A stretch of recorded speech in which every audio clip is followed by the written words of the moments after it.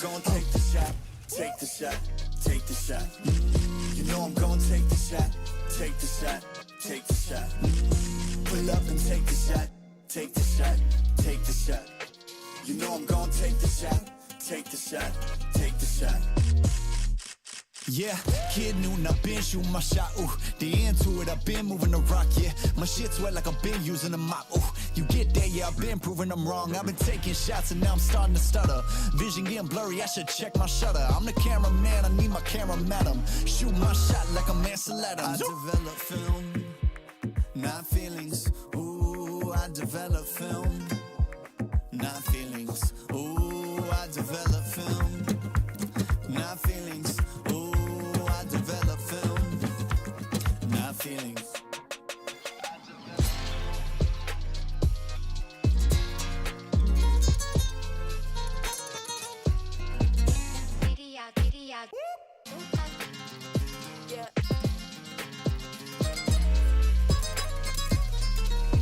You know I'm gonna take the shot, take the shot, take the shot. You know I'm gonna take the shot, take the shot, take the shot. Pull up and take the shot, take the shot, take the shot. You know I'm gonna take the shot, take the shot, take the shot. I develop film, not feelings, ooh. I develop film, not feelings, ooh. I develop film, not feelings, ooh. I develop film, not feelings.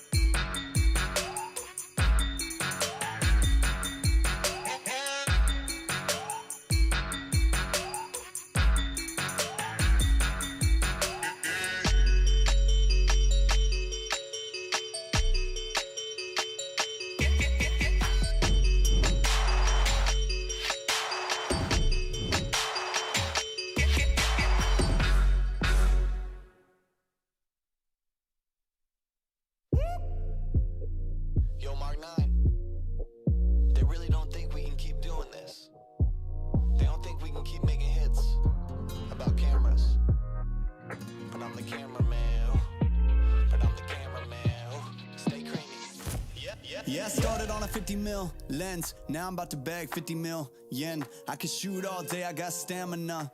Turtleneck on with my camera, yeah. Stay creamy, man, that's what they say.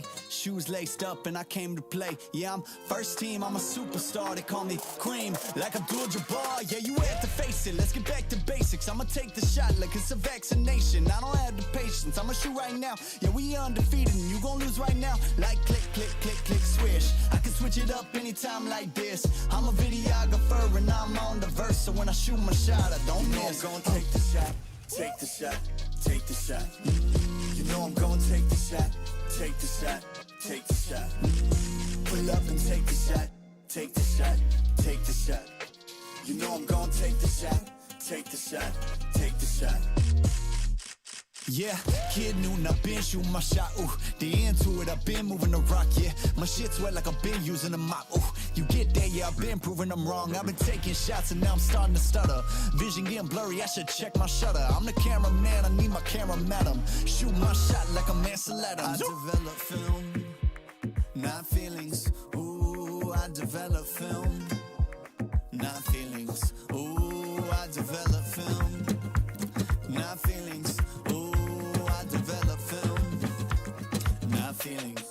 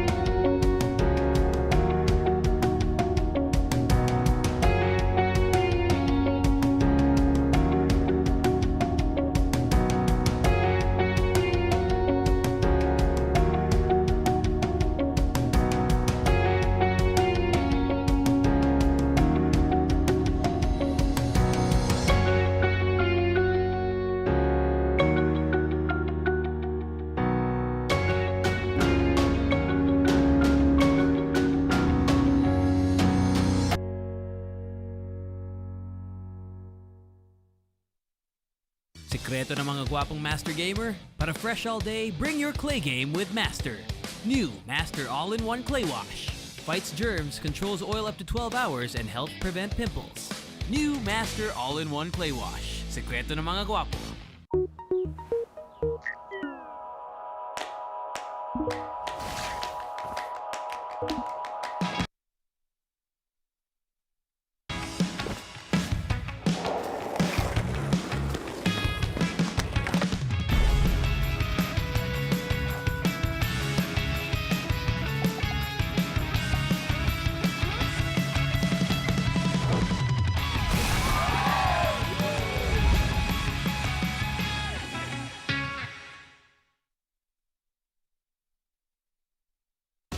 Play League of Legends Wild Rift anywhere with Glow Prepaid's Riot Go 80 for data and premium bundles. Enjoy exclusive items you can unlock. See ya!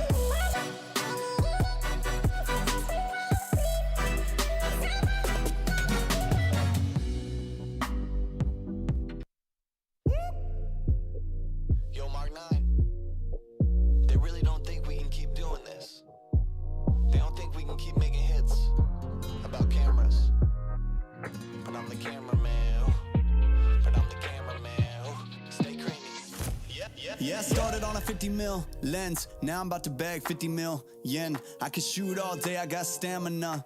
Turtleneck on with my camera, yeah. Stay creamy, man, that's what they say. Shoes laced up and I came to play. Yeah, I'm first team, I'm a superstar. They call me Cream, like Abdul-Jabbar. Yeah, you have to face it, let's get back to basics. I'ma take the shot like it's a vaccination. I don't have the patience, I'ma shoot right now. Yeah, we undefeated and you gon' lose right now. Like click, click, click, click, swish. I can switch it up anytime like this. I'm a videographer and I'm on the verse. So when I shoot my shot, I don't miss. I'm gonna take the shot, take the shot, take the shot. You know I'm gonna take the shot, take the shot, take the shot.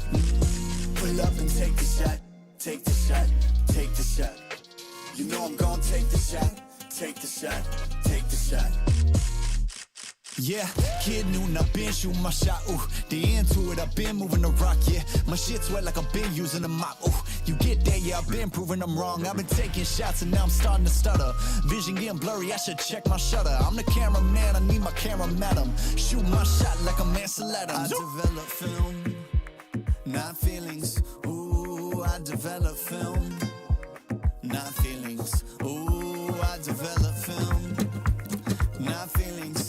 Ooh, I develop film, not feelings.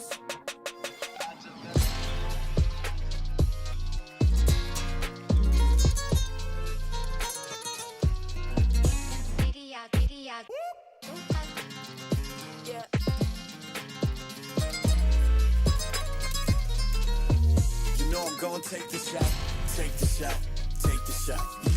You know I'm gonna take the shot, take the shot, take the shot.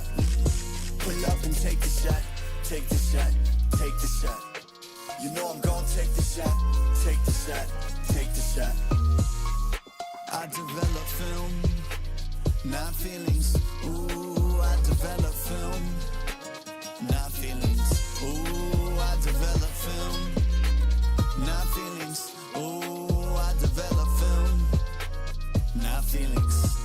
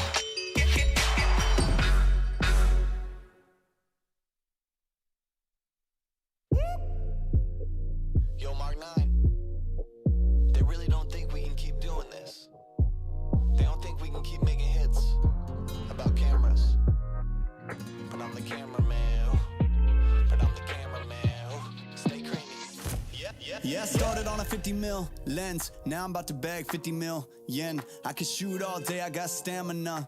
Turtleneck on with my camera, yeah. Stay creamy, man, that's what they say. Shoes laced up and I came to play. Yeah, I'm first team, I'm a superstar. They call me Cream, like Abdul-Jabbar. Yeah, you had to face it, let's get back to basics. I'ma take the shot like it's a vaccination. I don't have the patience, I'ma shoot right now. Yeah, we undefeated and you gon' lose right now. Like click, click, click, click, swish. I can switch it up anytime like this. I'm a videographer and I'm on the verse. So when I shoot my shot, I don't miss. I'm gonna take the shot, take the shot, take the shot. You know I'm gonna take the shot, take the shot, take the shot. Pull up and take the shot, take the shot, take the shot. You know I'm gonna take the shot, take the shot, take the shot. Yeah, kid Newton, I've been shooting my shot, ooh. The into it, I've been moving the rock, yeah. My shit's wet like I've been using a mop, ooh. You get there, yeah, I've been proving I'm wrong. I've been taking shots and now I'm starting to stutter. Vision getting blurry, I should check my shutter. I'm the cameraman, I need my camera madam. Shoot my shot like a Mansaletta. I develop film, not feelings. Ooh, I develop film, not feelings. Ooh, I develop film, not feelings. Ooh, I develop film, not feelings.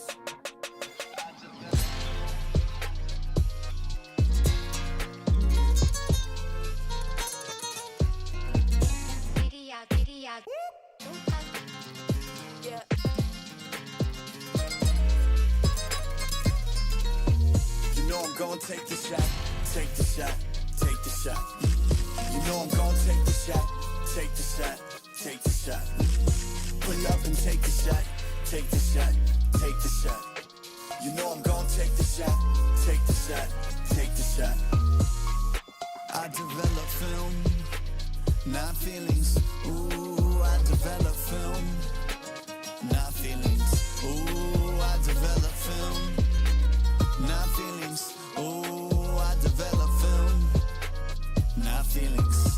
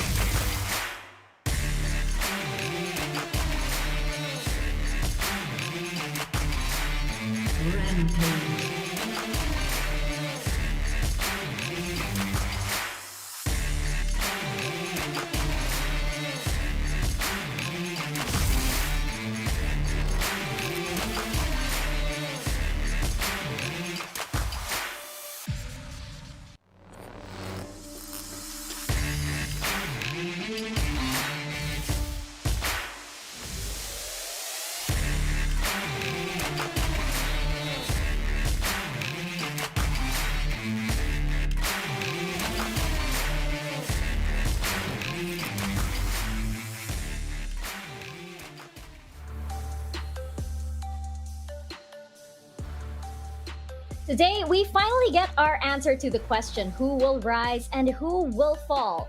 Will the current king of the north still keep their title, or will another team triumph over all adversity? Will dragons take over the rift, or will a comeback from the lower bracket signal the alpha and the omega of the grand final? We are at the final day of the 2021 SEA Icon Series PH Fall Season Playoffs, and today we are crowning a new or maybe an old king in the rift. Mika Fabs over here on the panel desk alongside Odluz and Osiris, both of you looking very dashing indeed. And we are here to break down all the action for you guys and give you guys a better look at our teams. Thank you, of course, to all of our sponsors for making this event possible. Thank you so much to Mineski Philippines, to Riot Games, and to Globe Telecom. With Globe Telecom, you can reinvent your Wild Rift journey like never before. Own the enhanced gaming experience on League of Legends Wild Rift with the new Riot Go promo. Register now to get exclusive champions, emotes, skill baubles, and more. Get it now via the GCash app and the Globe One app.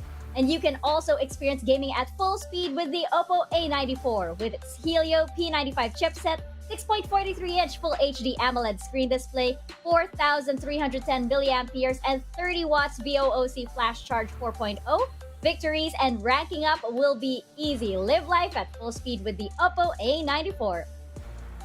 At syempre, nandito din ang sekreto ng mga gwapong gamers. Kahit mo nga rin naglalaro, hindi mo ang na-GG. Fresh pa rin at para fresh all day. Bring your clay game with new Master All-in-One Clay Face Wash. It cleans 99.9% of germs, controls oil up to 12 hours, and helps prevent pimples. All-in-one, bring your clay game with Master. Sekreto ng mga gwapo. Help yourself to the best seat in the house from Secret Lab. Outfitted with a built-in adjustable lumbar support mechanism, fully adjustable armrests, and super supportive patent-pending cold pure foam for maximum comfort, helping every gamer and Teemo user secure that is. Teemo champion forever, Autolux. And you can up your game even more as Virtual Hangouts Go Esports brings you events and programs like no other, with apprenticeship programs led by the pros, stream takeovers, and local and international tournaments. Just download the Globe One app and click on the Virtual Hangouts tab to get updated and get hashtag all together now on the latest happenings on Globe Virtual Hangouts. You can hang out just like we are right now, hanging out. Also, hanging out with a special guest joining us for our pre-show. I believe we have somebody from Fennel Adversity on the line right now. Let's bring them up onto your screens, onto our quote-unquote light plays over here. I think we have Shaw from Fennel Adversity. Hi, Shaw. Thank you so much for taking the time to join us and, of course, taking a brief break from your preparations for your match, as the first match, of course, for our final day here. Now, you guys, we have pegged you as the most improved team so far here in the Icon Series. Can you let us know what do you guys do? I mean, how do you guys manage that consistent improvement? Tinatry lang po namin yung best namin to keep lahat po nung pinractice namin ever since po nung pagka-placed po namin ng 8 nung summer season. Nag-promise po kami na this coming fall season will be our season. Wow, and sticking true to that promise. I love it. Odlus, what about you? This is just, a normal question, I would say. Fellow Adversity, we know that your roots goes all back to Japan with Filipino members, Filipino hearts. Now, just to relate, right, what anime character do you compare Fellow Adversity to and why? Para sa akin po, we're just like Naruto po. Dun po sa Pain Art. Nung namatay po si Jiraiya, sensei po ni Naruto. Parang ganun po nangyari sa amin recently. We felt sad and lost po, and we were just trying our best to up ourselves para maging mas better kami in this fall season. And that's what we did po. Just like po nung nag-training siya nung sa Mount of Yoku, dun sa Sage training niya, parang ganun po yung ginawa namin. We hid ourselves and focus lang po kami sa goal namin to keep on getting better po. He knows his stuff. Yeah. He knows his stuff. But You yeah, got good it luck right, to you. Luz.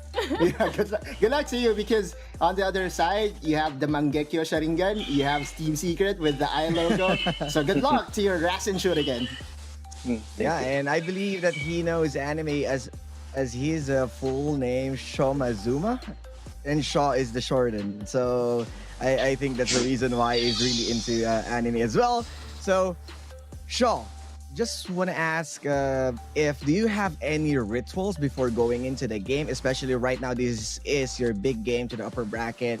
Do you have any something special that you did before jumping right to it? The night before po ng mga games namin, nandito po kami sa living room namin and sabay-sabay lang po kami kumakain. Yung mga mga late night po namin na bonding. And I think important po yun sa amin kasi dun po mostly nangyayari yung pagbe-brainstorm namin and yung pagsa-strategize namin sa mga games po namin. I love that. The unity of Fennel adversity definitely shows, and you can't underestimate those moments. You can't underestimate those moments when the team are all together. You know, even if you're not playing the game, there's a connection that happens, and it definitely shows for sure. Shaw, do you have any shout-outs that you'd like to give, maybe to all of the supporters of Fennel adversity there? First and foremost po, shoutout sa Fennel, Fennel management, kay Sir Rendo, kay Sir Max, and kay Sir Reggie po for the never-ending support. And shoutout din po sa families and friends who keeps on supporting us no matter what. Thank you so much, Shaw. Best of luck in your match against Team Secret. We are watching it with, a great interest, of course. And yes, congratulations on your success so far. You guys are doing great. Thank you po. All right, ladies and gentlemen, that was Shaw from Fennel Adversity, and they will be preparing for their first match up against Team Secret. Now, jumping into our series, Otulus is so happy. So happy with the answer that he got for his question. We got like a whole Wikipedia on Naruto over there, courtesy of Shaw. I didn't even remember the name of the mountain. I mean, who does that, right? Oh my God. Even the exact mountain, right? Where he trained. Yeah, That's Shaw for you. Shaw was like, oh, you want to talk anime? You want to talk Naruto? Okay. All right, guys, let's jump into our series highlights from yesterday because, as we know, Fennel Adversity will be up against Team Secret, and Team Secret is smiling once again with a clean run here so far at the playoffs. Huge improvement from what we saw during the group stages. And I don't know, guys, do you think that, these two teams, Team Secret and Fennel Adversity, they look like our favorites coming into the grand finals? We'll talk about that a little bit later, but you can't deny that Team Secret looks really good these days. Oh, definitely. They are back, right? Welcome back, Team Secret, and they also made me look good with my prediction. They made Osiris look bad with his spaghetti dance. Oh my goodness. Everything is well. All is well, my friends, for Team Secret. On the second game, though, DR Esports versus Fennel Adversity, the underdogs versus the crowd favorite, right? Actually almost everyone did say DR Esports will come out on top. You and Osiris and Mika did predict that DR Esports will go all the way to their upper bracket finals. But Fennel Adversity, led by Power, has something to say. Yeah, I really love how they changed the pace. Starting off, of course, sorry to go back with Team Secret, because Trevor really did step up. And that was supposedly the entrance of impressive, putting a lot of pressure around Team Secret. But because he did well, it was a good answer that took down Omega. And as for DR Esports, they had a good run. Even right now is what we are seeing. Lakan. And at this point, Demon Kite showed the best with the Gosu, UCFC, and Omega. Every lower bracket run yesterday is really looking hot. DR came back, and Omega being challenged by UCFC is that close. Yeah, and it was really unfortunate, especially for UCFC, because it was really close indeed. Unfortunately, yes, it was the end of the road for Lakan Esports and UCFC Esports. The effect on Omega Esports could be interesting, though, because it's either Omega Esports or DR Esports that could run a full marathon over here from the lower bracket going into the lower final and up until the grand final. It could be either of those teams, and yeah, it's gonna be a long day. I feel for DR Esports and or Omega Esports. And we talked to Stronger last night, and he said that they're pretty much prepared to run that to make that huge marathon happen. And I think with regards to Omega Esports though, I'm still not like 100% sold on what they've been running lately. Although they have been showing massive improvement for the group stages, I just feel like it's Team Secret, it's Fennel Adversity, it's DR Esports. I'm still not sure if they can do that. But I mean, with their post-game celebration yesterday, I would be so happy to see that. I'd be so happy to see the ring around the Nexus thing happen a lot of times. Now let's check out our brackets. Yes, Adeluz. Yeah, I just wanted to add that Omega Esports is now back to their summer season, and where it's impressive, right? It's impressive that did actually bring them to the promised land off to today with the back-to-back master of the match. Yeah, I definitely agree, and it's so fortunate that Impressive is there on the Mega Esports because we get to make that fun all the time. Now, as we mentioned earlier, it could be a very interesting and long day for either Mega Esports and DR Esports. I wanted to check out the upper bracket right now with Team Secret and Fennel Adversity. We had an interesting scenario yesterday wherein, say Team Secret and Fennel Adversity, if say Team Secret wins this and Fennel Adversity drops, then let's say, DR Esports and Omega Esports, judging from the group stages, DR Esports proceeds, so it's DR and Fennel Adversity. DR and Fennel Adversity, we had that matchup already, and Fennel Adversity won. So could we be seeing Team Secret and Fennel Adversity in the grand final? What do you guys think? Similar to what happened last season during the playoffs, where the upper bracket finals had a day two for the grand finals. I believe that is going to happen. Again, when talking about Team Secret, we cannot deny the amount of playbook or the pages that they have on their playbook. And they are best, with the best of fives, with adjustments. For the best of three, though, I feel like Fennel Adversity has, the secret oomph to up and to put Team Secret to the lower bracket. Yeah, and as what we also know that Naruto is standing up on the upper bracket and might have a different arc moving to lower bracket if Team Secret won, or if they're going to meet each other at the finals, because that will complete the full anime story. Oh yes, I think Fennel Adversity got a lot more additional fans after we got that Naruto summary from Shaw earlier. But of course, right now, yes, indeed, you guys are seeing the schedule right before your eyes, and we have, of course, match 3 and match 4 yet to be determined, because our first two matches are gonna be really interesting. Match 4 is, of course, our grand final, and that will be a best of 5.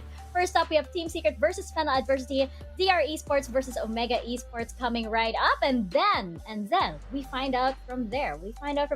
Who will be advancing into our finals. Now, guys, I have to say, what are your predictions? I mean, I gave mine already. What are your predictions though for that bracket run? We will save that for later, because I feel like the predictions are where Osiris and I gets to battle each other, and we have a small banter here in the panel. Oh my gosh! Okay, I'm not sure what these guys are planning once again, but we had some spaghetti yesterday, so I hope you guys know what you're doing. Yeah, I hope you guys know what you're doing. Love the bow tie, by the way, Osiris. I love the bow tie. Thank you. Of course, right now you're seeing the final 4 teams as we have it here in the Icon Series playoffs. We have Team Secret, Omega Esports, Fennel Adversity, and DR Esports. But congratulations, it was a good run still for UCFC Esports, for Lakan Esports, Ren Esports, and of course, RRQ. And, it wouldn't have been as exciting as an Icon Series without all of these teams. But for now, we have our final 4. And looking right now at the Globe Cup point leaderboard, we have DR Esports still comfy and on top. So, of course, they want that championship, but they look this looks pretty good in terms of Globe Cup points. We have Fennel Adversity not too far behind, Team Secret and RRQ in 4th. Now, for, of course, this Globe Cup point system, for one Globe Cup point is equivalent to 1 peso. So you can just imagine how happy these teams, how motivated these teams are, by the way, for all of this. And you guys know that they are fighting for that Globe Cup at the very end of all this, and all of those Globe Cup points at stake. Now, this can be very confusing indeed, and we have different Globe Cups at the stake for each of our matches, and it was different for the summer season and into the fall season. But luckily enough, we do have a great video for you guys to explain the entire Globe Cup point system of the Icon series to everybody. So check out this video prepared especially by PPGL. The Rift is open yet again this fall season with a new format, new teams, and new stakes for another exciting and action-packed season. This is the Wild Rift Southeast Asia Icon Series Philippines Fall Season 2021. Instead of last season's regional format, teams from all over the country were able to take their shot in the tournament's open qualifiers. The top 3 teams from each qualifier advanced to the fall season group stages. For the group stages, 12 teams from the open qualifiers are shuffled and split into 4 different groups, with 3 teams seeded from the summer season's playoffs, along with another team from the last chance qualifiers. Teams are awarded with Globe Cup points for every series won in their tournament run. 1 Globe Cup point is equivalent to 1 peso. Globe Cup points up for grabs in the group stages is as big as 3.6 million points. Teams are awarded 75,000 Globe Cup points for every series won. The prize pool for the playoffs is 1.4 million Globe Cup points. We kick off the action with the playoffs upper bracket quarterfinals, where the first seed teams will go up against the second seed teams from a different group in a best-of-3 series. Teams that win their matches advance to the upper bracket semifinals and receive 75,000 Globe Cup points. The teams that lose will be knocked down to the lower bracket, where they will fight to remain in the tournament in a best-of-1 matchup. The victorious teams advance to the lower bracket's quarterfinals and also receive 25,000 Globe Cup points in the process. The top 4 teams will battle it out in the upper bracket semifinals in a best-of-3 series, where the victors can earn a spot at the finals and receive 100,000 Globe Cup points each. The defeated teams will move down to the lower bracket quarterfinals for another best-of-3 series. The winners from those series move on to the lower bracket semifinals and bag 50,000 Globe Cup points. The team that makes it out of the upper bracket finals takes the first grand final spot and 200,000 Globe Cup points. The other team gets knocked down to the lower bracket finals, where they still have a chance to secure the second grand final spot. The winner of the lower bracket semifinals proceeds to the brackets finals and earns 100,000 Globe Cup points. For the lower bracket finals, the defeated teams gets placed third, while the winner naps the second grand final spot and picks up 150,000 Globe Cup points. The last 2 teams go head-to-head in the grand finals, and the winner takes home the fall season championship and grand prize of 300,000 Globe Cup points. A new champion will be crowned, and new legends will be made.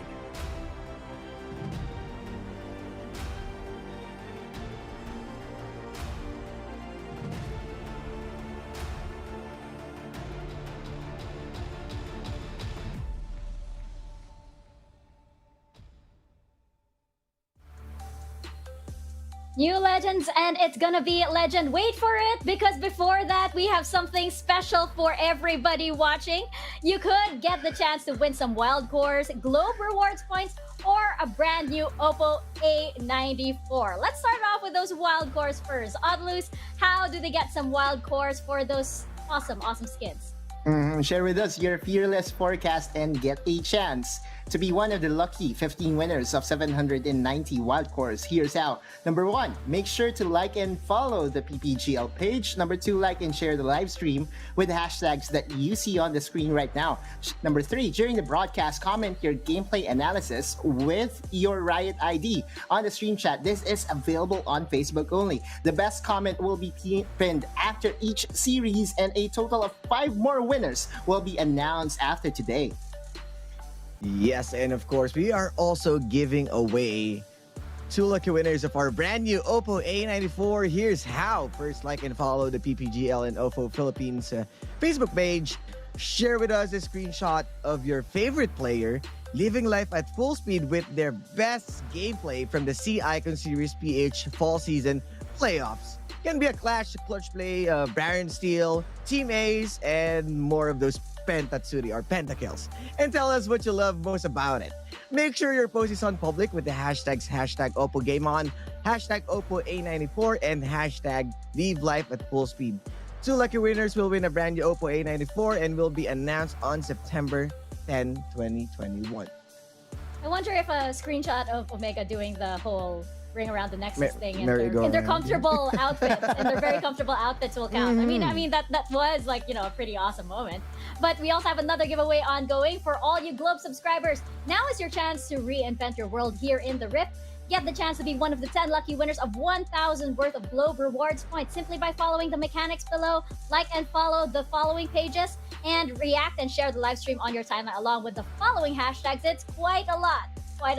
Get those right. Comment on the stream chat which 2 teams you think will represent the Philippines in the upcoming SEA Championships. And we have a total of 10 lucky winners of 1,000 Globe Rewards points each to be announced at the end of today. So we've got a lot of winners going on today, guys. And if you're like me, you know how useful, you know, in game and in real life too, those Globe Reward points can be. So that is not a bad deal at all. Go ahead, go over to Facebook and participate in all of these awesome giveaways. You've got nothing to lose. And now, starting off our final day here in the Icon series, we have Team Secret and Fennel Adversity, the current reigning champion versus the underdog of the season. And, you know, Team Secret, as we take a look at our teams right now, they've been doing good lately, like as we've been saying, and players like Azar and Trevor have been stepping up. We've criticized them a lot throughout the group stages, constructively, I might add. This is all, you know, love, because we love Team Secret. But this is a Team Secret that I think is ready, possibly, to take back that championship title.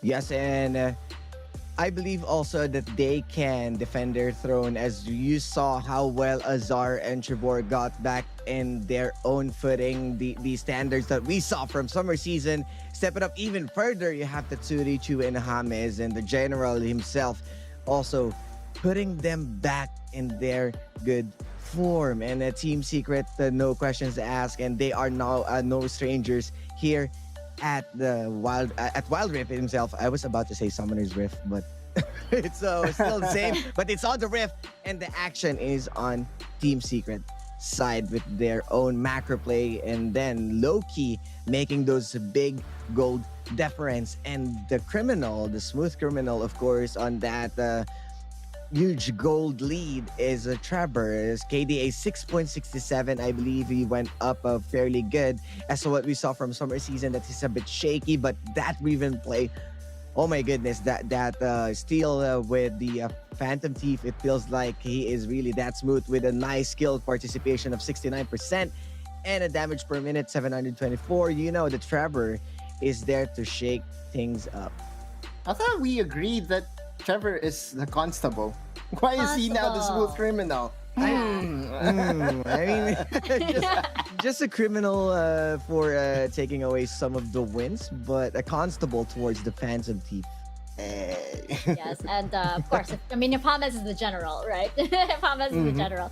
Well, they will be up against Fennel Adversity, and this is the most interesting team, I think, to enter our final 4 teams, because they're an underdog, because they're made up of rookies, relative rookies. Whereas, you know, you look at DR Esports, you look at Omega Esports, you look at Team Secret, and they're all, you know, wow, they're all veterans. But did you see our predictions? Did you guys see our predictions over on Twitter? I think Osiris posted it. A lot of us are actually favoring Fennel Adversity to take this championship. Well, who doesn't love an underdog story, right? Yeah. Even your childhood heroes, Goku, Naruto, and Luffy had to go through difficult times and time skip for their progression. Now ready to fight and take flight, the Japanese org with a Filipino heart, Ganbate, Fennel Adversity Kun. And our highlight player is none other than the Naruto to Team 7, the Luffy to the Straw Hats, and of course the Shaw, to wait for it, the Shockwave. Our solo player highlight is the mid laner from FLA, bagging back-to-back MVPs against the undefeated DR Esports. He brought out his Ziggs and Gragas and put out his best playoffs performance yet. Now against the best mid laner in Philippines, he has to go plus ultra to better or even the odds. I'm sorry. Dautilus just said like, "Oh, your childhood hero is Naruto," and I was like, that just real life just flashed before my eyes right there. And then you got the plus ultra with. Oh no! Everything is on the anime right now. I know. I'm sorry. Well, I think Fennel Adversity is the right team to do that. And of course, we are gonna check out our Globe key player clash over here because these two players have been stepping it up in the Baron lane. And the question is, who can keep who at bay? Is it gonna be Azar or is it gonna be Power? These two have had such a great performance yesterday. What do you guys think? Who is going to step up today? This is a big question because they are the ones who's going to set up the pace, and as what we saw from Fennel Adversity with the changes on their playstyle, putting a lot of resources to Power, this might be a stall game for Azar. As long as he can keep Power at bay, and the KDA of Power isn't really that high. I mean, he's still working on it, but the kill participation is respectable with 53%, and the damage per minute somehow close to Azar, but Azar, of course, is still there. One of the best Baron laners here in the Philippines, and Power has still yet to be the one who's going to might be the next. Now, who would have thought that this is going to be our key player clash? Again, remember, last season, Azar was our clear favorite as one of the best Baron laners. Meanwhile, Power was nowhere to be found. Yeah. And this is the character progression that we love to see here in the fall playoffs, right? And not just in the fall playoffs, but all throughout the fall split. Power has stood his ground, now has a Riven that has outplayed many of the competitions that we have here so far. And I can't wait to see Azar going against Power. Wow. So, is this it? Is this it for the predictions? Who is taking it? Is it Team Secret or is it Fennel Adversity? Okay, while I think that Fennel Adversity has a really good chance at the grand finals, I think that this match in particular is still going to Team Secret. And then I think Fennel Adversity will regroup for later. But I think this is still a 2-0 in favor of Team Secret.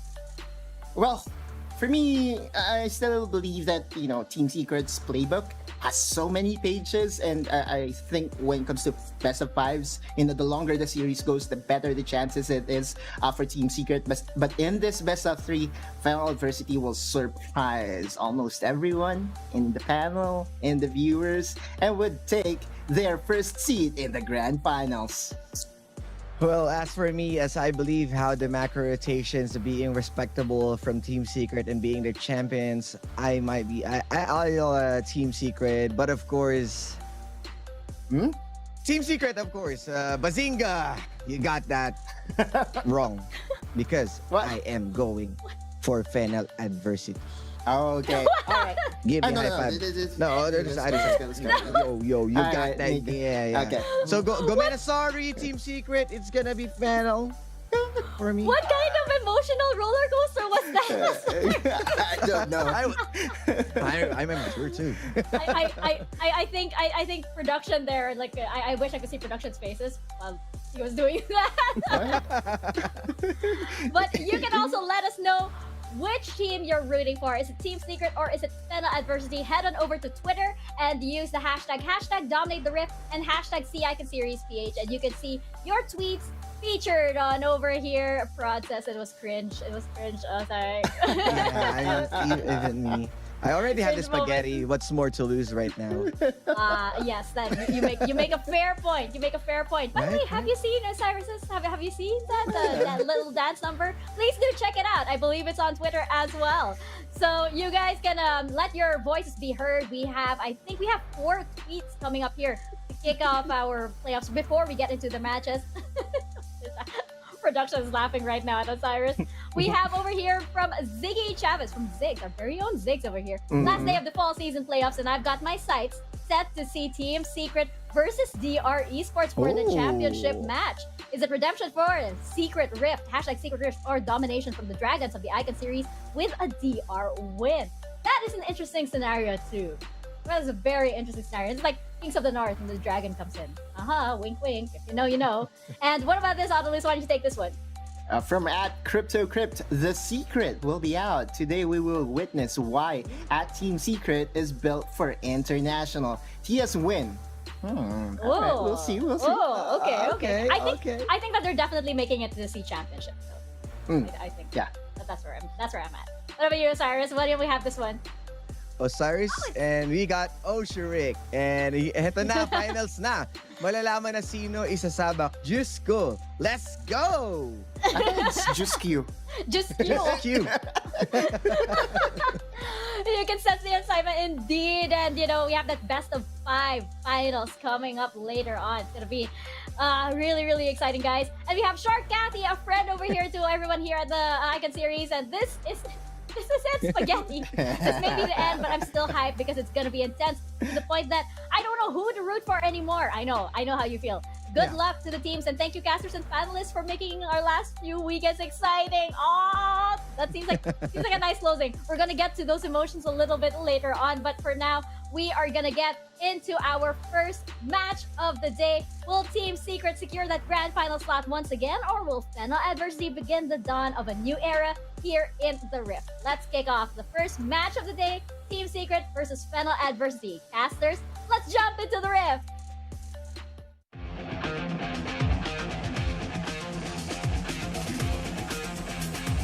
Minions have spawned.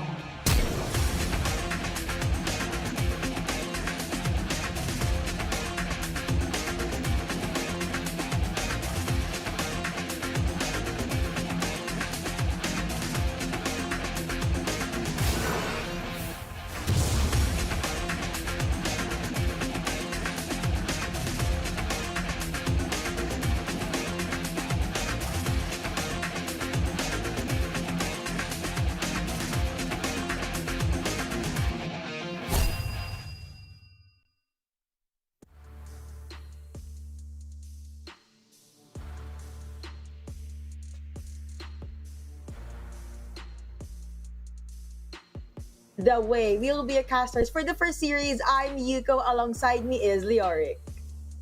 Hey Yuko, how are you doing this afternoon? I'm very much excited. I hope you are too. Right, so you guys heard it, the laugh from Leoric. He is super, super excited. I even heard the panelists make some anime references here and there. Wow, what weeb talents do we have in the Icon Series PH? But yeah, what amazing way to open the day. So right off the bat, we have an amazing series here. 2 powerhouse teams that just improved a lot from the group stages. Now, one of these teams will have a secured spot for the grand finals. Yes, definitely. It's really hard to predict things for now. I understand how the panels feel.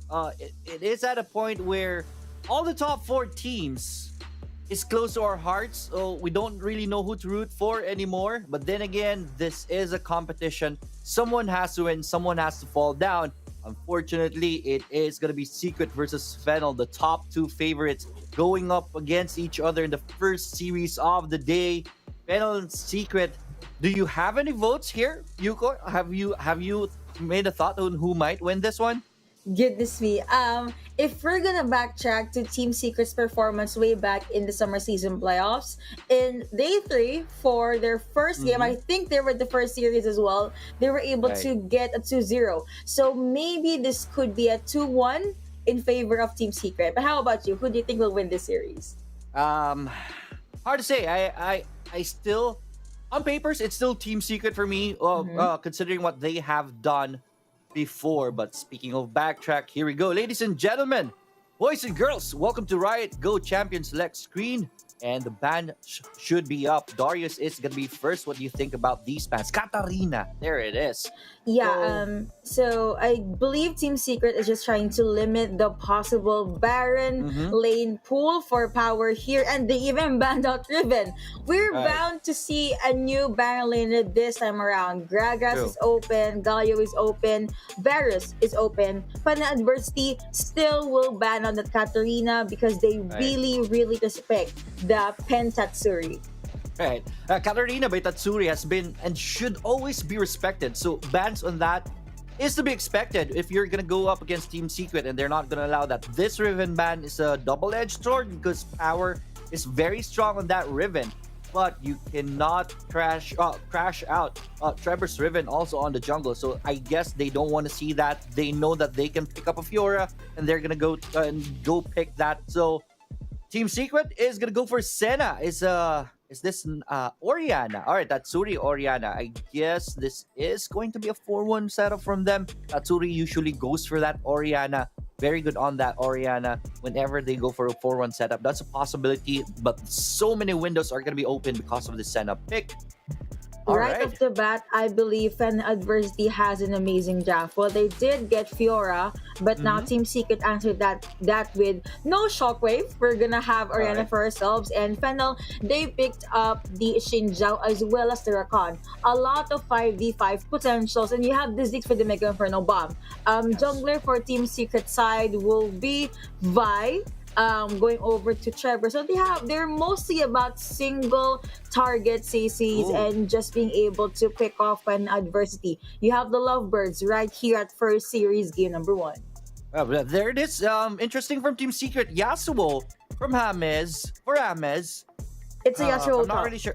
Yeah, Yasuo top, and it is going to be James on the DR lane. Interesting stuff. These things tend to happen if you're watching Team Secret. Interesting stuff right here. Azar is going to be going up against the Fiora. The wind wall is not going to be working on those pokes from Fiora, so that's going to be very interesting. But then again, I love the picks right here from Fennel Adversity. Who are you favoring in this with this setup? Yeah, like I said, by the book, the draft for Fennel Adversity is the one that's above in this game number 1. But let's see, will Team Secret be able to pull off their very own creative and, might I say, surprising draft? So let's jump into the rift. Alright, the wormhole has opened. Ladies and gentlemen, welcome to the Wild Rift. Team Secret on the blue side, Fennel Adversity on the red. Game number 1, and this is for the finals spot. Early game, there is not gonna be a shenanigans from both sides, so it will be safe. One thing I could say is that there's a swap on the DR on the Baron lane. It is Chewy and Azar going for the Baron lane. They want to punish Fiora, and I love that strategy off the bat. Fiora, if you give him the head start of the game, she will be a nightmare to deal with, especially on the split pushes. So they're gonna shut that down early part of this game. I love that from Team Secret. Yeah, smart move from Team Secret there. But looking to the Dragon Lane side, James is honestly struggling. 2v1 as a Galio, yeah, sure. I mean, you're pretty tanky in the early game. But the fact that you have a lot of folks coming out from Saya as well as Rakan, that knockup, not gonna come through. You have Rafe hit getting a bit of damage there, but James will be a-okay. Will be able to keep himself alive. Yeah, but you just said it. Even under the turret, Fennel Adversity really wants this one. So James will be forced to go back home. Team Secret will try to assess this one. If they're gonna go continue with that, James will not go continue that TP. There's a setup at the top. Trevor dashing in, does have his eyes on Domeng. Looks like it will be a possible 2v3, but looking to the Dragon Lane side yet again. Rafe as well as Danny, they're very, very low. James, I'm really impressed by how well James was able to keep himself alive there. Forced to recall, maybe given that Rafe will just fall back. Tatsuri at the mid lane was able to keep Shaw in check. Yes, and 0-0 so far. But ball play by James on the bottom lane, keeping up with 2 champions. There is a rotation right here by Trevor. Top Rift Scuttler has already been taken. Trevor goes for the charge. He sees Domeng, but will not pull the trigger as Tatsuri will go home. Xin Zhao will be getting the bottom Scuttler, so that's 1 Scuttler each. That is going to be the Infernal Drake that will spawn first, so that's interesting to look at a 4-minute mark of this game. But then again, here's another push from Team Secret at the top. Tower and rotation from Trevor. Yup, let's see if they'll be able to secure the kill this time around. You have the initial coming through from Chewy. You also have the Grand Entrance connecting onto 1, but it's not going to be enough. Power will now be forced to fall back. Rafe holding his ground. That's gonna be cancelled. The route is gonna connect rather, and you are right, the recall will be cancelled. That is gonna be the Hurricane being sent up. A jump in, a flash in for the side of Team Secret. That's to be double knockup. Maker for the bomb being thrown out. First blood going over to Fennel Adversity. Azar being able to get the kill. Rakan saying goodbye. Double kill going over to Shaw. Chewy gonna go with the 1v1. Roots are gonna come through. You have to dash from Power, but will it be enough? Apparently, it won't be now. Fennel Adversity, they were able to get the first 2 kills and possibly get the first tower. Alright, so I thought that was a good setup by Team Secret, but Fennel Adversity, they were prepared for that. What a shot from Shaw from downtown with that Mega Inferno Bomb. Taking down taking down Team Secret. Their aggression was shut down. That was a 2-for-1 trade at the top, but in the end, it will end in a 2-for-2. But well played, Fennel adversity in this game. They're now up around just 200 gold, so pretty even at this point. Azar is going to be in the mid, but Rafa is going to be here to help Shaw, so it will push Azar away from that push. 14 seconds. Infernal Drake and Rift Herald is going to be spawning. Azar is going to go back at the top lane, but everyone on both sides is making a beeline towards the Infernal Drake. Looking at the stats that we have for Team Secret, usually at the 4 or 5 minute mark, they're the ones that is ahead. The fact that Fennel Adversity was able to push something there or have a quite a small lead, maybe shows that this is the power of their draft. They just need to keep on pushing, not their luck, but keep on pushing their power. But again, anytime soon, Team Secret can just pop off. You still have the last breath coming out from Azar. You also have the shockwave, so a lot of knockups, a lot of possible setups.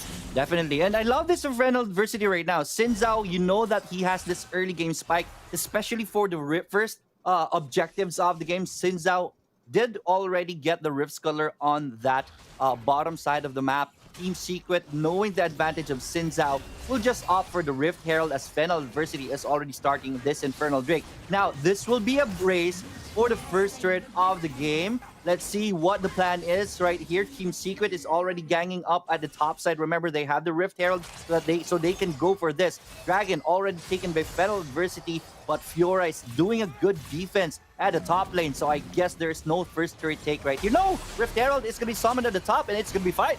Grand Entrance connecting onto that. Now you have James, the taunt will connect. You have Tatsuri. He still has Shockwave. Now you have Danny. People have his eyes on him. Perfect timing for that further storm. Now here comes Shaw, and Team Secret decided to play it out safely. At the very least, Team Secret was able to get the first blood turret at the Baron lane side. 1v1 between Azar and Power, but looking into the Dragon lane, you still have Chewy, James, and Tatsuri clearing out the waves. Yes, definitely. So there is the wave pushing in on that bottom turret. Bad news for Fennel Adversity as they lost the top turret and even the Rift Herald, even getting a headbutt on that tier 2 turret on the top lane, almost taking 1 bar off that health bar of the turret. Power already very low. After this one, he should be going back home as he is in no condition to fight. But so far, so good. Team Secret still 2-2 on the board, but they're already up 1k. Fennel Adversity. Oh, Shockwave's not going to hit there in the fight. Apparently not, but here comes the assault and battery. The kill going over Team Secret. ADC down for Fennel Adversity. Danny was the sacrificial lamb, and with that, Fennel Adversity falls back. All right, and there's the mist casted right here by Chewy. But they're not going to initiate further. But then again, it's 3-2 Team Secret at this point. They still have a very strong push here on the bottom, and I think they're going to be pushing this one. I know for sure there is not going to be much of a fight in this game because of the setup of Fennel Adversity as they have a Fiora. So they want to hold on to those team fights really. But then again, if that happens, Team Secret, their win condition should be the objectives, should be pushing this turrets. And so far, so good for them. They have priority on the top lane, even has the pressure on the bottom lane. So far, they have that momentum of this game. They have that control on this game happening. Domeng, on this Xin Zhao, we are not feeling the strength yet of this Xin Zhao early game. And Team Secret, kudos to that. They don't want to fight this one with Xin Zhao still strong at this point. One of the reasons as to why I think we did not feel much of this Xin Zhao yet was because this Yasuo can just dash in and out of the premises. On top of that, Xin Zhao shines at 4v5s or 5v5s. And Team Secret, they're pretty much avoiding the team fights. They're focusing on pickoffs and the macro game. Definitely. And right here, all right, so it is going to be Senna and Galio on the bottom lane this time. And you see how strong the wave clear is, the poke potential of these two is. So Fennel Adversity don't want to push the issue here on the bottom lane. But then again, even if Fennel Adversity is down 2k in this game, it is still 8 minutes in the game. So there's still a lot of room for them to get back in this game. And don't forget, they have the Infernal Drake. So in the mid and later parts of this game, that's going to be pay dividends. So Fennel Adversity should have that opening in the later parts of the games to take advantage of. Team Secret, they're trying to drag this game a little bit further, waiting for their Yasuo to come online to really start the fight with them. Especially, yes, you mentioned that there's a Sin Zhao. He can dive in once he has those items already. But the fight at the top, Here you have power being focused on by Trevor Nazar. That will be the kill going over to the men in blue yet again. They're keeping this Fiora in check. You mentioned this, Theoric. If Fiora goes online, it's going to be a headache for Team Secret. The flank, the grand challenge, the fact that she can just duel anyone, and Team Secret, they do not want any of that. Right in time for the Mountain Drake to be up, but Fennel will be the first team to go over to the Drake pit. yeah, it's already we started right here, but Team Secret is already in the area, so Fennel doesn't really have that opening to really go for this one. Again, Domeng, he still has this opening that he can dominate this Dragons or Rift Herald takes. So Team Secret still has that in mind. They're not going for 5v5s right now. Fiora is going to be joining this one, so no split push for the Fiora. And there it is, Fennel University starting the Dragon once again. I think this is going to be a big fight. Take a deep breath. You go. Yep, I am already preparing myself. You have this sneaky try from Team Secret, which are not gonna connect us at the front line. You have the Vitals being popped. Some initiate here and there from Rafe. The Chopper has been popped. Now here comes the Mega Inferno Bomb. Red Team being able to get Mountain Dragon. Goodness me, that Grand Entrance and the Tron coming out from Rafe. Now you have Danny in charge of cleanup. Azar being able to dash out. But here you have the kill going over to find an adversity re-engage coming in for Fiora. Trevor focused on to this duelist. A box in for Rafe. So far, it was a 1-3 in favor of Team Secret. Fennel University lost that one. They did get a dragon, but their chase is on. So done yet, Yuko. Okay, that was too close. Fennel University doesn't have the HPs to take this fight, and they don't have the numbers at all. So they just back off just to try to clear this wave.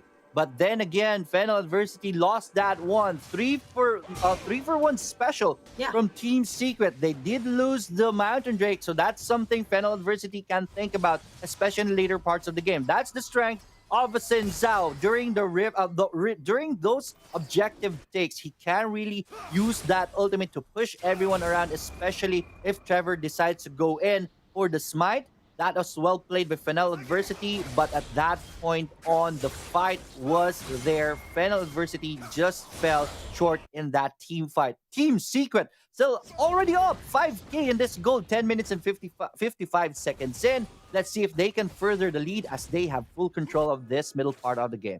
Seems like they will, and I like the discipline from Team Secret in that previous fight. Even though one did fall down, believe me, I think he was the sacrificial Lambert Pro is gonna be popped. It's gonna be popped by power, but it looks like Azar will just let it go. Here comes Vi, beautiful Zonya's coming out from power. Now you have so much damage coming out from Domeng. Azar does get taken down. Trevor under turret. They need to be wary of the Xin Zhao this time around. Love that bait right there. Whoo! What a play right there with the stasis by power. When Azar went in, when Trevor went in, the control that they were planning was just put off, and plan B was escape, but Azar was just slow, and Fennel was able to catch up. I don't know what that hero's entrance was for from Hamis, but that was ult wasted right there. Again, Fennel Adversity, they have the bottom turret already very low. They could go for this as they still don't have a frag on that turret count. So this bottom turret will be good for them to chip down on this lead that Team Secret has. Well played by Fennel on the bottom lane. Yeah, again, very good macro coming out from Team Secret. And I guess one of the weaknesses for Fennel Adversity's draft is they kind of lack wave clear, which is why if you're looking at the minion equilibrium, Team Secret, they are very, very much ahead. Again, Fennel, if they want to be able to have the leadership cement the lead that they have, they just need to focus on pickups, wait for Shaw to go online, but looking at his items, okay, he's very much okay. Goodness me, the chase on the Domeng. 3-4 versus 1, but looks like Team Secret. Trevor use an ultimate there. Azar trying to duel this one out. Beautiful ultimate coming out from Senna. Azar will be a-okay. You also have the shields coming in. James rotating down into the Dragon Lane side just to cut the minions. Maybe check if power is right there too. Yes, it was Fennel Adversity who has priority on the bottom lane earlier. They were the one threatening it. But Team Secret, guess who will get the bottom turret first? it is going to be them as Fennel Adversity will lose that one 3-0 on the third count. This is Team Secret game at this 13-minute mark. 7-4 with a 5k gold lead Still, for Fennel Adversity, at the very least, that gold lead is not growing at this point. You will want for Power to really come online, to really go with their win condition, which is create pressure on the side lanes. For now, Fiora is being owned by Azar, so he cannot really do that side push. But here is the dragon fight for the Ocean Drake, and it is gonna be big. Will they let this go? Hex was mindful of being used, and there are a few pokes coming out from Rafi. Mega for no bomb being thrown out. Rafi at the front line. Red team be able to get the Ocean Drake. Grand challenge has been procced. A jump in from James. Team Secret, they decided to let it go. Maybe they can trade, maybe a turret, or even Baron. Looks like they have their eyes set on a possible fight near the Baron's pit. Oh! Jump in, you have Shaw in the middle of everything he does, popping with that Zonias for the start being sent out. The damage coming out from Team Secret though. You have the quickness being used by Rafe. Flash is still available. Power being sent upward, forced to jump away. Now you have a knock in, a dash in from Trevor, but still not being able to get a kill. Kinesme going over to the Suri. A flash out from this Power. Rampage on Oriana. Taunts not connecting. It was a 2-0 in favor of in favor of Team Secret. Mega for no bomb being thrown at it again. Doming in the front line, but Team Secret, they were able to stop the siege from Fennel Adversity. Yeah, Team Secret with that very useful ward. I would say very efficient ward from them. Look at that ward right there. Fennel Adversity just found that one out, but it cost them 2 champions, 2 names down because of that rotation from Team Secret. They weren't expecting that. And that's what I love about Team Secret. It is going to be very hard to read this team. And with that rotation, with the ward, Team Secret now is sitting on a 6k gold lead. That's going to be very good. As of Fennel, though, they got the first trade on the bottom lane. So that's the first frag onto the board for the trade count. And again, Fennel Adversity has 3 dragons already in their pockets. And that's the strength of Xin Zhao showing. Right now, will that matter at 15 minutes in? I would say yes. So Team Secret will have to push the issue they are going to be doing as they have the invisibility available and is online. Fennel Adversity, though, will sniff that one out.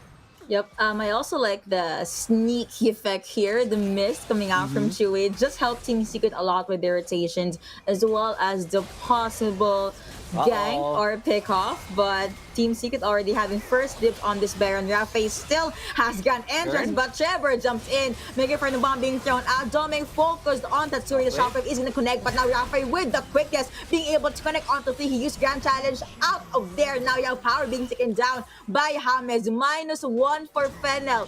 The flanker, the Baron laner is already down. Fennel, they do not want to overstay their welcome, but Dumeng is still right there. He still has the smite, a dash in, taunts connecting, ultimately being sent out by Chewy, but looks like Fennel, they still want to press their luck. You have James being able to use Zonias, Shinja being taken down, James saying goodbye as well, but you had so much burst coming out from Shaw. Will they be able to secure this? It will be a yes. With that, Team Secret, they bid their farewell.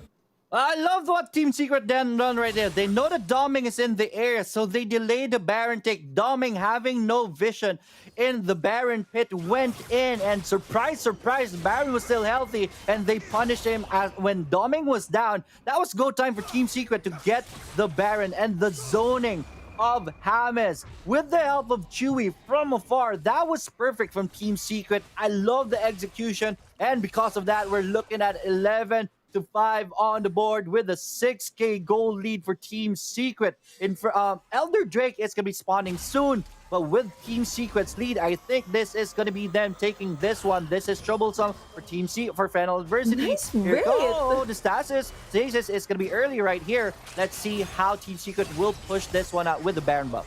Shaw will be vulnerable this time around. Beautiful layering on that shockwave. Here comes Rafe. Trevor in the middle of everything. Grand entrance, but the roots are going to come through for Team Secret. Dominic from line. Rafe with the quickness. Chewy with the ultimate hit again. Hero's entrance being sent out. One champion being knocked up. Power was be able to assert dominance, but at what cost? At the cost of his very own life. 2-1 in the favor of Team Secret, and they are storming the base of Fennel Adversity. Mid inhibitor turret is already down. Team Secret is going to be sliding at the top lane as there is still a tier 2 turret right there that is going to melt like butter with the Baron buff and those 3 cannons. So this is going to be a strong push. That's Let's a see lot of Fennel wave. University, what can they do? Here's a fight. Taunts and flash in, and you have to follow up from Team Secret, but their roots or the charm is going to connect, and that will be the small leeway for Fennel Adversity. Team Secret will just fall back 18 minutes in, 10k gold lead, Mega Inferno Bomb being sent out, and Team Secret being able to get 7 turrets, whereas Fennel Adversity was only able to get 2. Yeah, but yeah, Team Secret is already happy with that push. They opened up the base. Top and mid inhibitor is already down, and they got a few kills from that push. 14 to 16 now, and they're up 10k. And the Elder Drake is up. It is going to be the Cloud Elder Drake, Fennel Adversity. It is going to be suicide if you do not contest for this. So it is go time for them, and it is going to be a big fight as Team Secret is looking for the turn right here. There's a ward in Fennel Adversity's base, by the way. Shockwave connecting onto one, Last Breath connecting onto one as well. Power saying goodbye. The priority on Fiora from Team Secret, though. Domeng jumping in. You also have the Hero's Entrance. Xin Zhao saying goodbye. Feather Storm being sent out by Danny, but nothing actually happened. Elder Claw being taken by Trevor. Killing speed for James. The Roots connecting onto Shaw. Shaw being able to pop with that stage, but he's being buffed in. The kill going over to Azar, and with that, 4 to none in favor of Team Secret. Eyes on the prize, eyes on the Nexus. Team Secret, the knock-up is going to connect, but it's not going to be enough. Team Secret will be able to bag game number 1. Rafe left alone with a 4-for-0 kill from Secret. I love what they're doing. Once again, delaying the Elder Drake. They know Domeng is desperate for those steals, so they will play this one safely. When Domeng went in the pit, once again, surprised the dragon is still very healthy, so they turn on to him. Domeng down, and that was downhill from that point from Fennel Adversity. Well played by Team Secret, and this is the reason why I love this team. The macro game, the patience, the plans, always one step ahead. They know that the opponents are gonna do this, so they have a plan ready, and it is this win right here from Team Secret. Well played. Tatsuri with the MVP. 5-0 and 11 on that Orianna. Those shockwaves were bad. Was bad news for Fennel Adversity. I told you. Mr. Consistency is at it again. I said this before we hop into game number 1. Fennel, they had the better draft. A lot of poke, a lot of early game power. We even saw Domeng be able to get that early game power, get a kill or 2 in the early or mid game. But one of the things I want to point out is Fennel Adversity was not able to keep up with the lane swaps that Team Secret did. Let's observe those in the highlights. Yes, definitely. Here is the highlight right here. This was the first kill of the game attempt from Team Secret, but surprise, Shaw with the Mega Inferno Bomb just reverse Uno card onto the side of Team Secret. This is one thing that Fennel Adversity has happening from their end. They got 3 early Drakes in their hands. That was the second Drake right there. They now have the Infernal Drake and the Mountain Drake. Xin Zhao will be able to kill Yasuo right there, but Team Secret is pretty much healthy, so they just went for the bodies instead of the dragon. Here is the beautiful stasis from Power right there. Good bait. Azar is gonna go down. This is the later parts of the game where Team Secret already has control of the map. Good warding, and it was so hard for Fennel to really get back in this game at that point on. That was tier 2 mid-turret going down. Shaw doesn't have the ultimate anymore. He has a huge target in his back. Even Trevor diving onto Shaw under 2 turrets. That means that they really know the win condition of Fennel Adversity with this Ziggs. Good job right here by delaying the dragon. Look at the dragon just standing around when Domeng went in. Look at that. Domeng surprised. The dragon's still very healthy for your smite, and he just got punished. And that was the game from this point on. Well played, Team Secret. Also, can I just say that in that fight, in that game rather, it was a carry James. Galio was killing spree in that game number one. Match of the match will be Tatsuri again on this Oriana. Has barrier, has flash, has a hell of a lot of damage. Kill participation 89%, damage per minute 1,354. He tends to use shockwave whenever he sees fits. He does not wait for it to catch 2 or 3 people. He doesn't care even if it only gets 1, as long as it was a secured kill.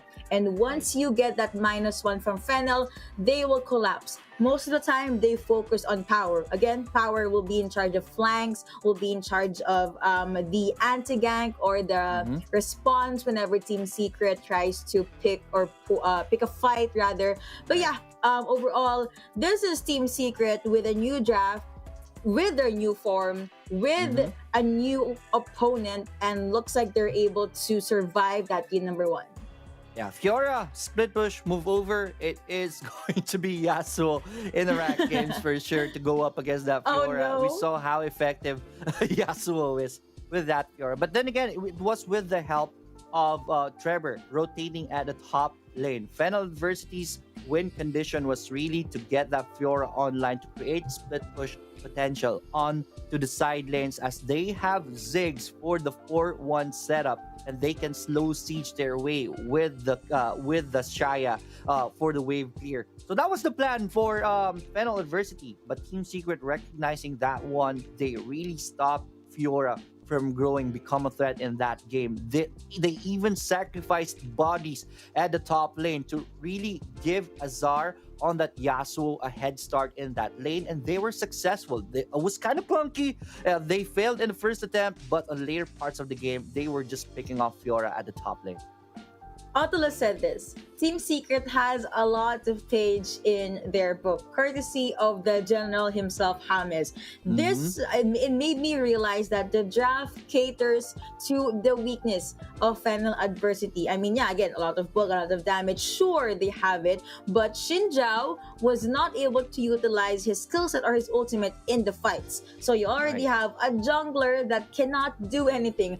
Trevor would almost always reach for Saya. There was one time that he was able to force the Stacies out from shot.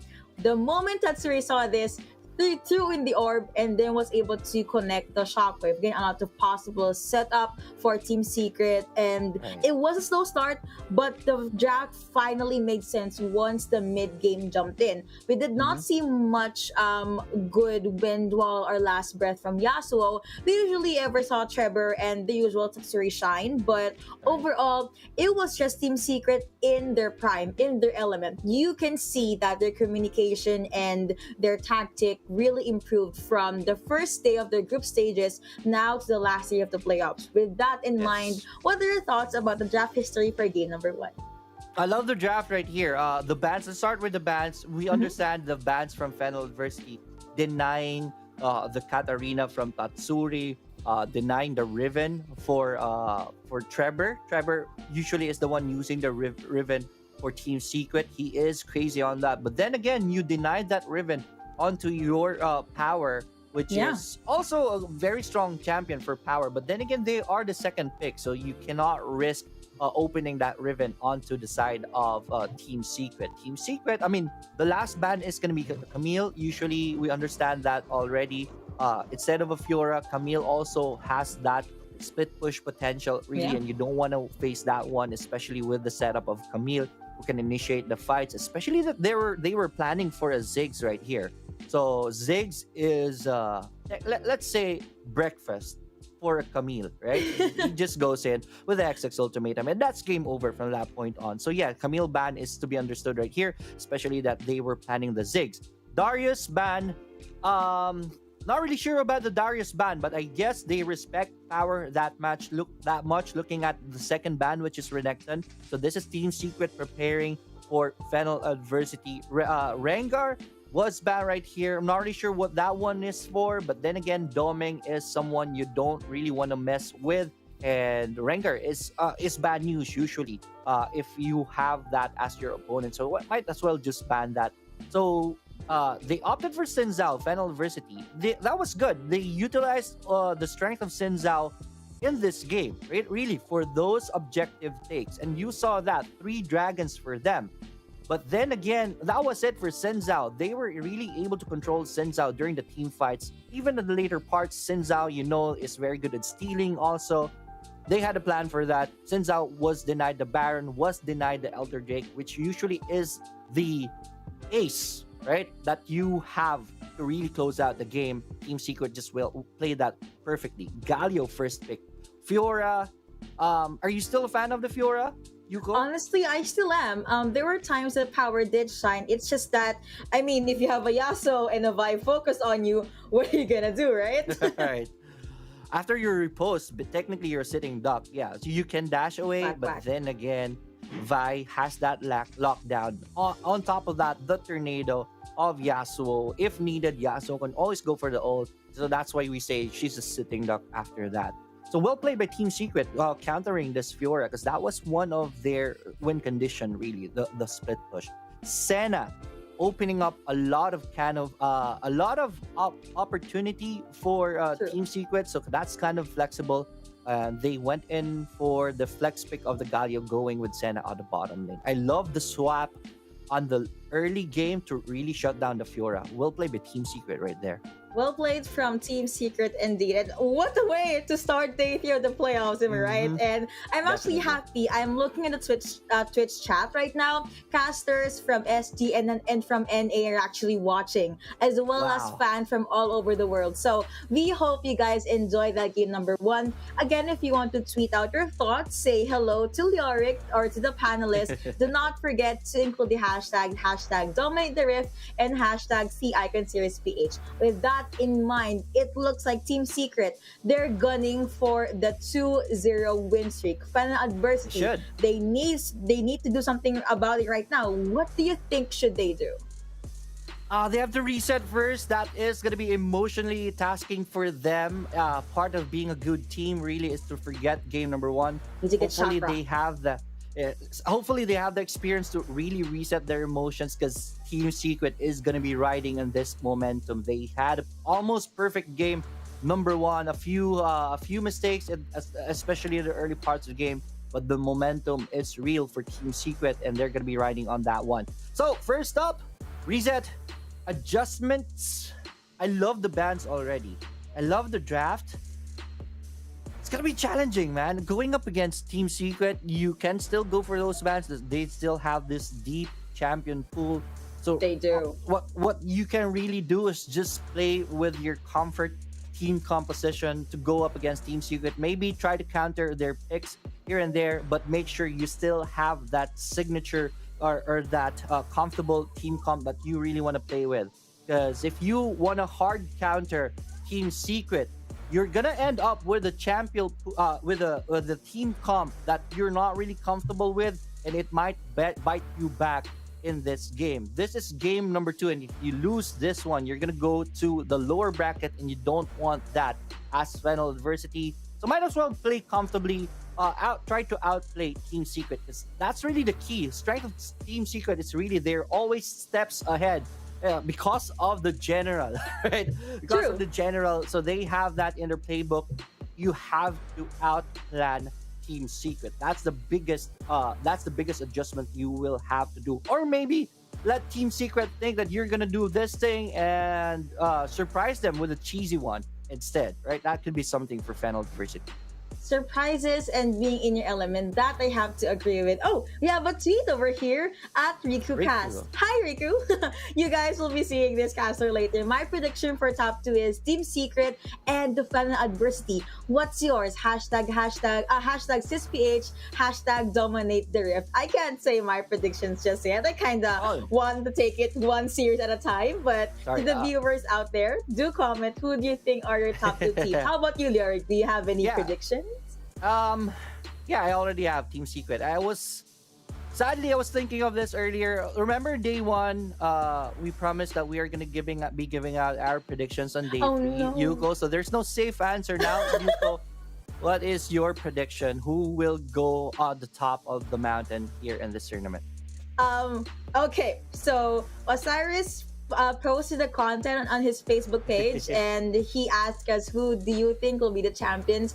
My answer was Team Secret, just because they were in a different element comparing to their performance in the summer season playoffs as well as the Right. group stages. The fact that they have a lot more champion in their pool, and looking back into game number one, the way that they react and the way that they just set these lane switch ups, it's really, really better. They're much more comfortable with it. Yes, definitely. So that's something. That's the reason why I have Team Secret as in my prediction too. Here is another tweet from Josh. 1245633. Mine is DR Esports and Fennel Fennel. Adversity. DR Esports is my number 2 pick right here. Right, Oh. I fell in love with how hardworking these guys are and Sure. how they have fun while doing it. I'm that kind of person. I want to have fun while I'm doing it. You can see that in their faces whenever they get a win. Whenever, even if they lose, they still have that audacity to really smile at the adversity. So yeah, DR Esports is number 2 for me. Hopefully they can make a run in the lower bracket. They already won yesterday. Let's see if they can continue that one. But then again, going back to the matchup, game number 2, Fennel Adversity is facing a big adversity right now in the form True. of Team Secret. They're monsters. Yeah, Team Secret in the group stages, maybe a bit clunky, maybe not that dominant, but they're a different beast in this playoff. And playoffs, and you saw that in this game number 1. Fennel Adversity. I cannot think of anything right now to go up against Team Secret instead, but just to surprise them with something cheesy to really get them off their seats, off their feet. You got any idea for Fennel right now to defeat Team Secret? 2 words: get Riven. Riven is very, very mobile. Maybe if Power gets to have his hands on this champion, Sure. he will be able to get the early game that he needed. If they want to put Shaw on Ziggs, it's okay. To be fair, the Ziggs in game number 1 was very, very good. The damage was obnoxious as well. It just so happened that they just have a lot of catch, and that catch is in the form of Trevor with that Vi. And yeah, very good layering of CC for Team Secret.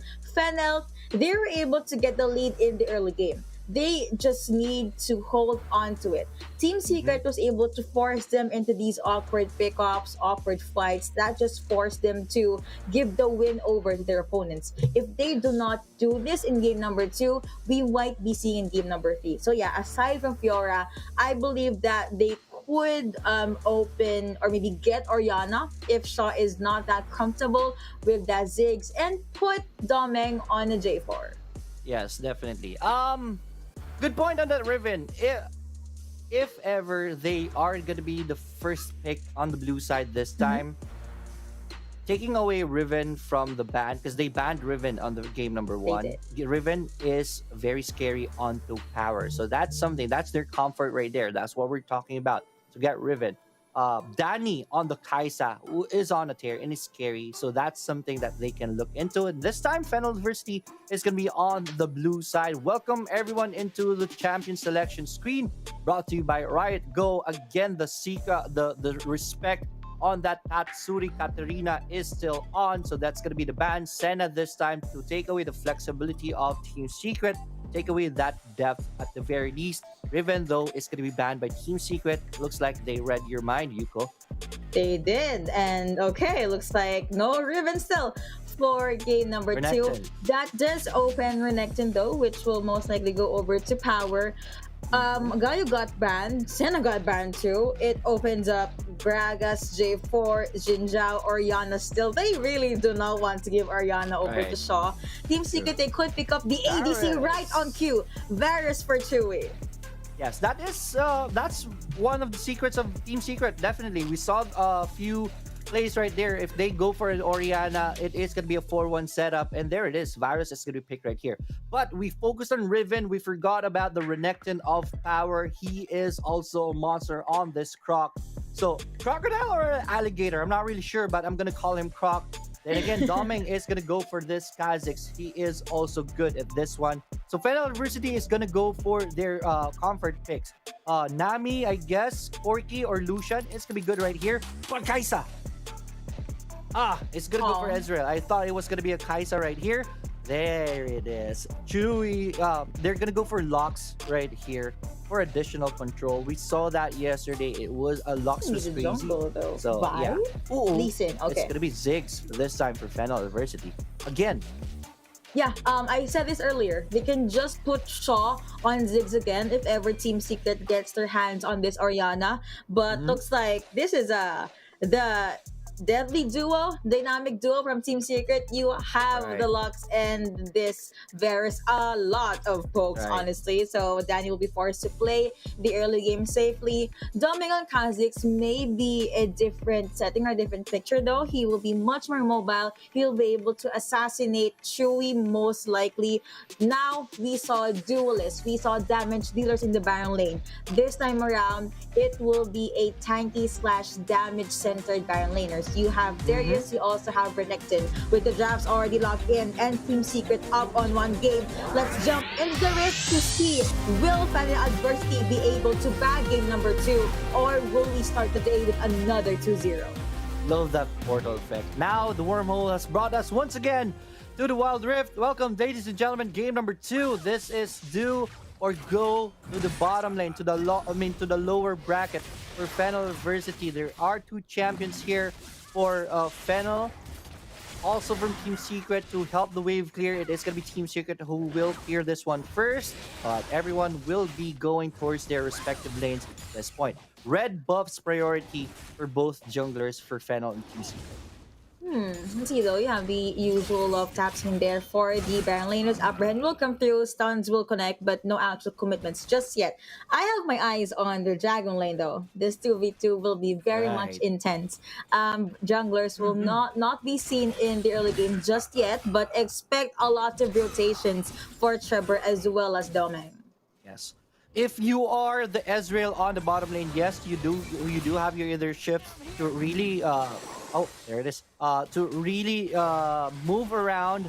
You don't want to get stunned. Light binding from James because Chewy is just gonna poke your HP bar down. So this is, again, we want to focus on this later on because this is going to be a very interesting matchup right here on DR lane. But so far, it is Team Secret being more aggressive here in the bottom lane. There's a rotation right here. It's a fight.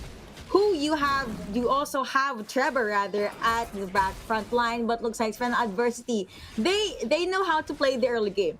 Just do not give any kills for Team Secret. It was a nice try for Trevor though, but looking back to the Baron lane side, Domain upright will connect. Azar will just keep his eyes on this Kha'Zix, but a few highs and hellos. No one actually taking anyone out just yet, given that Domain is 1 level up compared to Darius.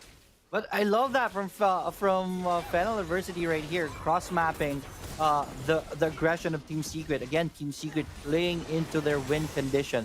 This Varus and James on this Lux is going to be very crucial for them, especially with the forward setup that they're going to be doing right here. So, yeah, Team Secret with the rotation at the bottom, they are going to fail on that one though, so good job by Fennel University. Still 0-0 at 2 minutes and 30 seconds in. Rift Scuttler still available on the bottom lane. I'm surprised that Trevor's not going for that just yet. Oh, there it is. It is already available. Taken by Trevor. So 1 each. I guess this is going to be a battle for Rift Herald or the Dragon. I guess Rift Herald will be the option right here for both teams, as Mountain Drake is not really that high of a priority in the Dragon types. In retrospect, I believe Fennel, if they want to survive the early game, they should get the Mountain Drake. With that, they will just give up Rift Herald to Team Secret, which also spells bad news. So it's basically a pick your poison kind of thing. But you can just get what you need, you know, just take the scraps. But anyway, jumping back into the Baron lane side, Power will be able to push the minion wave further into Azar's side. Sonic Wave will probably connect onto Rafa, maybe onto Danny, but that is the go signal for Tatsuri. And Trevor Jabber jumping in. You have the focus onto Nami. Bubble will connect. Doming in the backline. Beautiful Mega Inferno Bomb. First one going over to Trevor. Hex Michael being sent out. A lot of damage being taken by Tatsuri and Tui, but they'll be able to flash out. Flash in for Shaw. Bomb being thrown up. Ham is pretty much left right there. You have the Trisha Barrage coming through, but not connecting onto anyone. Team Secret, good rotation right there, but at the later parts of the fight, they stayed in too deep. So they were trapped in between the turret and the forces of Fennel Adversity. It ended up with a 1-4-1. Yes, Team Secret did get the first blood of the game, but they traded it for just a support. That was a little win right here for Fennel Adversity. Now Rift Herald is already available. Fennel Adversity is in a good position right here. It's going to be a slow take, so they have to be careful as Trevor is in the area. He is going to go for the charge. I guess he's going to be too late. Rift Herald is going to be taken by Fennel Adversity. Mountain Drake available, so they're pinging onto that already. Let's see if Team Secret will want to take this one, as there are going to be priority wave clear on side of Team Secret. They're already marching onto the Mountain Drake. A lot of lockdown and a lot of CCs for Team Secret side. It made me think how Power will be able to survive that. One tidal wave plus the barrage will be sent out. James got taken down. Now you have the shockwave connecting. Domain will be the sacrificial lamb for Fennel Adversity.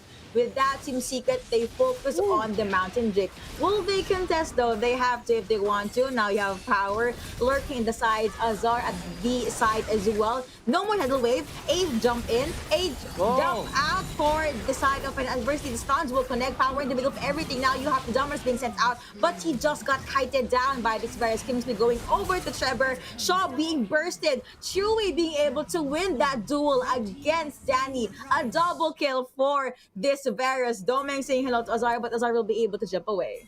I love that right now for Trevor. I love the micro game. Good job with Fennel Adversity, taking Trevor's HP down, forcing Trevor to really leave the dragon and out. He's already out of the pit, but Domeng was out of that fight. Trevor did not give up, look for an opening to get back into the dragon. Fennel wanted to fight it out because they already have a good position for the dragon. Team Secret, though, they know that they still have Chewy dishing out so much damage on the side of Fennel Adversity that in a snap, their HP bars were down. Team Secret punished them big time, and Trevor went in for the dragon take. Well played, Team Secret. The awareness in the team fights is just flawless at this point. There's a fight at the top. Mega Inferno Bomb a flashing onto Azar, but the final spark will be there to protect the teammate. Azar pretty much safe on their turret. Apprehend will connect the stun or not gonna come through. You have the kill being secured by Azar. He will have Noxian guilty in a few more seconds, but that he doesn't care. I mean, you have the damage over time. Double kill going over to Azar.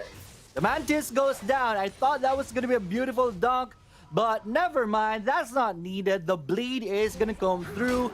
It is Doming ticking down, and now Azar is knocking on the top turret. There is no defense at this point, so I guess this is going to be a successful push. Renekton still far away, 400, 300, done. Azar takes down the top turret on top of the 2 kills. You don't want to face this Darius at the later parts of the game like this. This is crazy from Team Secret. They're now up 6K. At 7 minutes in. It's still not that big if you think about 6K, but you are gonna feel that in the team fights, especially that Infernal Drake is gonna be spawning next. I guess Fennel Adversity will just have to give this one up, or at least sacrifice Domeng for a steal for this Infernal Drake. Let's see what the plan is going to be. Team Secret now with the lead. They will want to force the issue onto Fennel Adversity side and try to get a pick off with their advantage. With their Lee Sin, that's going to be an easy task. They're already starting to get into the jungle of the Fennel Adversity side. Let's see if they're going to be successful. They did the 1-3-1 lineup earlier, try go with the Siege, but looks like they're gonna go full-on 5v5. Ultimates again are available, but you have the explosive minefield being sent out by Shaw. Good face check from this Ziggs, but looks like Team Secret are just sieging into the mid lane. Tusha Barrage will be sent out. Tidal is connecting on to one Tatsuri at the back line. The first kill going over to Fennel. Chewy does get annihilated. With that, Team Secret, they fall back. Yeah, they lost Chewy already, so they don't have that much firepower to take the fight on. So Rift Herald is going to be summoned by Doming at the top lane just to get their first turret of the game. That should be something that they can do to really chip onto this goal lead that Team Secret has. Love taps from Azar and Power right here. Rift Herald is going to go for the dive. Just one bar left on this turret, but that is gonna survive. So Team Secret is delaying that gold onto Fennel adversity. Well played still. I guess Team Secret got a bit too confident with the wrap-up that they have onto Shaw. Shaw was able to delay things using the Mega Infernal Bomb in the early part of the fight, and it was a surprise for Team Secret when everyone from Fennel Adversity went in went in for the clash. They lost Chewy, and that was enough for them to back away. Well played still for Team Secret. Yeah, well played indeed, and I guess they just do not want to risk picking a fight with their ADC down. I mean, Right. Chewy is the main damage dealer for their lineup, and he needs to be safe at the back line. But now, 9 minutes in, Infernal Drake's already up. You have the buff being secured by Fennel Adversity, and Final Spark is available. You have the piercing arrow piercing right through Rampage. That hurts a lot. You have the Infernal Bomb being sent out, but the Dragon will still go over Team Secret. We will engage there. A jump in. Rampage going over to Azar. He is at the front line. Beautiful shockwave even from Tatsuri. With that, it was a 2-0 in favor of Team Secret. Will they get more? Does he have apprehend? Azar will just let it go. If there was a way to see the damage dealt by Chewy in that fight, it would have reached the ceiling. The Q of Chewy in the early parts of the fight, all that thought there's a fight, never mind. Trevor got erased by Power right here on the bottom lane. But then again, Team Secret is now up 4-10, and they got 2 dragons in their pockets. Bottom third is going to be threatened right here. The root is going to be connecting onto the Croc, but Power will have that dash to get away from trouble, and he is out. This support log hurts. I just have to say that. That was a lot of poke. I mean, the light binding, the moment it connected, I need to remind you, that was a Renekton. He's supposed to be tanky. He's supposed to survive a small poke from the support, but Team Secret, they just really want to focus on firepower. With that, Fennel Adversity, they ask the question, what will they do now? Look at Oriana going for the rebound. Just a barrage being sent out. The shield's coming through for the side of Team Secret, but it will not be enough. Tatsuri gets taken down. With that, Fennel, they could storm or siege the mid lane, but Azar is looking to the side. Team Secret do not have the shockwave. With that, Tatsuri also no longer has flash, which is why Fennel most likely push that fight. Decimate, stuns connecting, apprehend will not connect. With that, Azar walks away. Azar wanted to get revenge for his teammate Trevor right here, but Azar is still in the area. Round 2. You know what? He's not gonna walk away. Now the apprehend and then decimate, but the stuns will connect it again. Slice and dice being used by Power. He has flash. He has ignite. Azar does not have flash, but he does have the barrier, which is why he played that one out safely. Yes, but yeah, Power knows that he will not win that fight 1v1, so he just slice and dice away from that fight. Well played right there. Still for Fennel Adversity on the Power, waiting for his opportunity in later parts of the game. But what I love Fennel Adversity is doing right here in this game is that they're getting pickups. There's a root and there's a part. Look at that. Light binding. It all took them one light binding. The jump coming through for Doming. Hamis does pop the Zonia's bubble will connect, but there is still the shield. He is pretty much alive. Chewy being able to protect his teammate. With that, you have the damage being dished out by Tatsuri. Team Secret, after getting the kill onto Shaw, I thought they were gonna let it go. Oh, they will let it go. I thought they were still gonna try and get another kill, but it was a 4v5. Power was focused on getting the Rip Scuttler. Azar says hello, but I don't think he will commit. Yeah, run, Crocodile, run, because you have a Darius right behind you. Chrono Belt in, apprehend connecting as well. Stands connecting. Will the damage over time be enough? It will not. Azar will just focus on taking down the wave. And then Power still has the dominance. It is going to be a long task for Azar to really take that one out. But Azar asserting his dominance in the side lanes right now. Fennel Adversity, look at that. Still 0 on the turret count. And you have the Ziggs, but you could not push. This is how Team Secret is in control of this game at this point. 5-11, just a 6k gold lead still for Team Secret, but the map control is crazy. Team Secret showing their macro prowess, but there is a fight. There it is. Ham is taking a lot of damage, and there The goes. Mystic shot hurts a lot. Tidal Wave with that Trisha Barrage. The ultimate coming out from Chewy hurts a lot, but that will be the kill going over Team Secret. Power forced to jump away. Sonic Wave will connect. Trevor jumps in, does pop in with the Stacy's. He was alive. Explosive Minefield being sent out. Overall, it was a 2-for-2 trade. All right, well played right there by Fennel University, getting 2 trades, especially that they're down in the gold card. Getting an even trade is always good news. Here comes Tatsuri and Trevor with the side lane, with the mid lane push. Let's see if they're going to be able to do so. I guess they're going to be able to. One more poke on that turret, and that's going to go down. So more gold into the hands of Team Secret. They don't really need this dragon at this point. But here comes Azar, already alive, and so is James. So round 2 on this Drake fight. I guess Fennel University, they are going to be starting this one out. There is a ward right here for Team Secret, so they know that this is happening. It's going to be a fight. Azar at the front line will be able to use Decimate. That will be a goodbye for Domeng. On top of that, Team Secret got to secure the Ocean Dragon. I was about to say, Fennel Adversity, their draft is all about hook, but they do not have vision. Why? I looked at Team Secret stats. They got 4 turrets down. Fennel Adversity still has none, which means Team Secret, they have the map control. It's difficult to get vision when your opponents have the map control. Right. Speaking of map control, knowing that Team Secret, they have full control of the map, they're going to go for the Baron right here. No vision at all from Fennel University side. Fennel University will just give this one out. There are good wards from Team Secret in that jungle area, so they will know where Fennel University is going to come in if they go for the fight for Baron. Fennel University will just give this one in a gift wrap. That was a gift for Team Secret, and look at that. Already the gold lead is ballooning on in favor of Team Secret. Already an 8k gold lead, and the dragon totally different from game number 1. In game number 1, Fennel had 3 dragons in their pockets in the early parts of the game. This time Team Secret has it, and with the lead, this is where Fennel Adversity don't want to be. Thought there was going to be a skirmish there. I was about to ask why Power decides to not force the 1v1s against Azar, and I look at the gold. Azar is 1k gold lead. It's just 1k, but that just reflects on his items. He has more damage. He has more armor. Boom! Indeed, upper hand directly onto one. Tidal Wave will be sent out. The first kill will be onto Fennel Adversity, and Chewy is gone yet again with that Team Secret. Let's see. Turret, or will they force it? Looks like they're just gonna let it go. Again, ADC down, main damage dealer down. They say goodbye. At this point, if ever Chewy goes down, your next damage dealer is gonna be Tatsuri on that Orianna, but that is just on 2 heroes.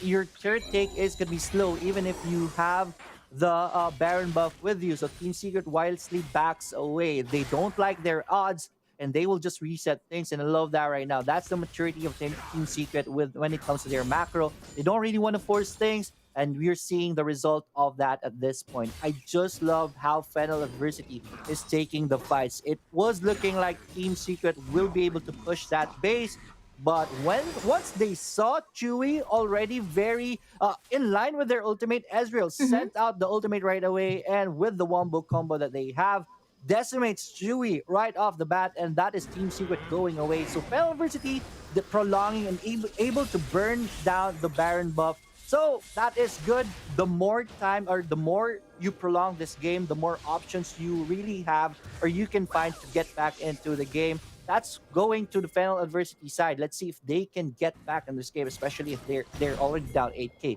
Top is going to be focused by Team Secret, and I think this is going to be hot. Power focus on Azar. Mega Inferno bomb being sent out, but he got rooted. You also have the pull coming through for Darius. Final spark will hurt a lot, and Fennel will take a step back, but it will not stop the siege from Team Secret. Dominus already being popped. Another turret falling down from Fennel Adversity. It was a 3-1-1. Trevor is alone in the Dragon Lane side, and you have Team Secret storming in the Battle Lane side. Roots connecting. Jumps coming in as well. Power gets disseminated. Now you have knockups coming through from around Fennel adversity. Will the defense be enough? Arcane shift in. You have the Mystic Shot that hurts a lot, but Team Secret will be able to survive. The amount of shield that's coming out from Hamiz's prismatic barrier is a lot. As well as the damage being dished out by Shaw's Mega Inferno Bomb. Yes, definitely. But yeah, what happened right there was Team Secret knows that Dominus is already used by Power right there. And knowing the lineup, only Power can really straight up face up with Team Secret with the Dominus down. That was go time for Team Secret. Now Elder Drake is available. Fennel Adversity is going to be here. They don't have Power available. Once again, they don't have attack. So Steel will be the play right here. And I guess this is going to be big. Hold their breath. The fight is on! Wow, Sonic Wave being used by Trevor there. Treasure Barrage being sent out yet again, but Team Secret still pretty much healthy. Focus on the objective. Mega Inferno Bomb. Shockwave connecting onto two. Killingsby going over to Satsuri. Trevor being able to get the kill there, but a beautiful and long-range Sonic Wave that was. With that Team Secret, they were able to get the Elder Dragon. Yeah, that was Doming going down in that fight, and without the jungler on Fennel Adversity, there was little to zero chance for them to make a steal on that Elder Drake. Team Secret checking every mark they need to get game number 2. Look at that dragon buff. Like medals, they got 4, and they will be taking this second Baron of the game. Fennel Adversity, this is going to be a big adversity that you're going to be facing. I'm not really sure what the plan is at this point, but you are going to be in pain later on as this push is going to come through from Team Secret. Do you think, in an not in alternate universe, but is there any chance that Fennel can still come back from this? The dragon and the gold count and the Baron. You will need a miracle to really get back from this. You will try to get a pick off, of course, onto Chewy, but knowing Team Secret, if Chewy is down, they don't want to take a fight. Team Secret just has this in the bag. Yeah, it's textbook win for Team Secret. I love their performance here in the semifinals, especially in this upper bracket fight. And here comes the push. Fennel Adversity with the last stand of this game. Yuko, this is your time to shine. It is indeed. Protobot in for Power. Tidal Wave being sent out. Chewy being able to pop that. Stacy's Power taking lots of damage. Crispy going over to Trevor. The ADC is down for both teams. Rampage going over to the Surya. Trevor clearing out the wave. Bubble sent out.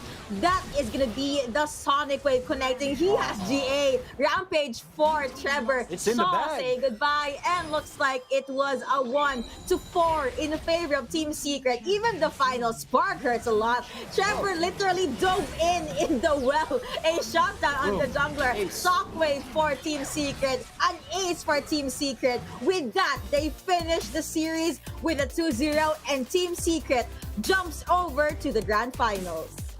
Rafe left alive, yes, but his purpose is really just to moan for the team as they get obliterated. They had the right plan. You saw that flank onto Chewy at the top side. They were able to take down Chewy, but they lost their ADCs at the same time. So that was still a bad position for Fennel Adversity, and because of that, it was game over. It was heartbreaking, but then again, Fennel Adversity is still has the chance to get back into this tournament as they're gonna go down into the lower brackets, into the losers bracket. They can still win that and get take a revenge on Team Secret, but this is Team Secret's shining moment going into the finals. Tatsuri once again on that Orianna 6-1 and 12. Massive assist right there, and has the biggest gold for the team. This is well played by Tatsuri. Almost 20k gold lead, which is more than the mid laner, ADC, and Baron laner for Fennel. That's how safe and that's how Tatsuri, that's how good Tatsuri was in the early game. I also would like to mention how well Chewy improved. Looking back into the Summer Super Cup, even in the summer season playoffs, he tends to be very quiet in the early game, which spells bad because you'd want to get as much advantage as you can in the early game, even though you're an ADC. But now you give him this Varus, plus put James on a Galio or a Lux, and they definitely will spell trouble. Let's take a step back and look at the highlights for that game number 2. This is where Team Secret got the first blood, but look at this pincer. They are in a tight spot right now in between the turrets and the forces of Fennel University. So they lost Varus and that. That was an ADC for a support. So that was a win for Fennel University. But here's the Dragon takes right here. Nami goes down. Dragon still available. Danny could not do anything at that point as he's trapped. The first dragon went into Team Secret. This is when Azar got a double kill at the top lane, just putting on a Darius Clinic, doming, run for your life. But your bleed, your wound is not gonna save you. It's gonna go down. Tidal Wave right here to take down Chewy with a wombo combo. That was good, but here is the Infernal Drake fight. Already taken by Team Secret. Look at that side damage from Chewy. That was a lot. Shockwave right here to top things off. Well played with Team Secret. Another Team Secret moment right here. It is James who went down already. So a little win right there for Fennel University, but Chewy was able to get the support also. This is a good dive right here. In the turret, good fight. This is where Chewy died and they will have to back away. Elder Drake fight. That's the take right there. Fly, Trevor, fly. Homing death right there. This is good. This is a good attempt right there, taking down Chewy. But then again, it is Danny who's also down. Tower is also already out of the fight. It was downhill from this point on for Fennel University. Only Nami, even Trevor, what do you call this, trolling this last part of the game, went into the fountain. And he did die, but it was already a win for Team Secret. Back-to-back master of the match. Same player, same champion. That's Siri on this Orianna. KDA of 18.00. Kill participation 82%. Damage per minute 1,270. Flash and barrier still. Rabadons. That was the key item for Tatsuri. Once you see that hat on Orianna, he will be a menace in the Rift. Again, Mr. Consistency really proving that he deserves the eyes on him. Was able to pave a lot of openings and pave the victory for Team Secret. He was safe at the back lines, even though there was a Kha'Zix. No one can technically burst him down whenever the tidal wave will connect onto him. He's okay. He has the command protect, but those shock waves, they hurt a lot. Yes, definitely. Yeah, the itemization really shows you how confident Tatsuri was in this game. Second item, Rabadon. That shows you that he really trusted his teammates. He is not gonna die that easily because it is somehow risky getting the Rabadon stat cap as your second item, because that's kind of expensive to really build. But then again, because of the advantage that they had in the early game, because of how well the team is playing with their win condition, he was able to get the Rabadon stat cap and make an impact in the early parts of the game. And it was a snowball from that point for Team Secret, especially from Tatsuri. It was snowball indeed. What a way to start the day. Yeah, that was just the first series, guys. But we are very much honored and happy to be able to shoutcast that series. It was 2-0. At the very least, I believe in game number 1, Fennel just almost got it. But again, Team Secret, Team Macro, if I'm allowed to call them that name. They were just able to call the timings perfectly. Again, the rotations and their draft very, very on point. Kudos to James. Look, with that in mind, the general is ready for war. That has been the first series of the day. Let's hop on over to the panel to see what were their thoughts about their 2-0. By the way, Osiris, you have the curse.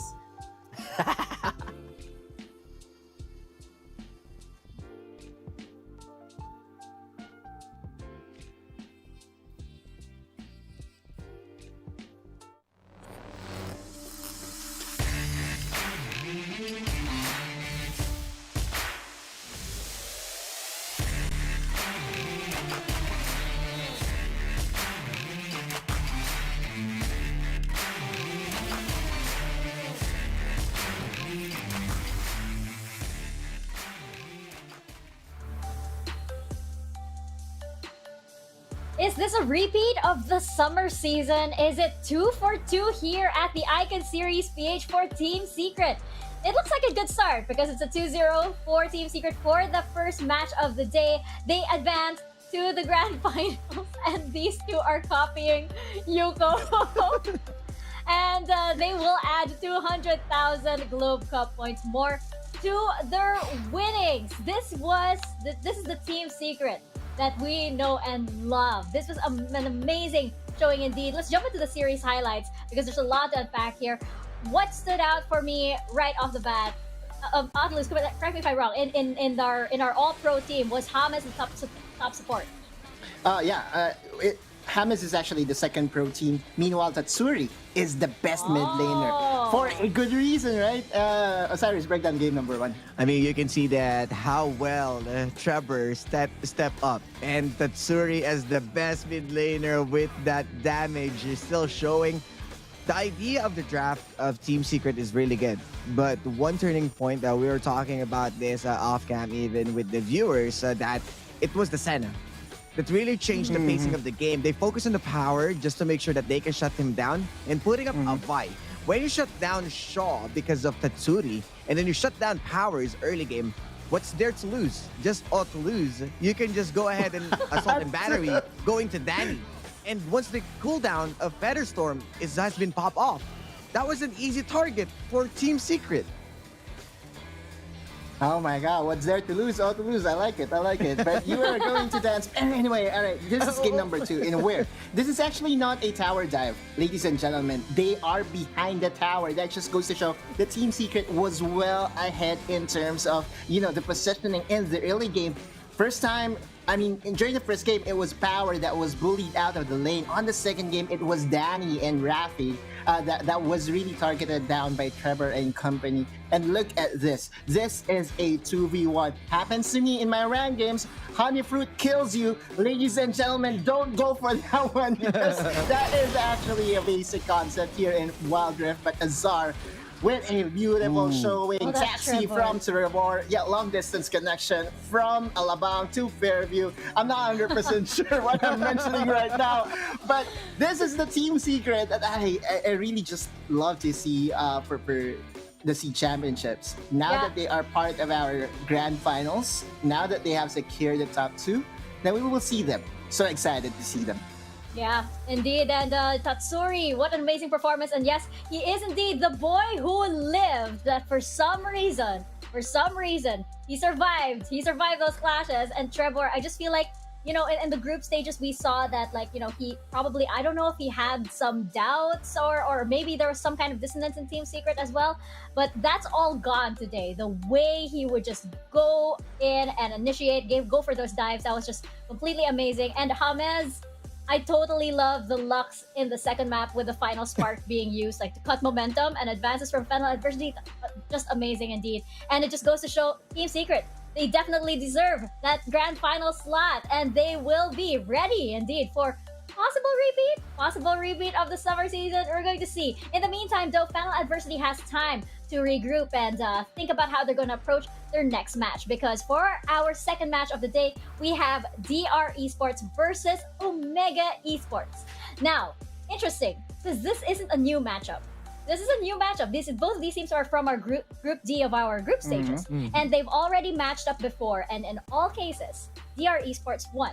Omega was able to get one game, so they managed to scar DR Esports a bit, but DR Esports came out on top every single time. When they went up against Fennel adversity, I believe last time, they might have underestimated their opponents. I think DR Esports, they're not taking those chances anymore, and we're gonna see DR Esports, we're gonna see the Dragon in their full power today. What are your thoughts, panel, on this lineup and how they're gonna perform today? Love it, right? In the playoff top 4 that has gladiators and warriors left standing, a dragon is still raring to breathe fire to the competition. DR Esports is down but not yet out. With a longer path to the championship, DR Esports will try to outcrawl and push back Omega's dreams to reach the lower bracket finals. Standing in the middle of it all is Edaf DR, a playstyle that varies from assassins to control mages. His role is to control Arise's ascension in the mid lane with a stats that you should see on the screen right now, 1,372 damage per minute. It's time for the hungry dragon in the mid to show up. And of course, Omega Esports we saw them again in the group stages. We had our doubts about them a little bit, but this was Omega when they were still adjusting. And recently, we found out that they've got that synergy back. They're getting that synergy back. Will it be enough to slay dragons, though? That is a big question. This is an easy answer. From King Slayers to Dragon Slayers, we're going to see Omega at their peak, bringing in the summer season vibes with John Lloyd consistent, playing on the Baron lane, playing that tanky role, and everyone been chasing him to take him down. Omega is really on a run just to make sure they can still go back onto the finals. And the one factor that you're going to consider, stop chasing this guy. The solo player highlight, the JLC. And we've talked about this many times. John Lloyd consistent and maybe a possible JL singed, as because he is the one who's doing all the plays with much of a handy champions. And if you're going to check, I believe it was the auto stats that were able to catch this one, that the support's gold of Stronger is around 7,400 and the gold of JLC is around 7,600, but he is still managing to get that gold per minute, to get the damage per minute, and being the kill participation of 31%, this guy is really enjoying his stay with less resources being spent. Love the flex too. Look at that sudden, not so subtle, but very, very good flex over there with the Omega printed on the jacket. Love it. Gotta love it. And yes, ladies and gents, never ever chase the Singe. Not especially if it's JLC who is piloting that champion. Oh my goodness. Yesterday's match could spell, a possible momentum over here for Omega Esports, but they will be up against, again, DR Esports. And we can't talk about the Dragon without mentioning the firepower behind it. We do have our Glow key player clash right here. We're going to see who packs a more powerful punch when it comes to those in the Dragon lane. It's going to be Gospel and Time Lapse. And we talked about our matches. We talked about JLC, keeping everybody at bay. We're going to talk about the mid laners, of course, making sure that nobody gets through. Now, these guys, they need that fire. They need to pack that fire. Who do you think is going to have the hotter flames for today? For now, you can see that Gospel is sitting in a very good spot of KDA. 7.68 and even a kill participation of 72%. But Time-Lapse is on that gold per minute and a damage per minute, which is fairly high, 1,781. Talks a lot that this guy, even though he is not participating, he is delivering and packing the punch that Omega needs. In this playoffs, Varus has been the flavor of the month for the Dragon laners, right? And looking at this too, who has the better Varus? I'm actually trying to figure it out myself. All I know is that Gospel still has Jhin in case that Varus is out of the picture already. And Timelapse still has the Ezreal. Very excited to see this matchup overall. I feel like it's not just going to be Gospel versus Timelapse. Rather, it's going to be Gospel and Brox versus Timelapse and Stronger. Yeah, that could be the likely scenario, of course, as we head into this matchup. I'm gonna ask you guys for your predictions. I think I kind of already revealed all of my predictions for the day in the pre-show, so I'm just gonna say it again. I think that this is going to DR Esports right here. I think that, Omega, they managed to get that synergy back, but I don't think it's going to be enough against the team that has been, well, they had that, undefeated sort of title. They still they still have a lot of power behind them, and I think it's going to be enough to get them into that lower final. Again, Omega is still the biggest question mark for me because I think majority of my predictions were against them. Yeah. And You're still they're against me. alive. They're here, right? And it's very difficult, but I still believe that ER Esports has what it takes. Again, going back to the group stages, the familiarity concept is still there for DR Esports, and I think it will still continue to be the case here in the lower brackets, and we will have DR versus Fennel again in the lower bracket finals. Whew. I mean, everyone's saying I'm the curse. So, I'ma prove it again that, and Oculus, come on, majority of your votes is against me. Well, other way around, I'm always against you. So, let's go with Omega. I'm the one who's going to believe in them. Yes, there are a big question mark, but we saw this yesterday. If you're Omega will kill you. Oh my goodness, a little XC and Glaze off. But if you're going to shut down Devil J in the power of JLC or Horizon, this might be a big turning point coming in from Omega. So I'll go with Omega. Nothing at stake? Forgive Nothing me. at stake? No? No? No? No, please. Not yet, baby. Not yet. Not yet. The day's not over. The day's not over. Let us know your thoughts about this. And let us know if, Osiris should maybe do something else now that he's betting for Omega once more. Let's get on over to Twitter and use the hashtag #SeeIconSeriesPH and hashtag Dominate the Rift, and you could see your tweets featured on over here on our panel segment or the caster segment as well. Let us know who you're rooting for today, especially as we're down to our final 4 teams. Let us know who you think will be at the grand finals and who you think will be at the championship as well. You can also head on over to the PPGL community Discord server and hang out with all of the talents and some special guests as well. Right now we have Smaxcast. The way that Team Secret playing Senna is so cool, turning her into a second jungler that just comes and pressures lanes while drafting 3 solo lanes. Seems really strong and versatile indeed. Yes, that Senna pick was definitely a game changer. Summoner Series caster. Yeah, I think he's North a caster America. from NA. I knew that sounded familiar. NA and PHs are friends. Yes. I'm sure.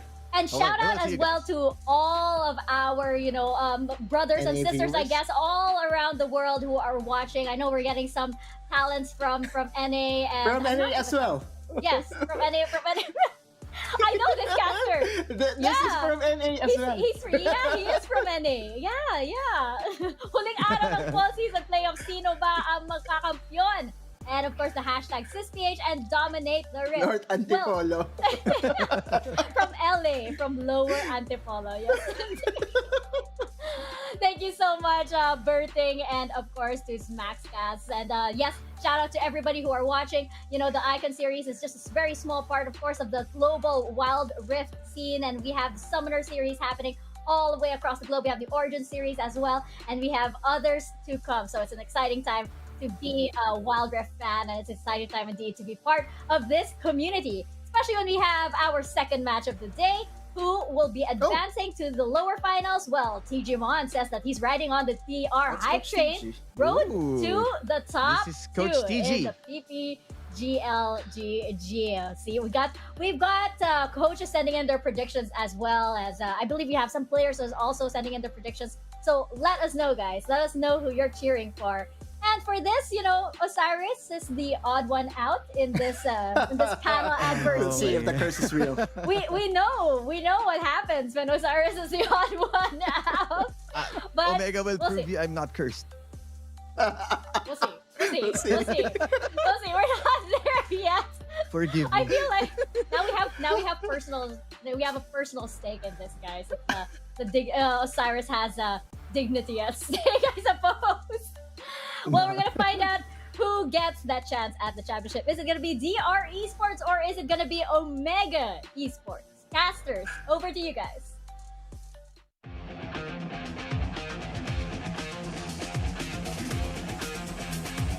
Minions have spawned.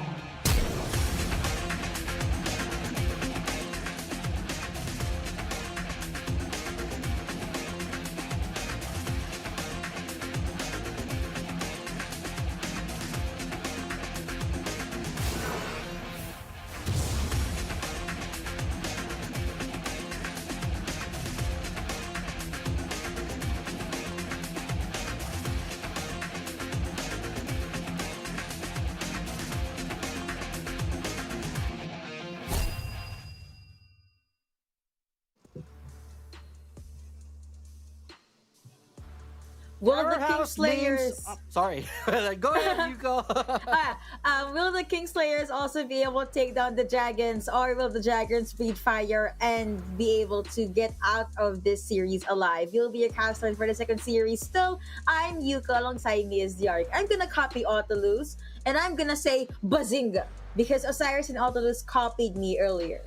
All right, but this time Osiris and Nautilus has the same prediction, so If Osiris curse is real, then we will know in this game. Let's see who really has the curse. But then again, Omega Esports going up against DR Esports. Powerhouse names up for elimination. Who would have thought that it will come to this? We weren't expecting this, but it is what it is. This is a tournament and someone has to fall down in this tournament. Who will that be? We will know for sure in a bit. Yuko, who do you have for this game? I'm gonna ask you first. Oh no, it's okay. I did not have the Osiris curse, but looking into the stats, I guess I would have to give it to Omega because DR Esports, yeah, they're strong, but the fact that Omega Esports now they were able to play in their element, they were able to get a hold of the early up to the late game, and if the fact that Impressive gets to be more comfortable with his role again, maybe this is finally their time to shine. Right, definitely. Your esports, I guess they are the fan favorites because of their showmanship, but I am looking at the chat right now. Everyone has Omega when it comes to papers, when it comes to achievements. So that's understandable. But their esports, they have shown a solid performance in the group stages. Their Omega esports were the ones who really have a shaky performance, even here in the playoffs. I mean, yeah. So I will say DR Esports has a good chance for this one, but then again, it is up to the teams. The picks should be coming up. What are you expecting from DR and Omega? All right, DR, Nami for Rocks, and maybe Gospel for Twisted Fate. They run a very good Twisted Fate lineup, unless Omega would want to ban that out for Omega side. I'm expecting a Varus for Time Lapse, Camille or Rengar for Impressive, and I really want to see Arisen online. Yes, that's definitely true. But then again, if you aside from picks, the battle starts from the draft. You're going to be batting against DR Esports, who has a very deep champion pool, especially Rocks. And that's the reason why I love DR Esports, because of how flexible this team is, especially Rocks. He has 9 champions in this playoffs and during the group stages. That's crazy deep right there. It is. And I guess it just shows that you can't really ban the support from the player. He just is very much flexible. So maybe you will target a different role instead. I would have my eyes focused on DR laners, DR Esports' jungler, or maybe the ADC. Just so you know, a lot of damage being dished out by Etap as well as Gospel. You have to try and wither down the firepower that could possibly come out from this team. Yes, definitely. DR Esports, I am expecting the Thresh from Rocks. Rocks was very, very entertaining with that Thresh, with clutch lamps. Then again, the win rate of Thresh isn't really that high, and the stakes are very much high up there in this game, because if they lose this one, they are gonna get out of this tournament. So I don't think their esports will go for that Thresh. Most probably a Rocks or Khan is gonna be coming up, but the bans are already up. TF and Zed, already the mid champions are out of this game. They don't want that burst champion for Arise, and Omega they don't own. Sadly, they banned out the TF indeed, so we're not going to be seeing a TF composition for DR. They also took down the possible unkillable composition, plus Riven. Riven still has not seen the light of day today. Camille is open, most likely will be locked in by Omega going over to Impressive, unless they want to prioritize the Varus pick. Yes, I love the Singe ban right here. They know that JLC is going to be playing. We saw how troublesome this JLC player is on that Singe. So that's a respect ban up there for that Singe. Well played for their esports. They're going to be banning Fizz last. And again, Riven will not see the light here. JLC will hover over the Rengar first, and they're going to lock it in. Camille will be taken by DR instead. Senna, okay. Camille and Senna indeed being picked up by DR. Senna having a great start for day number 3. And I was wrong. I thought they were going to prioritize Camille, but I also forgot Rengar was open. Impressive loves this kitty cat. The assassination is definitely available. Omega will secure that mode for disengage, which is a Janna. They can also pick up a mid laner this time around. Oriana will be good right here to go with the cat ball. But Arise is gonna go for the Fiora. Arise, all right. So I'm not seeing Arise on the names right here, but yeah, they're gonna go for he won't be playing. Fiora still. Yeah, it usually is the Arise and that's the placed Fiora. Then again, it is still a Fiora for Omega. They still can bring this one up. Nasa Senna. Nasa Senna! Finally! Okay, so I initially saw this competition or this duo while I was casting for the LCK versus LPL. They were able to pull it off and the team was able to win 2-0. Dear Esports, I believe they will be able to pull this composition off. They just have to make sure that the early game won't go over to Omega. Riku called this duo the Infinity Stacks duo. Just let Nasus farm, let Senna get those stacks as well, and they're gonna be A-okay. Kali. Finally, Akali going over to Devil J. We want to see this. Yes, definitely. This is going to be very big. Akali, though, with the nerfs, she is just hammered bad.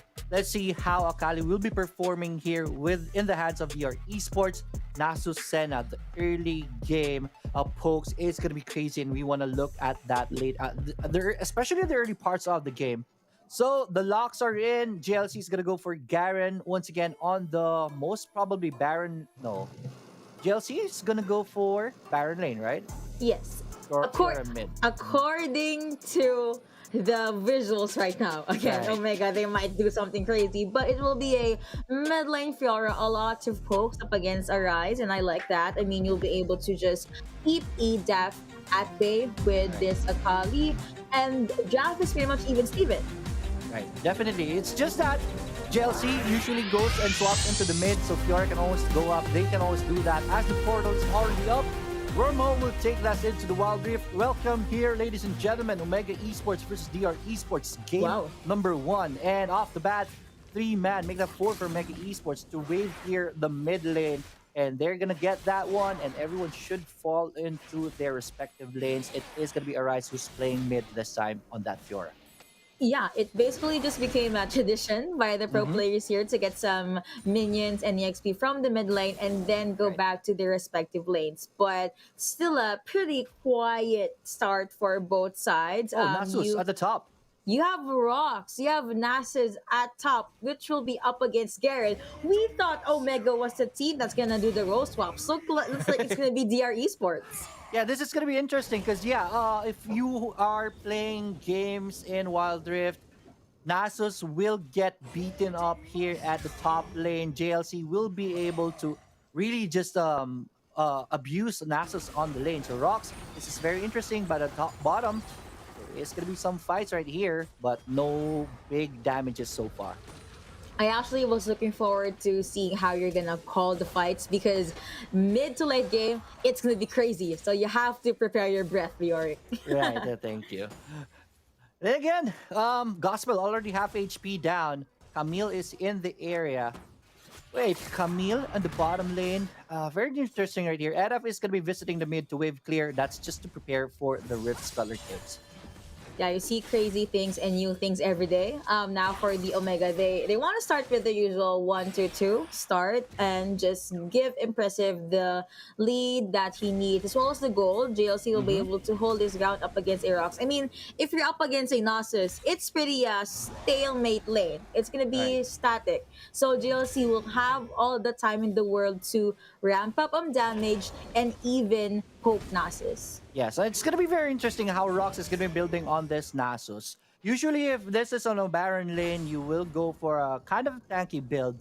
Usually, if we see Senna Nasus, Nasus always go for AP damage to help out during the team fights. We will be seeing that shortly for sure, what the real plan of DR Esports is at this point of the game. Still a Camille Senna, but Senna is going to be roaming a lot in this game. Gospel on the mid part of the map already. 2v1, Rise will be forced to play that one out safely. Shuriken flip almost connected. Could have spelled his death, but at the very least, both teams are being very careful. They even want to try and win the Vision game, but for Omega, they're really banking on the late game because they have core key on time lapse. Yes, definitely. I'm not really sure what happened right there, but Camille went for another TP just as he reached the lower turret. So that's gonna put a dent on his laning phase. Definitely, time lapse. He's having the time of his life in this DR lane. He's already up in the food chain, 2,560 gold. He will be very painful in the later parts of the game. As Senna is already on the bottom, Hexix Ultimatum. He's going to cast it right here. Time lapse is going to be caught, but Gospel will not connect onto that stun. Miss is going to be used right here for a getaway car, but it is going to be too late. That is first blood taken by Omega. Well played. It was the ultimate being used by Devil J, and their roots just paved that first blood to go over to Omega. And in fact, it went over to time lapse. So a beautiful start for Omega. Now, 10 seconds on the clock before the first dragon and the Herald will be up. I think the first kill for Omega Esports will be translated well. Yes, definitely. Rift Scuttler, though, is going to be taken by their Esports. That's going to help them a lot if they should go for this dragon. And I guess they are going to be focusing on that as Omega is creating a beeline towards the Rift Herald. So this one will be a gift. Their Esports still has time to go for a challenge onto the Rift Herald. Let's see if they're going to do so. Looks like they will. They could, at the very least, EDAF trying to lure it to the side. You also have rocks right there, but it will be a non-contested Rift Herald for impressive. I mean, you don't want to risk being clawed by that kitty cat, but early game so far for impressive is starting out pretty well. Bottom lane, Gospel forced to use the miss right here as a getaway car. He will be able to survive, but DR Esports still down in this fight. Here comes time lapse. Their focus is on to Devil J. Devil J will have enough room to get out of trouble, and he's gonna be okay. Will be a-okay indeed. Too close for comfort though. At the very least, Camille has hook shot, so he'll be able to jump his way to safety, but a good missile being sent out by time lapse just to buy himself a few more seconds. Yes, definitely. DR Esports still down in this game, already 2K. It doesn't really show on the board because it's just a 1-for-0 trade and no turrets down just yet. But I guess this is the Baron lane goal that's showing up, almost 3K, just 2K at this point. But DR Esports has to pick the pace up if they really want to get in this game number 1. They do. They really need to pick up the pace. But I think that's not possible given that you have a Nasus that is asleep in the early up until mid-game. I guess the pressure will mostly be on EDAF and ETAF. They need to be able to hold the early game. Devil J will go online by the mid-game. All right, Devil J goes with the sweep right there. Will be able to poke in damage, but there is a swap from DR Esports. I guess they're realizing that it's not working. The swap is not working. The strength of a Nasus and a Senna lineup really is in the poke of Nasus. Not just the poke, but also the slow. But there is Devil J spotted right here. Will be able to get away from danger. Then again, going to the point, Senna and Nasus has to go together to make an impact in this game. So far, no impact in the game. So far, no impact in the game just yet. Both of these teams are avoiding the full-on 5v5 team fights. I like the rotation from Devil J, though. We'll try to pressure Arise and just push him back. We'll be able to help ETAF as well as Gospel. All right, there was a rotation in the top lane, but there is Omega planning a rotation themselves on the bottom lane. Repel is going to be used right here, and there it is, the Bastion. Justice served onto Akali, and she does not like every bit of it. Here comes the push. Still, Rift Herald very healthy. Rox is in the area, but what can he do? Rift Herald is going to go for the head, but that's going to take one plate down. And that's a good push from Omega Esports, now up 3K.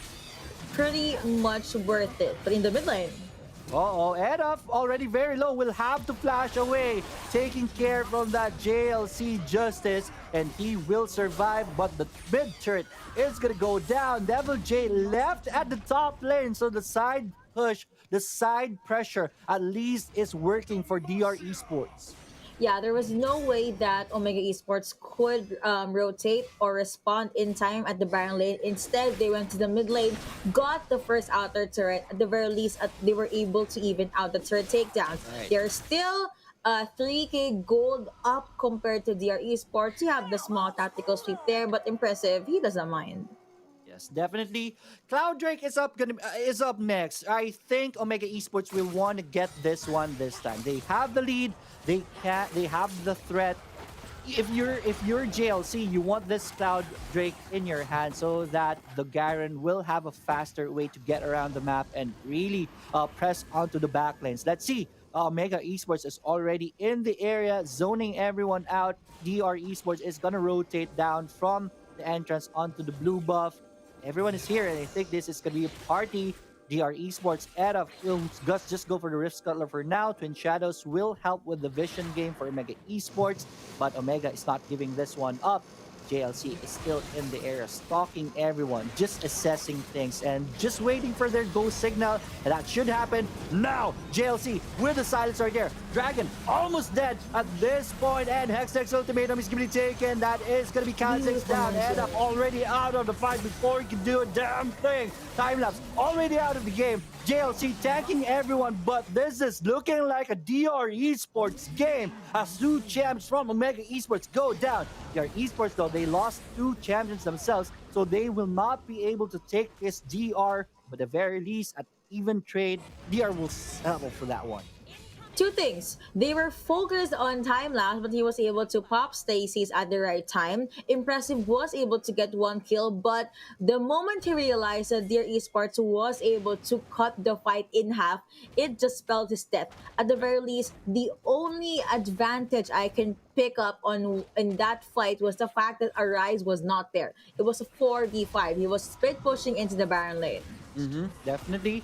Here comes round 2 for Cloud Drake. Again, they want to get this one. And Rox is already in the area. Omega Esports this time will have the first dibs. And it is going to be a full-on 5v5. DR Esports will come in and try to take that one. Dragon Rider very low. Who's going to take it? It is going to be Omega Esports. So that's a win for them. No deaths at this point. But Edap is already very low. We'll be using the stasis right here to survive. And they're going to go for the chase as Rox is in the area with the ultimate. Devil J with the tactical sweep. But DR Omega Esports is already safe under the turret. Devil J will want to cancel this, but he is alone in this area. So, I guess the plan is to delay them because DR Esports is pushing the mid turret. Omega Esports gets the Cloud Drake, but DR will take the mid as trade.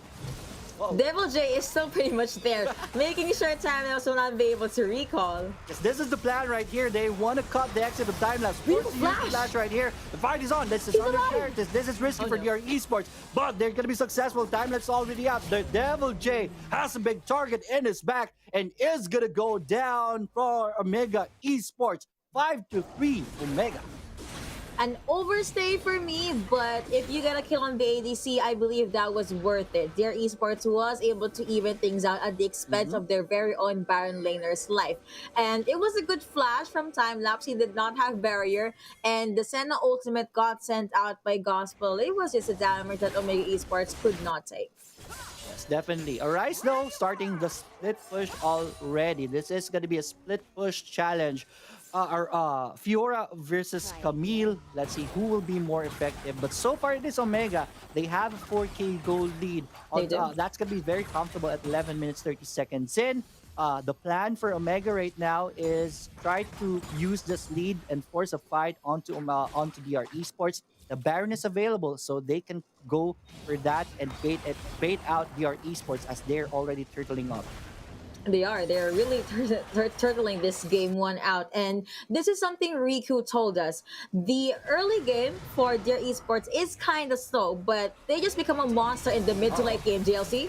And here's the fight right here, but good silence from JLC onto Edap. Edap is already half HP down, forced to stasis right here. But TPs are going to be coming in. Set sense out the ultimate right there. Corki with the package. That one is beautiful to slide the map in half. But Edap will take the brunt of the damage. He's kind of still tanky, still rocks. Will try to run. He's going to survive. No deaths. Only Edap on their esports side. So Omega Esports will win this one out. Clear out the waves, the wards in the Baron area. Let's see if they're going to be able to take this one out as Edap is still alive. I don't like this. This is kind of risky, and this is what I'm talking about. Hextech's ultimatum. It's going to be canceled right here. Double J is silenced, but he is still healthy, and there it is. Impressive. It's already down. JLC kind of tanky still, and they're going to go for the chase. Rox is already very low, and is going to be JLC tanking everything. turret is going to be split push on the bottom side, so that is good for Omega. Stronger. As they are getting the kills here in the fight. JLC doing it for Omega. That was a very extended fight, and I had my eyes on Stronger. He flashed in and was able to take down Gospel, a support that wants to get the kill. That's how aggressive this player is. Timelapse was able to hold out as far as he can. Gospel used Flash to try and catch Timelapse, but Timelapse was able to take a step back. With that, Gospel was in too deep, has not sustained, does not have the ultimate available by then, does not have heal, by the way, so it was just him digging his own grave. Yes, definitely. Now Omega Esports is in the driver's seat of this game. They're up 6K at 13 minutes in. Once again, the Baron is still available. So Omega Esports, there is no threat for... there is the Cloud Drake that's going to be spawning. I think there's going to be a fight right here. And Impressive already very low. It's going to be caught in a bad He's alive. spot, but will be able to survive that onslaught. The cavalry is here for Omega Esports, and once again, they're pushing DR Esports away. Edda, forced to use the stasis right there, will be able to shuriken toss away. That's well played. DR Esports will not lose anyone this time, but they will lose this Cloud Drake. Globe, Dragon Slay moment taken by Omega. Little Dragon Slay moment, but this turret will be slain by Devil J. Here comes Arise, though. I don't think there will be a fight. I kind of want to see a fight, though, but I don't think it's gonna happen. Here's a fight. 1v1 right here. Devil J going up against Arise. Devil J, you're on the wrong side of neighbor. On all sorts of trouble right now. Sex Ultimatum is going to be used to try to open up an exit for him. And no, with 3 champions chasing him, his head is gonna fall. That is gonna be Gospel very low, that he will be forced to go back home as he is in no condition to fight. Omega still hungry, is on the hunt, and they will spot Edda in the red buff, and Edda stays just to delay the inevitable. It's gonna be impressive who goes down first, so that's something for Edda still surviving that one, but Rocks will fall. Good sacrifice, my friend. Edda will survive in time to make an attempt for a steal if ever Omega will try to go for the Baron. I said this earlier, I will say it again. Omega, they really love their extended team fights. At the very least, they were the ones that was able to survive because they have Stronger on this Janna. Problem here for DR Esports side is, you have EDAF, you have Sakali, you'd want to go with the dive. Problem is, when you do dive, you will be met by a monsoon. What's gonna happen? You will just be pushed back. And a lot of damage was being taken by Devil J, aside from the fact that he has Triforce. He is now forced to itemize defensively. Now he has GA.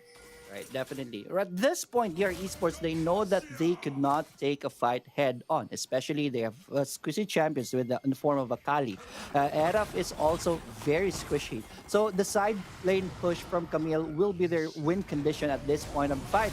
There is going to be a fight, though. Silence is going to be the initiation right here, and that is Eraf out of the fight. Another damn thing, and Gospel's being chased right here. That's 2 champions dead on time. DR Esports and Omega Esports will want more, or will they? They will just opt for a Baron take right here, knowing that the jungler on the DR Esports side is still down, but DR Esports will not give that one for free. They will even give a bonus as GA is going to be popped. Edda already low in the fight. He is going to go down. So they will not give it for free, but they will instead give bonuses on the side of Omega Esports as they get aced by Omega Esports. Team Ace in favor of Omega. The silence from GLC is a problem. And in that last skirmish, you could see Arise was chasing down Rocks. Rocks already used Flash. And if you are a Nasus with the Fiora right behind you, that's a huge problem. So far, it was just Omega. They're winning all these fights. DR Esports, they cannot be engaged. Oh, look at that. The Mash and Justice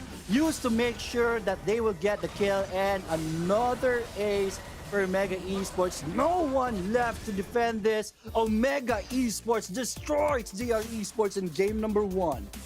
Looks like between Osiris Curse and Yuko Buff, the Yuko Buff will prevail. Cute pose from Arise there. But yeah, it was a very textbook play from Omega. Even though in the early game they were supposed to be quiet, they were able to utilize it. They got these pickoffs, was able to protect time lapse, and time lapse he just knows how to target or even bait.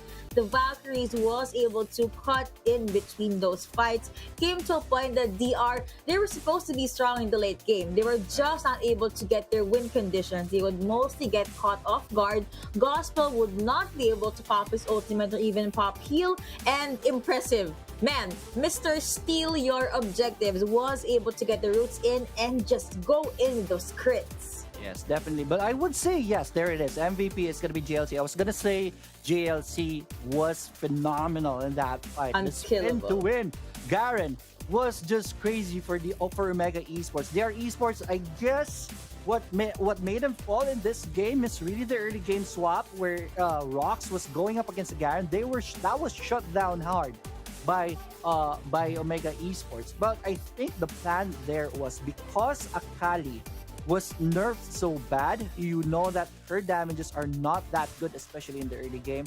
They just tried to do that swap just to really just to find solution for that nerf. But then again, their Esports just fell short once again in this game. Mega Esports with a very impressive game one. With that, I believe it's time for DR Esports to let go of this Akali pick.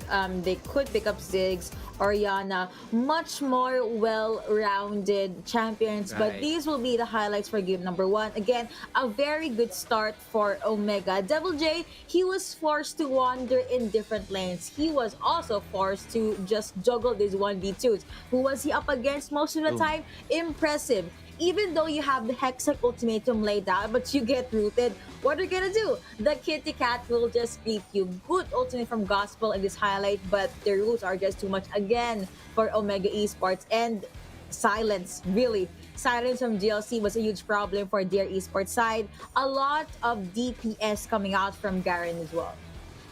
This was a play right here where this was well played for DR Esports. They delayed the TPs to go back home as they were pushing in the mid, and they forced the issue on the bottom. They were able to get time lapse, but they lost Devil J in the process. This was the start of the downfall of DR Esports right here. JLC just tanking up, soaking up so much damage. Here comes the comeback of JLC. One kill. There it is. JLC just doing Another JLC highlight, by the way. Here. Spin to win. Yeah, it just shows how high his skill participation are. He would almost always be in all of these important fights. Yes, another one. And here comes another spin to win. Even though their esports try their best to just root or stop Omega Esports, they can't. On top of that, Arise was able to pick up teleport so he can just roam around the map whenever he pleases. And this was the small fight I was talking about. When you have a Fiora right at your back and you're a Nasus with no flash, you're gonna have to pray to all of the gods that you know. And this is the winning moment for Omega. Baron buff minions, Team Ace in their pockets. With that, master of the match is JLC, John Lloyd consistently. I cannot think of a Garen pun for this guy yet, so give me a few more minutes. Yeah, right there. But yeah, Garen was just crazy in that game. Well played by JLC, well-deserved tag right here. Master of the match. I saw him here and there. What can you do against a tanky killer? He's just gonna obliterate everyone. Goes in for the initiation, silences the right champion, and spins on right in front of everyone. And if ever he sees someone, he just goes for the Damascene Justice. Yeah. And usually that's game over for Team DR Esports. Well played once again by JLC.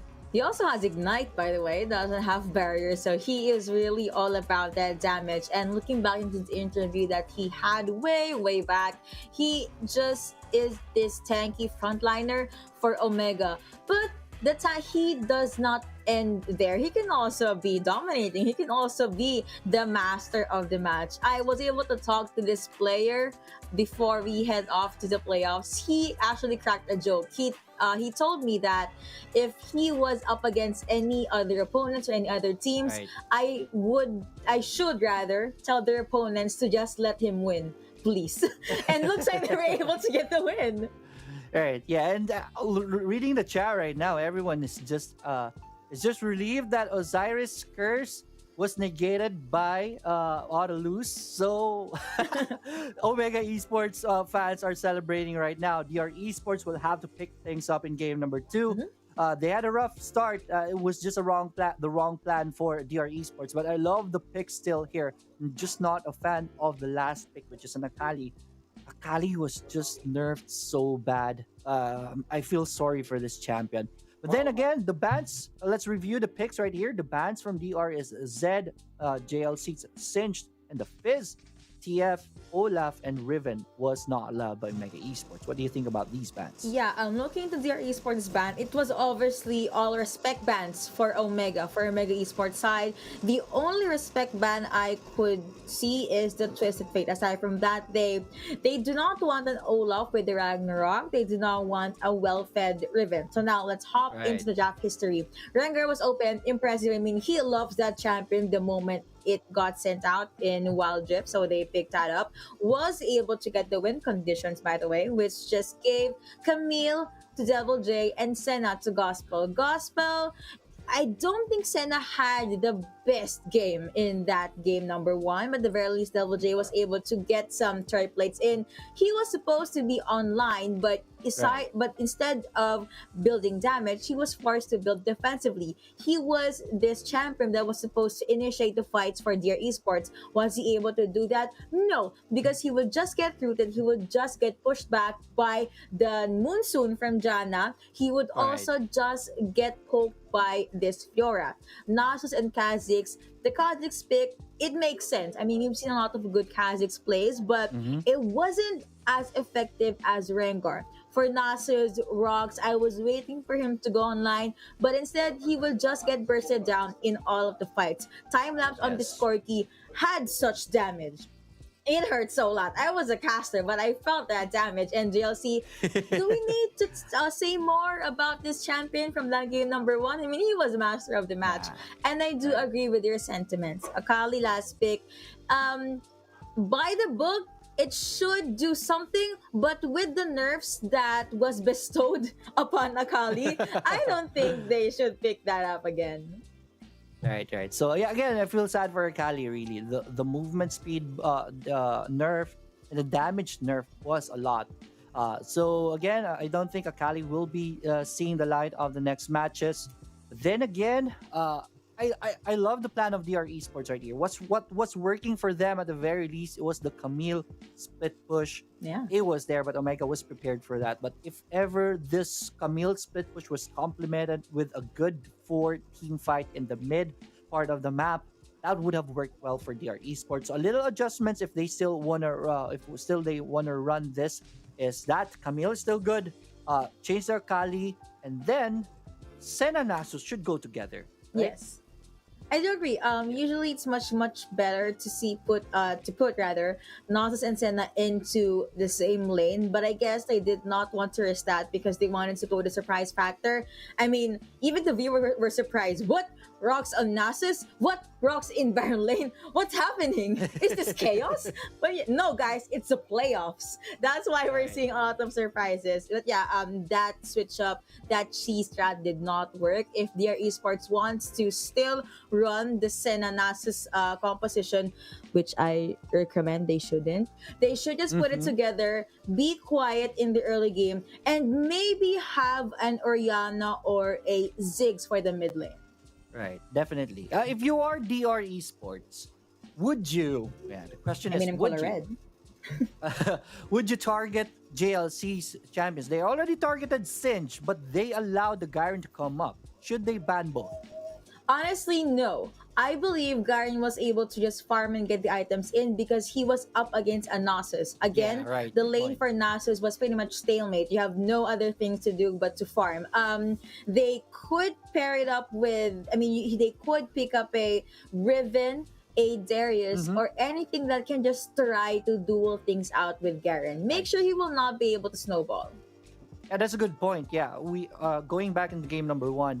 It was just a Garen lane from the start. Going up against Nasus, he is gonna go for the Spitfire pokes, but he really wants to stack up And if he plans to stack up, Garen can always run for the silence and just spin in front of him. And that's how you abuse Nasus out of the lane. And before you know it, 5 minutes into the game, Nasus only has maybe less than 20 stacks. And that's bad for a Nasus game. Definitely. I mean, Rox would just want to get as much stacks as he can, and he did not. So that's a sad drags from the casters here. And the fact that Omega Esports, they force these awkward fights for awkward for DR Esports, which is why if Rox was not able to farm, he was forced to join those skirmishes or those fights. But with all that said and done, what do you think are the adjustments that DR Esports should do? Their esports, if they run Nasusena, go for they should go together. Okay. I don't want Akali. I don't really want like Akali picks for now. Maybe in the future, if she gets buffed once again. Yeah, so that's something that you can change. DR Esports, this is game number 2. This is a must-win game for you. So I'm expecting for them to go for their comfort picks this time. Again, game number 2 and an elimination game for you. Just go for your comfort picks.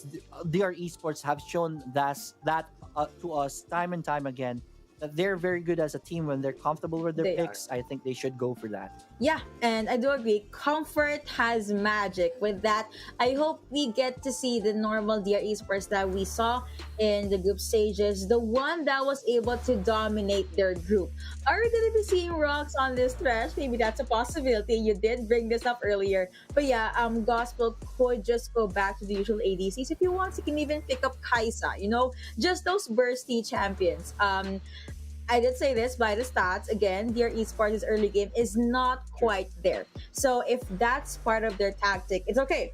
Just not give the pick or draft for Omega Esports where they can roam around the map, get the early game. Because Rengar, he roams a lot. I mean, you have Camille, but Camille was a pseudo support in the early game to stop the combo or the duo lane from Omega Esports, and just a lot of things that did not spell well for DR Esports. However, we will have a reset. Game 2 will be up in a bit, and really curious to see what kind of champions will these two teams pick up.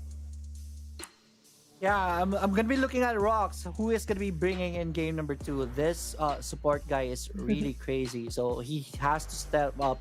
If there are players that has to step up in game number 2, it has to be Rox, the captain of the team. JLC is already stepping up for the team, and it's his turn to shine. It is now or never, my friend, because your dreams, your goal is at stake right here.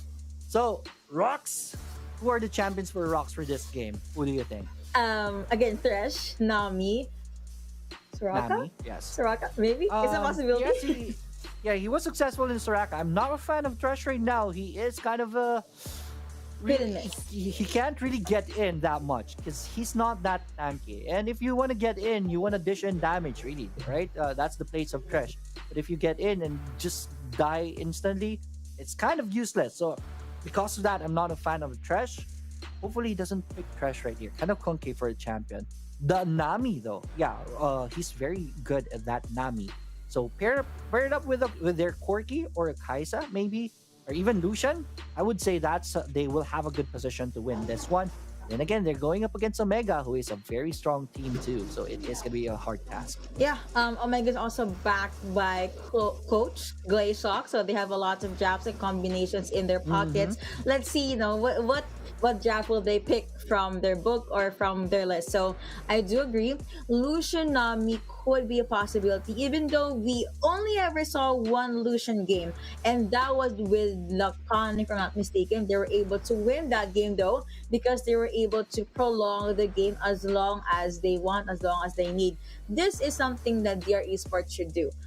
Unless they want to just go out of their comfort zone and fight in the early game. With that, they need to put Lee Sin on the table. They need to put a tanky but not really kind of mid laner just to sustain the jungler and help out the ADC. Yes, definitely. Will Omega Esports be slaying the Wounded Dragons this time around? It is gonna be a big question. It will be answered right here. So many chats in the Twitch and in our lives right now. hoping for their esports to go for a good draft this time. Their esports is in the blue side. They're gonna be banning Zed for Arise. That is a good ban. Respect ban. TF is not gonna be allowed. Looking similar to game number 1. Yeah. They will not change. Okay, it looks like they won't be changing their bans. I think if it will be a Fizz ban, so it's something that their esports did ban in game number 1. Omega still gonna ban out that Twisted Fate, that Olaf. Let's see if we're gonna be seeing a Riven ban. Yeah, definitely. Sinch, Olaf, still. That was the bans for game number 1. Rengar is not gonna be allowed for their esport. It was just that crazy in game number 1.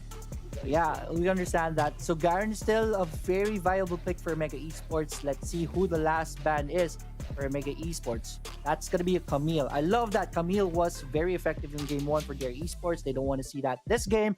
But Devil J on the Riven. Now that's the pick that we want to see.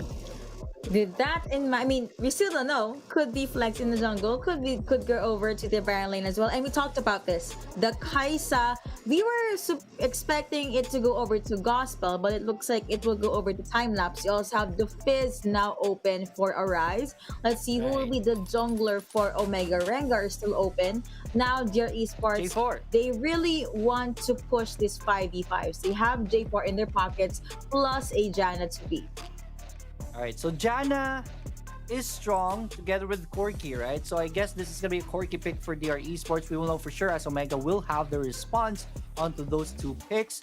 Let's see, who is it going to be? A Garen most probably is going to come up. They can pick that in the last part because they're already safe with that pick. So let's see. All right, Nami. The ADC for Time Lapse. is Kaisa. There it is. Garen is on to be available. This is a JLC game once again. So good pick right here for Mega Esports. Pretty safe. I love the picks right now for Mega. Let's see who's the ADC for their esports to cap things off. It's funny because we were expecting the Nami to go over to DR, but instead it went over to Omega. So we'll be seeing a Lucian, Janna in the jungle lane side, plus the Orianna for the mid lane. I feel like most adjustments that we mentioned for Omega went over to DR, except the mid lane pick. Yes, definitely. So yeah, I love this Orianna pick right here on top of Jarvan for the ball is going to be helping. If they catch 2 in that Cataclysm and then Orianna will send out the ball and Shockwave, that's going to be a pretty sweet wombo combo for them. Gospel will be shooting everyone's heart out in that wombo combo. He's going to be protected by Janna. I love this from DR Esports. What do you think? I love it too. This is the kind of damage that they were lacking in game number 1. Let's see if they will be able to just push this towards the late game again. Devil J will be much more comfortable to fight against GLC now that he had his hands on this Riven. And DR Esports, this is them back to their usual roles. My problem though is Time Lapse has his Kaisa, Arise has his Fizz. So the burst and the gank potential from Omega is still pretty much there. Yes, definitely. And yeah, I guess that will be the X factor right here for Omega. The Fizz going to be very flexible. Those Charm the Waters are going to be troublesome. So we're expecting so many stasis enchant here for the side of VR Esports. The portal's already open. And ladies and gentlemen, boys and girls, welcome to the Wild Rift. DR Esports going up against Omega Esports. Game number 2, a must-win for DR Esports if they want to extend it to game number 3. There is no early game shenanigans for both sides. I think the only shenanigan right here is the swap by Omega. Their JR laners are going on to the top lane. It's like JLC will be able to get a few EXP there. EDAF will be A-okay though. Devil J, I'm not sure if we're gonna commit with the full 1v2s, but that's good. Putting into account that Kaisa and Nami is very squishy in the early game, maybe Devil J will be able to survive unless they're gonna swap the lanes. Some development right here. Oh, hold that thought. There's gonna be a fight. Rocks, no, it's just a support. Doesn't have that much damage, so Omega is gonna be okay. But at the top, this is going good for the for Omega Esports. Riven could not really get in the lane, so right now she's level 2, but she is missing a lot of experience right now, courtesy of this stronger in Time Lapse combo at the top. Ooh, a Caitlyn will be sent out. Few damage for Devil J there. So EDAF will be the pseudo support now that Devil J will try to juggle the 1v2.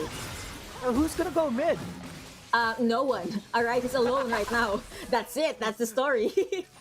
Yeah, DR Esports, the early game once again is in shambles. I mean, I'm not liking this first minute and a half of the game. Edaf is gonna go back to the mid lane. He's gonna be met by Impressive right here. So he won't be able to defend that mid turret. Just taking a pounding right now. But at the bottom lane, JLC, there is a good rotation from DR Esports. Already very low. He's gonna go down. First blood taken by Lucian. That's well played by Gospel. DR Esports will take that one for free. Arise used his Ignite earlier but was not able to take anyone out, so the first kill actually went over to Gospel. This is the lead. This is the snowball that could possibly go over to Lucian. From the waters. Charm the waters is gonna connect onto Gospel, but the support is there. Oh no! Arise still able to take down that Lucian. That's a well played play. 3v1 at the top though. Devil J will try to defend this one. Well played. Arise on the bottom lane. Arise, that was in too deep, but if he plans to take down Gospel at the expense of his own life, I think it's pretty much worth it. Yes, definitely. That was a 3v1 once again, so that's a big win, getting one in exchange, and he was able to defend the bottom turret because that was what DR Esport was gonna go for, to take a lot of plates on that bottom turret. Right now, everything's reset, 2-1 in favor of DR Esports, 2 minutes and 56 seconds, and 1 Rift Scuttler. Each team itemizations are starting to kick in. That Fizz wants trouble. He is gonna go for most probably Rabadon's Death Clap right away as his first item. That's crazy right there, Yuko. Yeah, he just wants to burst everyone. I mean, he really is a problem. He playful, trickster, based on his skill set. And Arise, in the hands of Arise rather, a very talented mid laner. Let's see, will he be able to snowball? Because right now he has the gold lead against Orianna, but Dragon Lane? All right, JLC will be able to tank this one up. If you leave him alone, that's okay because his passive is just going to heal his HP. But JLC looking like he's going to go for TP. That's not going to be cancelled right here. But their esports, they have the priority. This bottom turret is starting to get siege. Gospel taking 1 turret damage right there. JLC will run to the bottom, but I guess that will be too late. DR Esports poised to take the first turret of the game. Is he going to be able to do so? Are they going to be able to do so? JLC is here. No, I guess the answer is not. JLC denying that one. Spinning to win, but there's another rotation right here. Target is going to be JLC. That is going to be a dead Garen in favor of DR Esports. 3-1 on the board. Rift Herald is going to be the trade right here for Omega Esports as they take that one down. Yeah, Arise tried to duel that one out against EDAP. He did use Chum the Waters, but EDAP was A-okay. While there was a lot of fights in the Dragon and the mid lane, OMG, Impressive, still tried to focus on the objective take. I like the fact that they picked up this Xin Zhao just to try and counter Lucian. Let's see if it will push through because Lucian, or Gospel, is pretty much safe right now. Will he be able to snowball? Yes, definitely. But yeah, that sends out, if ever the first Drake is going to be the target right here, he will be able to soak up a lot of damage, negate that outculling from Gospel. Let's see what the setup is. Dragon is available right here. No one is taking dips just yet. So it might be a joke for everyone, that Cloud Drake right now. But yeah, if I was a DR Esports, I would take that one, especially Gospel dealing a lot of damage. He's going to be targeted a lot, so that extra HP return will be very useful. But DR Esports is going to go for the top lane. Devil J will sniff this one out as Xin Zhao will cancel that rotation. Well played. Arise is literally all over the map in this phase, which is why he got the ban in game number 1, Tidal Wave. Tidal Wave is already casted right here. Ada focusing on the dragon. So there it is. The strength of Xin Zhao in the early game will take a bubble in front of his face. It's going to be silenced by Garen. He is already very low. Ada, he's going to go down. That is bad news for DR Esports. The fight is still unimpressed. Timelapse is going to go down. This is big for DR Esports. This is going to be Janna killed in that fight. Garen will be next in as the target. Stronger will be left, will be fast enough to run away. But Fizz split push is there. and he did a lot of damage in the top lane. So that's good for Omega Esports. It was a good shockwave from EDF, honestly, connected on the two, and their esports was able to do the follow-up. JLC, he was desperate to secure that kill, which is why even though he was in too deep, Stronger was not able to cast the ebb and flow onto him, which just resulted to his death. Now you have 6 and 3 on the board. A lot of things in favor of DR Esports. The only lead Omega Esports has is that one turret takedown. Yes, definitely. Just a 1k gold lead though, so Omega Esports can still live with this. It's still Xin Zhao's time of that game, so we're expecting DR Esports to really dominate the early game. DR Esports rotating on the top, Fizz is in the area, but let's see if he can defend this one, as this is going to be a strong push by DR Esports. Arise, already He's stalking alone. the targets right here. He is going to go back, because there are 4 champions on side of DR Esports as they take the top turret. Culling is going to miss. Yeah, the calling already down for Gospel, and they will be able to get the tower. Ultimate has been casted by Arise. Here comes Stronger. Alright, so JLC is going to be cutting the exit right here, but he's going to be met by Riven, so well played by Devil J right here. DR Esports relentless on this push in the top lane. Tidal Wave is going to be casted, hits 2 champions. Bubble is going to miss though. Turret is already 500, 300, done. That's a good push right here. Omega Esports will just go for the trade on the bottom turret. Are they going to be able to do so? I guess they will. So that's a good trade by Omega Esports. Now their Esports focusing on JLC. Cataclysm will catch JLC. He will be able to escape under the turret. That is not going to be successful for their Esports. Here comes Omega with Xin Zhao and in time-lapse. Doing a lot of damage. Mid-turret is going to go down. Oh, time-lapse. Taking a lot of damage right here. Will be able to get in and take 1 kill. Shut down onto Lucian. JLC takes down Janna. That is well played by Omega Esports. Cutting the exit and cutting the heads of DR. With that, the goal lead just ballooned over to Omega. They were pretty much okay with their Baron lane turret being taken down because they were out the trade at the Dragon lane side. I believe DR Esports used a lot of resources in the mid lane when they were trying to target JLC, which when you saw time-lapse as well as Impressive jump in, it was go time. It was the green light. Initially, I thought that was a bad move from Impressive because it's a 4v2. You're in the middle of everything. Kaisa is supposed to be protected. No one was protecting time-lapse, but with that, GLC as well as Arise came in at the right time. They were able to do cleanup. All right, here we go. Another fight right here. JLC is going to be fronting everyone. So it's Impressive. Rift Scuttler is going to be taking. This is dominance for Infernal Drake. Culling is not going to miss. I mean, it's going to miss this time. Impressive still goes in. All we have HP down. The Tidal Wave is there to protect him, but Impressive still goes down. This is looking good for DR Esports. Devil J is in the area. That is going to be a painful Just the Much Injustice throw, but JLC is going to go down. This will end with a 3-for-1 special in favor of DR Esports. But Devil J, you were under the turret. Stronger, hello? He's going to go down, but Stronger is going to go down. So, I mean, Stronger, already low, very low. Bubble is going to connect. No, it's not going to connect. Good sidestep by Rocks. He's okay. Portal combat, man. That was 1v1 all the supports. Then that was very good action right here. Rocks will be winning that one. Did not get a kill, but DR Esports takes the mid turret down. That's a highlight right there. 2 supports fighting against each other. But yeah, it was a win for DR Esports. It was a fight that Omega Esports was not able to hold out with. Now they have their eyes on this Infernal Drake. But of course, you have ETAP lurking at the sides.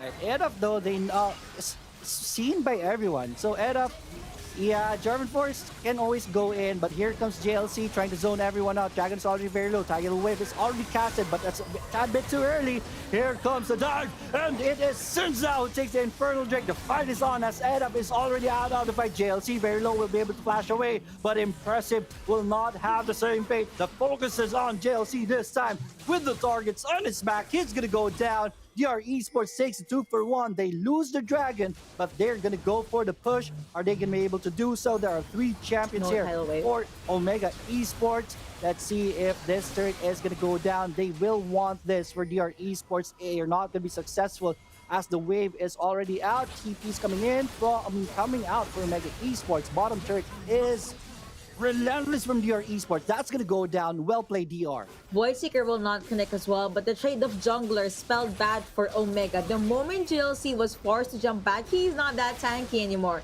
So Riven has the time of her life now. Rocks being targeted by Arise. You have some of the waters being sent out, but did not connect onto anyone.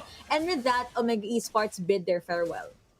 Yes, DR Esports now clearing the top wave. Top turret is almost down for DR Esports side, but 13-9 DR Esports is in full throttle right now. They just won't stop coming, and I would say you should not stop. At this point, you have the lead. It's a 3k gold. It's not that much. You will want to make that bigger, especially there is a Kaisa on Omega Esports side. What they can do is maybe force out a rotation from their esports, or maybe set up for a pick off on the Baron and use that as bait. Let's see what the plan is going to be for DR at this point. The game plan here is to make sure Gospel will be able to cast the calling at the right time, and if possible, they have to bait the ultimate out from Impressive. No other way of disengaging. Arise should be kept at bay as well. You have Edaf being able to shield Etaf. The IGNs of these two players, by the way. Yeah, you have the shields coming out from Oriana, so a lot of sustain for the side of DR Esports. You also have the Janna for that Moonsoon for disengage, and DR Esports, this is the draft that they want. Devil J with the bait. Wow! I'm not sure what happened right there. Devil J will eat the chum. Oh no! Devil J will want this dance and he will win. There goes that man again. Devil J with a solo kill onto that Fizz. This is the opening that they are looking for. They're now starting onto that Baron, but the turn is on. Oh no! Time lapse is gonna go down. Impressive next for the food. And I don't think he will survive this one. There are 5 champions chasing him, and he's gonna go down. Unstoppable already onto Gospel. Well played, DR Esports. 13 minutes in, and it looks like DR Esports, this is their best state possible. Omega, even if they try to initiate fights, they just cannot pull through. They cannot penetrate the backline for DR Esports. JLC will start the fight for the side of Garen hurts a lot. Good job delaying this one, but Fizz is already out. TP's coming in, but it will be met by DR Esports. They were prepared for that. Devil J already very low, but time lapse taking a lot of damage is gonna go down. Riven, even if his HP is already low, he gets a kill right there. But here comes, Impressive will go airborne. And he is gonna go down. One more JLC will be left to mourn for the team. He even goes down, and DR Esports takes an Obo team ace. Goodness me, that was an overcommitment from Omega. Even though JLC, he has quite the damage, Arise got bursted down. If you can recall the 1v1 he had with Devil J, it just means Riven is pretty much above. Alright, but it's gonna go down once again. He just came back from the timer, and he's on the timer once again. Now DR Esports, they have a good case for a Baron take right here. I don't think they want to risk this one out. I would have recommended to go for the Baron earlier, but instead DR Esports, they went for the top turret, but they're still successful nonetheless. Devil J, why are you in the area? He's gonna be hunted down, and he's gonna go down. Shut down gold in favor of time lapse. Now Omega giving this Baron a start. And yes, a lot of shutdown gold for time lapse. The ADC for Omega. Here comes DR Esports though. Alright, DR Esports will want to give this up. Good job on those knockups on the side of DR Esports. That's Janna Airlines, ladies and gentlemen. That will be enough to push Omega Esports away from the Baron. At this point, I really do not know who will be able to win the game. A lot of things can still happen. I mean, just make sure Arise will be able to target Gospel, and it will be the thing that Omega Esports need for them to win. But JLC, he needs rather to tank a lot of damage. Let's not forget the shockwave that can come out from Edaf here. Time lapse. Let's see if he'll be able to just reposition with the killer instinct properly. Omega, they should go all in, because if they go with the pickoffs, or DR Esports will be able to take down 1 or 2 of their members, it's gonna smell bad for them. True, and especially that your esports has an 8k gold lead in their pockets. That will tell you that they are in a comfortable driver's seat right now. Cloud Drake is available. The Omega Esports doesn't want any piece of that. But with the speed buff going to the side of their esports, Devil J is gonna be much more scary in this Riven. Let's see how Omega Esports will deal with this deficit that they have. Man, speaking of deficit, it's roughly a 10k gold lead in favor of DR Esports, but Omega, they're not gonna fall down just yet. There is a ward in the Baron area. Still need to have one good play from Impressive, and again, Arise need to have the access at the back lines. But how can he do that if Devil J is focused on him? True. And here is the setup of DR Esports. Sinzao will be spotted by Edop right here, and they're gonna go for it. TPs are even coming in. Impressive. Run, my friend! The tidal wave is gonna be there to help Impressive get out. Ultimate is being popped right here. Jarvan 4 ult is not gonna be on point.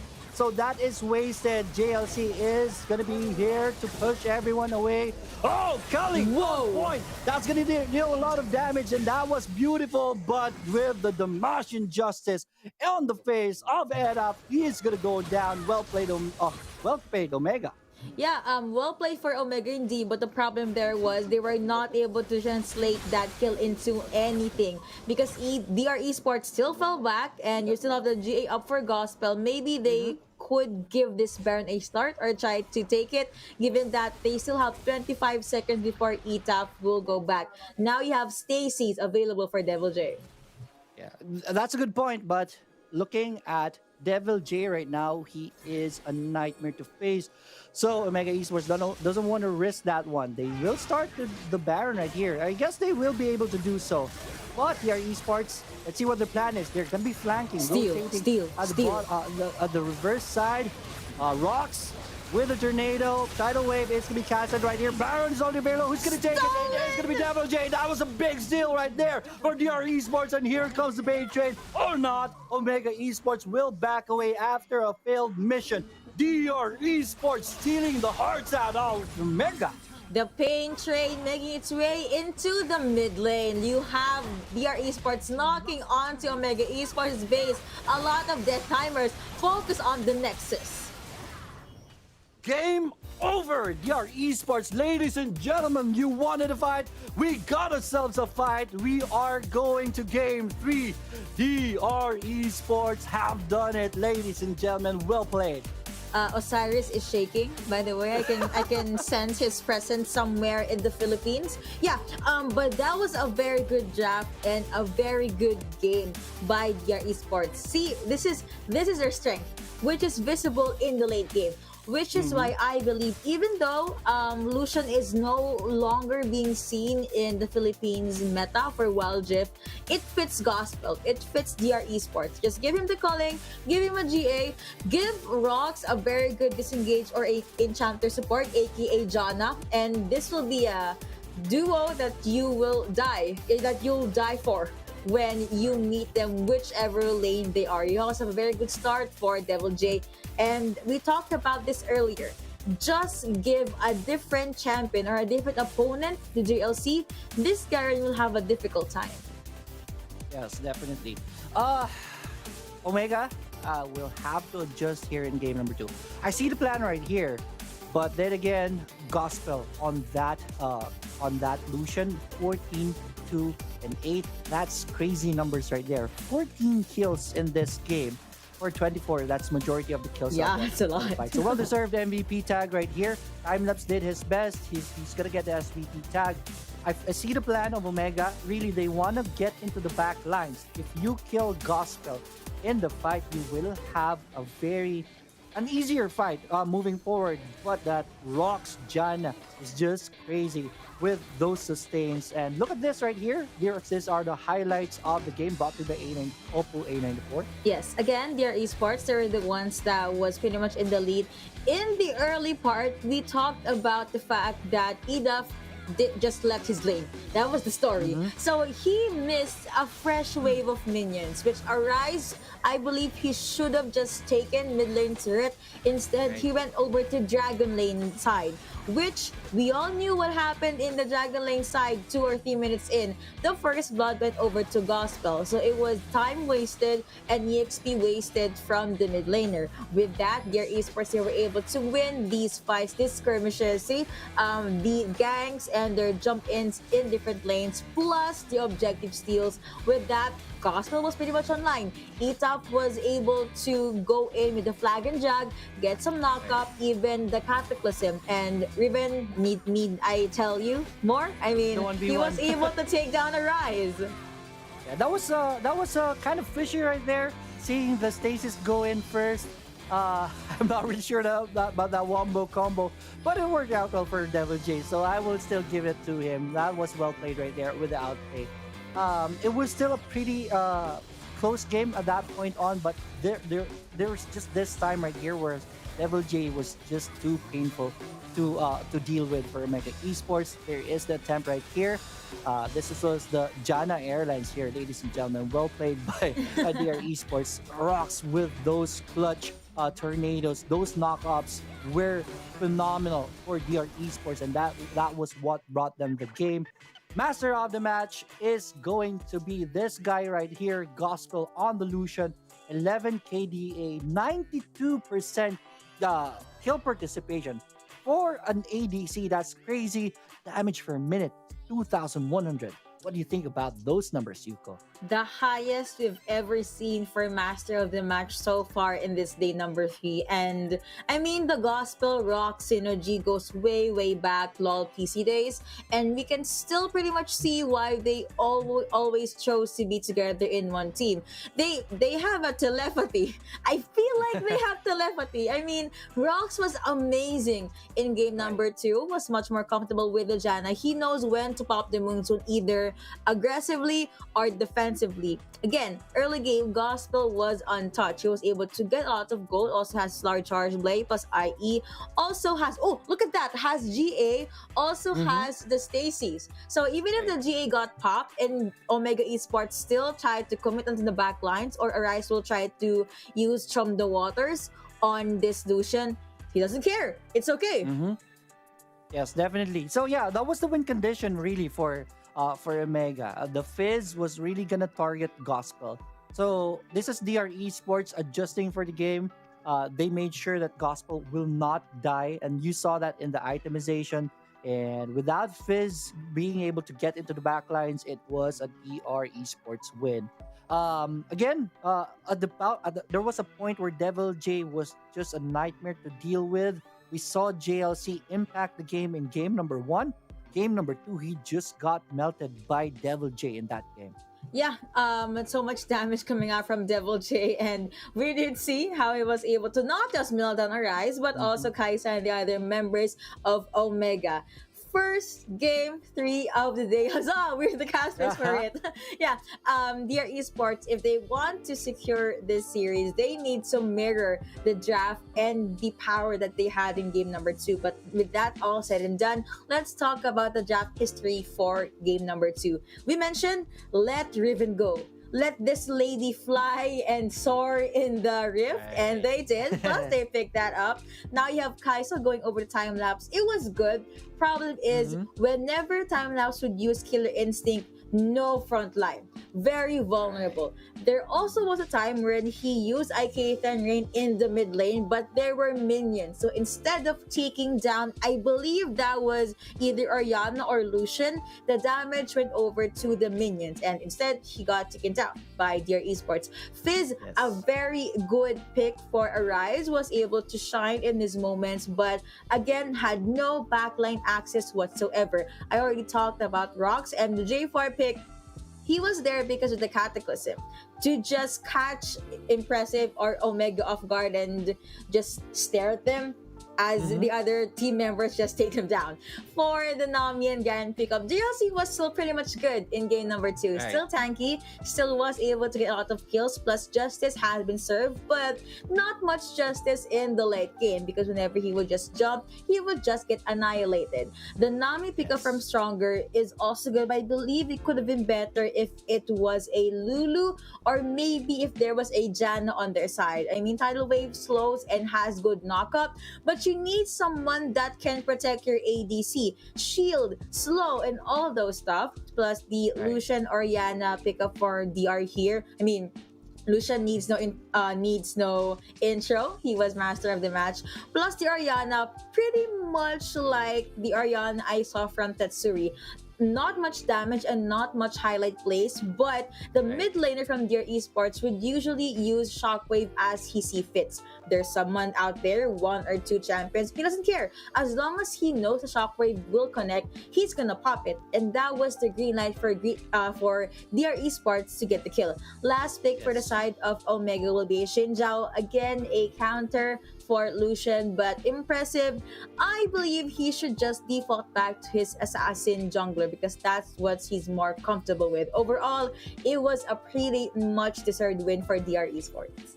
Yes, yeah. The Sensao right here, I understand the pick, but yeah, the Omega Esports really wasn't able to capitalize on the strength of Sensao, especially in the early games for those Rift Herald. I just remembered DR Esports had a rough early game once again in this game. The laning phase was rough. They have to solve that again. At the middle part of the game, it was anyone's game. They were just kind of lucky that they had they were able to balloon further ahead of Omega Esports, but you should avoid that here. Game 1 and Game 2, the early games, the laning phase was what do you call this? Sketchy. Was not that planned out by DR Esports. Hopefully in game number 3, they're going to be able to iron things out.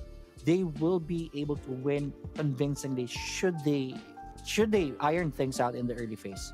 Man, a lot of questions running in my mind, honestly, because game 2 was as close as it gets. A lot of back and forth from these two teams. It just so happened that the steal from DR Esports pretty much cemented their lead, and it was okay. Thank you for game number 2. Let's go over to game number 3. That's basically what happened. Yeah, so many questions in Yuko's mind. I'm gonna add one more. Oh no! What adjustments has Omega have to do in this game 3? Because this is a high stakes game for both the teams. This is a must-win game. Because if they lose, they'll be going home. Yeah, right on top of my head, put impressive back with the assassin junglers, assassin champions that he's comfortable with.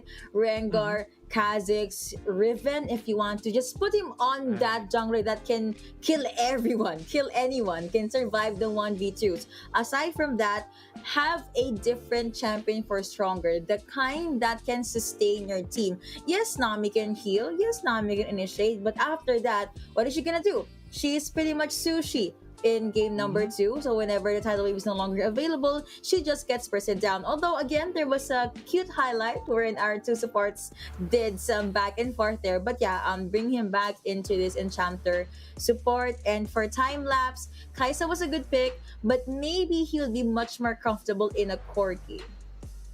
Yes, definitely. Kaisa, I would say, is a lot stronger than Lucian right now. There was just a difference really on the support side and the frontline side.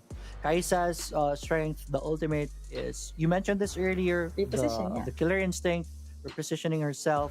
It's just that at that point when she does the killer instinct, their front lines were already are not melted already.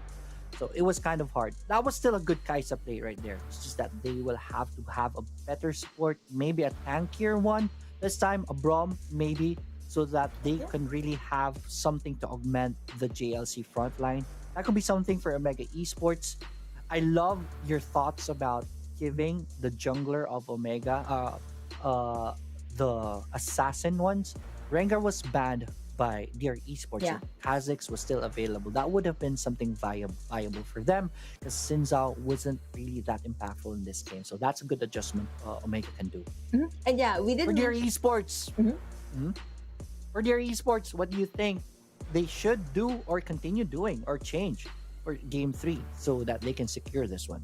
If we're gonna talk about draft changes, I would say none. But I guess if I were to be nitpicky, just have cleaner team fights. There were times when they gave JLC 1 or 2 kills, even though he was not supposed to get them. So just have a better layering of CCs and you're good to go. Maybe they can even end the series with a reverse sweep. Oh no, the Osiris curse might be might be put on me. Oh no. But yeah, and also the early game, I will put it on top of that. Good picks already. Team fights, they will have to be much smoother, especially their early game. They were in shambles in the early game. It was very lucky for them to be able to still salvage something out of that early game. The mid was left alone majority of the time because of what Omega did, but at the very least they made it work. But I really want to see a better early game from their esports to maybe take away that threat that I feel that they're gonna lose. True. And again, a lot can happen. I believe this is the closest matchup we have in the day so far. I mean, that game number 2 really just showed us what your esports was capable of, and how Omega Esports, even though they were very strong in game number 1, they tend to fall off if Devil J is online. All right, another point for their esports. Just give Riven to Devil J. Right. I think this is time for Horizon to come in, or for Mega Esports, the Varus lineup that the Varus Fiora lineup that they were doing was kind of very good for them. I guess that this game 3 is a good time to pull that one up. It has been doing well for them, especially in knockout games.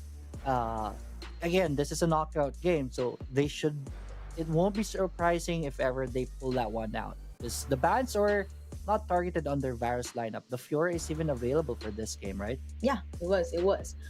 So I actually like the fact that you brought up Horizon. Let's see if Omega Esports will call in that player, because again, arguably one of the most talented Baron laners we have in the PH Pro scene. Maybe could even go up against Devil J. Just give him the Fiora or the Renekton, anything that can stop a scary Baron laner from getting the lead.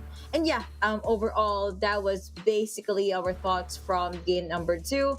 And again, do not forget to tweet your analysis, your thoughts, your greetings to the casters or panelists with the hashtags #DominateTheRift and #CIconSeriesPH. Don't forget to share the live stream, by the way, just so the grand finals will be up in a bit, so we'll have a lot of viewers in YouTube, Twitch, Facebook page, even on TikTok.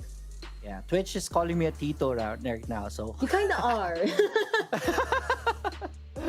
But anyways, yeah, we're all having fun right here. But who's not having fun? Omega Esports and their esports, they should be feeling the pressure right now.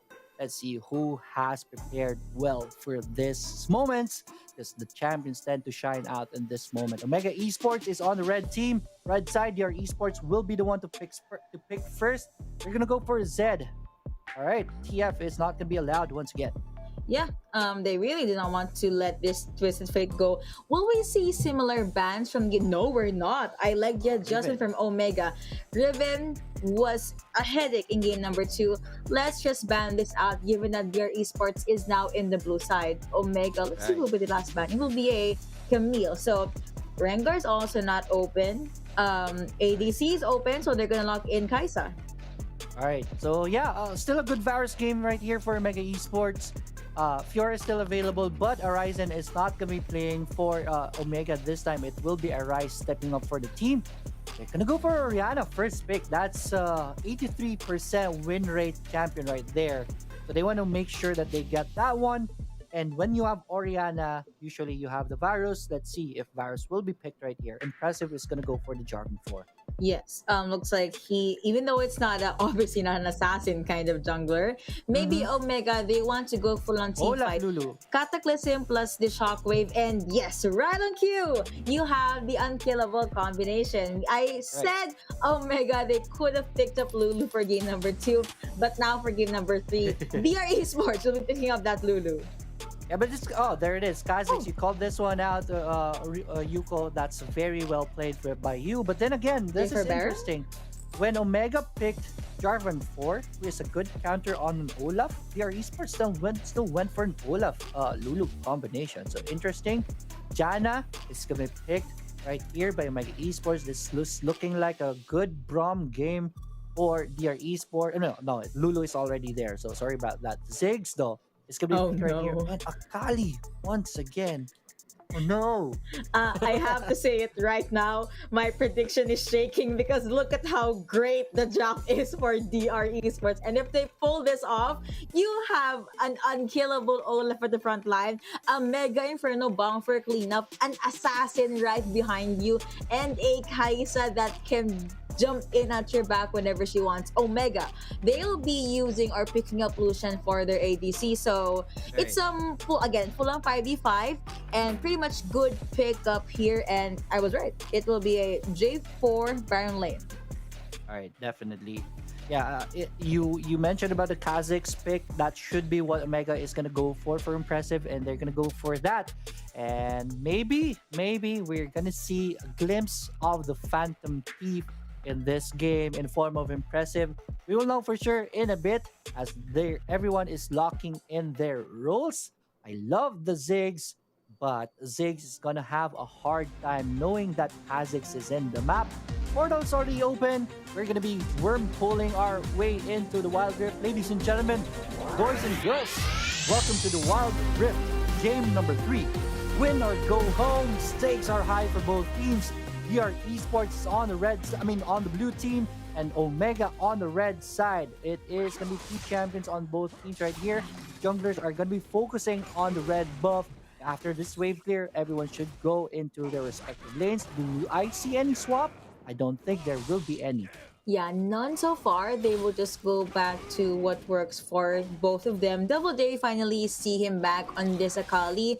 The Akali in game number 1 did not have the best time of her life. So let's see if he will be able to pull this one off. For the juggling side though, it will be a pretty quiet and passive lane. Lucian versus Kaisa. I don't think we'll be seeing any fights just yet, but I'm really looking forward to seeing the matchup in the mid lane. Yes, definitely. Tornado is going to be dropped right here, but stronger. I don't think that's going to connect, especially that they're very strong and familiar with the Janna play. So, pretty even on this BR lane. I guess I'm expecting a low kill count game right here. I could be wrong, seeing that there is an Akali on side of DR Esports, but Omega, they don't really want to go on head-on fights, especially that there is an Olaf on the side of DR Esports. Indeed, the power spike for DR Esports is actually around the mid lane, but yeah, the bombs being thrown out from the mid lane. Impressive. It's just this quiet cockroach in the mid lane. Definitely, just trying to clear the wave so that they will get a backup if ever needed from that mid lane for taking the Rift Scuttlers. Olaf already got top. Rift Scuttler, it is going to be impressive with the bottom side. Rift Scuttler JLC already very low right here, and there's a setup by Edaf. And this is going to be good as the wave is already crashing in. JLC is in a lot of trouble right now. Wow. With flag and drag and the flash for the escape with the ignite. Hello. So it's going to be okay. JLC well played at the top lane. Yeah, wait, you have impressive there. Will they go with the re-engage? Looks like they won't. GLC does not have level 5 just yet. So technically, ETAF, the win condition or the counter for this Olaf is not quite there. Again, if you pop Ragnarok, just use Cataclysm. Impressive came in at the right time, was able to zone out ETAF away. Yes, definitely. Impressive was spotted with the ward, so their esports just don't like their odds on the top lane because of that, so they just went back home. Still 0-0 at 2 minutes and 40 seconds in. I guess the first action of the game is going to be on the 4-minute mark when our Cloud Drake and Rift Herald will spawn. Let's see who is going to take which for DR versus Omega. Gold lead in favor of DR. Slight gold lead though, just 3 minutes in. Looks like the recalls will come through because they would want to get their hands on the first objective, the Rip Herald and the Drake. But now Devil J was able to push GLC back. Again, here's a J4. So it looks like we won't be seeing much action in the Baron lane, which means Akali will be able to farm the living hell out of this lane. Yes, definitely. JLC, though, will be clearing this wave out as Akali is rotating for a bit here and there. So that's gold coming into him. But here, Kali is already back. Is it a full-on trade? No, not yet. JLC will win this one out and get right on the top lane. 20 seconds. Cloud Drake and Rift Herald, which are you going for, Yuko? If I were at Omega Esports side, I would prioritize Rift Herald. If I were DR, I would also want Rift Herald. But I guess I'm gonna have to give the Drake to DR Esports. Mm-hmm. But yeah, we forgot about the Akali buff. I'm not really a fan of Akali right now. Let's see if ever DR Esports will be able to pull this one off. There isn't any game that we can test this out just yet because the nerf, the nerf just happened recently. So we don't really know how much that will impact the play of Akali right here. But your esports is already starting on the Cowdrake. They will want this one, especially that they have the Olaf. Impressive is in the side for the steal. It's in a good spot, but Gospel is waiting for him to go in, and that is Dragon taken for DR Esports, and the fight is on. Impressive already out of fight. This is bad for Omega Esports. The chase is on. Timelapse will have a clutch shield right there. Almost dead. Will survive. No, he is gonna go down. So is JLC, and this is a 3-4-1 special in favor of DR Esports, and they even take the Cloud Drake on top of that. Well played, DR Esports. That was a 3-1 in favor of DR Esports. Oh no. 4. Yeah, now it is a 4-for-1.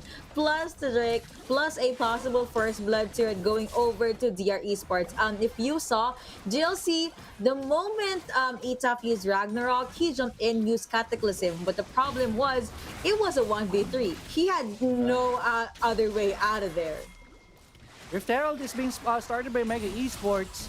While DR will have to reset right here. Well played. Uh-oh. It is Edaf going up against 2 champions. He takes 1. He does go down, but that's a win right there, my friend. 5-2 in favor of DR Esports still. Yep, they're still holding on to their lead, but at the very least, you have some gold for Arise's pocket. Still pretty much ahead compared to the Ziggs, and it will be a possible lane swap for Omega here. They did not like the matchup so far, and Devil J again is just farming. Will be A-okay. Does have Lich Bane available 5 minutes in. Yes, definitely. Edaf will have a good room here on the mid to clear this one out. Right in the mid turret right here. Let's see if he's gonna be able to do so, but no, I don't think so, as Arise is already here to defend that one. There's a big threat on the bottom turret though, on the side of Mega Esports, so they will do their best to defend that one, even using stronger shield to make sure the creeps don't put in damage right there. Here is their Esports. They know that turret is juicy, so they will want to take that one. Just drop the satchel right there, and boom, it goes.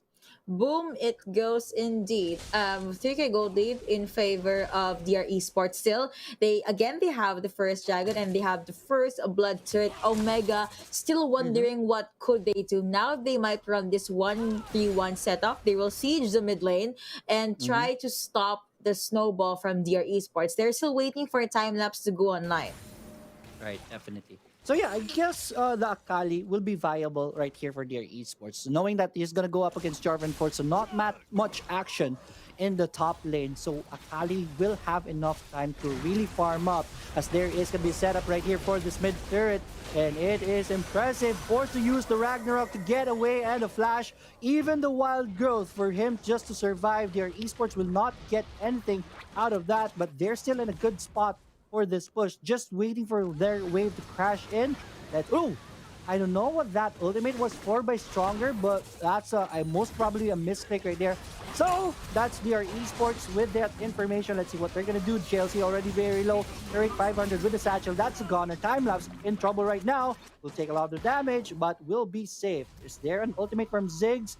No, there will not be, so he will be okay. Yeah, no Mega Inferno bomb just hit, and in that mini skirmish in the mid lane, Stronger does not have heal. So he was forced to use Moonsoon just to give some health into JLC to be able to defend the mid lane turret. But again, the siege from DR is just too much. They have 5k gold lead. You have Lich Bane on this Akali, also have Olaf with a disgusting amount of damage. You have Ludens already for Zig, so a lot of poke, a lot of damage. The mid lane turret was bound to fall at some point.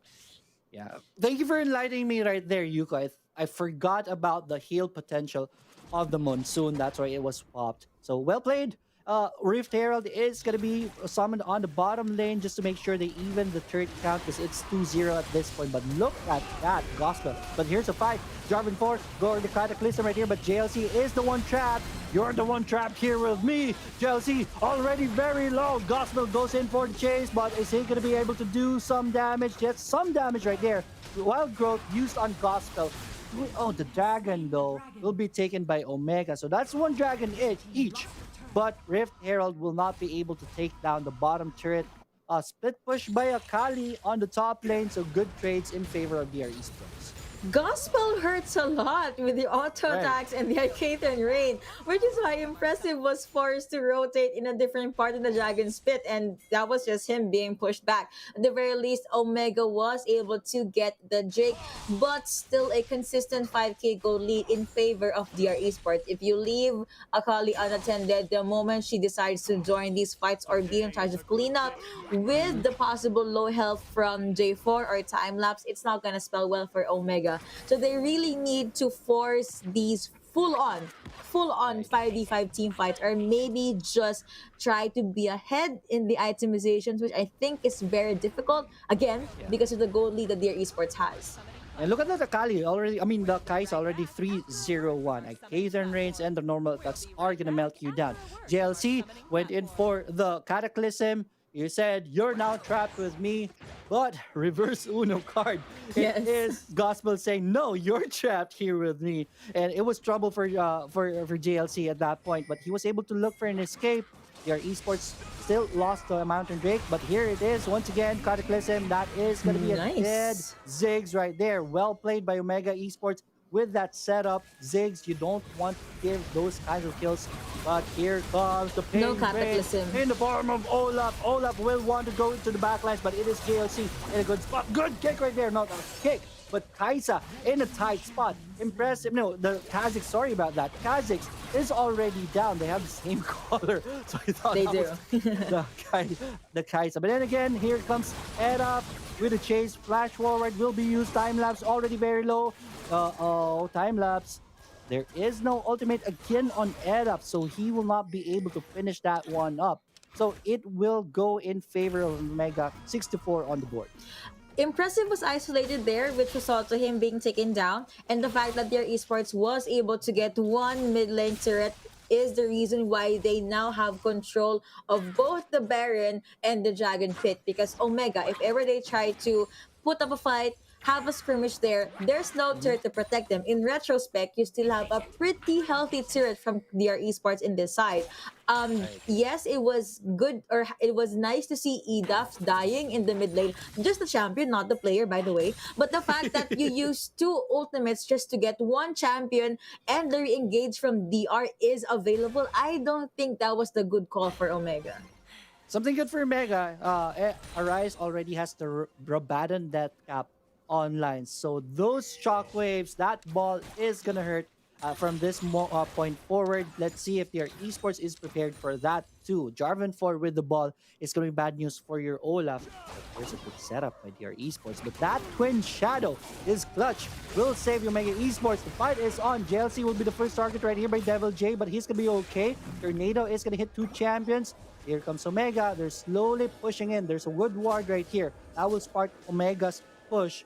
But their esports don't like their odds, and they're just gonna disengage. It was just a lot of back and forth from these two teams. I mean, they tried to do Death Brush, but got spotted by Omega. Their esports did not push through with their plans. Now, Devil J, if you can recall, he still is not joining any team fights. It's almost always a 4v5, and their esports, they're still pretty much ahead. I like the layering of the CCs and ultimates by Omega earlier, but maybe if they put that in a team fight setup, maybe they'll be able to turn things around. Ocean Drake is now up. Omega Esports, 3 members up on Baron. This could possibly be a free dragon for ETAF. Yeah, it's Omega Esports. They want to bait that dragon, use that dragon for their push right here in the top lane. But your Esports not going to fall for it. Not Zig's ultimate. It's not going to be on point. So that is big ultimate away from the pockets of their Esports. But that Olaf will be able to secure the DR for their Esports. That's going to be good. Still 6-4 with a 3K gold lead DR Esports. Yeah, slowly but surely, Omega Esports, they are lessening the lead that their Esports has. No one is still touching the Baron, by the way. Both teams just want to keep on fighting. The next slash possibly could be the most lethal one. Recalls coming through. They're going to get some items in first. Maybe more damage for Arise and maybe just more poke and burst for time lapse. Yeah. At this point, I'm just preparing for the next war. It is going to be a war for this Elder Infernal Drake. It is going to be interesting who will get this one. Most probably will win the game. There is a high probability whenever you get the Elder Drake of the game, especially in Infernal 1, is the percentage are going to be doubled. So this Kai'Sa is going to deal a lot of damage. Or on the side of Omega, that Lucian will deal a lot of damage if they get that one. So that's going to be a war. DR Esports, knowing that they have the lead, they could try to force a pick off before they go for that. Right now, no one wants to risk this one. Preparation for the Baron 2 as they are dewarding this one for DR Esports. A lot of advantage and a gold advantage and itemization in favor of DR. I'm really not sure how Omega will be able to pull this one off, but looks like they should just focus on trying to surprise DR with the sudden pickoffs. But now, if you can observe, they're this 3-champion hunting unit. Yes, definitely. Yeah, DR Esports is pushing the issue right now, putting pressure on Omega Esports, knowing that this is a very important game. There it is. The fight is on. Unstoppable on the Olaf with the Ragnarok. Is going to go to the backlines. Time-lapse already very low. It's always alright. He goes down in the fight. This is bad for Omega Esports. 2 more champions left. Make that one impressive left to defend for the team as his team is obliterated. JLC will find an escape. So this will end with a 3-for-1 special. Still in favor of DR Esports, but impressive. Has big run, impressive run behind him.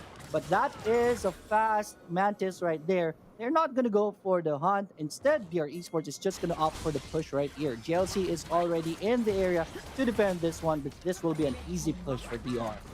Melting like butter, you now have one mid lane turret left at the mid lane, and DR Esports still want that. You have the turret takedown going over to Ziggs, the shutdown gold went over to Stronger, sadly, and with that, DR Esports, they could rotate over to Baron. Right, definitely. Bottom turret is taken down by Mega Esports. At the very least, that's a trade for them. DR Esports could not really take the Baron at this point, so that's a breather for Mega Esports at this point. But looking at the gold lead, it's already 4K in favor of DR. So Mega Esports, if they have something up their sleeves, this is the time to take it out because their dreams is at stake in this game. Let's see what the plan is for Omega. They stalled the game a tad bit too much, and yes, that's it. That will be a Fennel Elder Drake, and yeah, it's just the Esports pretty much online now. And there it is, Ragnarok to start things up with the big bomb on top of everyone. John has sent out the ultimate. Monsoon will be able to help the team. Gospel will use the stasis. He's gonna survive. Jay is gonna be popped onto Olaf. Devil J is in the back lines, but he's gonna go down. That is big for Mega Esports. And oh, that is going to be Kha'Zix going down as he takes down Gospel. So this will end in a 3-2. Still, DR comes on top. Yep, DR, again, this is their time. This is a late game. And if you can recall, Gospel used Killer Instinct in. He does not care who he will be up against. He just had so much damage. And on top of that, you also have Ita pretty much healthy and confident with this Olaf. Omega, they want to contest.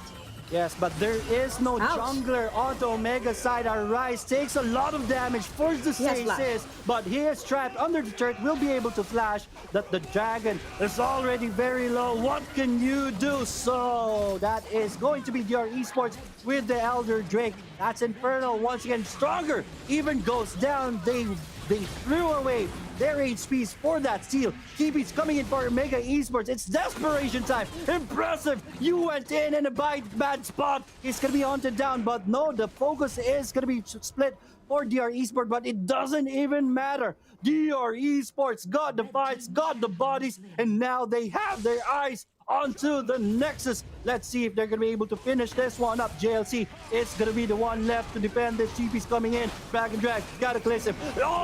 Everything in his pocket's thrown. But that's not going to be enough as DR Esports takes an ace and takes this one. And that is a big win for them. Goodness me. Honestly, my highlight there was, hello, Rox? He was able to take down Kha'Zix? Your Lulu? What happened there? But yeah, with the reverse sweep, DR Esports, the Kingslayers have fallen to the Dragons. They will advance still into the Icon series. That was a very good series, honestly. Again, it is just in the strength of their late game and in the draft. Most of the clashes too were separated. Omega Esports, they did not know who to target. Even though Timelapse was supposed to be online with this Lucian, what are you gonna do if you're already dead? There was this one teleport in the Drake area that I thought it was a jungler. I thought it was the Baron laner, but then I saw Timelapse. Oh no, he's gonna get boxed in. He does use Stacy's, but the moment the gold coat went off, it was just free food for DR Esports. Right, definitely. Yeah, good point on that Kha'Zix versus Lulu at the last part. I thought Kha'Zix was able to survive that one, but man, Rox with the chase down, with the takedown, and that left JLC to defend the base. He did his best through everything, including the kitchen sink, just to try to keep the hopes alive. But Omega Esports, it was too late at that point. DR Esports, this was a big win for them. They even forgot their post-game post. Oh yeah, because of how excited they were. Era on the MVP tag, 6, 3, and 8 on that. Olaf, that was just marching in to everyone. That was Pain Train Olaf with the Lulu. 4 teleports even for DR Esports in that last few moments of the game. Now we have the highlights. Again, overall, even though there was a J4, you still have the Olaf being able to do what he wants. Very well sustained by Rox. EDAP was almost untouchable. Devil J left to do what he wants. And need I say this, Gospel, queen of the late game, on this Kai'Sa, even though there was a Rise which was not able to do a lot of good shockwaves, by the way, it just went over to DR Esports. A lot of gold, a lot of good start for their side, and the fact they were able to get 2 dragons by the time Omega Esports only got 1, it just shows how much lead they have. Look at that, Olaf.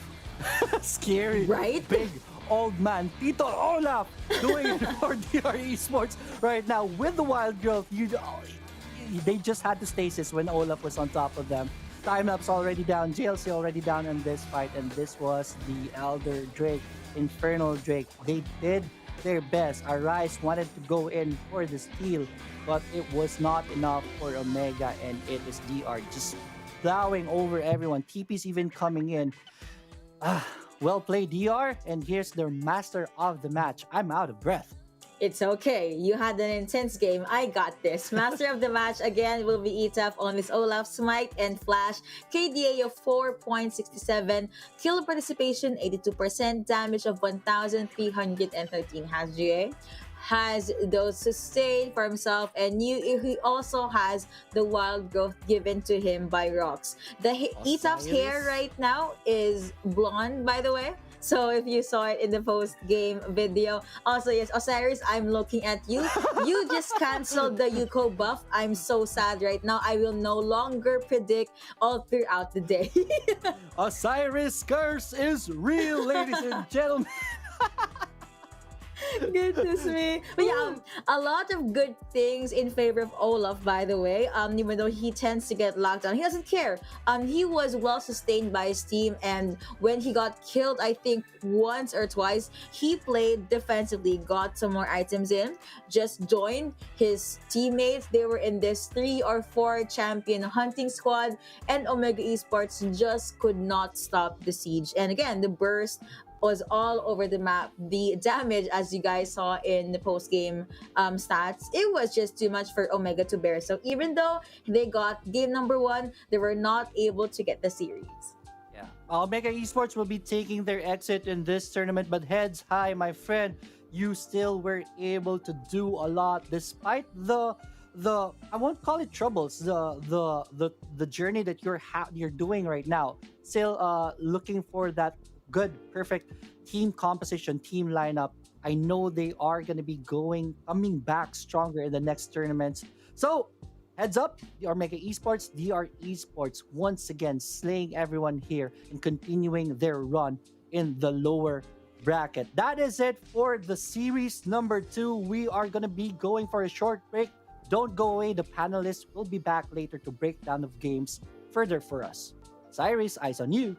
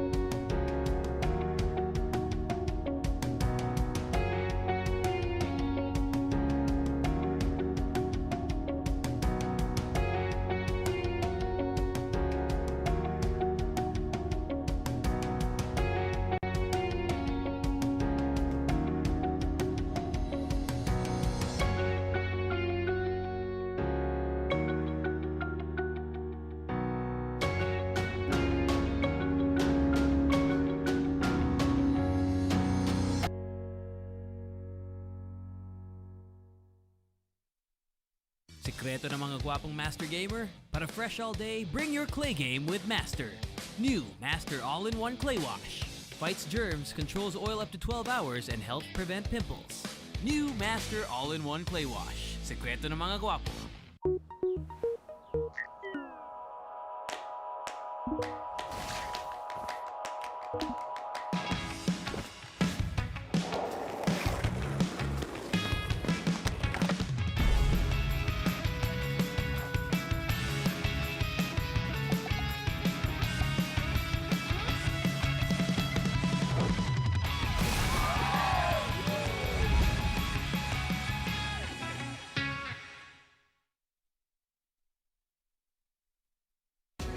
Play League of Legends Wild Rift anywhere with Glow Prepaid's Riot Go 80 for data and premium bundles.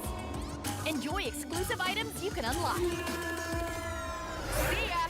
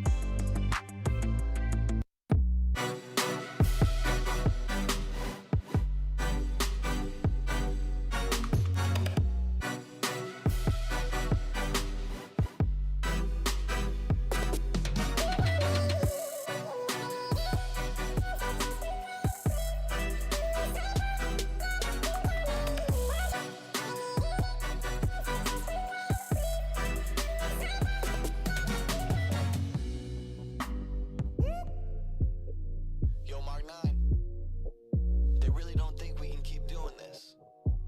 They don't think we can keep making hits about cameras. But I'm the cameraman. But I'm the cameraman. Stay creamy. Yeah, I started on a 50 mil lens. Now I'm about to bag 50 mil yen. I can shoot all day, I got stamina.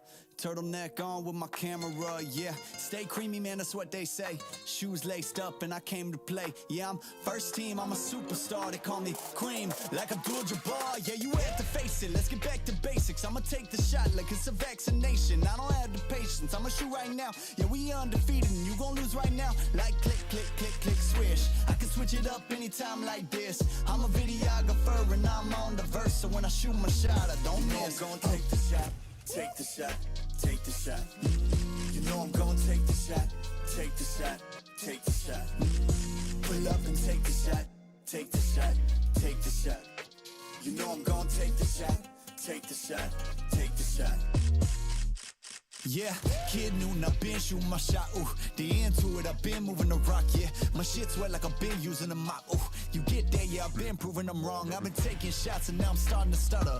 Vision getting blurry, I should check my shutter. I'm the cameraman, I need my camera madam. Shoot my shot like a Mansell Adams. I develop film, not feelings. Ooh, I develop film, not feelings. Ooh, I develop film, not feelings.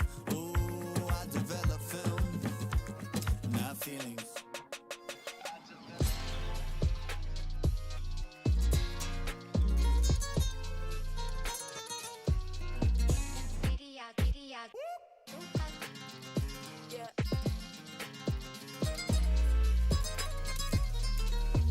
You know I'm gonna take the shot, take the shot, take the shot. You know I'm gonna take the shot, take the shot, take the shot. Pull up and take the shot, take the shot, take the shot. You know I'm gonna take the shot, take the shot, take the shot. I develop film, not feelings. Ooh, I develop film, not feelings. Ooh, I develop film, not feelings. Ooh, I develop film, not feelings.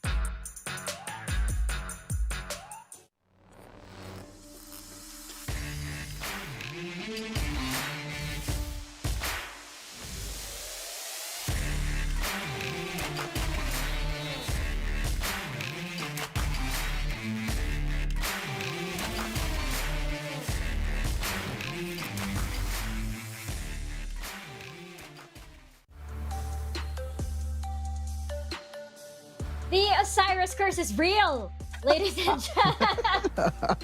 What a way to introduce. Wow. Omega Esports, unfortunately come to the end of their Icon Series journey, and DR Esports, they just had so much fire to bring to this match. They will take the series 2-1 and 100,000 Globe Cup points more to add to their winnings. Is this Osiris's fault? No, I kid. But of course, DR Esports, they just were on point, especially in Game 3, because, at the beginning, I would say that both teams had a fair chance, a very strong chance of winning this. Yeah. And, jumping into our series highlights, it was in game 3 where DR Esports, their lead was just too much. And, this is a good example of going back to our Globe Key player clash between Gospel and Timelapse. Because, all throughout the series, Gospel, I believe he often had the most gold, actually. And this, comparing this to Timelapse, it was just, leagues apart, and you could already see where the match was going just because of that. What do you guys think? Yeah, I mean, as for game 1, it was indeed that they had a hard time finishing JLC. This is the summer season JLC that we saw is zoning 5-person, and then they are just going for the objectives. And they have no answer. They have no shred. So at that point, it was an easy way for them. Yeah, and I totally agree with our choice for the Globe Key player clash. I just hope that we were able to pick 2 instead of just 1, because it's not just Timelapse versus Gospel, right? I just wanted to take a moment to see this highlight first. What? Riven is busted? Hello? Anyway, going back to my point, I think it's a duo plus the support matchup in where Gospel and Rox was just on a different level. Gospel on this illusion was able to shred the hopes and dreams of Omega Esports on game number 2. And on game number 3, we saw attack unlocked on the Olaf. Look at this guy. Tito Olaf, according to Lior PH. And yeah, he's just going there, going ham. Gospel going inside as well, just to follow through and to clean things up for DR Esports. Now that everything is said and done, we now have our lower bracket finals, a rematch between DR Esports and Fennel Adversity. Now the question is, who is Osiris going to curse this time? I'm not sure. But it feels like I am really that cursed. I'm sorry, but you kind of brought this upon yourself, Going back to that later, of course, I think that would make the production segment a little bit more interesting now. But of course, congratulations still to Omega Esports. They still had a lot of great, fantastic games all throughout the fall season. Sadly, it does come to the end, but I do believe they still have, of course, they will finish at a respectable 4th place over here in our Icon series. That's still a lot to be proud of, and they're a great team. We've chatted with them several times, and they always have a good time. They always have a good time, so I'm sure that they will bounce back, and I'm sure that we'll see them still in the competitive scene of Wild Rift. And DR Esports, of course, they are far from done. They are going straight into their next series because they will continue on to the lower finals, and it is a rematch, as Otlus mentioned. Getting really dicey here as we are down to our last 3 teams. Moving over now to Fennel Adversity versus DR Esports. Now, going first, giving DR Esports a little bit of a break and moving first to Fennel Adversity. They had a rocky start today. Taking a beating from Team Secret. And earlier, I feel like it wasn't as if Fennel Adversity played badly. It was just that they were outpowered. They weren't prepared for Team Secret. And of course, now, the big question, everybody's wondering if Fennel Adversity can bounce back. Yeah, that's the question, right? I talked to the brass of Team Secret, or a player from Team Secret. A lot of what happened earlier was credited to General Hamez. He just controlled the pace, but again, going back to Fennel Adversity, the Infinite Chukoyomi of Team Secret was too much to handle for FLA. After getting knocked down to the lower brackets, the momentum is definitely on the competition's favor. Now it's time. It's time to know if Fennel can overcome this adversity and force a rematch with Team Secret. Our solo player highlight is Domeng, also known as the missing brother of G2 Caps. In place of Shaw getting target banned, Domeng has to help his side lanes and put them in winning positions. I know you see the stats, but this is now beyond numbers, right? It's the lower bracket finals. It's now time to go for the all-important OP strategy, the power of friendship. Oh, yes, indeed. The power as well of friendship. And yes, we do know that Fennel Adversity, we chatted with them and they mentioned how very important, their bonding sessions were. And that really contributes, of course, to how the team understand each other, even non-verbally. And I'm sure that helps a lot in their gameplay, especially when it comes to those decisions that you have to make in microseconds that come into the Rift. And of course, moving over to DR Esports, just fresh from their match against Omega, the momentum is now in favor of DR Esports, but it becomes a test of endurance at this point. They were in high spirits. We did see their post-game celebration, so we know that they're in very high spirits. But if they have their eyes locked onto that championship, they're going to go straight into their next series. It's gonna be a long day for these guys, and I don't think we've seen them yet play as many games as they have, straight into this. How well do you think they're gonna match up against, taking all of these three teams that will go up against them? I mean, they are still the one has been poised to take the Globe Cup, and they are respectable in their own terms. Remember, there's no Kings of Kings, there's no Dragon Slayer. It's just the Doctor is in, and you know that DR Esports. They got this profession wherein they can slice with the scalpel how well the enemy is moving around with Devil J and F and Rocks, making sure that the objective is being secured, especially with FF and Gospel onto the sides. DR Esports really dominates the Rift. And of course, the solo player highlight, the shield, the barrier from Rocks that we saw a while ago. It was being saved countless times by Etap, who's feeling alongside with their support. And you can see that 77 kill participation.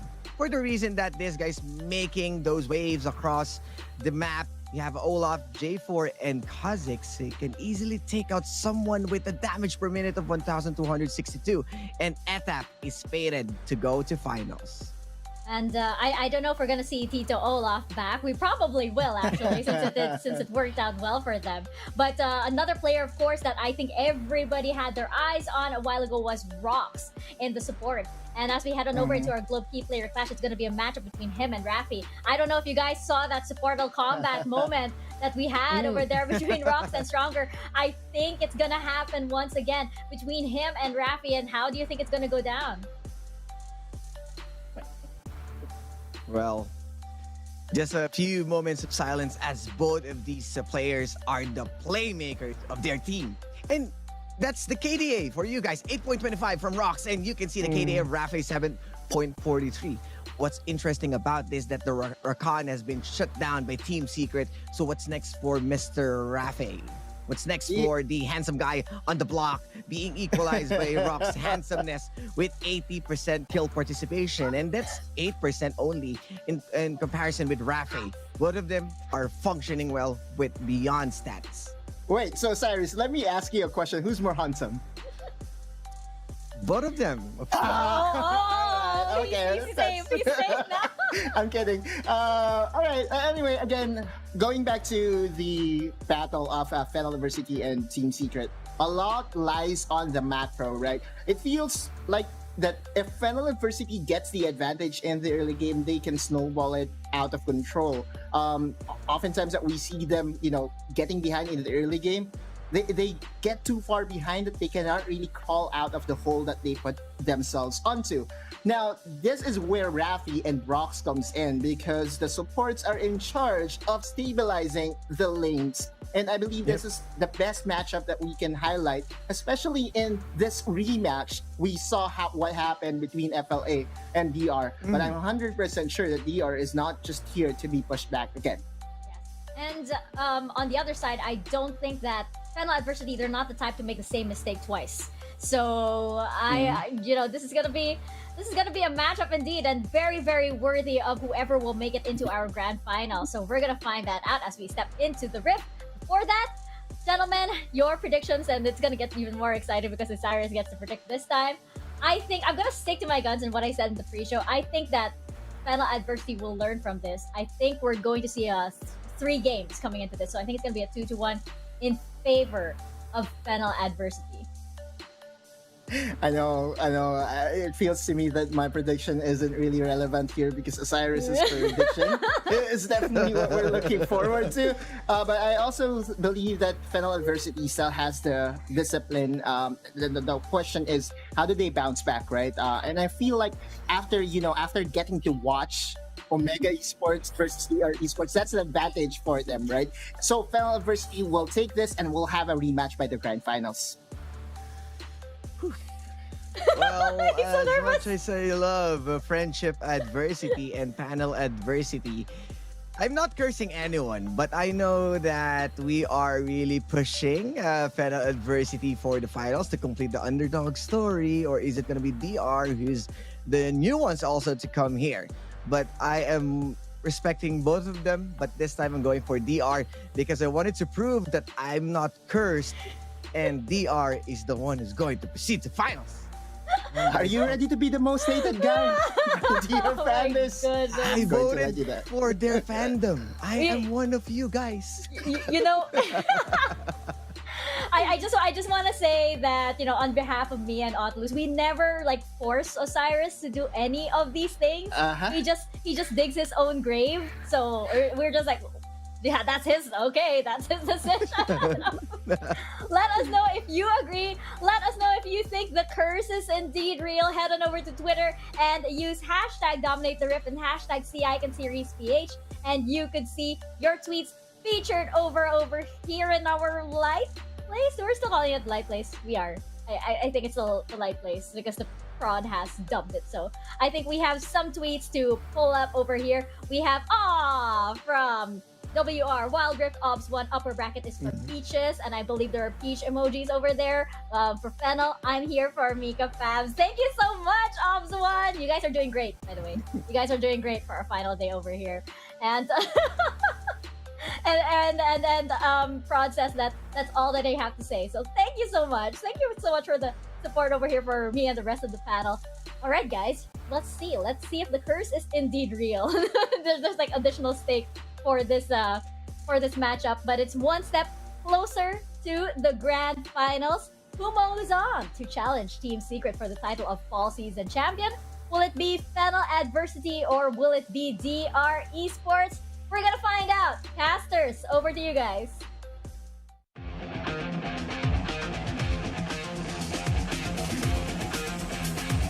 Minions have spawned.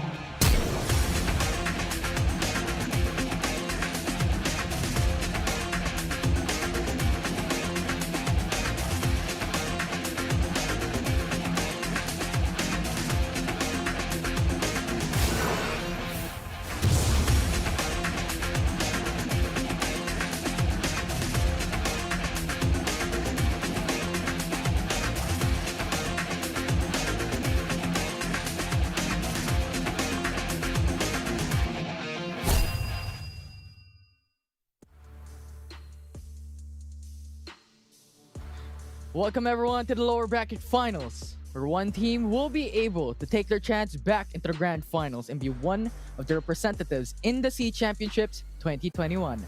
Fennel Adversity has been so dominant in the upper bracket but has been crushed by Team Secret, while DR Esports came from 6 feet under back in the live again. I'm Infinity and this is Riku, joined for the cast today. Riku, how are you doing?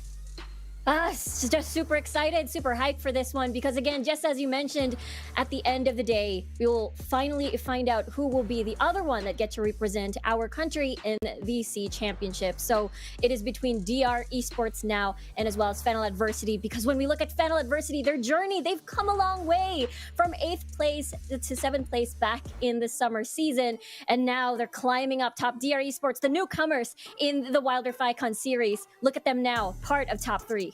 Now, we'll jump in to the Champ Select by Right Go. DR Esports versus Fennel Adversity Game 1 of the lower bracket finals.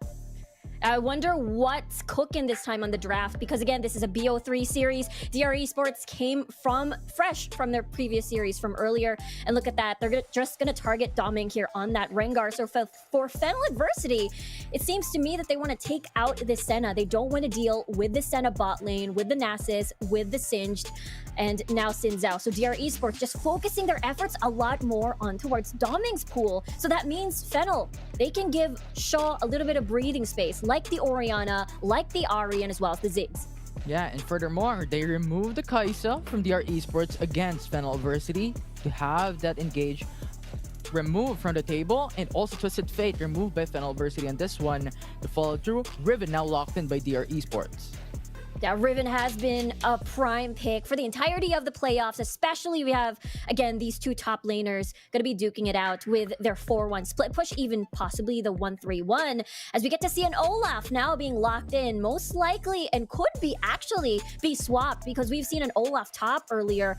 So we'll see where the jungle, or what jungle pick is going to be. Meanwhile, of course, Varus and Nami, they have to complement each other. Nami is there to compensate for the lack of mobility that Varus has. Ziggs in the meantime for Edaf, but Shaw now, for the first time in a while, we get to see him on the Assassin, and this time on the Ahri.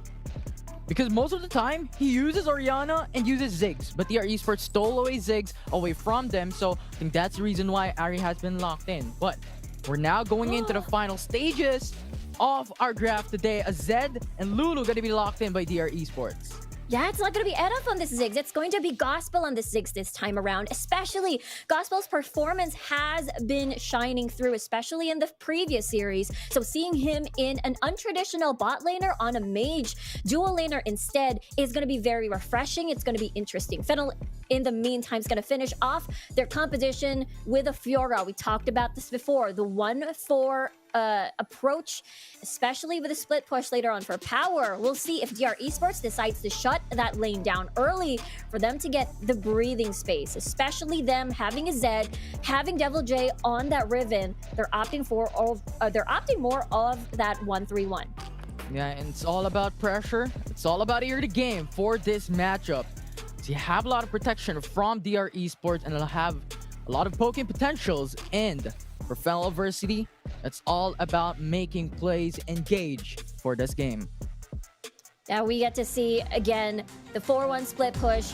We'll get to see if the level 3 is going to shine through for the side of Shaw. It has been a while, just as you mentioned, as we've seen him in that Assassin pick this time around. So it's going to be very, very tight. The do or die game, it's going to be the last series for the lower bracket up until the grand finals. DR Esports versus Fennel Adversity, game number 1 as we jump into the Rift. They're going to do the, just visiting the mid lane just to get priority for their mid laners and then get a little bit of soak of experience. I think the difference is that Devil J got to soak a little bit in comparison to Power. So most likely he will reach level 2 first, but looking at the experience bar right now, it's going to be a little bit even as Devil J is chunked down a little bit from the tussle near the riverside. Yeah, it's Power having a lot of pokes in this early game, state. It's a matter of utilizing that range in this early game for DR Esports not being able to reach that mid-game, late-game phase because they have a lot to take into consideration with Etaf being Olaf, Rox being Lulu, and Gospel being Ziggs. So much huge powers in late-game team fights. So I think Fennel Adversity needs to punish this early for them to be able to outscale DR Esports. Yeah, that's true. DR Esports, especially when the laning phase has been unlocked. Gospel, three items. That is the sweet spot for the Ziggs to be able to dish out a lot of heavy damage on the side of Fennel Adversity. Good thing though for Fennel, we do have a little bit of sustain coming from the Nami, a little bit of disengage and both engage coming from the tidal wave as well.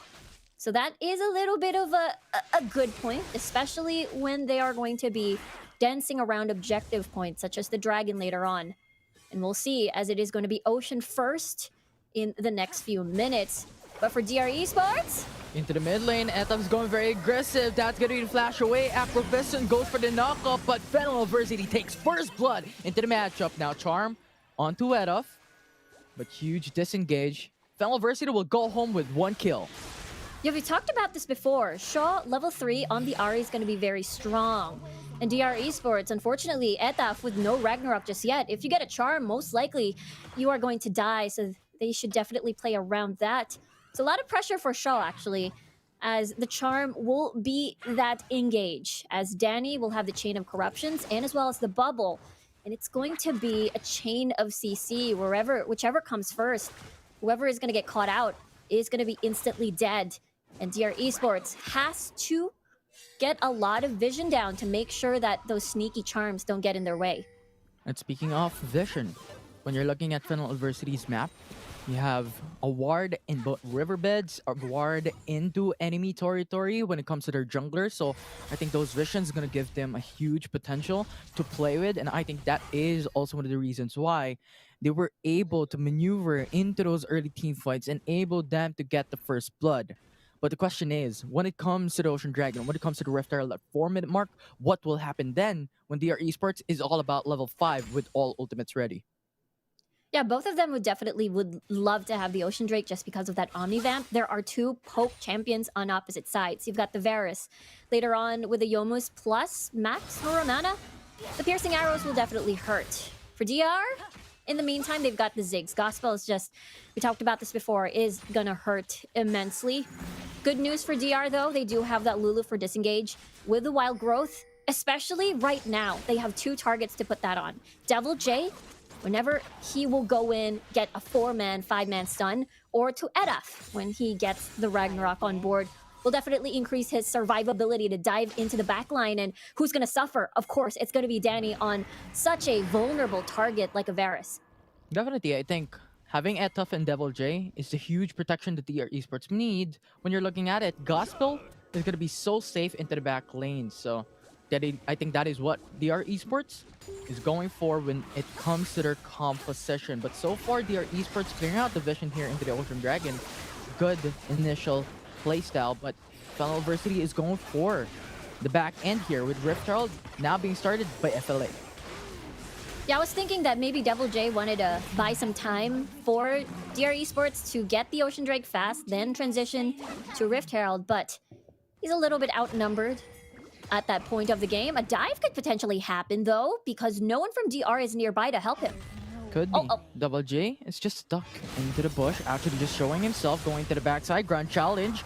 The flash will be forced away. Double J actually going for the jump away. And that will be the kill for Fennel Adversity once again.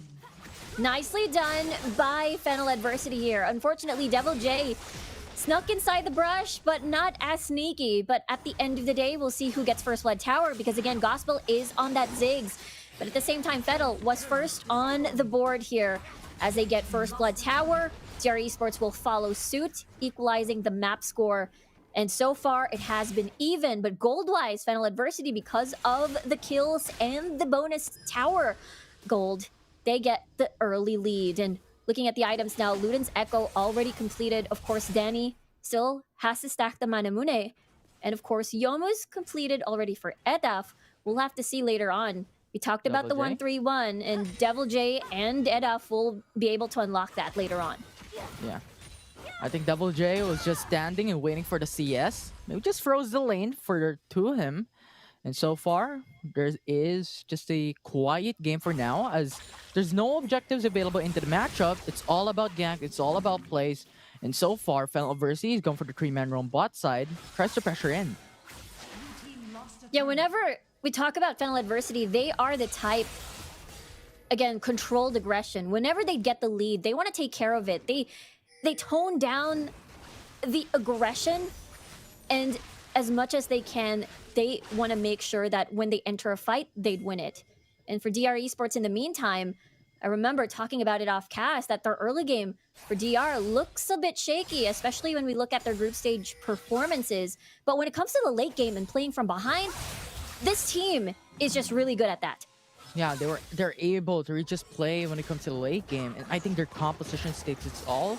I mean, you have Etuf with Olaf, you have Gospel with Ziggs, and Rox with Lulu, so I think this is where their winning condition would be.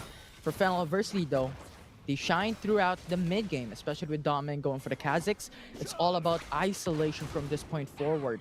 I think their armory coming into the late game is going to be power to go for a split push if ever they have the disadvantage. But so far, Fennel Adversity is looking clean, is looking good, as they have 3k gold advantage up against DR Esports. Not really. Oh, top side though, 2v1, that's gonna jump in. Repulse is not gonna save himself. DR is gonna get that secure kill onto power. Yeah, the biggest question is, what does Fennel Adversity get out of this? Because even though Shaw wanted to push bot lane, there is still Edaf who's there to clear down the wave, unless Fennel initiates a dive. There we go, dropping the Rift Herald. Yeah, Rift Herald gonna be spawned out. Edaf just respects this. He dashes back away. Fennel Adversity goes for some split push. Gospel just goes for the clear wave, but pretty much Fennel Adversity secures this turret bot. But top lane, you have the roams coming through for Fennel Adversity and DR Esports. And Power wants to catch this up. He goes for the lunge. Not going to be able to. Devil J is just so mobile. Yeah, especially later on when it's just constant low cooldowns with the dashes, with the shields. Pretty deceiving to try and chase down a Riven, and you overcommit and you end up, it ends up backfiring. 15 seconds on the clock though for this air Drake, and that is is very important for DR Esports. They would really want to prioritize this one. We talked about this 1-3-1 with a Zed split pushing later with Edaf and Devil J as well, so it will enable the roams even more once they get this air Drake. Yeah, but DR Esports has the first dibs, has the first dominance into the Dragon's Pit, and so far Fennel Adversity wants to go for the contest because this is an important objective to take down. They have the lead to be able to collapse onto DR Esports, but both teams respect each other when it comes to the power potential in that potential team fight. Yeah, that's the thing, Shaw. He is the key. The chain of corruptions is the key as well to lock people down. This is it. Yeah, and DR Esports is now coming through. Fennel Adversity goes in, oh, but DR Esports steals down the Cloud Dragon. And now DR is collapsing against Fennel Adversity. Nami will go down. DR Esports is trying to go for the trade. And that's going to be Danny falling down as well. That's going to be 2-2-0. And DR Esports also has stolen the Dragon. So that will be the buy one, take one for DR Esports. And that is huge for DR Esports. They're able to get 3 kills on an Olaf, and that's not what you want. It's so hard to shut down an Olaf, especially when paired with a Lulu that will make sure to put all the utility and make sure that Etaf survives. And now he's going to be painful even more. Fennel Adversity, as you mentioned, has lost the Air Drake as well. And now the gold has tipped still in favor of Fennel, but DR Esports already catching up with 2 of the important carries on the side of DR, getting 2 early kills. Starak's already completed. Edaf is going to be very hard to kill later on. Definitely. It's the sustainability that increases alongside with the Ocean Drake that DR Esports has already secured prior into the 4-minute mark. But currently, Baron Nashor will be alive, another objective into the game. That's going to be very important. But looking at this game, the gold is pretty even. And Riku, what do you think will break this ice? Maybe Edaf? Yeah, maybe. He's going in for the Ragnarok into the backside. Actually, tries to go for the engage. Grand challenge onto Edaf. He's all alone, but he gets the kill. That will be the 1-for-1. But the jungle traded for ADC. Fennel will still have their jungle available. Good news is that there's no dragon available for the taking for Fennel to punish the overaggression of Etaf. I think the play could have worked if DR Esports were able to join the fray, but they got zoned out by Fennel Adversity, and they've just focused heavily on Etaf and just plainly eliminated him. But yeah, you're right. This is a completely different page from what we've seen before. Again, these 2 teams have duked it out back in the playoffs, actually, yesterday, where Fennel Adversity, in a very convincing fashion, 2-0 DR Esports down to the lower bracket. And this is now a different scenario where it's incredibly close, and DR Esports having that momentum this time as Fennel is forced to play more defensively. That is something where, especially Shaw as on an Ahri, definitely want to use all these charms. Now, Etaf jumps in once again, goes in for the Ragnarok, but Danny goes in for the Stasis Zanchat. Delays that fight. DR Esports will not be able to secure a kill as Doming waits in for an opportunity. There is no wild growth. There is no Ragnarok. We'll see, though, if Fennel Adversity can take advantage of that window. Again, they're still waiting, as Shaw does have Rabadons already, so that is the sweet spot for the Ahri to be a little more aggressive. No, okay, what happened there? Actually going for Danny, huge damage potential, but tied away, disengages. DR Esports will lose their support. Rocks will die, and Fennel Adversity raises 1 member away for DR Esports. And that's what we just brought up. No wild growth. That is the opportunity for Fennel Adversity to basically go all in. And now with 20 seconds on the clock, with no wild growth, no support, no protection, Fennel Adversity can plant down these deep vision or defensive vision and actually move towards getting a pick, possibly.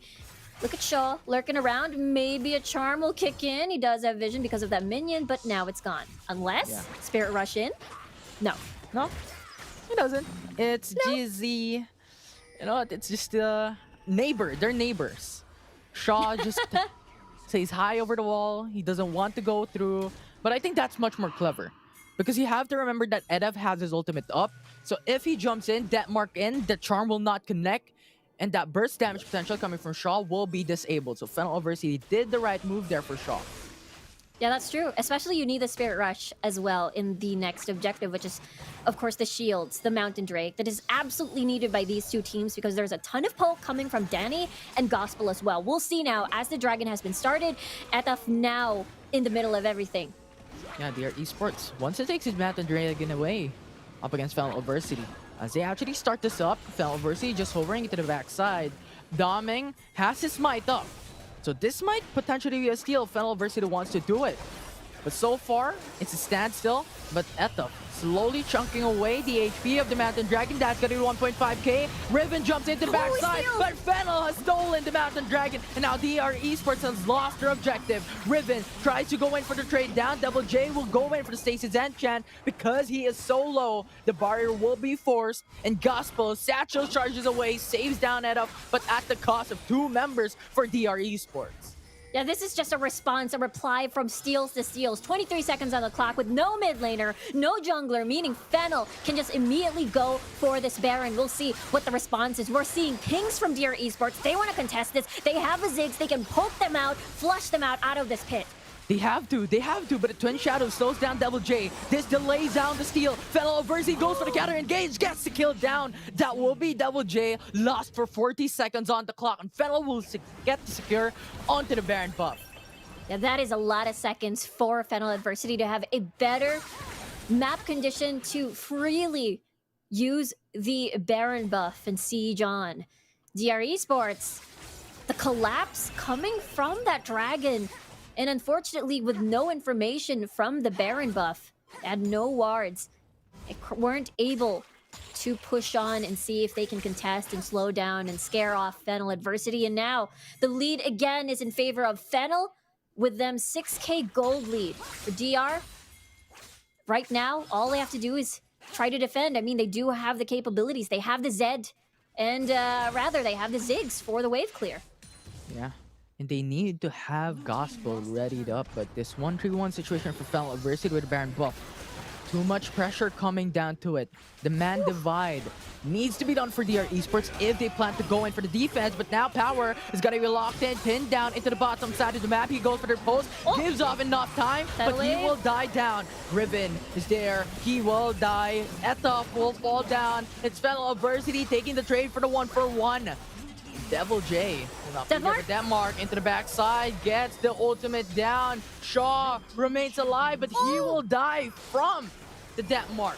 From Edaf. Might not be able to. That will be the 1-for-2. That is too close. Really nice clutch stasis there to avoid the piercing arrow, the finishing blow.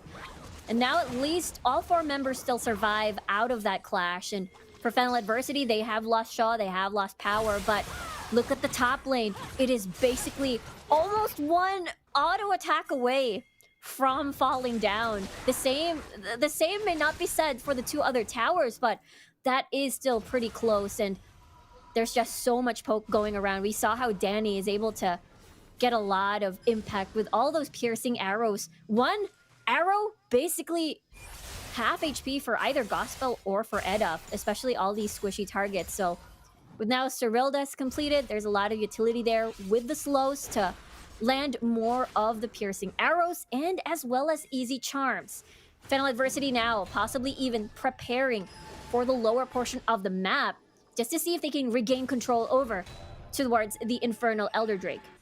Yeah, they need to have this. If DR Esports wants to bring this back at a 10k gold deficit, they either need to go for the Elder Dragon or go for the Baron Nashor to finish this game. But considering Fennel University's advantage in this matchup, it's going to be so difficult to do so. So I think DR Esports needs to think of something else because now, 22 seconds, the Infernal Dragon will come up. And Fennel University currently has the dominance, even when it comes to the vision in the Dragon's Pit. That's really risky.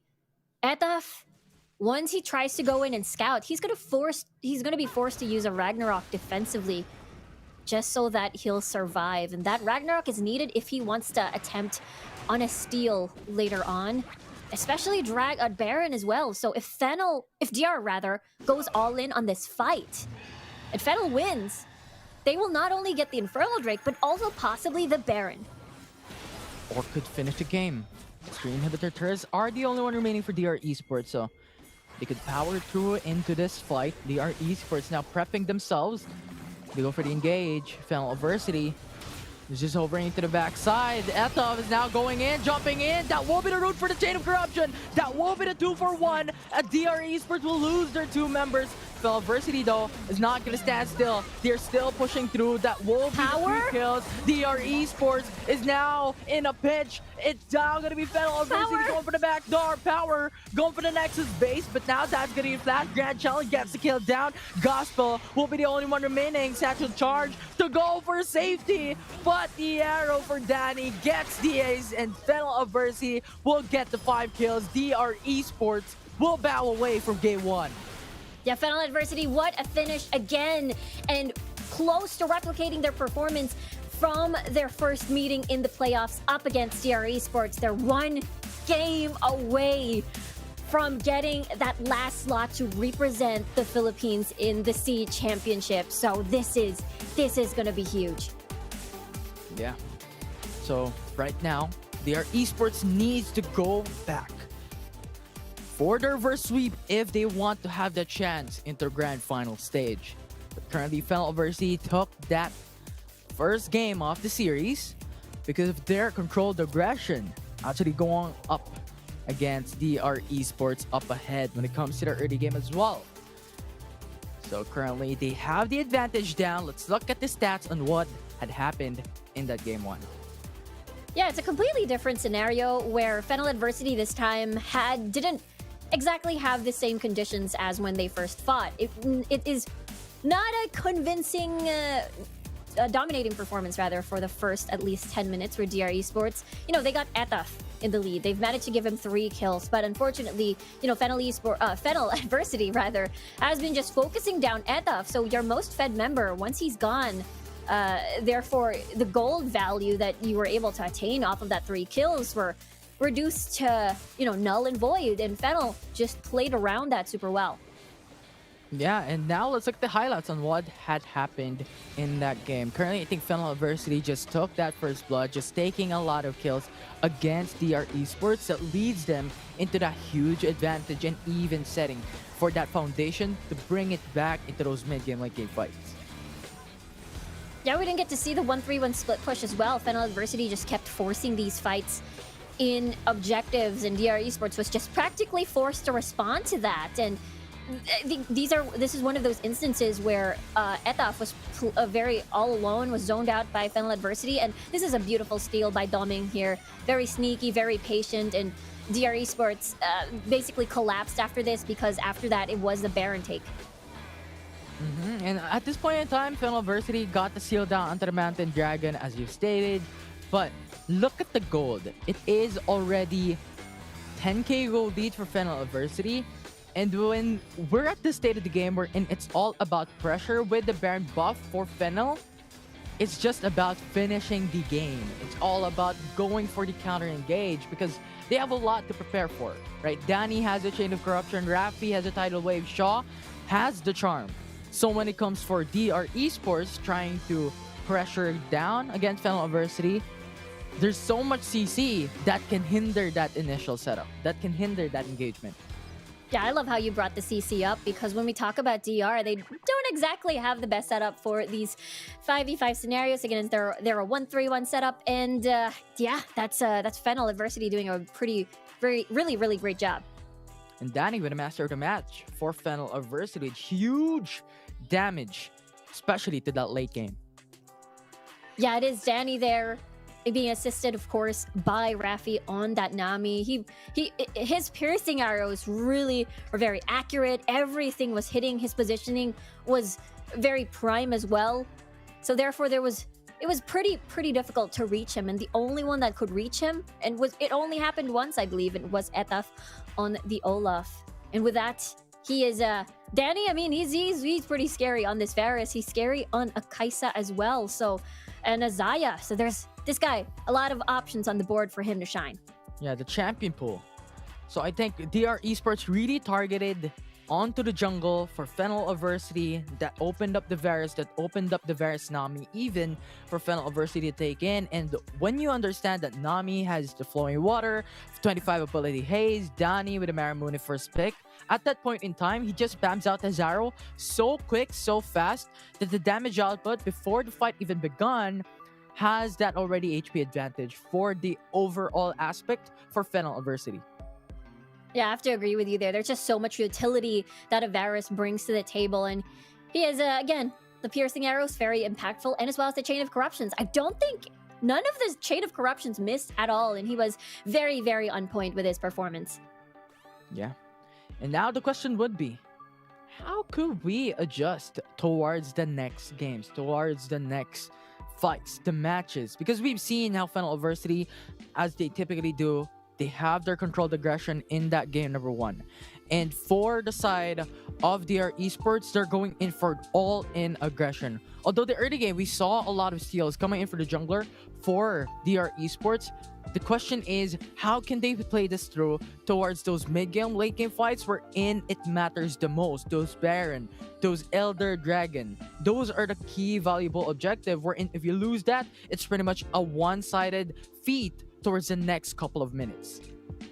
Yeah, I like how you brought that up because I think my main thing that I wish I saw, because Gospel had an amazing performance as a traditional AD carry. I mean, he was amazing, I believe, on the Kaisen as well as on the Lucian. So it was interesting.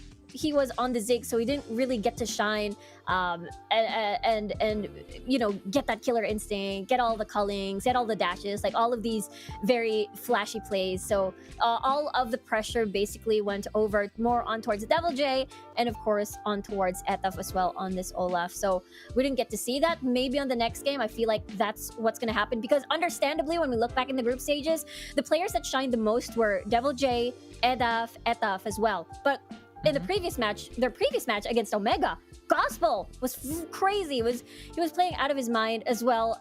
So we'll see. Maybe the next game we get to see him on a traditional carry this time around, and possibly see if they can play around that. I really love, again, the double shields that we saw, the Orianna plus the Jenna as well. So perhaps we get to see that on the next one.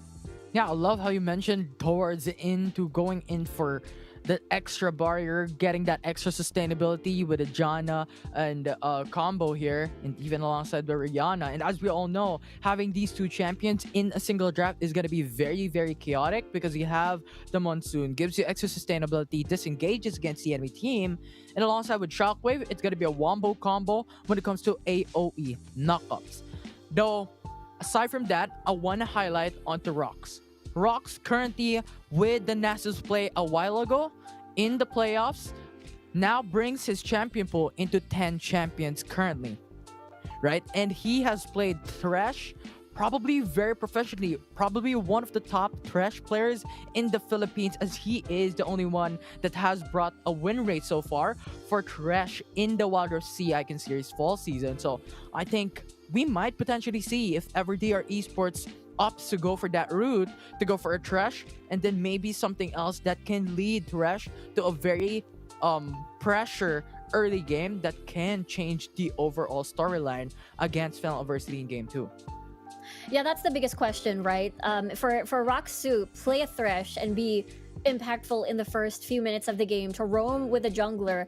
I keep saying this, Thresh Lee Sin, one of the best pairs for sure for early game, and see if you can snowball, roam, and get picks around the map. But that means you have to leave your AD carry all alone in the duo lane. And something that can manage on their own has to have mobility, has to have good wave clear. So at the first thing in my head, a Corki, which, you know, we haven't really seen a Corki so much during the playoffs. It's always been the Lucian, more so the Kai'Sa actually, and as well as the Varus. It has been the tail of those 3 AD carries. So it makes me wonder when the Corki comes in, just to enable, you know, Rocks being able to roam around as the Thresh is not forced to babysit the lane. Because one thing we noticed about Fennel Adversity is that they love their dives. It doesn't matter if it's top side or bot lane as well. So it is going to be a very high risk, high reward sort of thing. And of course, it will depend on the draft. If the draft says, okay, early game, level 3 dive, level 4 dive, level 5 dive, then that's probably the time where Rock says, okay, I can't play a Thresh. Maybe I'll play something else like a Janna or a Braum. Yeah, I mean, he has pretty much every single thing. Even the Rakan has been played by Rocks before. So I think if it was left open once again, they could go for the Sai Rakan duo in this game number 2. That is an option that DR Esports can take, especially where in Fennel Adversity has all-in tunnel vision onto banning away Senna, Camille, and Twisted Fate. We've seen Senna being played by DR Esports prior to the series, and yes, they've lost, but they showed us a very prominent type of playstyle wherein they keep on going for this untraditional picks, going in for this hyper aggressive or leaning towards one phase of the game type of compositions that can lead them to success for their respective series, for the respective games. So I think DR Esports still has that option to go through when it comes to their champion pool. And I think even Rocks, as a trivia for the people and for the viewers watching at home right now, probably has one of the biggest champion pools so far in this game.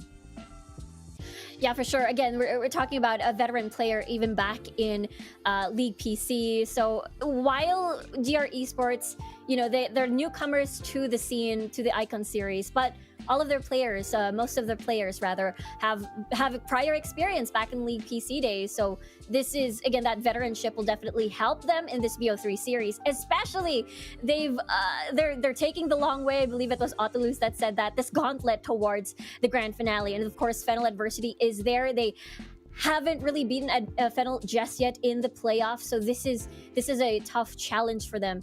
Especially that Fennel so far, whenever they've reached their power spikes, they just go all in, and the next thing you know, it's a 10k gold lead.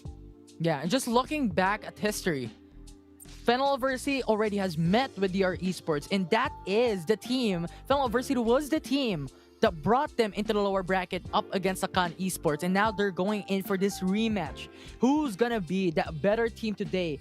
Can DR Esports already have that knowledge to have that opportunity to fight up against DR Esports, or does DR Esports already has read Fennel Adversity? Because in their upper bracket fight, in their upper bracket match, it was Fennel Adversity bringing in the Riven for power, Senjao, Gragas, Ziggs, Kai'Sa, Nami, and Lulu that beat down DR Esports. So I think these are some of the reasons why we saw the bans a while ago for DR, removing Riven to get the seal down for them as their first pick, removing Sinjao, removing some of the champions that Fennel Adversity has really played very proficiently in their prior series. Yeah, and that's the thing. I mean, for DR, there were a lot of open that we saw worked for them, like the Fizz, the Akali. These are very strong assassin picks that shined back in the group stages and has shined as well in the playoffs. So Devil J, once unlocked, it's pretty hard to stop. And as well as Edaf here can potentially snowball out of control, especially on the Fizz. I feel like the Fizz has been one of his best picks in the entire season. So perhaps we get to see that for game number 2. As we jump into the champ select by Right Go, DR Esports into the blue side selection. Well, now Fennel Adversity goes to the red side. Yeah, Fennel Adversity, we'll see if they're going to ban the same things. Camille, and as well as the Twisted Fate, very understandable. Twisted Fate just pairs so well with a lot of assassin junglers. An assassin, perhaps Rengar, Kha'Zix, they roam around the map. Poof, Destiny pops, you spot a target, and you join your jungler, and you're going to get an easy kill. So it's a very flexible pick for pick composition. So it's GR Esports, as we've seen, now picking up this Kaisa first pick for Gospel. That's what we were looking for. Not going to go to the traditional AD carry, and Gospel had an amazing game, series even, during the Omega series. So Fennel Adversity, what is their response here? Riven is not open for the taking this time around, and we'll see as Nami Varus could be the rotation here. Yeah, as in Fennel Adversity, I mean, they have lost their ADC, but I think it's not going to be Varus just because DR Esports has already locked into their ADC, and it's much more unlikely for them to go for the Varus pick. So clever move for Fennel Adversity, going for Kha'Zix instead as their first rotation pick. Now that the Lee Sin has been picked, we might see Rocks on the Thresh. They've picked this pair before only once though, and unfortunately it did not work out. It was exactly during the Fennel Adversity series. We'll see as Galio now getting picked, they're canceling the potential Akali picked on the side of Fennel Adversity as well. I mean, Shaw could pick this up. But the Orianna, now there we go, one of Shaw's best picks. It doesn't matter if this is a control mage, he is gonna play it like an assassin. I'm excited to see this push through. Yeah, and the Varus now been locked in, so Fennel Adversity still has to go for the Baron laner. But DR Esports will go first though. Ziggs actually being locked in, and Rocks might go in to lock in onto Akali as their Baron laner for DR Esports. We might not get a Fizz, but we got the Akali this time around, and no threats on the Akali actually. On the opposite side of Fennel Adversity, there's no Braum, there's no Gragas, there's nothing that can stand on Devil J's way. And this is going to be key in the later fights, especially Devil J will definitely target Danny most of the time, considering that he is the most vulnerable target on Fennel Adversity side. Yeah, and I think that's gonna be an amazing champion to pick up, because this gives you some of the late game agencies to go for some split push in a 4-1 setup, and I think that is what Fennel Adversity wants to do, because if they are punished in this early game, especially with that Lee Sin, they could still come back in some sort of way when it comes to gold accumulation. As now it's gonna be game number 2 of the lower bracket finals. Fennel Adversity up against DR Esports. Do or die for DR as they need to bring this back into game 3.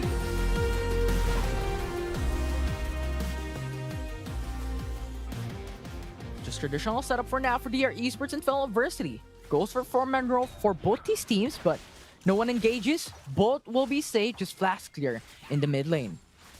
Yeah, because Shaw is going to have a pretty sad level 1 versus the bouncing bomb clears from Edaf. Of course, we got the Fennel bot lane to help assist with getting priority, or relieving pressure rather, for the level 1s. We're seeing a lane swap actually, a respond to the lane swap here as they go up top.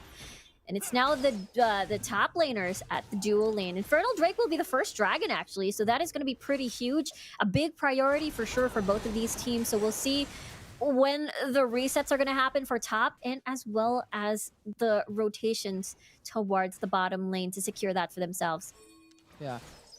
I think I love how you mentioned about the Infernal Dragon, because that is going to be something that we need to look at, especially at 4-minute mark later on. But currently in this dual swap, it's going to be Akali versus Fiora, even still, onto the bot side of the map. And that's going to be an interesting thing to see. And I'll love to know your opinion on this. Who's going to be this better champion to fight a 1v1 Fiora versus Akali? Yeah, eventually Power is just going to be very scary in the 4-1 split push. I believe in the early phases of the game, though, we get to see that Devil J not dealing as much damage. Meanwhile, Vital Points is available for Power to capitalize on. Meanwhile, though, Edaf is lingering around, so this could be a gank. Could be. Doming going for the jungle invade, but here into the bot side of the map, Edaf jumps in with a Sonic Wave. That's Devil J! Devil J goes for the 5-point strike, gets the first blood for DR Esports. That was clean by Devil J and Etaf, though. Fennel Adversity, in the meantime, they wanted to get a steal on the blue buff, but gets cancelled out by Gospel and Rocks here. And look at the piercing arrows. They hurt so much. No Honey Fruit, too. So Gospel may be forced to back away, lose a little bit of that wave. We'll see as Doming will try that second attempt on that blue buff, but take note, Etaf has now made his rotation on towards this area, so Doming has to give that up. Unless he dives in. He doesn't. Nope. Though, I think DR Esports is also wary of Doming's occasion, so I think pretty much, even if he jumps in, DR Esports can react fast. because you have a ward into that small pixel into the riverbed. So I think that will be the value of information at this point in time for DR Esports at the state of the game. And so far, it's DR Esports still having the torch for them as they take the 1k gold lead, coming down at 3 minutes into the game, wherein everyone has level 5. So ultimates are going to be ready though for both these teams. Powers just going for the repose, counters down Devil J. Yeah, for DR Esports, they have a lot in their kit. They've got Devil J going in, Etaf going in, and maybe even Gospel with a killer instinct. Then Rox can follow through with the knock-up. Then the taunts. But here it's going to be the 2v1. Lee Sin go for Dragon Rage. Akali follows through with a 5-point strike once again. Another kill for DR Esports. Yeah, nicely done. Constant ganks here coming from Etaf, and they're propelling the scary Devil J on the Akali, and that is definitely not what you want. We talked about this before back in the group stages, and the two most outstanding picks coming from DR is the Fizz and the Akali, and we got that one already from Devil J. We'll see another dive. No, that's going to be the taunt coming in from Rox. An extra kill for DR Esports is now Power. He's going to be the only one remaining into the bot side of the map, but Fennel Adversity reacts quickly. Now they have the response coming down, making Inferno Bomb. Huge damage coming in from Ziggs.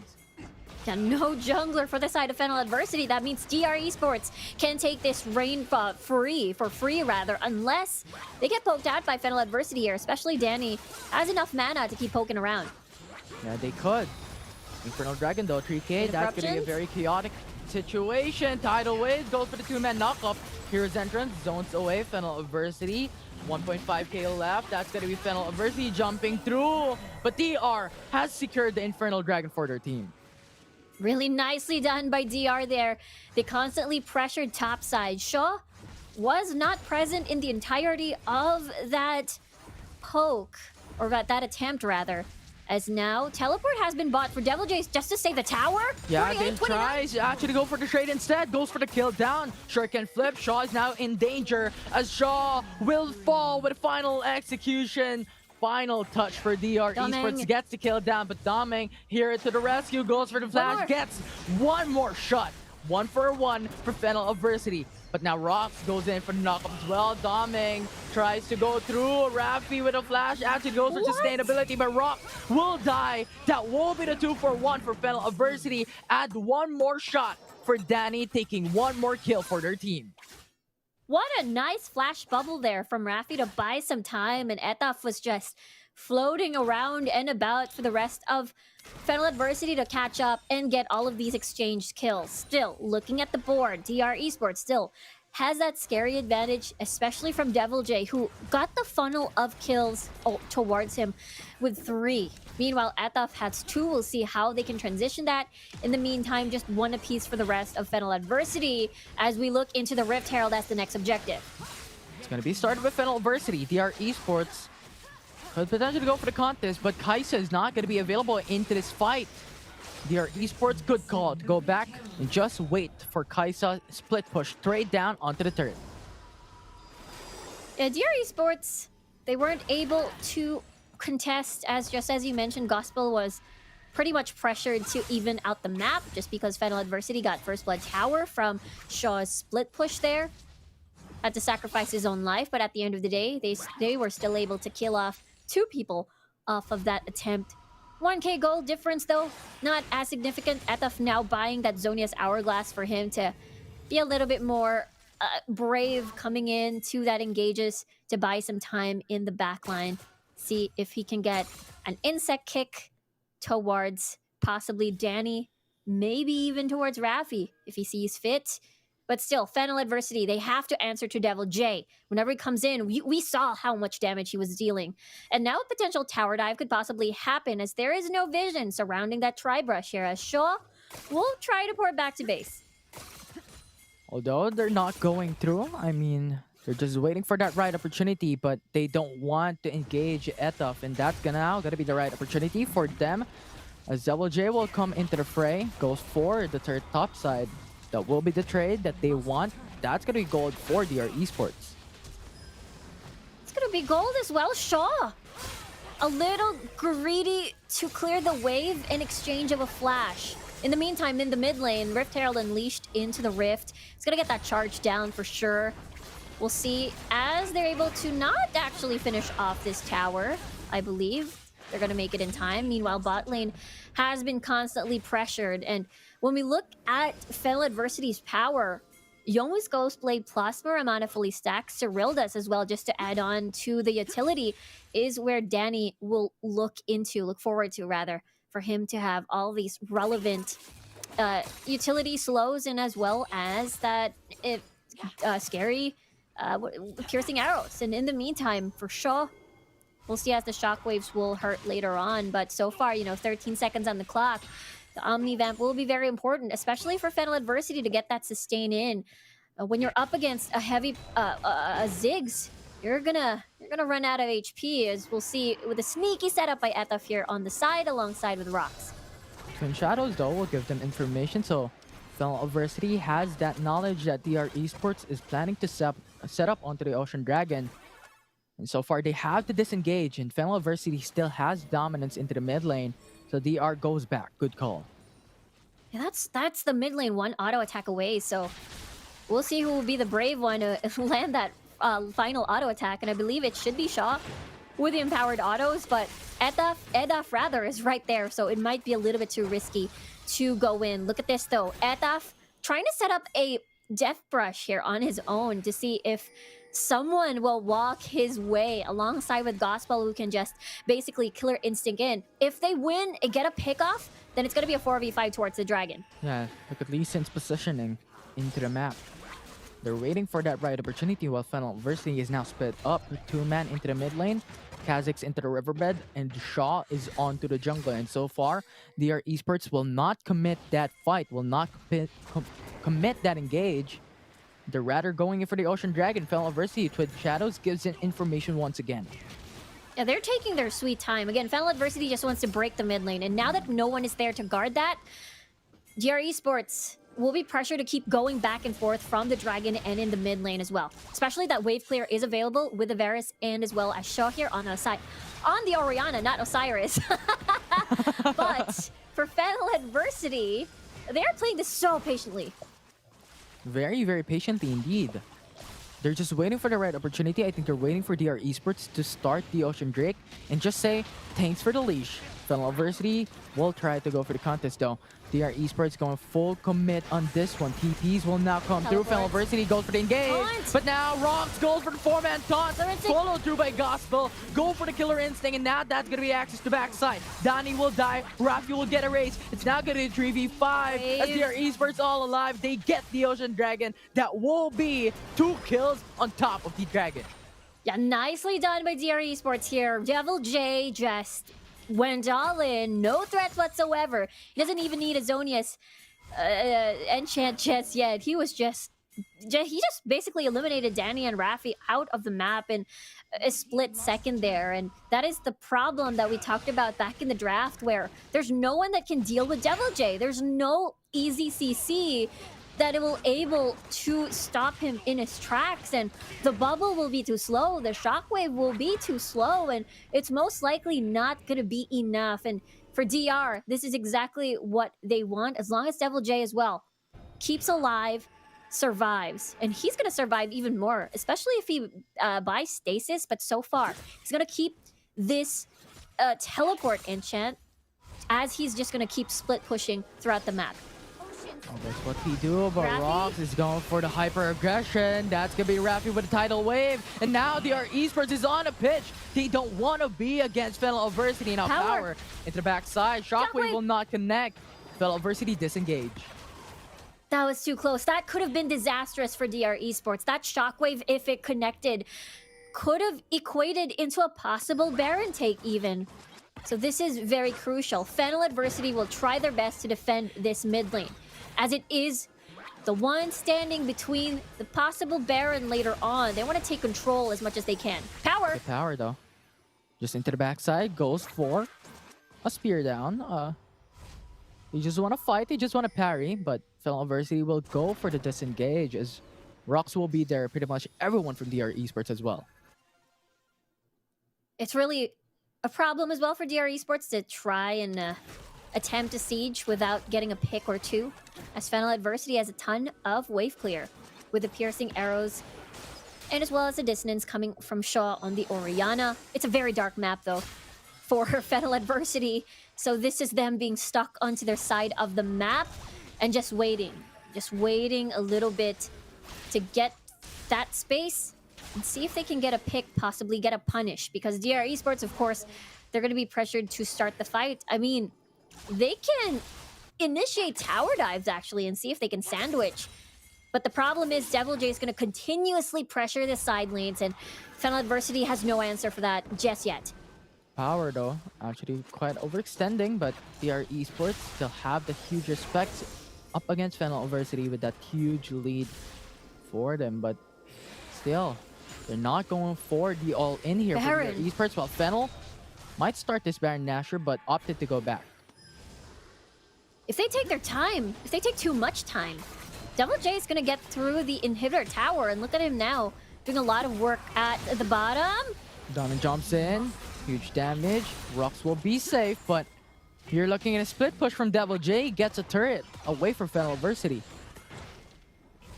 For Fennel, they were pressured to start a fight there and then for that 4v4, as, you know, Power was forced to respond to that. We'll see though if the next play is going to be if Fennel decides to put their resources and eliminate Devil J. Now he has a Rabadons. He didn't even have a Rabadons earlier, and he was hurting so much.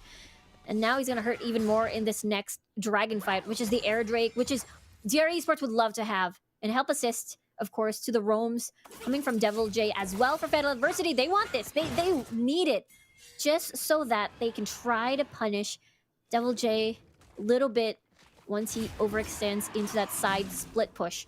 For Fennel, we'll see if they get a pick. Yeah, that's gonna be a Dragon Rage. Tidal Wave, go for the disengage. Chain of Corruption to follow through. CC Chain is gonna be flawless. Gospel, even if you have to flash, you cannot go away. Fennel Adversity going down to it. And that will be their first kill in that fight. ADC will be gone. Shaw will go in for the Shockwave, but DR Esports not gonna connect though. With Fennel starting on to Cloud Dragon. And that is huge, killing the AD carry right off the bat, and that's going to be a 4v5. That was the question, is if Fennel Adversity can get a pick. Again, they're not pressured. Look at EDUF, he's going in. Too early to go for it. Fennel Adversity gets the kill down onto the Cloud Dragon. Their first Dragon in-game. The first Dragon for Fennel Adversity here. That was too close for EDUF. If Danny had Chain of Corruptions, I don't think he could have escaped that. And that could have been a potential Baron for Fennel Adversity, but because the fight just transpired, EDUF knew that the Chain of Corruptions was still off a cooldown. Look at this, DR Esports for Zonia's Hourglass. Fennel Adversity with the triple Twin Shadows just to try and counter out Devil J here on this Akali. And we talked about this before, there's not necessarily an answer. Oh, flash taunt, that's gonna be Raffi trying to go back. Tidal Wave disengage once again. But at the cost of the flash, good initial setup for DR Esports. Power teleporting far away, hoping to get a split push, but the Baron's now being started. Yeah, Twin Shadows gives information for Fennel Adversity. 9k still, 40 HP for the Baron Nashor. Power is not here as of yet, doming into the sidelines. Huge slow coming through, that's 3CC chain. Gospel into the backside, goes for the Killer Instinct. Donnie will die, Fennel Adversity has now lost their member. As Heroes Entrance zones away the enemy team. Repulse from Power gets the damage negated. Shockwave coming through. Fennel Adversity going for a spicy matchup for now for DR Esports. Oh no!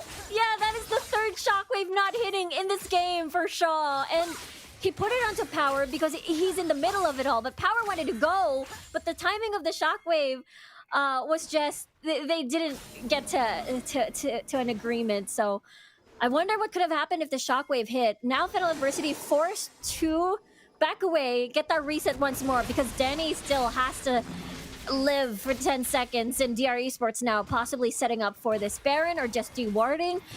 And this is a very neck and neck game. Only 1k gold difference so far, 17 minutes in. They're putting up a close fight for now for Fennel Adversity, and I commend them for it. Even if DR Esports has that early game lead, as you stated, it's now very, very even for now.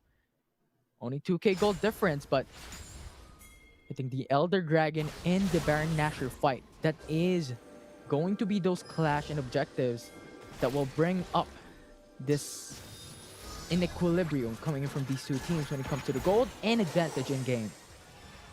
When we're talking about advantage, TR Esports definitely has the late game in the bag. The fact that Fennel Adversity is forced to buy these Twin Shadows instead of the Stasis for them to be safe against Devil J means that they're more on the offense than on the defense, at least for the enchants. So that is something Devil J will be happy about, because whenever he dives in, there's nothing really to stop him. There's nothing there to buy time for Fennel Adversity, and he can just focus target and avoid the bubble and the shockwave and the chain of corruptions. Basically, if Denny uses the chain of corruptions first, then Devil J, that's basically Devil J's go signal here. And so far, of course, we talked about the late game. Now that Devil J is in the lead, of course, Gospel as well is going to scale really hard.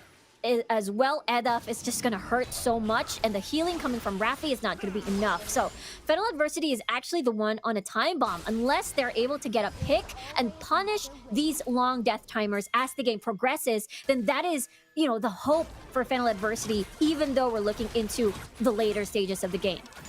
Yeah, 20 seconds for the Elder Dragon. This changes things up because two valuable objectives are present in game. 10 seconds on the clock. This is a ticking time bomb for both these teams to go for that engagement and set up for a team fight. See, Elder Mountain Drake has now spawned. Power doesn't have teleport, still more on that battle kit on his enchant, I believe. So we'll see now as he travels way down what his positioning is going to be. Power going for the flank here up against Devil J. That will be the 1v1. Repose goes in, negates the damage, and now Danny with some pokes from the arrow. Devil J is now on a very, very low health. But here into the fight, Tidal Wave goes for the double knockup. Shaw will die. It's the Sin going to the backside, gets the kill down. Killer Instinct goes in to jump for that fight. But still, Rafi will be alive. This will be the 2-for-0. Fennel Adversity will lose their two members without any trades for DR Esports. Yeah, that means DR Esports can free reign on this Elder Drake. They can take their time because there's no pokes, there's no carries from Fennel Adversity, and Power is basically forced to back away as well. Teleport enabled though. With the tower going into the backside, drop goes another teleport that actually disengages. TP's will now come up. Devil J was on the way to the enemy team with a shuriken flip. Actually going for a lot of damage, but Dominic still wants to go for this. Now Power will die down. 2k8 remaining for the Dragon. That's going to be sealed down. It's Fennel Adversity has stolen the Elder Mountain Dragon. This makes it even for both these teams, but Fennel Adversity will lose 4 their members out of that. Yeah, the unexpected happened there, and he just leaped in with 4 members and 2 teleports coming through, though. They want to finish the game. 3 TPs for DR Esports into the bottom side of the map. 108 remaining. Ziggs has that big potential to even clear this out. That will be their first inhibitor turret down up against Fennel Adversity. 20 seconds on the clock for Power and Dominic to be alive once again, but that is just the only thing that they want, as the top lane is now pushing by themselves. Yeah, looking at the picture-in-picture, looks like Fennel Adversity can, while not even things out, that's still an inhibitor tower still standing for DR Esports at top side. But for Fennel, it's a mini victory. Of course, they got thicker shields with this Elder Mountain Drake for themselves, so it will definitely help them, especially when they're up against Edaf here on this Ziggs. And now for Fennel, they want to prime their position here on the Baron. They want to see if they can get a pick. And they, though, DR Esports, huge damage already for Edaf.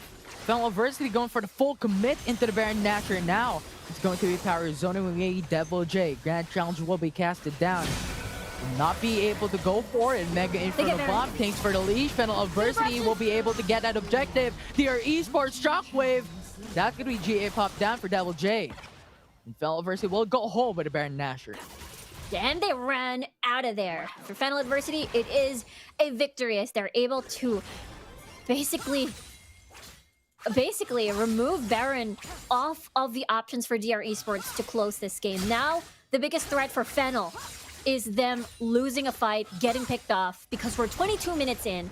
Death timers are going to be incredibly punishing. And now we'll see how Fennel Adversity basically maneuvers around the fact that their bot lane is open for the taking. With 1 teleport still a threat, Gospel still keeping that, not keeping a Zonius hourglass. We might see a potential sneaky play coming from DR Esports, but now that they're pushing bot, it might be a little bit difficult for DR Esports to do this. Yeah, Fennel versus V. Tier 2 turret down into the bot lane. As you've stated, DR Esports is now on their corner of a room where Fennel Adversity has taken most of the room here for this game so far. And currently, they're just going for some split push. I love how Fennel Adversity is playing this very patiently, even if they have the Baron buff. Especially at this state of the game, where in its late game, DR Esports has a lot of damage even up against Fennel Adversity still. So slow push for Fennel Adversity so far. Yeah, better to be safe and take care of the control that you have now. As again, you talked about this 23 minutes in, very late into the game. If you lose the fight, you lose the game. And that's the reason why Fennel Adversity is so careful. Again, DR Esports, they have the damage in the world of everything. They've got Gospel, Edaf, especially Devil J as well, who is able to burst targets down. And looking at Fennel Adversity, of course, they are treading carefully, seeing if they can take a prime opportunity to see if they can just get space away from the bottom lane to their Nexus. And that was the mission. Pressure is relieved slowly as only the inhibitor towers are up for DR Esports' base. Yeah, they just got the tier 2 turret. That's enough for Fennel Adversity so far. Still, only 2k gold difference in this game. We're 20k gold away for going in for the 100k gold mark. And we're in 24 minutes into the matchup. Very, very long, prolonged match for both these teams. This is going to be the do or die next team fight. It is DR Esports. Exactly. DR Esports, again, if they lose this, they are out. And Fennel Adversity moves to the grand finals, representing the region of the Philippines in the SEA Championships. Fennel Adversity, they feel like they can taste it. For DR, of course, they want to take this into game number 3. Look at the top bot lane, though. Yeah, Power is now going to be catched up by DR Esports, but that will be the kill for Fennel Adversity instead, as Devil J steps on to the fountains. It's now going to be Power going for the defense, though, but look at the mid lane. It's going to be a different story, but into the bot lane, it's also going to be a play. It's also going to be a gank. That's going to be GA pop down. Shaw gets the kill down into the mid side of the map.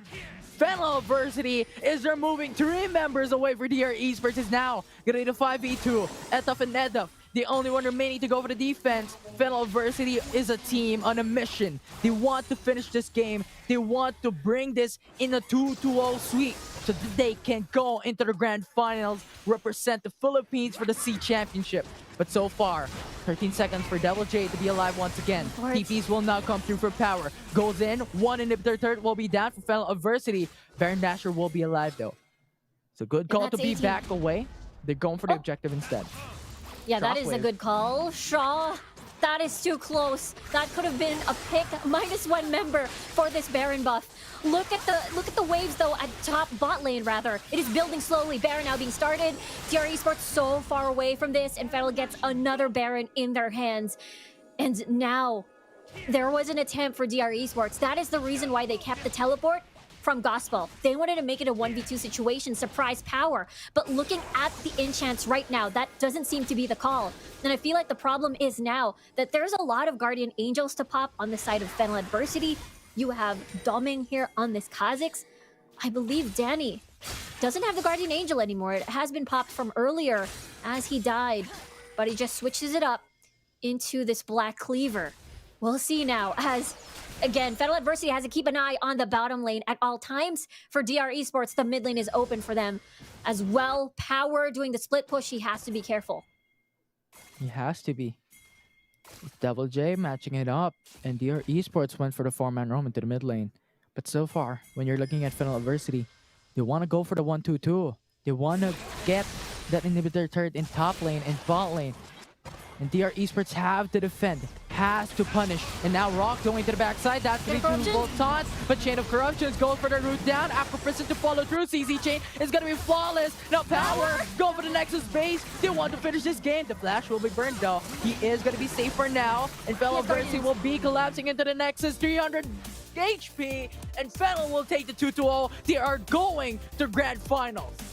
They're going to the grand finals. They're so happy, and they're going to represent the Philippines in the SEA Championships. They're so happy. Their journey has been long. From the summer season, they fell 8th to 7th place, immediately eliminated at day number 1 in the summer season playoffs. But look at them now, top 2, and now they're so happy.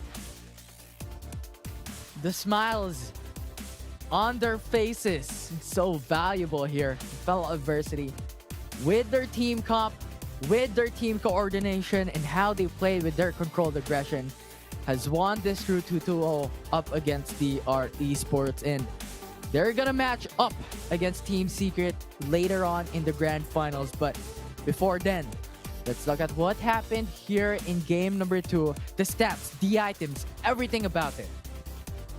Yeah, Fennel Adversity just played it so patiently. They weren't rattled at all at the fact that Devil J can basically kill everyone on their side. And what they did was, okay, let's just split up, and therefore, again, split up, and Shaw was with max items already. Danny was pretty painful already, and I think that last attempt by DR Esports to sort of punish that 1-2-2 was again, Fennel Adversity reading that. Danny was coming from the side, Rafi was coming from the side with the tidal wave and the chain of corruptions, and therefore were able to just win that last clash to finish it off. And Power, the constant pressure, the stats really doesn't show how much of a big impact he did in this game as well with a 2-3-2. He was pressuring every single lane and decided to put Devil J on a tight leash. Imagine he survived that 1v2 as well up against Gospel on the fight in bot lane.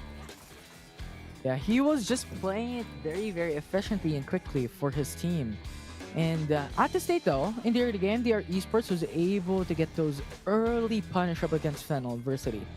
This is what we keep on bringing up for Fennel Adversity, is just all about their patience from that game 2 that kept them going, that kept them running against DR Esports, matching up when it comes to gold, matching it up against when it comes to objectives. And when you're looking at 10 minutes into the matchup, it's pretty even so far. Even up until 20-minute mark, the only difference is 1k gold. Yeah, it was so incredibly close. I believe that is the closest game we've seen so far in the playoffs for the fall season. And yeah, the fact that it was a low, I wouldn't call it a low kill game, but looking at the spread of kills, again, look at this. Power managed to deal with the 1v2 situation. He dealt a lot of pressure here and did a lot of work for this game in particular, and was able to survive, and that equated to like this domino effect. Punish the attempt of the sneaky teleport play coming from Gospel, and after that, DR Esports most likely felt a little bit defeated that they lost their ground. The fact that Devil J had an early lead in Fennel Adversity basically played the patience game and waited for the late game. Yeah, the master of the match from that game, number 2, is Dom Meng with the Kazakhs for Fennel Adversity. That Doming with the steals in this game has been very, very wild. And the fact that, again, he was able to secure a lot of these objectives for the team. 2 Barons in this game. A lot of the, again, the pressure, definitely whenever those situations arise, Doming has managed to step in and be that person who's able to secure swiftly and calmly on the Baron, as well as the objectives, especially the Mountain Elder Drake. That was one of the first instances where that discouraged most likely DR Esports. Yeah, it's a sneaky steal, because even if Domeng was so low, he was around 1/3 of his HP left in that steal, he was still, I'm confident. I'm gonna get this for my team, because if we lose this Mountain Elder Dragon, it's gonna be a snowball for DR Esports starting from that objective taken for this team. So we need to take it down for ourselves. We need to take it. And Domeng was just that showmaker, the playmaker for Fennel Adversity for that game 2, bringing up space for his team, getting those objectives for them to win this match. Yeah, he had a huge impact. Actually, everybody from Fennel Adversity had their role to play, and it was just beautiful to watch. It was so intense. The way that they played from behind as well, not fearing Devil J at all. The fact that he was, 6-1-2 already. He was able to burst people down the moment that he comes in. The fact that they didn't have Zhonya's Hourglass, they had Guardian Angels at the later stages of the game, and that, again, their calls, very, very impressive. I'm very excited for Fennel Adversity later on their rematch against Team Secret. They're taking a lot of these matches, again, these rematches, and now Team Secret is the last challenge for them, at least for the fall season. Yeah, it's the last objective for them to be able to represent, or not represent because they're now representing in C Champs, but rather, what will their placements be? What will be their locations be in the C Championships 2021 and be throned as a king of Wild Rift Philippines? And later for that, it's gonna be the grand finals next after this short break. I'm Infinity and this is Riku. Don't go away. When we come back, it's a panelist desk giving us more insights on what they think about on that series.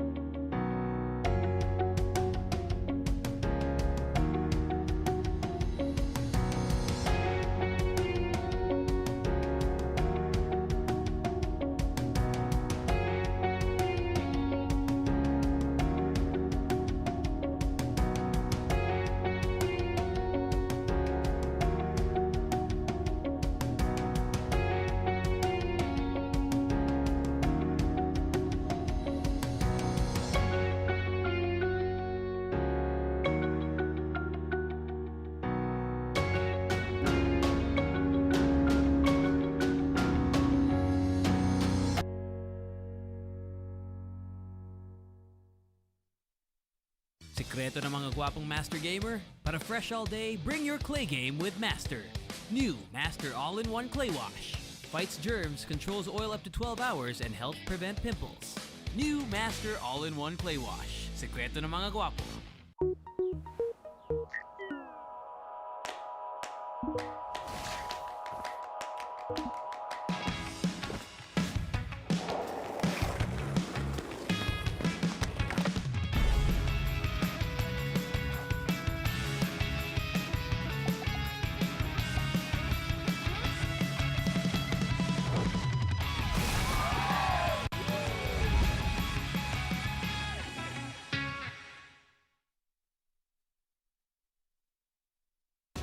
Play League of Legends Wild Rift anywhere with Glow Prepaid's Riot Go 80 for data and premium bundles. Enjoy exclusive items you can unlock. See ya!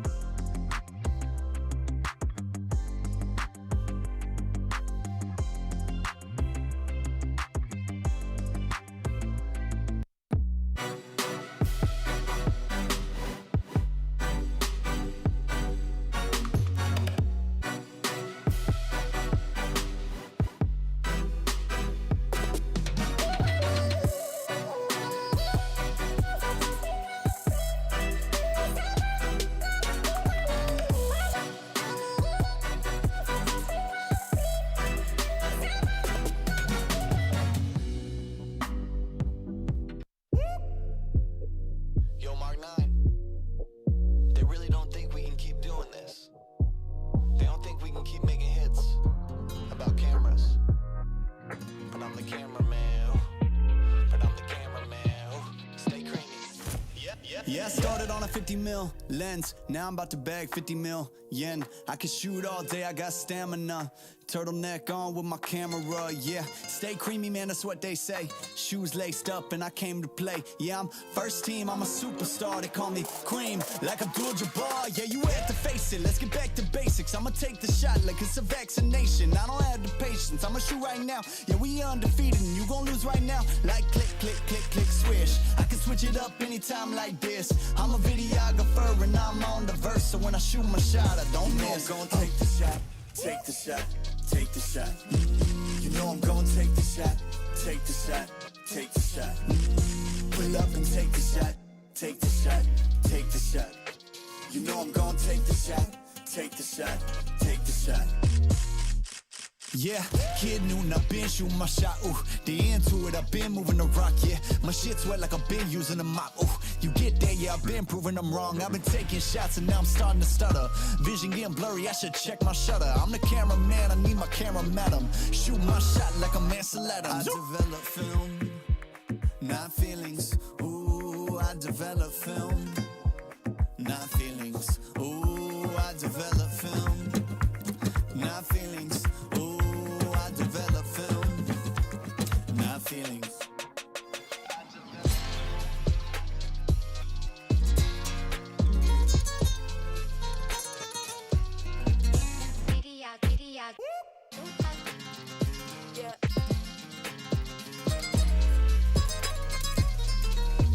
You know I'm gonna take the shot, take the shot, take the shot. You know I'm gonna take the shot, take the shot, take the shot. Pull up and take the shot, take the shot, take the shot. You know I'm gonna take the shot, take the shot, take the shot.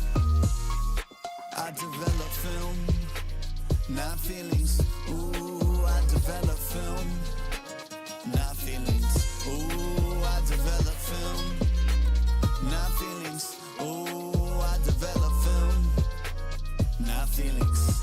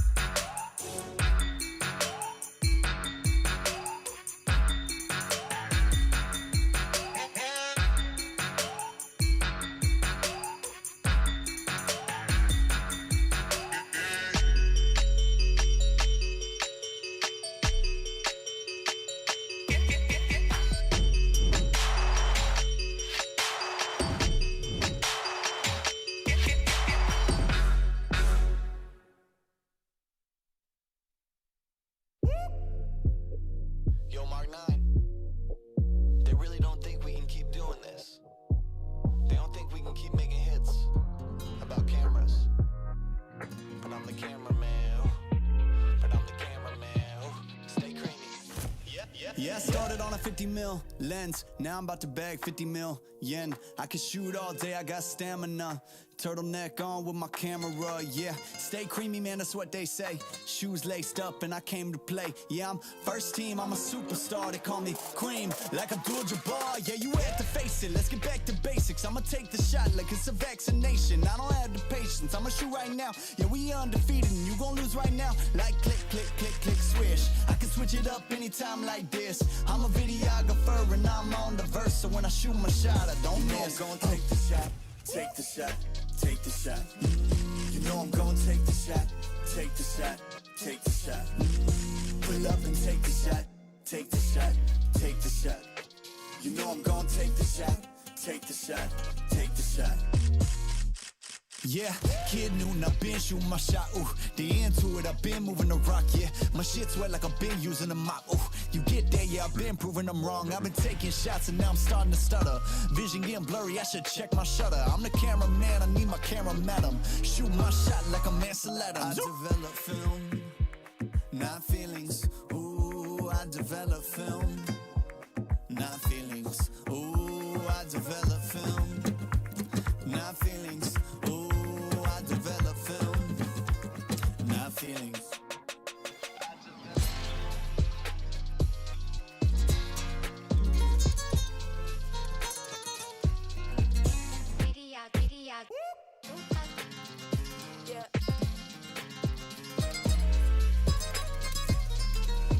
You know I'm gonna take the shot, take the shot, take the shot. You know I'm gonna take the shot, take the shot, take the shot. Pull up and take the shot, take the shot, take the shot. You know I'm gonna take the shot, take the shot, take the shot. I develop film, not feelings. Ooh, I develop film, not feelings. Ooh, I develop film, not feelings. Ooh, I develop film, not feelings.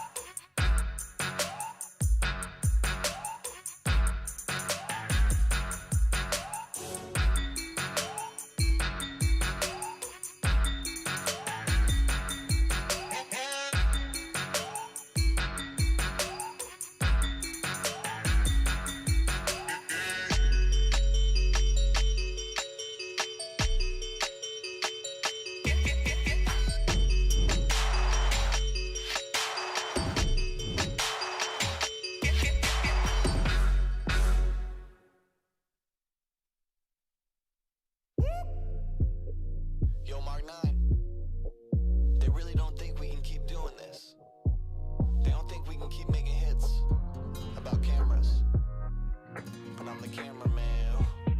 But I'm the cameraman. Stay creamy. Yeah, I started on a 50 mil lens. Now I'm about to bag 50 mil yen. I can shoot all day, I got stamina.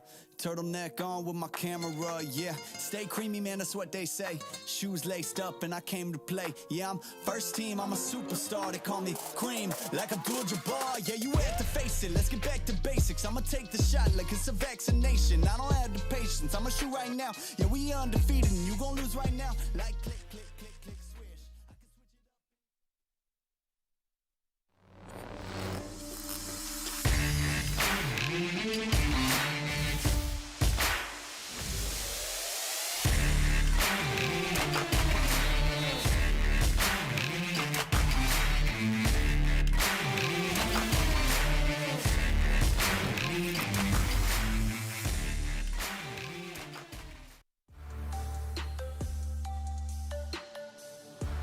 I can't believe it, guys. It's real. I was joking earlier, but the Osiris curse is real, guys. DR Esports finishes their Icon Series run in 3rd place, and Fennel Adversity, they advance to a grand finals. They will take the series 2-0 and will add 150,000 Globe Cup points to their winnings. I cannot believe it. The Osiris curse is real. Neither do the chat, right? I mean, he's being tagged everywhere now. How does it feel like, being one of the most famous for the wrong reasons? Or infamous, yeah, infamous. The infamous, the notorious one. And it was an intense match overall. Okay, this is gonna make our final round of predictions very, very interesting. But first, let's jump into our series highlights with that matchup, because DR Esports, they are still one of the best teams here. Congratulations to them. But I like the game that Fennel Adversity played. It was very patient, and we saw, again, the glory of that controlled aggression, because they weren't aggressive until they knew that the odds were in their favor, especially in Game 2, because DR Esports, I feel like they had that. Exactly. And everyone is asking, why are you drafting a Varus against an Olaf? And if you're going to check the lineup of Fennel Adversity, there was no time for Olaf to take down someone. You got an Ari, you got a Kha'Zix, and the Varus. Everyone can really destroy you in a matter of seconds. Even Power, to be honest. So with Danny being placed, I really love his change of pacing. He's not being aggressive. He's the one who's poking. His position is fairly good, although there are good plays from DR Esports that caught them off guard. But that's somehow understandable. But Danny, knowing this guy can play on a Kaisa, can play on a Corki, this time Varus fits him well. That's right. On game number 2, though, I was kind of scared because the patented Shockwave wasn't really on point. This was actually one of the best turnarounds in the early game that I have seen for Fennel Adversity. I did say that when they are behind, Fennel Adversity, gets to collapse. They want to really engage even on losing skirmishes when they're behind. And that's the thing for Fennel Adversity. Luckily for them, they still have Doming, and this is the game-winning play, sealing the Elder Dragon. Yeah. Right, and this is the bang, bang, bang, bang moment. There you go. All right. Just so advanced. Just so ahead of the curve. I think that's just him being over. I would say eager in getting DR Esports back to the game, because again at this point, look at the game timer. It's at 27 minutes. Any mistake, one mistake can be punished with the win, with the Nexus being broken down. And this is Fennel Adversity that we're talking about. Nika, Osiris, I just would like to use this moment to really commend this team, because last season during the summer playoffs, they were winless. 0 wins in terms of series and in terms of games. And look at where they are now. The most improved team, man oh man, what an arc. Exactly. And that's why they have that title indeed. This is one of the most incredible character arcs that we have here in the Icon series. And, as you mentioned, they go from winless to now in the grand finals, to now representing the Philippines in the SEA Championships. It's amazing. Congratulations, of course, to DR Esports. They still put up a really good fight, and I'm sure they will be back with a vengeance, in future tournaments and everything. That Dragon, you haven't seen the end of Rox and the rest of his squad, and congratulations to them. I'm sure that they still have a lot of Globe Cup points to be happy about. But now, we have the final match of the Icon Series PH. We have your SEA Championship representatives, Team Secret and Fennel Adversity. Now, it's interesting because we saw this matchup earlier. And this, this means a lot for Team Secret. Because it'll be their second time getting that chance to represent the Philippines in the international scene. Plus, the championship that eluded them in the summer season. It's that opportunity to cement that title, and they're in their best form today. Really, all of the players are so on point today, and I have to admit, based on their earlier match, it looks pretty good for Team Secret. That's right, back where they left off, and solidifying their hold as the best Philippines team for Wild Rift. Secret Rift is on a mission and wants to put an exclamation point to an already solid performance. After fixing their early game struggles, Team Secret is poised to secure their first domestic title. If the upper bracket finals was any indication, our solo player highlight is the problem that has yet to be solved. Tatsuri in the mid lane has created a gap on all mid lane competition here in the Philippines and has cemented his spot as best mid PH. Will this be his coronation moment? Will he be the finals MVP? We will find out. The boy who lived, Tatsuri, yes. And I'm pretty sure he is going to wreak havoc on Fennel Adversity. But again, this is the biggest test ever for Fennel Adversity. And as you mentioned, Otulus, during the summer season playoffs, no wins, and now they are here up against Team Secret. However, we saw this matchup happen just earlier, and Team Secret dominated the series. The advantage that Fennel Adversity have, though, is that, they can actually fix and redo the mistakes they made earlier. They can download all that information and use that against Team Secret. And now, what do you think they can do? Or how well do you think they're going to be able to do that and come out on top of the series? They are not exhausted, just motivated, because Fennel Adversity, we talked about this from 0 to 100, I must say, and they are the ones who's going to proceed to the finals, and the friendship adversity, overcoming all the obstacles and hurdles, and this might be it, the last challenge that they need to prove themselves. And yes, one of the key factors to finish this finals is Danny, and this solo player highlight proves that he can fit and adapt fairly well with any meta. At first, it was a bit questionable. We seeing him on a Varus? He knows how to play Kaisa and Corki and surprised us, but you can see that the damage per minute, that's 2,166, topping up Gospel's damage per minute a while ago. Kill participation 79%. He is also rotating with the whole squad, with the whole friendship, but the gold per minute is fairly still high with the 1,582. KDA 9.24. Top that, Team Secret. Okay. Well, we also, we have to talk about the other half, I guess, of the double Ds of Fennel Adversity, and that is Doming. But how is he going to fare against, like the general himself? In our Globe Key player clash over here, it's a lot of the initiates earlier throughout this past series for Fennel Adversity came from Doming. And with Danny to back him up and the rest of the team. But they're going to be up against the big brains of the monster that is Team Secret right now, and that is James. How do you think their Fennel Adversity is going to be able to crack this puzzle? Well, we know how good the James is. You can already see the 72% kill participation. With his roaming potential, with the macro play of Team Secret, they got the edge. But Doming step it up even further. You can see the gold per minute with 1,357. And also, that steal that dictates game 2. What a game changer. And the double D, this is not the Death's Dance. This is the double damage coming in from Fennel Adversity. Alright. Wait, what? Okay. Anyway, so again, for this matchup, we know that this both gentlemen are not from the same lane, but this is basically what we want to see for this grand finals alone. Why?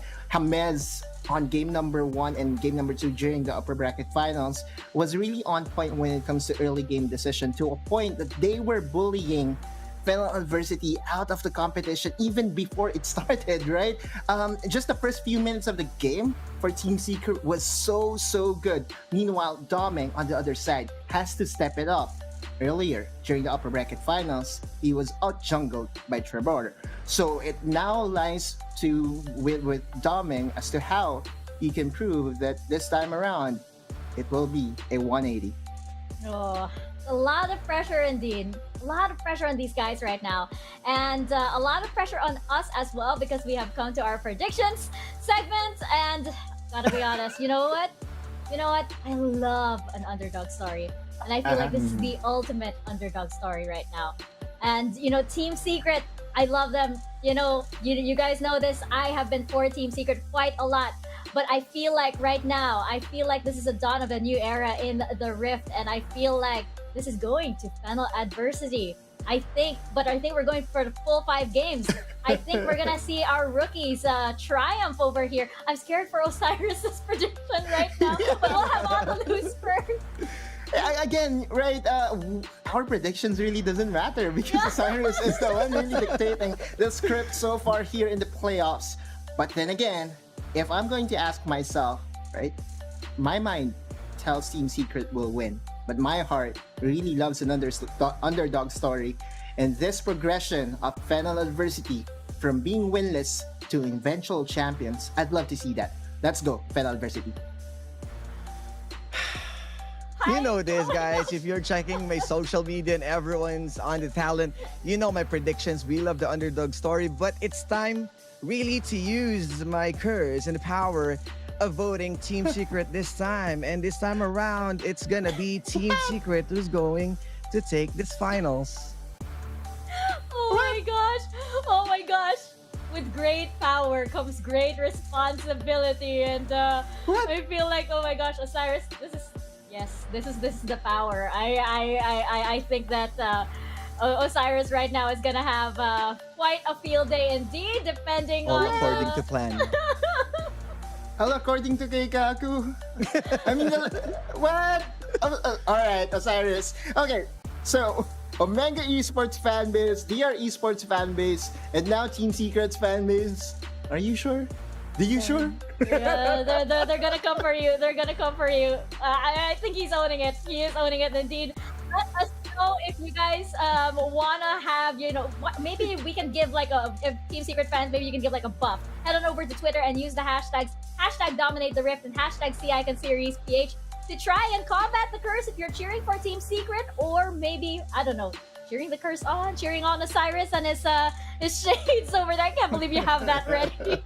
I think we have some tweets to show over here. You're saving that specifically for the grand finals. I love it.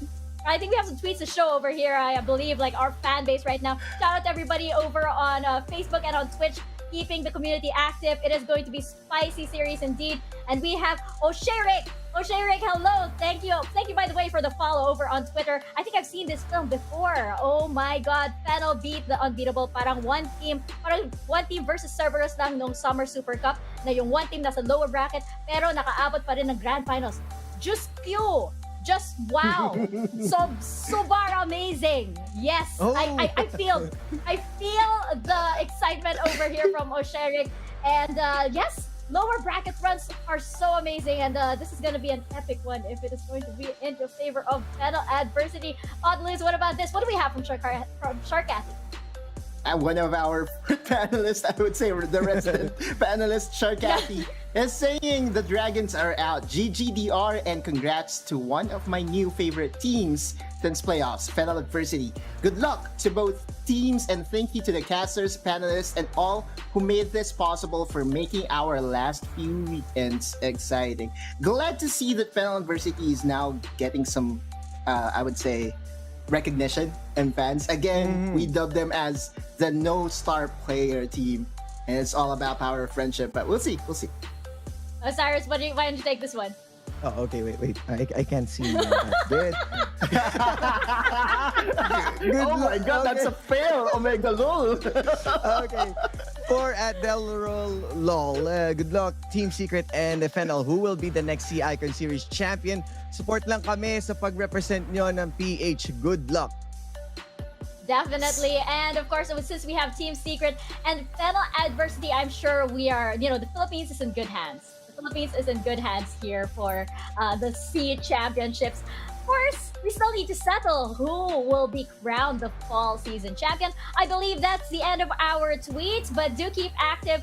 I know that everybody in the community out there, we have had some interesting discussions, especially around the Osiris skirts. It all comes to a head right now. We're going to find out if it really is real. I believe in it. I definitely believe in it right now.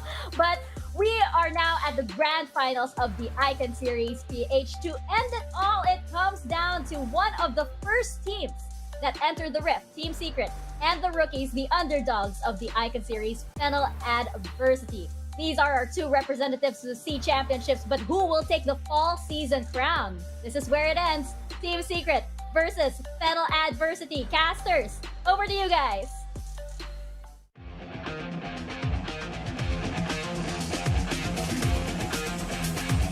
Minions have spawned.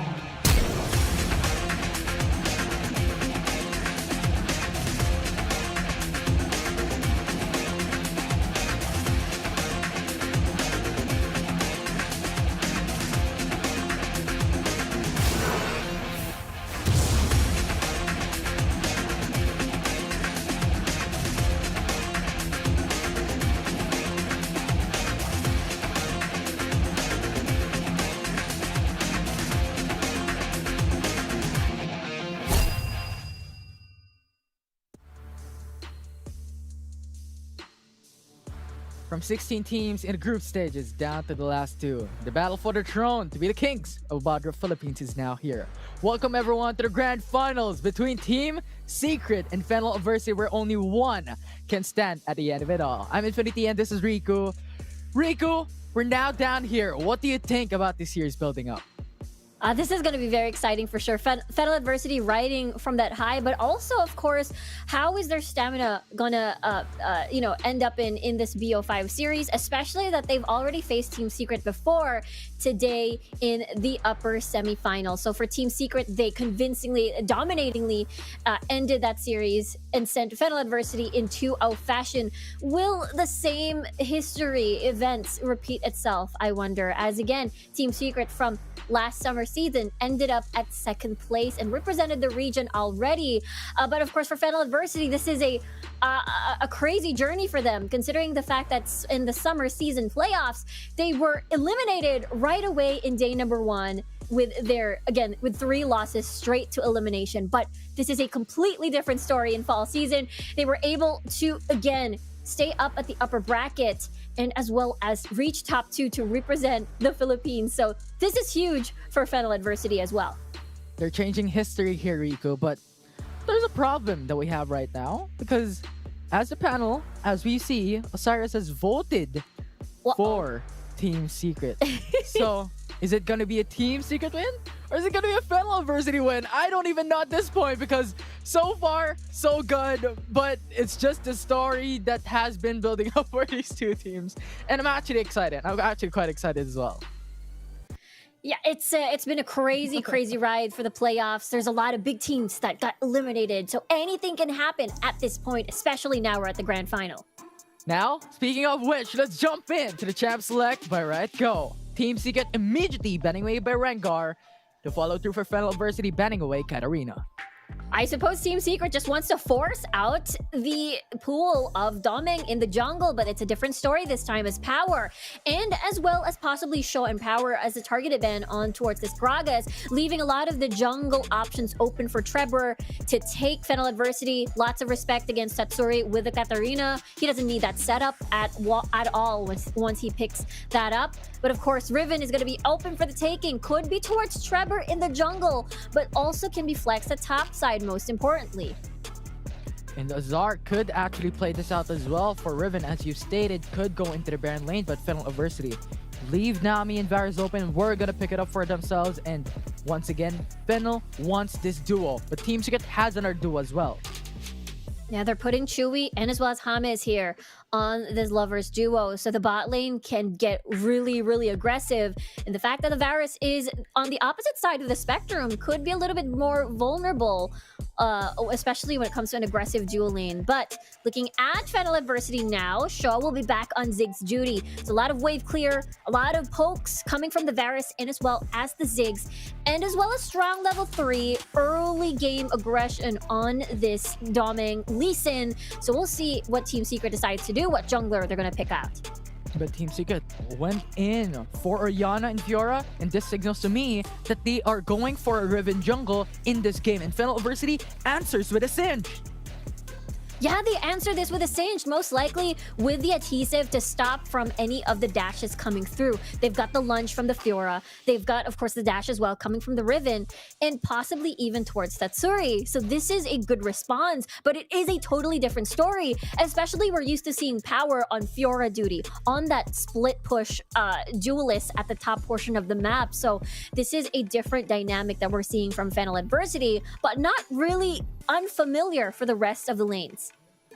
Yeah, and I think this is what Fennel Adversity wants, but Team Secret, they want to go for the team fight with their draft composition, and I'm excited who will be able to take the early game to bring it into the mid game, late game. As now we're jumping into the warp zone as we are moments away for game number 1 on the grand finals here at the Icon Series fall season.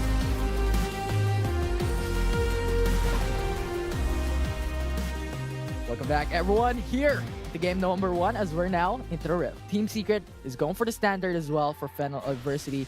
Going for 2-man roam into the mid lane to go for the early cures onto the minions. Yeah, it's the usual switch where they want to get priority as much as they can. Actually, Ziggs can manage on their own, especially Tatsuri. On an Orianna, just a measly level, that's just a measly first skill, rather. So Ziggs will be able to manage that well, of course Shaw rather. And this is going to be a different story. It is a best of 5 series this time around, so Team Secret very familiar in that sort of situation. Meanwhile, Fennel Adversity again, this is the farthest they've gone in the tournament, in the Icon series. This for Team Secret, we'll see now as we see top side. Power gonna get poked down a little bit with the vital points here with Azar. It's gonna get flipped around actually, but this opens the opportunity for Azar to reach the second vital point where Azar is forced to, well, not Azar, Power is forced to get the honey fruit.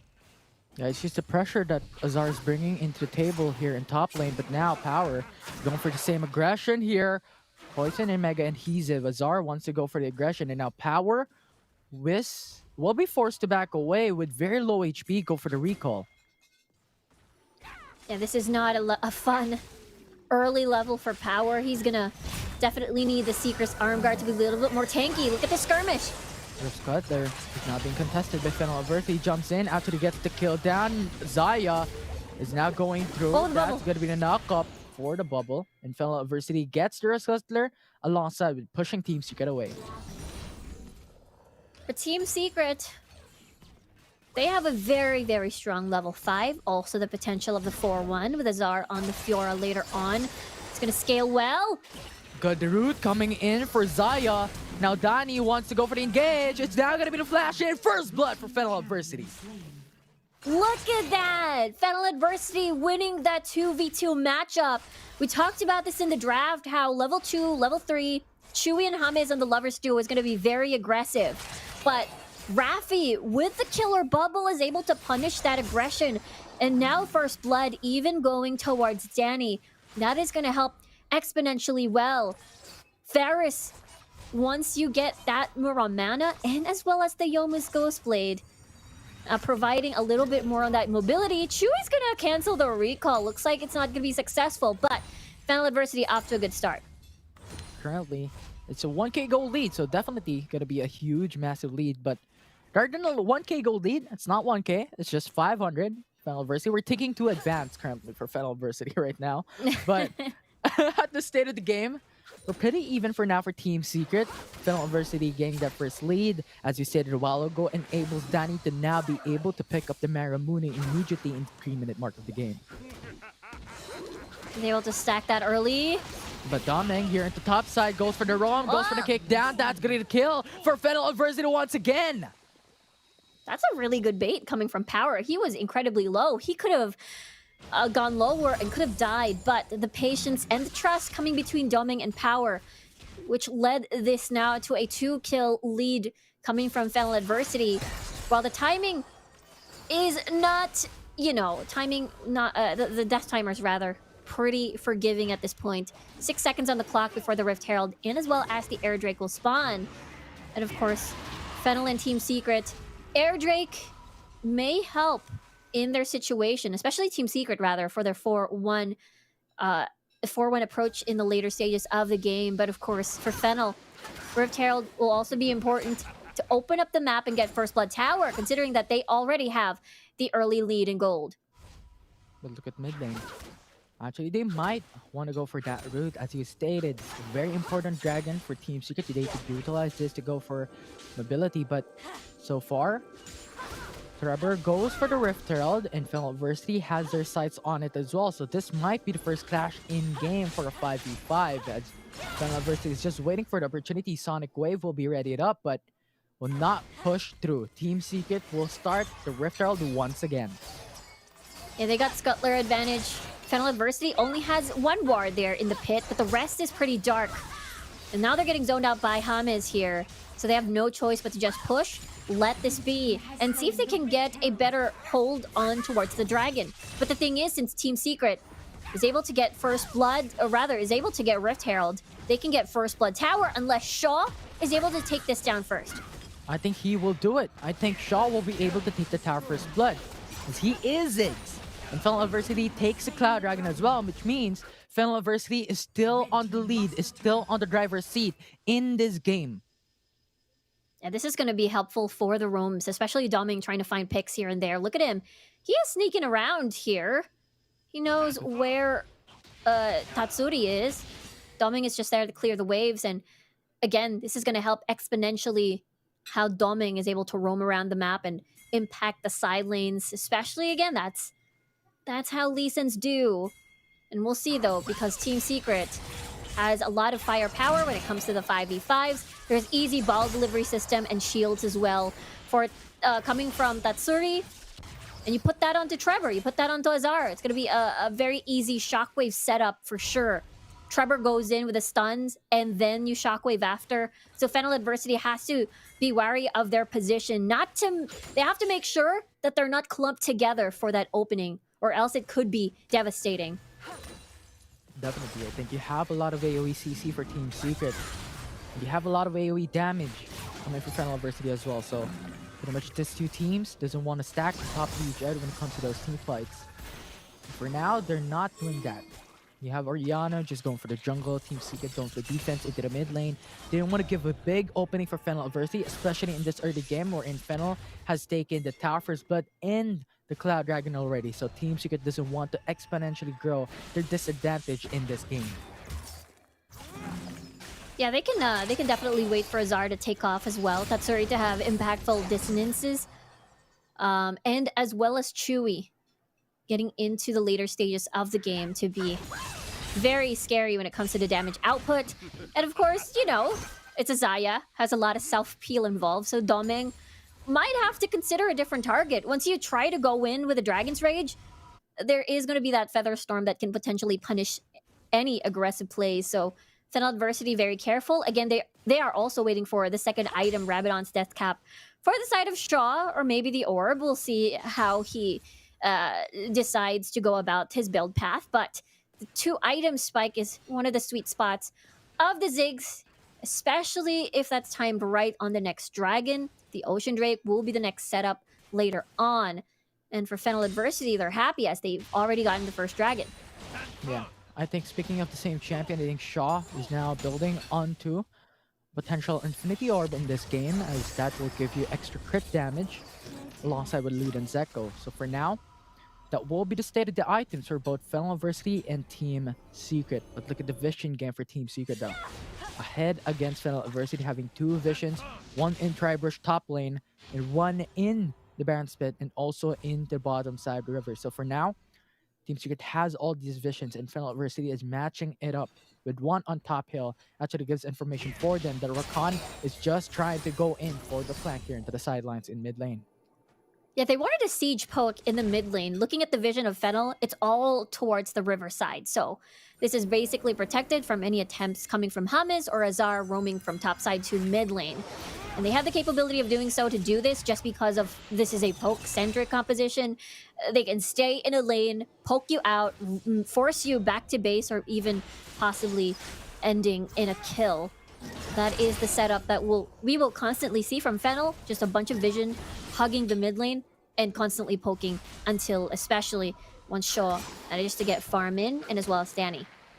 Now 15 seconds left though for the Ocean Dragon to come up. So a good call for Team Secret for now to go for the reset for Tetsuri and Hamis. And even Azar as well is now going for the recall to prepare for the next dragon, as currently they are in a huge deficit considering that this is 9 minutes into the matchup. 2k gold lead already for Fennel adversity. And this is exactly not something that you want to do up against Fennel, especially with their power when it comes to poking down enemy teams rather in the late game. So for now, it's just going to be sights. It's just going to be information game between these two teams.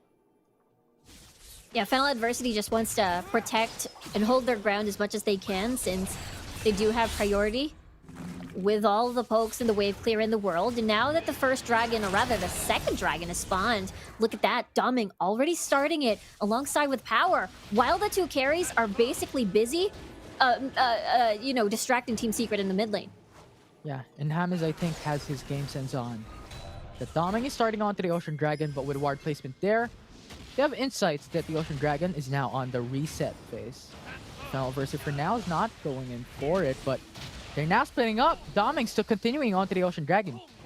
Yeah, Chewy was pretty chunked into dangerously low HP, so that is exactly what Fennel needs to do and wants to do constantly. Force out these pokes to forcing Team Secret to back away or even result in a death. But for Team Secret, how do you counter this poke is that you want to just engage first, and the only option they have is setting up flanks coming from Trevor or possibly Azar, which is a little bit challenging given the space that they have, and as well as the vision control coming from Fennel Adversity. So your next option is Hamis. You put the ball into Hamis and then Shockwave and possibly eliminate or set up Danny and Shaw in an awkward spot. And that is so far what they could do to stop this heavy poke comp that we're seeing right now. Yeah, they just have to wait for the late game. And I think rather that is the reason why Team Secret is not going for the contest onto the Ocean Drake a while ago, is not going for the hyper aggression against Fennel Adversity, because when we look at the draft for Fennel Adversity, they have Doming and Lee Sin. They have a poking composition. The only one that can tank them is Singe. But here into the mid lane, this Chain of Corruption locking down onto Rakan, and Fennel Adversity goes forward to make it in for the bot. Tidal Wave to follow through. That's gonna be the 5-man knockup, and Fennel Adversity has the advantage in this match. Shockwave will go for the disengage, but that will still be the kill for Danny, bringing down Azar. That will already be the double kill, and Azar is 1 HP, followed through with Danny's arrow. That will be the triple kill for Fennel. What a crazy snipe from Danny. He is able to get double kill off of that, and look at the kill scoreboard. It's still clear. 5 kills onto Fennel. Team Secret unable to find the opportunity. They did. They wanted to grab it, but the tidal wave, Rafi was still alive, Danny was still alive, he even had a barrier. It was Shaw who was practically in danger. And with that, Fennel is playing this very patiently. Team Secret is forced to, again, do these things, and Fennel is just doing a good job adjusting. Yeah. And it's just a huge pressure for Team Secret. I mean, we'd expect this because Doming is on a Lee Sin, but not at this point in time. We're in Fennel Adversity already has 6k gold lead away for Team Secret at this state of the game. And that's just too much to handle. So for now, I think Team Secret needs to be patient, needs to wait for the late game for this team. They still have the Infernal Dragon next objective later on. The Marin Nasher is still going to be alive in this state of the game. So I think when it comes to the objective game, they need 2 of these objectives or even 1 of these to be able to bring this into a late game power spike, to be able to bring this to a late game outscale up against Fennel Adversity. Because currently, it's not looking that great for Team Secret. Yeah, looking at the gold lead, it's 6K already for in favor of Fennel Adversity here. So now... Power 1v1. Azar, vital points will have to bring him down. Mega Adhesive will slow down Azar, but that won't be the poke. Lunge gets the kill down, but that won't be the 1-for-1. Power gets it back. I gotta say, I can't really say nice 1v1 because Power is on the Singe, but still he really dealt with that super duper well. Was able to take down Azar before he fell. Shockwave will miss. Yeah, just only to clear the wave down, but Fennel Adversity will still get the tier 2 turret. They have Shock to go for the satchel charge. 25% damage easy to take down the turret once again. So Fennel Adversity now is still on the driver's seat and farther away for Team Secret. And that is Fennel Adversity getting another tower down, just as you mentioned, and perfect timing too. 8 seconds on the clock before the next dragon has spawned. And it is going to be the Infernal Drake, of course. We mentioned earlier, this has been one of those sought-after buffs, especially at this point of the game. Want to get that big damage boost, as Trevor will be a human ward here. He wants to start this Baron because they know that Fennel Adversity will go for this Infernal Drake. Look at the spider senses coming from Power. He knows what's up. Yeah, that's the ward. Perfect timing coming for Fennel Adversity now. It's now going to be the clash. Fennel Adversity starting this up. Power into the front lines. Zoning away the enemy team. That poke coming from Danny. Too much damage. But look at the Infernal Dragon. Doming still starting this up. They don't care about that fight top lane. Fennel just wants to get the objective, wants to get the lead away from Team Secret. Fennel Adversity is playing this so well up against Team Secret. They're just basically getting everything off of the map and denying any sort of exchange from Team Secret. And there was an attempt, and good thing Power was there to lay down that ward and spot out the Team Secret, trying to sneakily take that Baron, rather. And now, so far, look at this lead. It is an 8K gold lead in favor of Fennel Adversity. And this is, again, a completely different story from when we saw these two duked it out earlier today. It was a complete stomp. 2-0 from Team Secret with a humongous goal lead, and now the script has flipped. It has been flipped indeed. Fennel Adversity has taken the advantage down. Might be the curse from Osiris. I don't know so far. As of yet, it's still looking bad. But remember, this is still game 1 for now for both these teams so far. Will Team Secret break the curse? Or will Fennel Adversity come through with the Osiris curse? So for now, gonna be the 1v1 in bot lane. Power once again going in. Power very low in HP, but just the poison damage per second from Power is exceeding expectations. Forces out Azar to go back. The Power is doing an amazing job just keeping Azar on a tight leash here as the Singe. He might even cancel the port. No, didn't get to see him there as Azar was in the brush, but Power's going to continuously push the bottom portion of the map. Team Secret is forced to respond to this, and now slowly Team Secret's control over the map is dwindling. As again, the biggest juicy target right now in the game could possibly be this Baron, as Fennel Adversity is now still in the lead, and Team Secret still haven't exactly found the fight that they wanted. Yeah, they keep on getting limited by Fennel Adversity with their champion pool. Even when it comes to those objectives, Team Secret is hindered. They need to release that hindrance away for Fennel Adversity, because if they can't, this will continue to snowball for Fennel Adversity so far, and it's happening. TS needs to find a big bang clash if they want to make something happen. Yeah, it's Fennel Adversity having all 3 dragons. It's so difficult to maneuver around the chain of corruptions. Once you want to engage head-on, Fennel Adversity is there to greet you with the CCs, with the pokes, but here comes the Baron now getting started. Oh, Trevor's just watching over from the window from far away, has his telescopes out. Fennel University going for a disengage here. Just zones away the enemy team.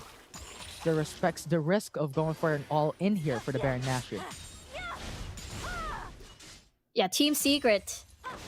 They're trying to buy and scare Fennel Adversity every single time they want to attempt this Baron. They want to buy as much time as they can. Looking at Chewy though, he practically already has those 3 items in his bag.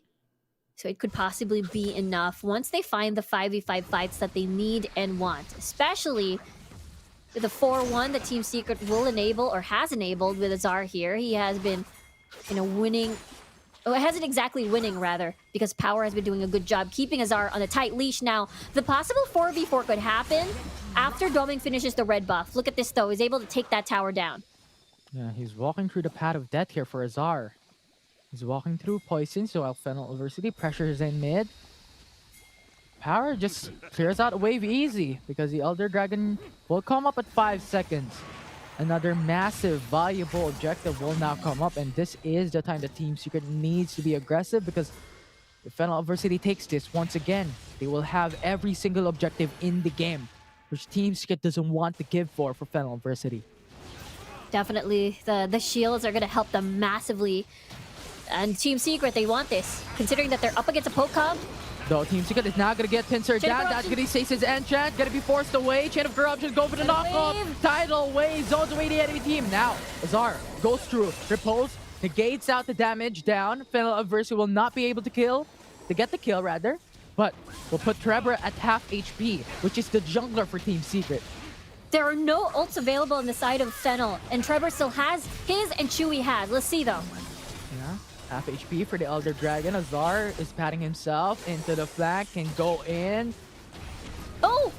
A very low HP so coming from Rihanna and Rakan. And Fennel Adversity still has it. Now Azar actually initiates the fight. That's going to be flash away. Repulse negates the damage. That's going to be the stun to follow through. Danny at 1 HP. He will not get killed. Azar will not be able to get that steal down, and Team Secret will once again secure their dragon. Everything on the line, and Fennel Adversity has gotten it once again. Yeah, this is a 9k gold lead. Every single objective is in their favor. And Team Secret will definitely struggle to get back into this game. It looks like it's a very low kill count in comparison to what we usually see in the playoffs. But Fennel Adversity has the gold, has the buffs, and having Danny getting most of the kills. Rather, Hummus. Oh, Doming being sneaky. But it's just a kick. They're just going for close combat. It's just practice for later on. Yeah, it's definitely practice for sure. Once they see each other again in the when Fennel Adversity attempts a dragon, this could be take 2. Actually, look at Danny. He's gonna be last here. TPs into the pit. Azar actually TPs in. This might be the disengaged. Team Secret wants this. Rakan goes for the quickness and grand entrance, but not going to be able to go for the CC chain. Trevor into the backside, goes for the 1v1. Danny will still live. Team Secret will lose 2 of their members, and now Fennel Adversity has the advantage. Takes one more double kill coming from Doming, and Fennel has taken everything away. Azar and Chewy, the only ones left for Team Secret to defend the base, and Fennel Adversity is pushing into the mid lane. Minions are going through. Lane control is in their favor. Team Secret will probably go for the defense, but can't because Fennel Adversity has dominated game 1, and they take advantage in the series. What a start in our series. A big upset here as Fennel Adversity is able to win this game number 1 in this BO5 series. Remember, when they first faced off today in a BO3 series, Team Secret were able to dominatingly finish that game in 2-0 fashion. And now the tides have turned. The tables have turned. The script has flipped. And Fennel Adversity was able to win this game number 1 against Team Secret. Yeah, they showed us in a different light. From that semifinals, we're in for a treat. Team Secret, you cannot expect what we are doing. We're gonna dominate the early game. Whatever you do, we're gonna contest it. And Fennel Adversity has just done that. Every single objective on the line is in their favor, and they have won it through and through. But for now, let's look at the stats for Team Secret and Fennel Adversity. You gotta love how patient Fennel Adversity was in this game. They knew that they had the poke, they had the range advantage, so they weren't really exactly pressured to start anything. The fact that this composition is a very anti-engage composition where they just wait for Team Secret to go in.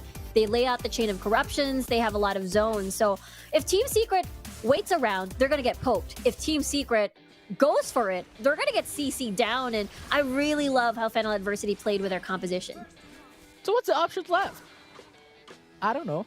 It depends on Team Secret and what they want to do later on in game number 2. But so far, we're gonna see the highlights on what happened in that game 1. How Fennel Adversity dominated onto those team clashes, onto those team fights, especially on this one.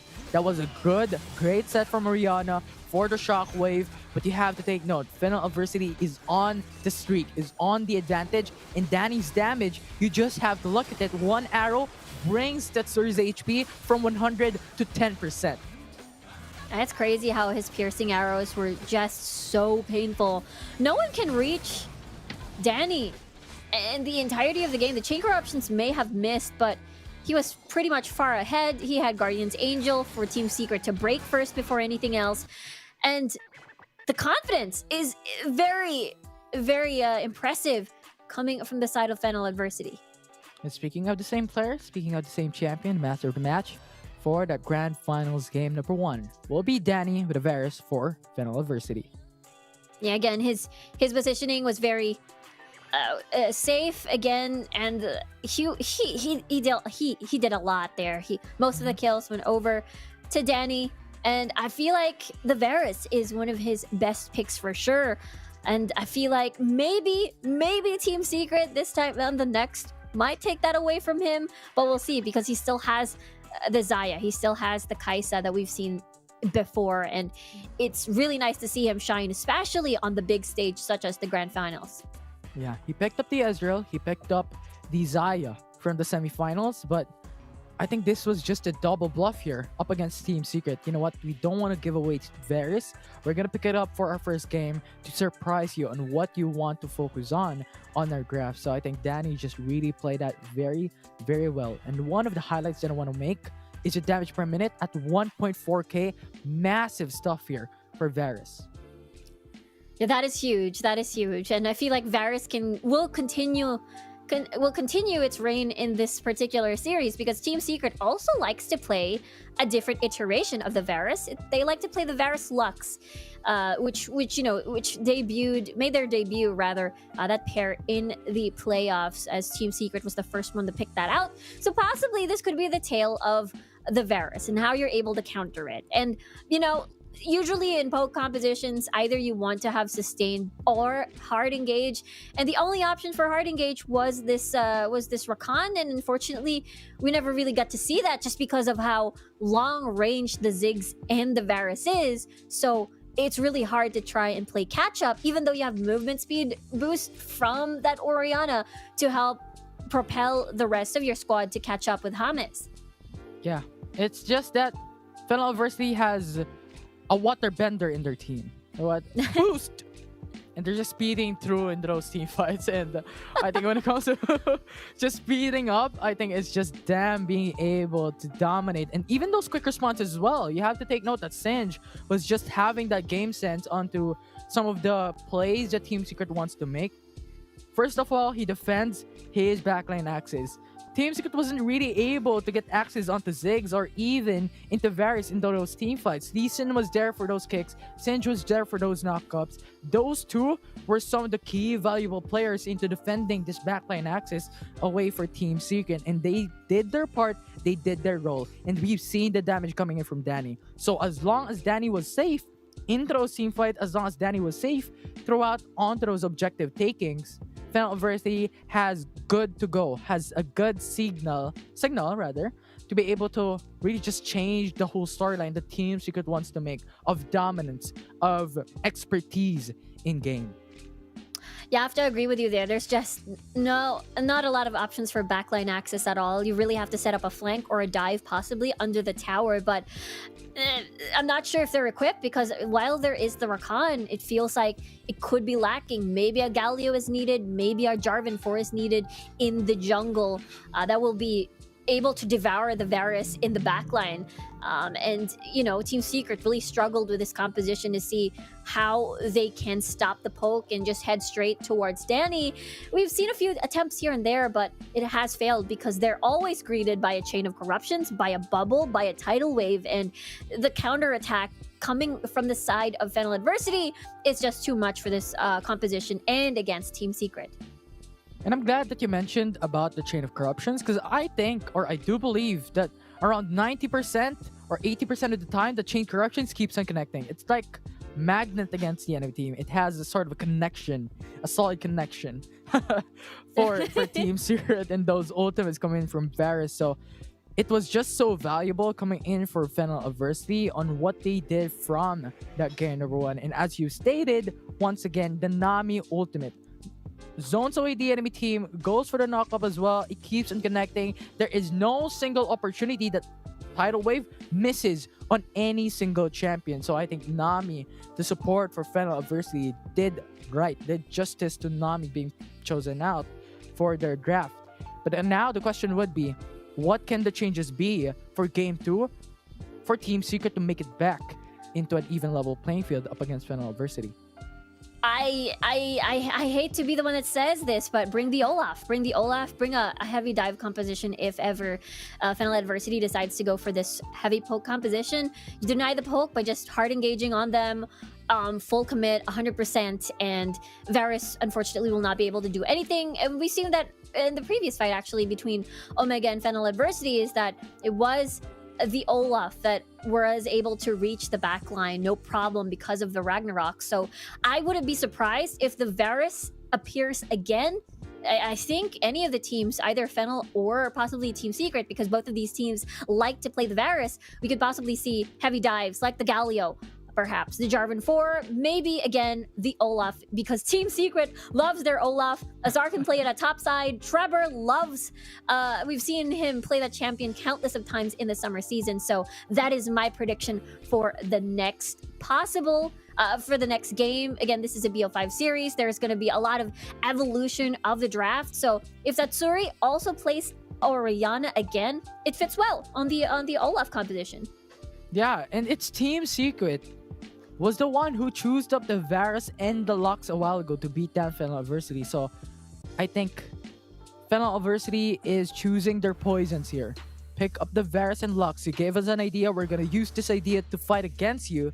And it was your own strategy that has bitten you so far. So how long, how can Team Secret be able to bring their strategy into a halt and bring back their throne, bring back this game number 2 for this team to make it even across the board when it comes to the standing? Because remember, these are the stakes on the line. The champions coming through will have a slot to the group stages for C Championship, and they will be the reigning champions or the throne for Kings of League of Legends Wild Rift here in the Philippines. And those are the stakes. It's titles and the seeds. But so far, so good. We're currently just driving towards the panel's curse, or Cyrus curse rather, not really just the panel curse overall. He's dragging the entire panel with him, I guess. That was a mistake. I'm not including Adamika and also Autolus. It's just Cyrus maybe. Oh dear me. Oh yeah. But yeah, I think Team Secret either needs to ban out Varus if they don't want to pick this up, because as you stated, Olaf is open. They could match that up with a Lulu pickup as well and pick up a Kaisa. These three are going to be explosive into the game, going to be explosive into the draft phase. So if you remove the Varus, Fennel Adversity will be forced to go to the Xayah. Will be forced rather to go for the Ezreal. Right? These are going to be the two options for Danny. This has been chosen up. And I think Fennel Adversity will not give this up very easily if it is left open. So I think that is an option for Team Secret in addition to what you have stated on picking up the Olaf as well for this team. And so far, I think Team Secret can also go through and picking up the Darius, or in another path, go into the surprise attacks that they've brought up. In the semifinals, they brought Azar with a Yasuo in their team. So what if they have still hidden trump cards to bring out in the grand finals? I mean, it's a possibility. Team Secret was known to be the meta breakers, the meta shakers, especially when we looked at the playoff season back in the summer split. So, I mean, it could be the same story. They've maybe keeping a bunch of trump cards before the grand finale, and now that, of course, that they've lost the first game of the series, I think it's very telling that possibly, if they don't tread carefully, Fennel Adversity could definitely take this second game, possibly. Well, let's look at that. If how teams are gonna adjust here in the Champ Select by Riot Go, as Fennel Adversity immediately bans away Katarina, target for Tatsuri. We'll see if Fennel Adversity has the intention of playing the Camille, or else they're just gonna ban it away. Team Secret, a lot of respect again towards Shaw. We talked about this before. Shaw is an incredibly scary Orianna player. Look at that. Even the Ziggs getting banned out. So forcing Shaw to dig deep into his champion pool. Will this be an Ahri ban? Possibly not. Could be overkill. Oh, Never mind. I spoke too soon. That means Shaw will be forced back on the Gragas. So this is a different take from Team Secret. Let's not force ban Doming this time around. Let's just force ban Shaw. Yeah, it's a target ban for Team Secret, and Fennel Adversity is now on their edge. Fennel Adversity, though, picking up the Lee Sin immediately. Now, Team Secret has the option to go for the Olaf Lulu, as it can really put Fennel Adversity on the nail on their shoulders, but rather go to the Riven and then go for the Varus, the one who defeated Fennel Adversity in the semifinals. Exactly. Fennel Adversity, not pressure to take the Nami here. Team Secret can just opt for the Lux and Varus. But Fennel Adversity will decide to take the Nami again on their side instead. Biggest question is, what AD carry did they want to pick it up with, as the Kai'Sa is still available? We talked about the Galio before, and this will definitely cancel out any attempts for Fennel Adversity to pick up a possible Akali in the mid lane for Shaw. So the Gragas could be a possible option. If they pick up the Gragas, that means that Danny will have a huge pressure to be that late game carry, but never mind, it's gonna be the Twisted Fate. We're talking about classics. We got Shaw, level 5, visit top side, propel power and on the Renekton, or possibly get this Lee Sin snowballing. But of course, the ideal situation is to get the Renekton on board. This time around, though, Team Secret now opting for an assassin as well in their hands, as this Fizz. Yeah, it's gonna be very devastating. Ham is on to the Galio, and Chewy on to the Varus up against Dani and Raffi as the Kai'Sa, Nami. These are gonna be their individual matchups, and as we've talked about, Twisted Fate with a global ultimate can have that global presence, especially at level 5, to impact other lanes. And meanwhile, for the side of Team Secret, we've got a lot of single targets on the board, as well as the Galio for the cross-map play. It's going to be very interesting as well to see how they can maneuver around the Destiny, or how Shaw will maneuver around the hero's entrance. We'll see. Again, classic TF versus Fizz matchup, by the way, in the mid lane as well. It's going to be very exciting. Who will reign dominant into the game number 2? We're going to find out as we jump into the rift for game 2 of Team Secret versus Fennel Adversity on the grand finals for fall season Icon Series. I know it's too early to call it, but I have a feeling this is going to a game, full-on game 5. We're going to distance tonight for this particular series. And who will be able to win that? That is the biggest question. Look at this early roam, though. Well, not roam. It is just Team Secret going back to the duo lane, to their own respective lanes. Look at the early heal being used by Raffi here. So that is one less summoner spell. Means level 3 is going to be scary for the side of Fennel Adversity duo lane, as there is a Galio that can just heavy engage on the Kai'Sa, and not sure if the Nami Raffi can do anything much with that. Yeah, it has been forced, because when you're looking at Hammers as well, it has been a trade of Ignite for heal in the bottom lane, as you have a pressure in for Fennel Adversity in that lane as well. So I think that was just Raffi going for the safety of Dani.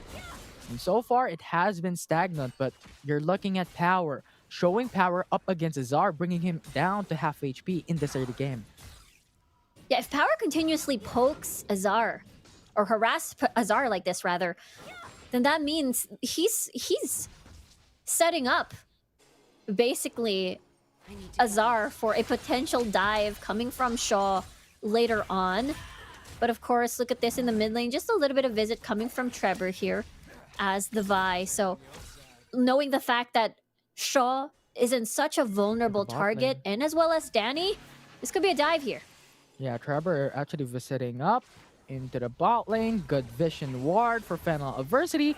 Gives him information the Team Secret is going for the gank, but now they're safe as they have backed away. But now it's going to be Hammond going for the backside taunt. That's going to be the first blood for Team Secret as they take the early lead. Nicely done by Team Secret. That is a very clean dive, and a dive that they needed, especially once level 5 arrives on the side of Shaw. That's really good decision from Team Secret. They're able to get an early kill for Tatsuri. We'll see how they're able to transition that into other kills as well.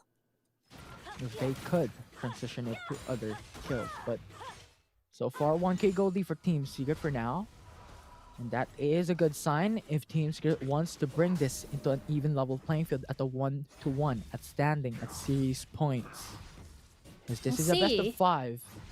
Race to 3 wins. That's Fennel Adversity already at the advantage. Gonna point out James with the first Proto Belt buy. That means they're gonna constantly be aggressive at the bottom portion of the map. They're gonna continuously bully out Danny in the lane, and possibly Trevor will set up, and as well as Tatsuri, more dives at the bottom portion of the map. But Fennel Adversity already prepared for that. Look at the vision spread out in the red side jungle. There's a lot. They have a lot of information to work around with, which means Danny will be sort of safe for now. We'll see, though, what the response is coming from Shaw, as he does have Destiny already. Again, we talked about this before. More likely towards the top portion of the map. They get a pick, transition that into a Rift Herald. We'll see if Fennel Adversity will be successful, because that is a Riven. It's hard to catch a Riven. Yeah, what's going to be the priority here? Is it the Rift Herald for Fennel? Is it going to be the Cloud Dragon for Fennel Adversity as well? Or if Team Secret is going to do the same thing, what will happen here? But so far, there's no Tower First Blood. So I think it will be a priority for any of these teams to go to Rift Herald to make it into a distance, get a little bit more gold. Maybe for Fennel Adversity, gain the Rift Herald as well to make this even up against Team Secret so far, because 2k gold lead is what we're talking about for Team Secret in the 4-minute mark of the game. Yeah, Team Secret was able to get that kill. Rabadon's first item. Look at the gold card coming in, though. Nice CC for Trevor. Flash is now going to be burned away. Jumps the water, though. Goal for the counter engage. Goal for the knockup. Another kill for Team Secret as Fennel loses their jungler. And that's perfect timing, too, for Team Secret, as that's the Rift Herald, and as well as the other objectives for the taking. Dominus activated. Good start coming in for the Twisted Fate, but still gonna be safe. Heroes Zentrons go for the knockup as well. Tidal Wave, go for the disengage. 2k HP for Shelly. Fizz going in for the flash, and that will be the kill onto Power. But still, Rift Herald gonna be alive. Disengage for Team Secret as Domain's gonna be alive to bring this down. Fennel takes Rift Herald. Fennel Adversity is able to scare out the rest of Team Secret, but in exchange of 2 lives here. This could be a potential dive towards Tatsuri. Will he be able to survive? Look at this. It's going to be a pincer attack for Fennel Adversity, but he jumps in. That's going to be Tatsuri going for the hyper-aggressive play with huge risks. But Team Secret now goes for the re-engage as well. Trevor takes 1 kill. Rafi will fall down. And Team Secret will opt to back away. That will be the 1-for-0 trade-off with no Tower First Blood for Fennel. Yeah, Fennel Adversity wanted to get a better deal out of it, but the rest of Team Secret were practically already nearby, so they can't really push through and even get First Blood Tower. Yeah, the gold card's gonna be ready. Destiny's gonna be there as well. Gives info that there is only 3-man run for Team Secret. And Domeng might fight this down, but Team Secret gets the Tower First Blood. Immediate gold for Team Secret. Yeah, Tatsuri was there to respond at bottom lane to scare out Power.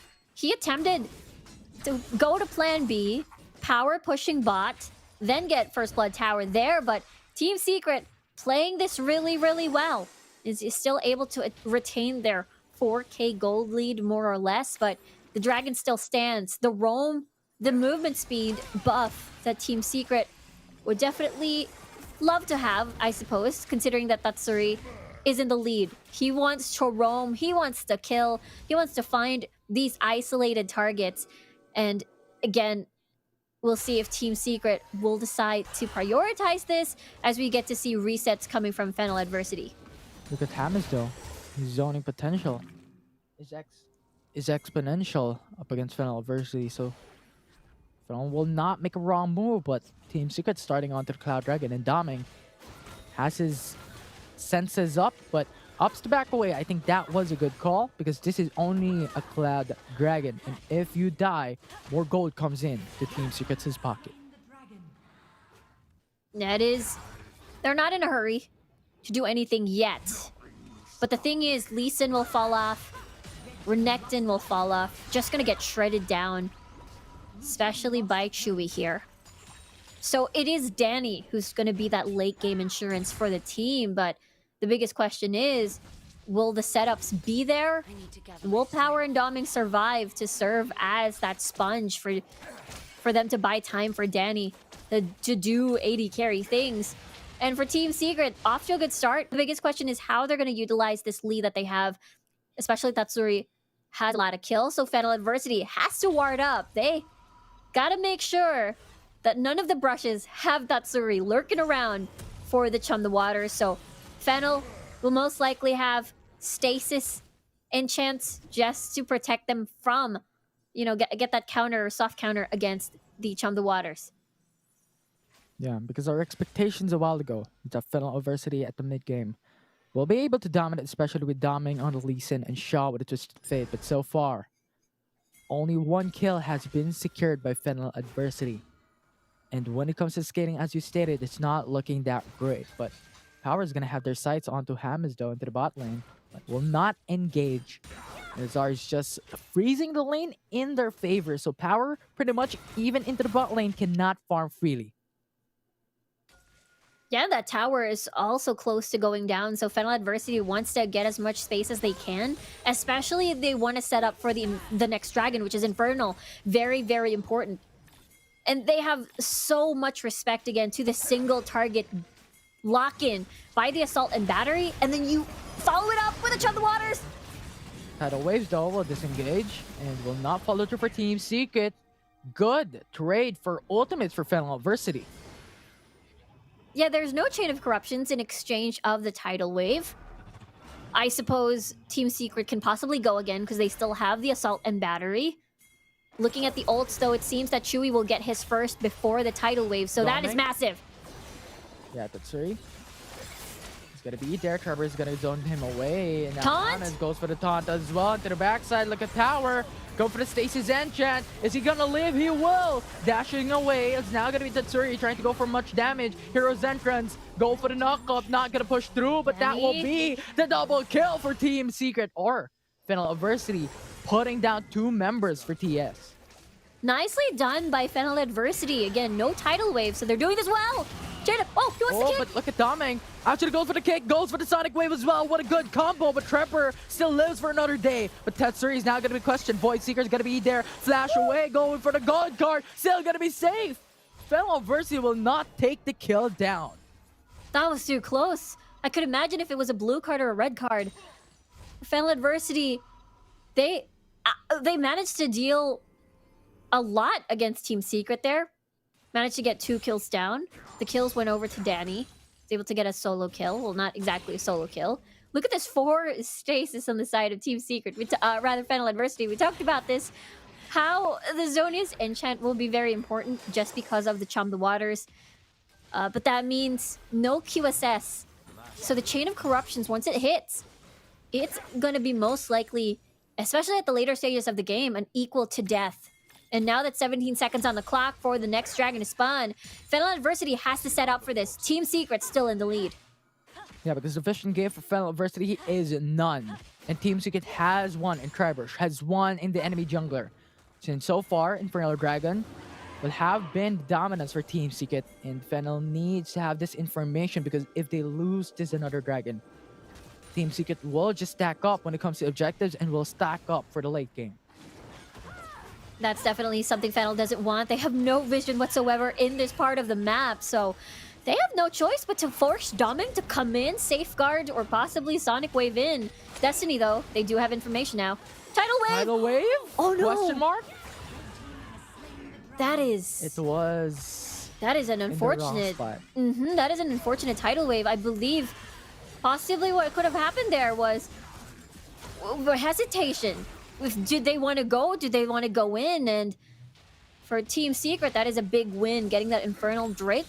And no Tidal Wave online for Fennel Adversity, as Team Secret still has a lot of key ults intact, except for the Chum the Waters. Yeah. No, Team Secret has gotten the Infernal Dragon, which means 6% damage extra bonus when it comes to the late game stacking. And as we've stated a while ago, just an extra emphasis in this game that Fennel will fall in the late game when it comes to the power spike, and Team Secret will exponentially grow. As now Trevor goes in for the flank. That's going to be assaulted better, but good. Stasis Enshine coming from Power. But still, they have to fight 2v1. Power is going to get bursted down. Raw damage coming from Tatsuri. Unfortunately, look at Doming though. He's staying here. Oh, mid lane. Mid lane. Chain of Corruptions. Chain of Corruption. Actually goes in. That's the route down. Danny will get taunted down, but Tidal Wave will go in for the disengage.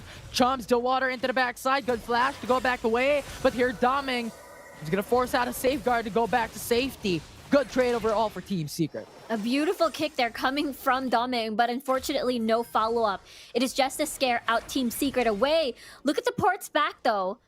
Will Fennel Adversity get a little bit of space near the Baron area to ward up? Or get the Scuttler, or possibly push mid lane? Looks like that's going to be a no. They're just going to reset. And yeah, for Fennel, they're running out of time. They're also not being able to get these objectives. We also at least see Danny being that late game insurance for the team, but the biggest question is, will it be enough? Team Secret still has full control, planting a lot of these advanced wards or deep vision on Fennel's jungle, so it's a little bit hard for Fennel to get sneaky plays in, and for Team Secret to actually be the sneaky one here. Good power. Getting sneaky. Shaw is gonna follow through. That's gonna be the Destiny in. Power coming up. That's gonna be the Chumps to water. Go for the disengage. Gold card. Flash to follow through. But Hero's Entrance zones away Shaw. What? That's gonna be good support coming from Hammers. And Shaw's dead. And now Trevor coming into the party. That's gonna be the Vault Breaker going in for the knock-up. That's gonna be the damage for Team Secret. Half HP for Shaw. Tidal Wave goes in for the knock-up as well. Try and save his life, but is not going to go for Fennel Adversity as Team Secret is now crashing down. Killer Instinct into the backside, goes in for the Surge Gauge. Saves Trevor's life. And Team Secret will get another. Will they get the last 40 A's? Danny trying to run for his life. Team Secret is just jumping all around. Danny's gonna get killed. That's gonna be the A's for Team Secret. They get the 5 kills. What a wild fight. And it all started because, unfortunately, they weren't able to finish off the kill towards Tatsuri. The cards were a little bit off-angled, and Tatsuri was able to dodge that the damage. And now Fennel Adversity had to suffer that play because it was just a full collapse coming from Team Secret. And now it's 601 already for Tatsuri. He is massive. Massive indeed. I mean, the damage output from Tatsuri is absolutely phenomenal. 601 in that fight. Rabadon, Setcap, Lich Bane, and also the Infinity Orb. This actually stacks when it comes to the damage output. And Team Secret, with that ace, with that 5 kills, enables them to get the Baron Dasher. And so far, Fennel Adversity is now on the edge of their seats. It's Team Secret now on the driver's seat. They have stolen away this seat away from Fennel Adversity. And Fennel, once again, needs to think of something, because right now, it's all about pressure coming in from Team Secret, utilizing the Baron. It's so difficult now that Team Secret is in an 11k gold lead right after numerous fights where Tatsuri was able to balloon up as well. Fennel, they do have a bunch of wave clear. Acadian Rain, they've got the cards coming from Shaw, red card. But it's looking a little bit dicey. Team Secret has a lot of pull. Oh, Trevor Actually goes into Danny. backside. Actually gives information coming from Fennel Adversity. Now that's gonna be Assault and Breaker. Good stasis coming in from Power, but still gonna get killed with Azar's ultimate. And now Azar is getting sneaky. Tries to get more kills. And now Team Secret pressure is on the lanes. Fennel Adversity 3v5 currently. An inhibitor turret into bot lane will be lost by Fennel Adversity. There's so many gone now. Look at Shaw's life. Yeah, they're going for it. That's going to be the tidal wave. Goes for the disengage, but still cannot. And Heroes enters the zone. A little bit of an extra safety as Team Secret gets game 2 even for the series. Yeah, it's 1-1 now, and Team Secret is able to regain their footing in this series. It was a very commanding lead. Final Adversity had no response to Tatsuri's Fizz. They were unable to shut him down, and getting that first kill on Tatsuri was enough for them to stabilize and push on with their lead. Yeah, it was massive for Team Secret. From the early game to the late game, they were patient, they were aggressive. This is what Team Secret was known for domestically, even in the summer season. And they're bringing their A game once again in this game number 2. They've stolen away the Varus. They have targeted onto Shaw, and it has bear fruit for this team. Yeah, there's so many approaches against during the drafting phase, which we will talk about a little bit more. So Team Secret did a very, very good job when it comes to, again, their win conditions. They were able to get Tatsuri ahead. They were very patient. They kept sieging constantly under Fennel Adversity's tower, and were able to shut down Power as well on this Renekton. We never got to see Shaw use the Destiny during the laning phase because Team Secret basically ended the laning phase pretty early with their constant pressure and their tower dives in the bottom lane. Yeah, that bot lane was just Hammers and Chewy. We've seen in the early game how they were going for the lane control, and as you stated, in the same lane, it was Team Secret just getting that dominant, was just getting that lead away from Danny and Rafi. And at that point in time, when you're comparing the gold standing, it was 4k gold lead for Hammers, it's 3k gold lead for Chewy in this end gaming statistics that we're seeing. And that just states how much difference that Chewy and Hammers made into Danny scaling into the mid-game, late game, and Rafi's potential to be able to produce those massive supports and damage output in those team fights. Yeah, I love how you mentioned it. As we take a look at the highlights too, it was Hammers with a lot of these key taunts happening. In Fennel Adversity, there were a lot of really nice attempts coming from Doming here, but not exactly the follow-up that they needed. Whenever Doming would come in, it was basically just the chum the waters being as a response. And this is the hero's entrance as well was able to shield the magic damage. So Shaw, Destiny in, but no way out from this fight. Yeah, it's all in. It's all in. No outs for Team Secret. But yeah, it's just the pressures that they do. It's just a constant responses, and this is where it was highlighted, the response from Team Secret into the mid lane. You know what? We see enemy Team Secret wants to go for the push. Team Secret wants to go for the engage. We immediately need to respond, because if we don't, that is the opening that Fennel Adversity can take for them to make it back. So that constant pressure, that constant response enabled Team Secret to really dominate, not really give any opportunity for Fennel Adversity to bring it back. And the master of the match for Team Secret on that game too will be Trevor on a vibe. Yeah, not really surprised. He was able to secure down these objectives like all the dragons in that game, and just full control, full patience on this Vi. Even though there are so many opportunities, yes, to dive into the tower and just eliminate right off the bat Shaw or Danny. Again, very, very patient plays, secured the objectives, secured the game. Yeah, he was the initial setup. He was the engager for Team Secret that he actually pulled through very, very well. On top of what you stated, when it comes to the objective game, Trevor was spot on. But it was the highlights of the assault and batteries. It was the highlights on Develop Breaker that really just brought in so much for his team to save, to engage, to initiate, to kill for Team Secret. Even though the kill participation is not going to be the best, the 57%, it is not exactly what highlighted Trevor's plays on that game too. Yeah, it's basically more on the objective secures and the fact that he was able, to set up for Tatsuri there on that Fizz.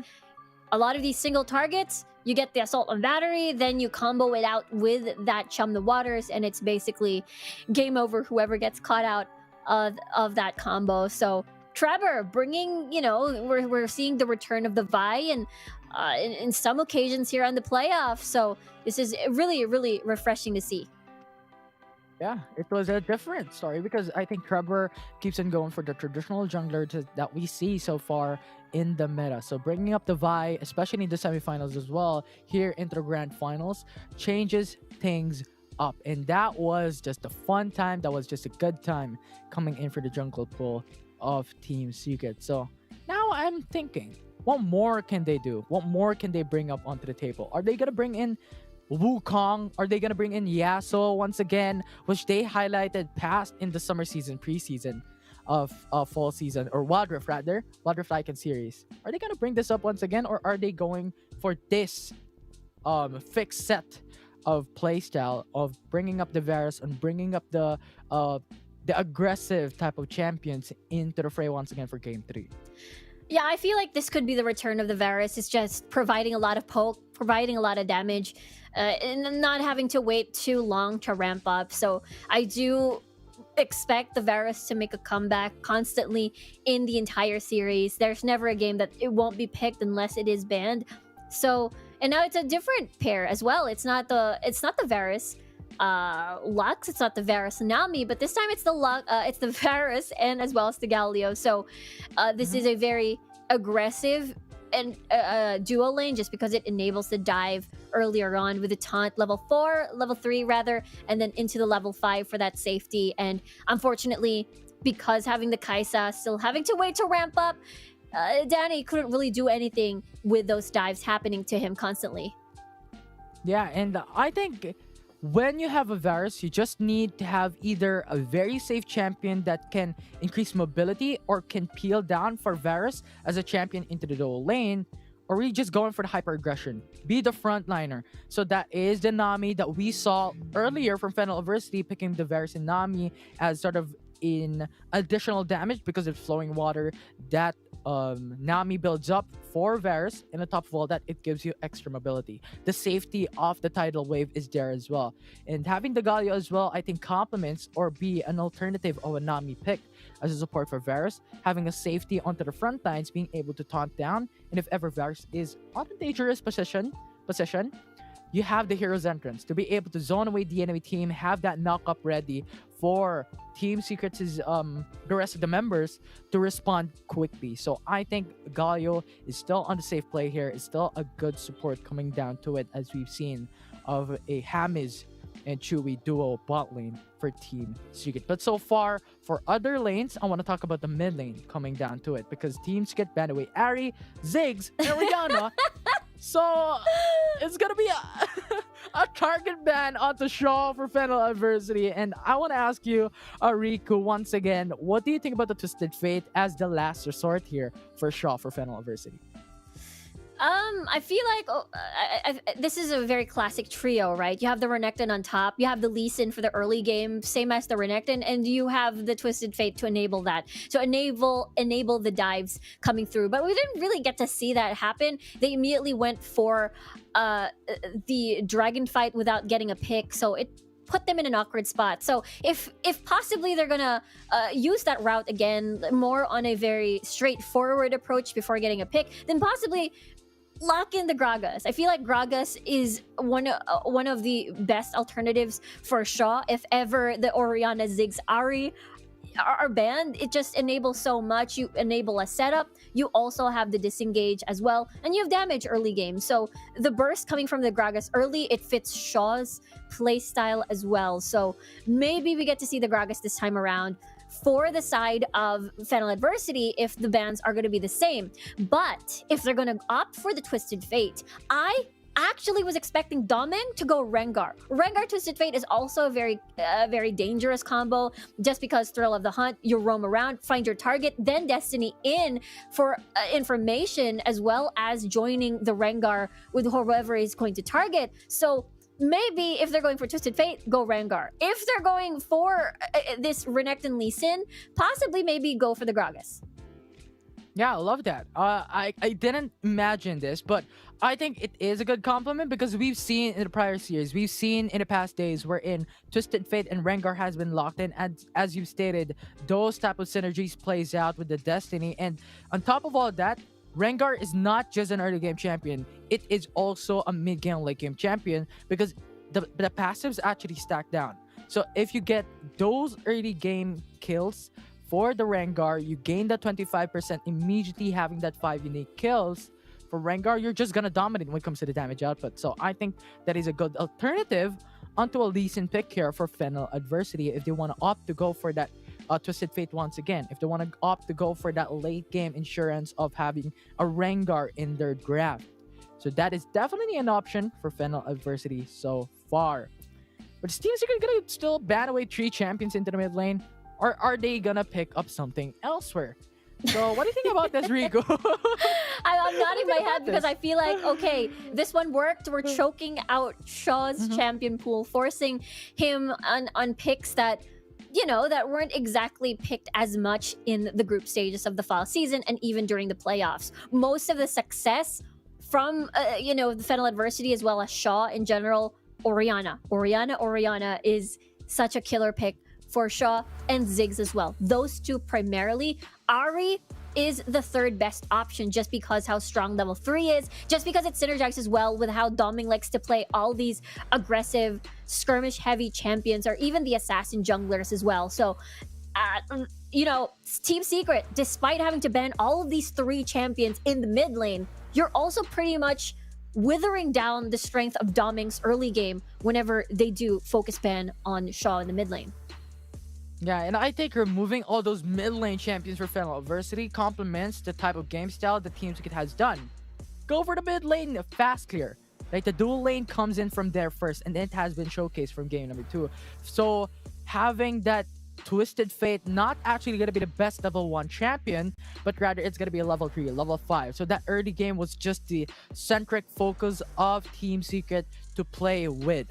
So I think if they want to go for those similar strategy with those similar playstyle that they've showcased in game number 2, they can definitely just target ban onto the mid lane, just remove the mid lanes away from Shaw, just force him to pick something else, right? But now the question is, what will be the side selection? Will Fennel Adversity be the red side? Will Fennel Adversity be the blue side? And what will be the step-by-step when it comes to the draft phase? Because as you stated, if we're gonna ban away a lot of this mid lane champions, a Galio is open. So Fennel Adversity can steal this away from Team Secret. Yeah, I like how you brought that up. The Galio can be a pick as well in the draft, but that means we might not see an Akali. Akali is actually a very good option as well for Shaw. It fits his playstyle very, very well for him to get those flashy plays, and the way that he plays like an assassin, no matter what pick he has chosen, no matter if that's an Orianna or a Ziggs, he'll play that like an assassin at times. So maybe an Akali could appear in the next draft. We'll see, because it will depend what Team Secret is going to pick up. Maybe there's a lot of tanks, maybe there's like a Braum, a Gragas, or a Galio. Then it might be a very awkward situation for the Akali. Once the Akali goes in, there's a disengage, there's the stuns that's just going to easily punish you, and that's going to be very difficult for either Shaw or maybe even Power, who gets to pick that up. So I'm curious what the direction is now for both of these teams, because it's 1-1 now on this BO5 series. They're playing for the title of the best Philippine team in the country for the fall season, and as well as the seedings when it comes to the C championship. So I don't know. Secret is like a chameleon. They're able to adjust on the fly in the draft, so we might see a totally different composition in our game number 3. Adaptability will be tested. Flexibility will be tested out as well as we jump into the champ select by Riot Go on how Fennel Adversity is going to play this out, or how Team Secret is going to remove some of the champions away from Fennel Adversity. That's looking like to be the same directive. Fennel Adversity just removing Tatsuri's pick, the Senna bot lane, and as well as the Camille Flex with a big single target. Team Secret, though, opting for a focus onto Shaw. There we go, the Rengar. We talked about this in the draft earlier, so maybe a Twisted Fate might appear in the Fennel Adversity draft. We'll see what the response is on the other side, because Riven is open. Riven Varus is going to be the pick up from Team Secret priority.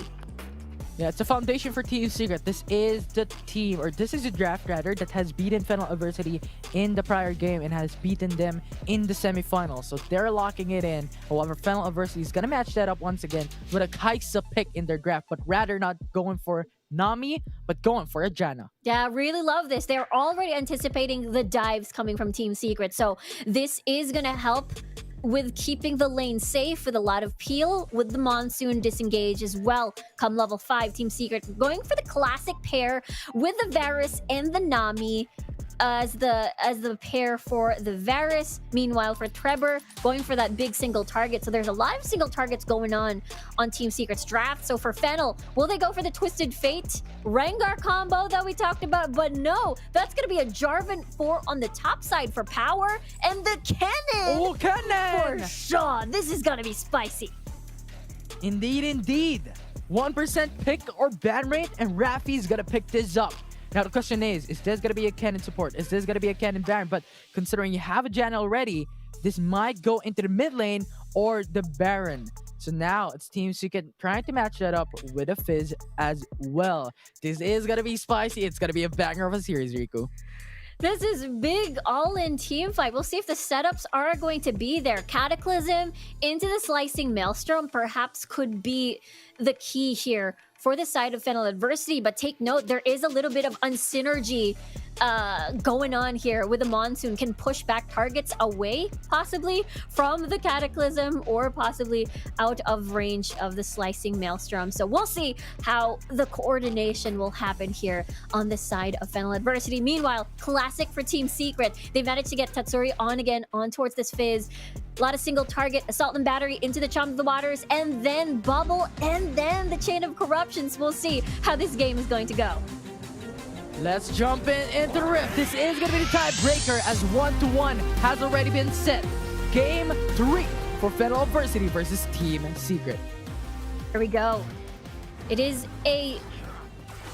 everybody in the mid lane just wanting to get that early priority as well, and to see if there are going to be lane swaps happening. So Fennel or Team Secret can adjust accordingly. Look at this though, Trevor, or rather Fennel Adversity, going to get the Krugs earlier on for dumbing to get. Team Secret can adjust, most likely just go into, never mind though, this looks to be an attempt on Trevor's life here, getting the jump in. Oh no, James might be all alone, but the discipline coming from Team Secret not to consume any summoner spells except for the healing is really, really good coming from Team Secret. And now the lane swap is going to happen as we get to see an adjustment here. Top side, Team Secret dual lane will be a top, of course. And now the same goes for Fennel Adversity's bottom lane. We'll see how this double Yordle matchup is going to go as well. It's a very contrasting concepts, rather, where Tatsuri is going to be more focused on the single target, and then Shaw more on that AoE. They need to have it, because a while ago, it was a problem that Fennel Adversity was facing. They need some AoE engage, especially with Cannon being buffed in patch 2.4b. This could be a good key to victory here for Fennel Adversity, taking the advantage. But so far, it's going to be a stagnant game. For now, the first 2 minutes into the matchup, but look at Rengar. Now going in for the flank, it's going to be Azar. Now going for the 2v1. Flash going to be burned. Fennel Adversity takes a good trade. Spell away for Azar. You gotta love the patience there coming from Doming. Held on to the Bola Strike, waited for the flash, and then he's playing the mind games. Azar foresees a flash now. That's not gonna be available anytime soon for the next few minutes. So Fennel Adversity, mainly Doming, can make another attempt of the visit, but for sure Azar is gonna be wary, gonna be planting out the vision just to make sure his lane is safe while he is vulnerable without a flash. Meanwhile, for Team Secret, With this lane swap, we're going to be seeing Fennel Adversity dual lane being poked out by a lot of range coming from the side of Chewy and James. So Rafi is there at least to mitigate the damage. But look at this. It's going to be a regular lane start now for both Fennel and Team Secret. Now we're going back standard. I think Team Secret, you know what? We're going for the lane switch. Fennel Adversity went in for the lane switch. Let's just reflect their changes. Let's just adapt into the situation. And I think that's going to be the best move. Because when you're matching this up, you're just letting Danny and Rafi go for the free farm if you don't switch. So Chewy, James going to the bot lane. So going to be evenly matching it up against Fennel Adversity. If you're looking at the gold difference, it's James having 500 gold lead away from Rafi. And Chewy and Danny is pretty much even. So I think that's an important thing to take note because Rafi is falling down behind. It's still going to be the swiftness being prioritized. Topside, though. Azar with the Cataclysm. Wow. Rengar to go for the jump in. Trail over the hunt. That's going to be the first blood for Fennel Adversity. That is so smart from Fennel Adversity. He Doming, or rather Power, baited so much mobility from Azar. So once the Cataclysm came in, he had no way out, despite, again, the Riven has so much mobility on the kit. Without the flash, Azar, without the cooldowns, Azar cannot escape. Look at this! Remember, Assault and Battery immediately followed up with a tidal wave. CG Chain gonna be flawless, and Team Secret gets the trade down for the first kill in game. Yeah, perfect timing too. It is the Infernal Drake already alive, so Team Secret can transition to that without the fear of Danny being present. Fennel Adversity, though, looks like they're sticking to their guns at top side instead to get the Rift Herald, unlock the top lane, and then see where the gold pushes through. When we look at the fights, though, coming from Fennel Adversity, remember, when the double poked happened in the composition in game number 1, the answer was heavy engage, and they have it. They've got Shaw, especially later on, once the slicing Maelstrom, everything else will follow through. And Power, with a flag and drag combo into the Cataclysm, trapping down Chewy. If you burn a flash from Chewy before initiating, then it is going to be perfect. It's going to be an insta-death for the Varus. Therefore, no pokes for Fennel Adversity to fear. Yeah. That's the winning condition when it comes to those team fights for Fennel Adversity, but currently looking at the overall game, Fennel Adversity has taken the tower first blood. Team Secret traded onto the Infernal Dragon for the Rift Herald, and so far, the gold is still pretty much even. Team Secret is just leading the pack here. Even if they lost the Tower first blood, no worries. We have the Infernal Dragon. We're trading onto the gold. It's not going to be so far of a difference here. So still, Fennel Adversity, even if they've taken the Rift Herald, it's still not going to be a huge lead up against Team Secret. Oh! Doming going to be rooted down, followed by the tidal wave. Will not connect. Doming's going to be safe. But that is a flash lost, so that means Doming is unable to play aggressively this time around as his safety net is gone. And therefore, for Team Secret in the meantime, has to be wary about these cooldowns, has to be wary about the Cataclysm, Thrill of the Hunt in, as well as the Slicing Maelstrom. But looking at their conditions, again, this is a very strong pick composition where they can just press their ults, focus down a target, especially Danny here being the most vulnerable one, and then make it into a 4v5. That is their key. That is the condition that Team Secret can do, and they can even enable this 1-4 strat, as Azar will be doing the split push later on. Definitely. They need to do this. Shaw is going to be one of the key valuable players when it comes to initiating those team fights, engaging those team fights. However, he's not going to be as tanky as we would have expected, because he's going for AP, and I'm expecting him to go for the Stasis Ancient later on, be able to go for the Slicing Maelstrom in the middle of the fight, and still constantly deal off massive amounts of damage. I think that's going to be a route that Shaw is going to take in, but Fennel Adversity, though, with the Rift Herald spawn into the bot lane, they really want to take this gold lead away from Team Secret. Now, Team Secret now shuffling over towards topside to even out the map score. We'll see. I bet that's going to be another charge here as Thrill of the Hunt activated. And Fennel, or Team Secret's nowhere near this. They're here, bro. Yeah, tidal wave. They go for the knock-up. Dominic's going to get pinned down. That's going to be the kill for Team Secret. And now they have the numbers advantage, but Power, very low on HP. Assault and Battery Flash is now going to be burned as well. And Team Secret tries to go for the engage, and Power tries to walk. He's walking, he's trying, and now slicing Maelstrom. Actually goes for the knockout coming from Chumps. The water from Tatsuri goes in. 1 HP for Shaw, as Team Secret will lose 2 of their turrets in trade, only for a kill in the Rift Herald. Yeah, I think that's pretty worth for Fennel Adversity too. They're able to get a lot of space in the bottom portion of the map. They have to defend this mid lane though if they want to deny any exchange from Team Secret. Yeah, it's Doming trying to go for the defense. Fennel Adversity has stocked in top the mid lane. 5 members in. Cesar is going to be very low on HP. He's going to get slain down. Team Secret going to lose their Baron laner to try and even just engage for the mid turret, which they did not get. It's perfect timing too. 6 seconds on the clock for the next dragon to spawn. The Omnivamp is going to help exponentially against this poke composition from Chewy. So the sustain is going to be very important. Team Secret has to give this up. While they have the first dragon of the game, of course, they want those buffs stacking. And Fennel Adversity playing this really, really well. Look at that. You mentioned Infinity earlier, that the Zonius, the stasis will be very important for Shaw later on, and now he has that, so he'll be a little bit more brave coming into these initiations, especially once Team Secret is practically clumped together. They need to. And I think Team Secret now, with this information, has to separate a little bit. But not separate as much as Fennel Adversity will have that good positioning away for Team Secret. So it's going to be weighing the risk and benefit for Team Secret in this late of a game, especially at 10-minute mark, as Shaw has already built onto his items. It's going to be Dam actually taking the gold lead as well at 1K.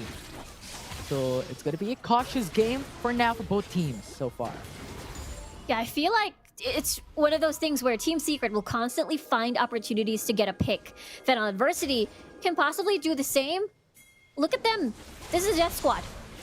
So the hunt actually goes for the Ruta as well. Killer Instinct to follow through. That's going to be massive. Trevor's Assault and Battery to try to go back away, but he gets slain. No jungler for Team Secret. Beautifully done by Fennel Adversity here. They're able to get the jungler down.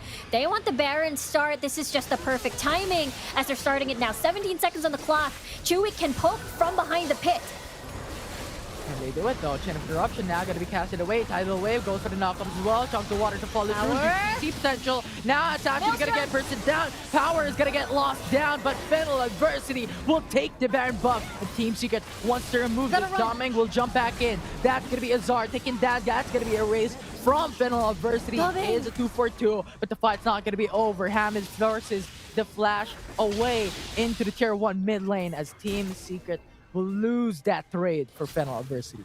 Yeah, they're still able to keep 3 buffs on their side. So the mid lane, the jungle, and as well as the support, I believe. So that is a mini win. They can spread that out into 3 lanes if they want to and if they need to. The Team Secret, gotta definitely be wary. Vision is gonna be very important. Fennel Adversity now has that 2K gold lead, now double Zonius for Danny to come in, or rather, if they're affected by the Chum the Waters, he can just immediately pop the stasis. Now, Team Secret, for sure, are going to be investing a lot of these vision. Fennel Adversity, the same can be said for them to get information, to get picks here and there. Look at Team Secret. Oh! Shaw, Chums the Water, Chain of Corruption, Tidal Wave, going to bring him down. That's going to be Evisceration coming from Team Secret. The fight's not going to be over. 5v4 as Power goes into the flank. Flag and Drag not going to go for the knock-up as well. That's going to be the one for all. Team Secret takes the advantage. Nice pick there from Team Secret. Nice reflexes coming from Chewy. Immediately using the Chain of Corruptions. Again, if you get caught out by that, especially that Fennel Adversity are going to be focusing their money. Tatsuri goes in. Half HP for Power. They're going to go for the disengage. As now, standstill for now, both teams. You got to bring it up again. Because of the Fizz being present, Fennel Adversity is forced to have Stasis Enchant rather than QSS. So the Chain of Corruptions will be key here. Coming from the side of Team Secret, once you get one, they're most likely not going to get out. That's the 3rd Stasis already available for Fennel. That's going to be very defensive against Tatsuri, who is now 2-1-1. has the Rabadons and Lichbane. He is going to be hella painful. So the next fight's going to be very important. Who will get the first pick first? Will it be Team Secret or Fennel Adversity this time around? And it will depend on the vision control, as Team Secret will be first one there. They do. They have it. But Team Secret's gonna be split pushing. Not split pushing, but rather split when it comes to the man divide. As Azar is going on to the bot lane, but it looks like Team Secret has another thing in mind. They're going for the mid lane turret. Fennel Adversity takes the Cloud Dragon and Team Secret trades down on tier 1. Cataclysm will lock down onto Trevor. Chums the water, go for the knockup. Tidal Wave to follow through. That's going to be a good engage. But Trevor is now going to be locked in. Slicing Maelstrom goes for the stun. He is going to fall down, but he's still going to be alive for a bit longer at seconds remaining. But that will be the 1 for 2. Team Secret takes the advantage down. Look at Azar into the backside, go for the stun. Double kill for Azar. And Rafi will be low HP as Team Secret takes the driving seat once again. Excuse me, James, what was that bubble? That was game change. That was fight changing there. Coming from James and Team Secret, not only do they get the inner tower in the mid lane, but they also get the Baron in exchange. A lot of death timers on the board. Will Fennel buy teleport in exchange of this Zonia's enchant just to see if they can steal back the Baron? There's no vision whatsoever. Look at the pings though. They want to go. They want to challenge this? Oh, TPs are now coming through, but no wards for Fennel Adversity to even go for TP, so that will be an uncontested Baron Nashor for Team Secret. It is Team Secret now back in the driver's seat. And their turn to do the siege. As now, Team Secret, look at that, 4-3-3. Azar is massive Death Stance and Solari Charge Blade as well. We're manifully stacked ready for Chewy and Cerildus. It's going to be a lot of utility on the board with the slows, and more piercing arrows, Staff of Flowing Water for the side of James. So getting that ability haste for that spam ability for the rest of his team as well. So Fennel now forced to play defense, but wave clear wise, Acadian Rain is the only thing that they can rely on for wave clear, and it's not going to be pretty. Yeah, the traditional 1-3-1 setup gives off all pressure in all lanes for Team Secret up against Fennel Adversity. And Fennel will have to divide their manpower, but not going to be particularly the best case for them, as Team Secret already has 4k gold lead and they cannot get the kill easily for any of these champions, as Azar is mobile, Victor is mobile, pretty much every single one of them, but Cataclysm will actually go for the lockdown. Chewy is actually go for the flash away. Shaw goes for the slicing Maelstrom, but not going to connect onto anyone. Monsoon go for the sustainability, as that will be the 1 for 1. Now that is going to be Team Secret happy about, well, not happy as they lost their AD carry. Doming, though, in exchange will be gone. So Team Secret's siege will be a little bit more restrained here as they just focus their efforts on Bali. Look at power so low! Oh, Tatsuri! So much damage. But not gonna get that kill down, but puts him at a very low HP, so gets the free real estate on top side inhibitor turret. Bot lane! And Trevor still pushes mid lane, as now bot lane's gonna be opened up at Team Secret once again. Azar is crazy on this Riven. He eliminates Shaw there, and he's unable to do anything, sadly. And that's the thing. Kennen is going to be very reliant on the flash for these engages, and you want the Zonius enchant rather than the Proto Belt, which, you know, you're basically torn. Zonius stasis is much more valuable just because you've got Tatsuri on the opposite side and you want to survive once you go all in. So Rabadons will be the next take for Shaw, but the biggest question is it still the victory, the Fennel's victory rather, is it still available for them? Because Team Secret is very far ahead. Fennel's base is practically very open. And now with 19 seconds on the clock for the Elder Mountain Drake to spawn, Team Secret is very primed for this. It's highly unlikely. Team Secret goes for the chums to water. Doesn't go for the engage though, but Mountain Elder Dragon is still going to be up. To answer your question, I think it's highly unlikely for Fennel Adversity to still take this down, as their base is open for all lanes. Now though, Tatsuri actually comes in. Very, very risky, but Tidal Wave will go for the disengage. Shaw will die, and Team Secret will get the numbers advantage. Just 12 into 3v5. Team Secret now collapsing into the bot lane. Danny will use the flash down. Azar trying to catch up. That's going to ignite, burning him away. Azar tries to do it, tries to make it. He will not. Look at TPs from Trevor.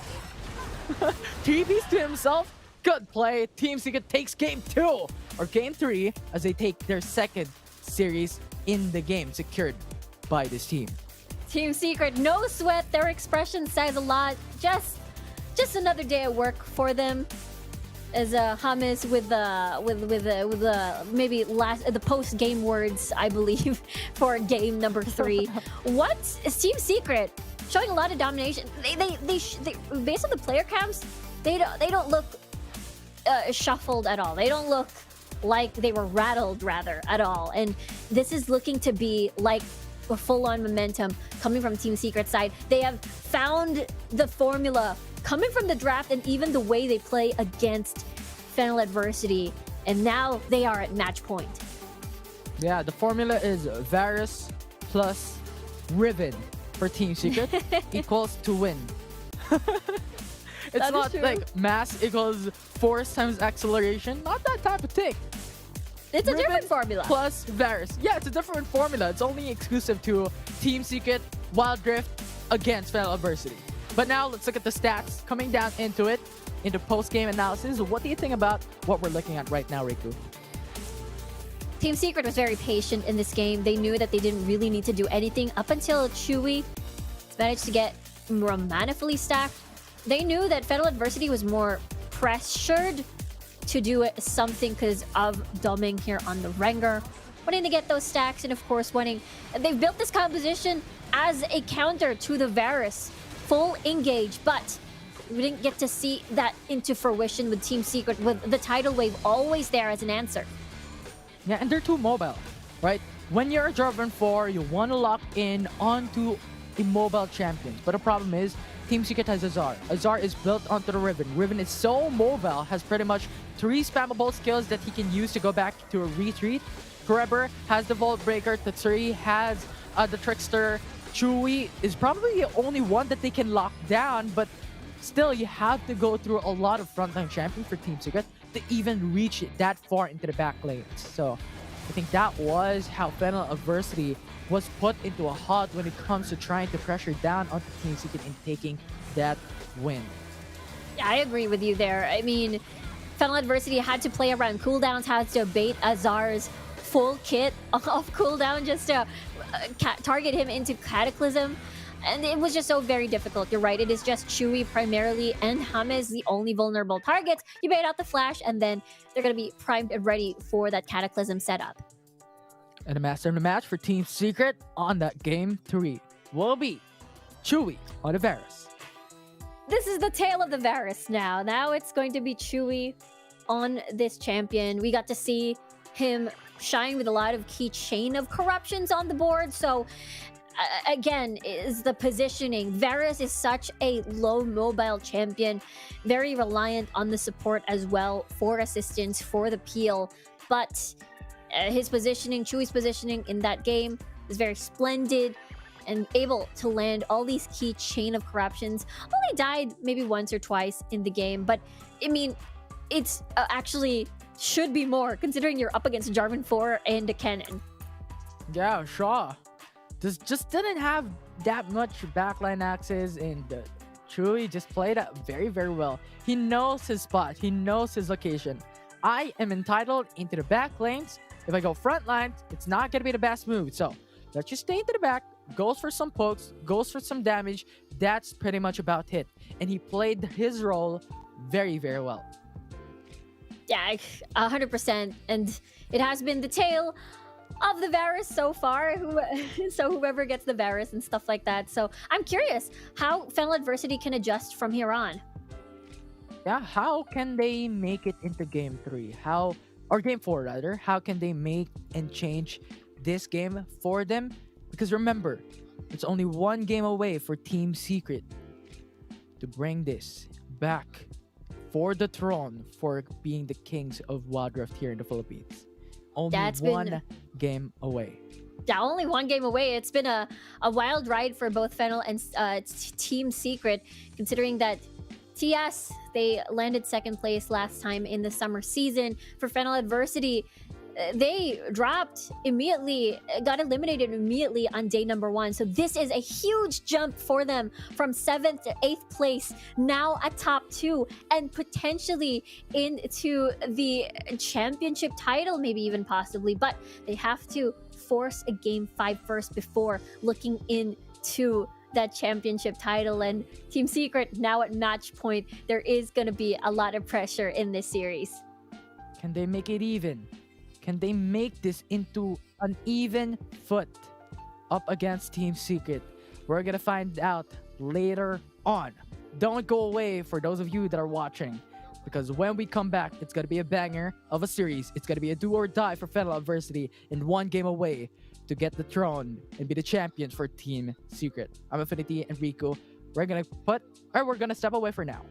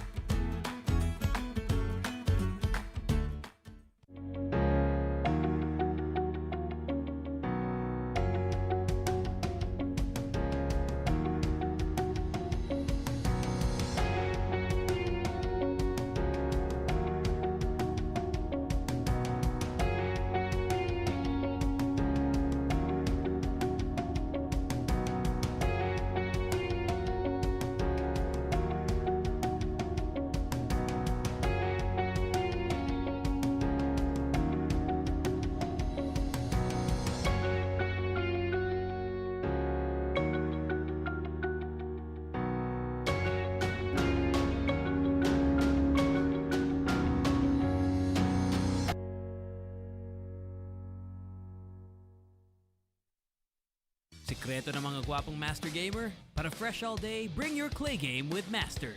New Master All-in-One Clay Wash. Fights germs, controls oil up to 12 hours, and helps prevent pimples. New Master All-in-One Clay Wash. Sekreto ng mga gwapo.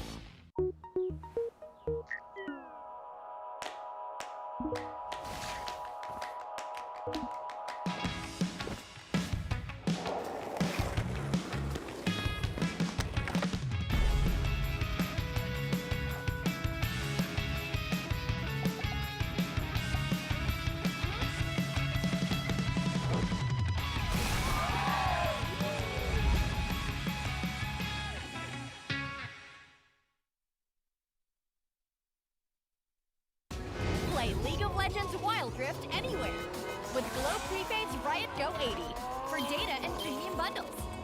Enjoy exclusive items you can unlock. See ya!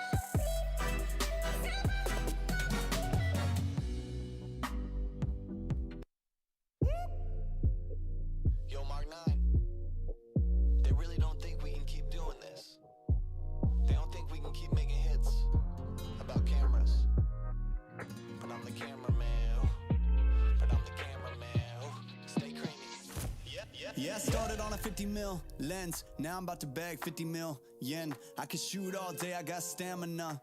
Turtleneck on with my camera, yeah. Stay creamy, man, that's what they say. Shoes laced up and I came to play. Yeah, I'm first team, I'm a superstar. They call me Cream, like Abdul-Jabbar. Yeah, you had to face it, let's get back to basics. I'ma take the shot like it's a vaccination. I don't have the patience, I'ma shoot right now. Yeah, we undefeated and you gon' lose right now. Like click, click, click, click, swish. I can switch it up anytime like this. I'm a videographer and I'm on the verse. So when I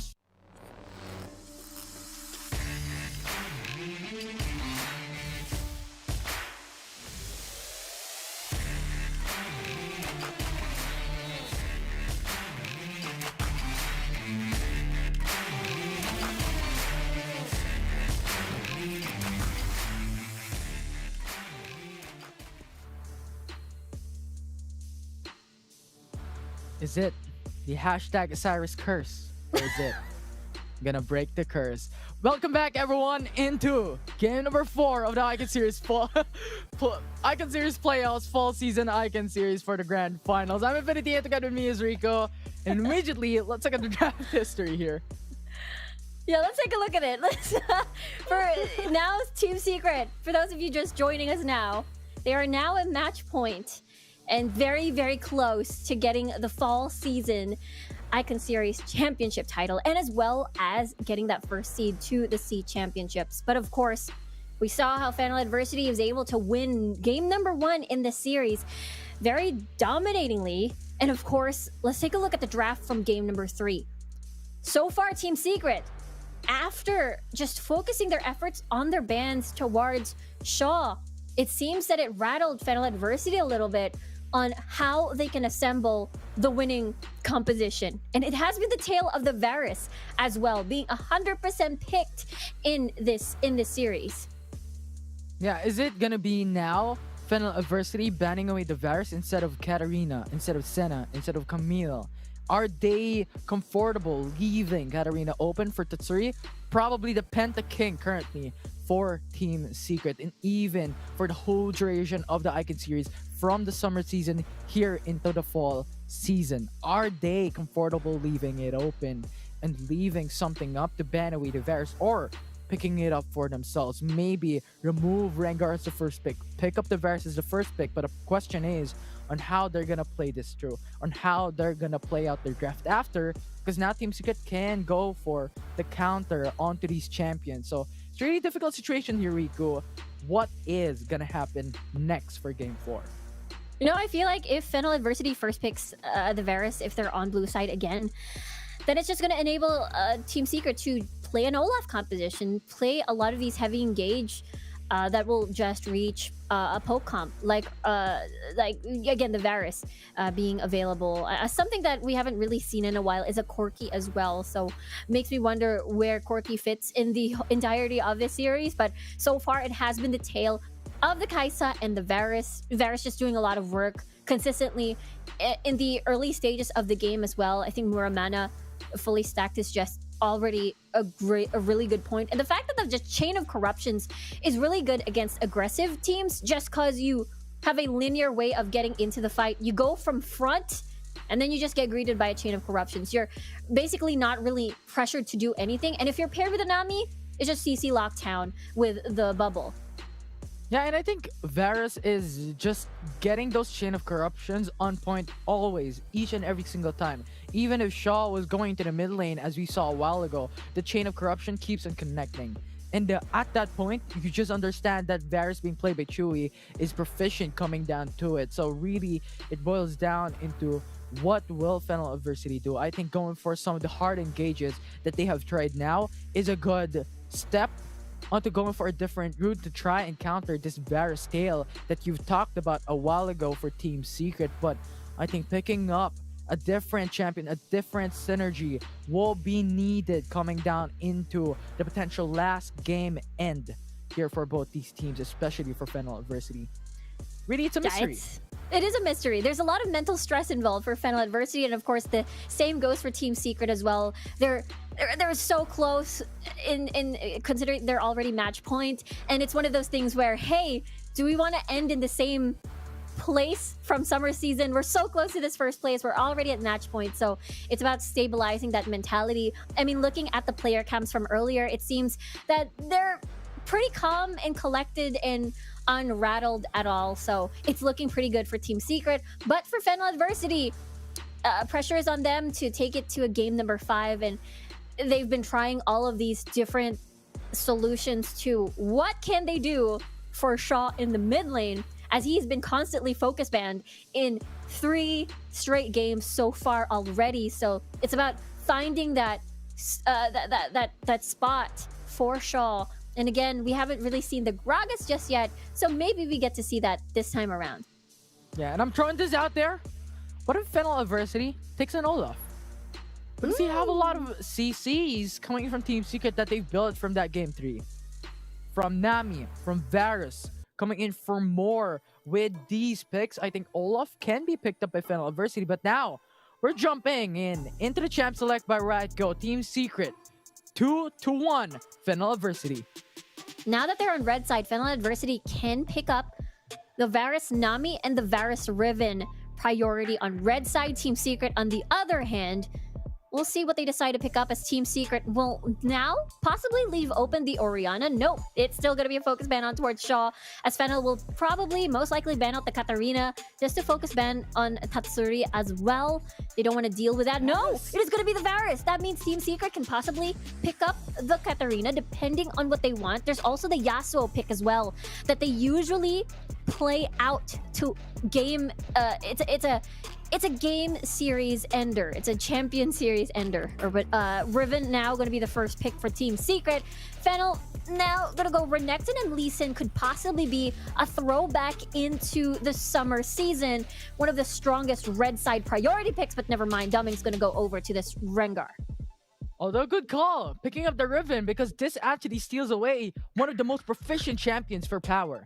And as you talked about, this is going to be a key thing to point in mind. Fennel Adversity, though, locking out the Rengar and Renekton. Team Secret answered that with a Braum Kaisa. We want a safe play for Chewy.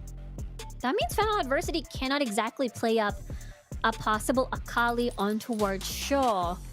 So that means now the Lovers duo being enabled. Raffi had an amazing Rakan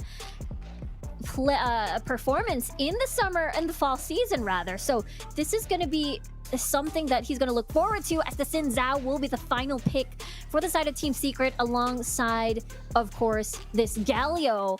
It's just going to fall towards Tatsuri and as well as Trevor. There's the Gragas that we were looking for Shaw.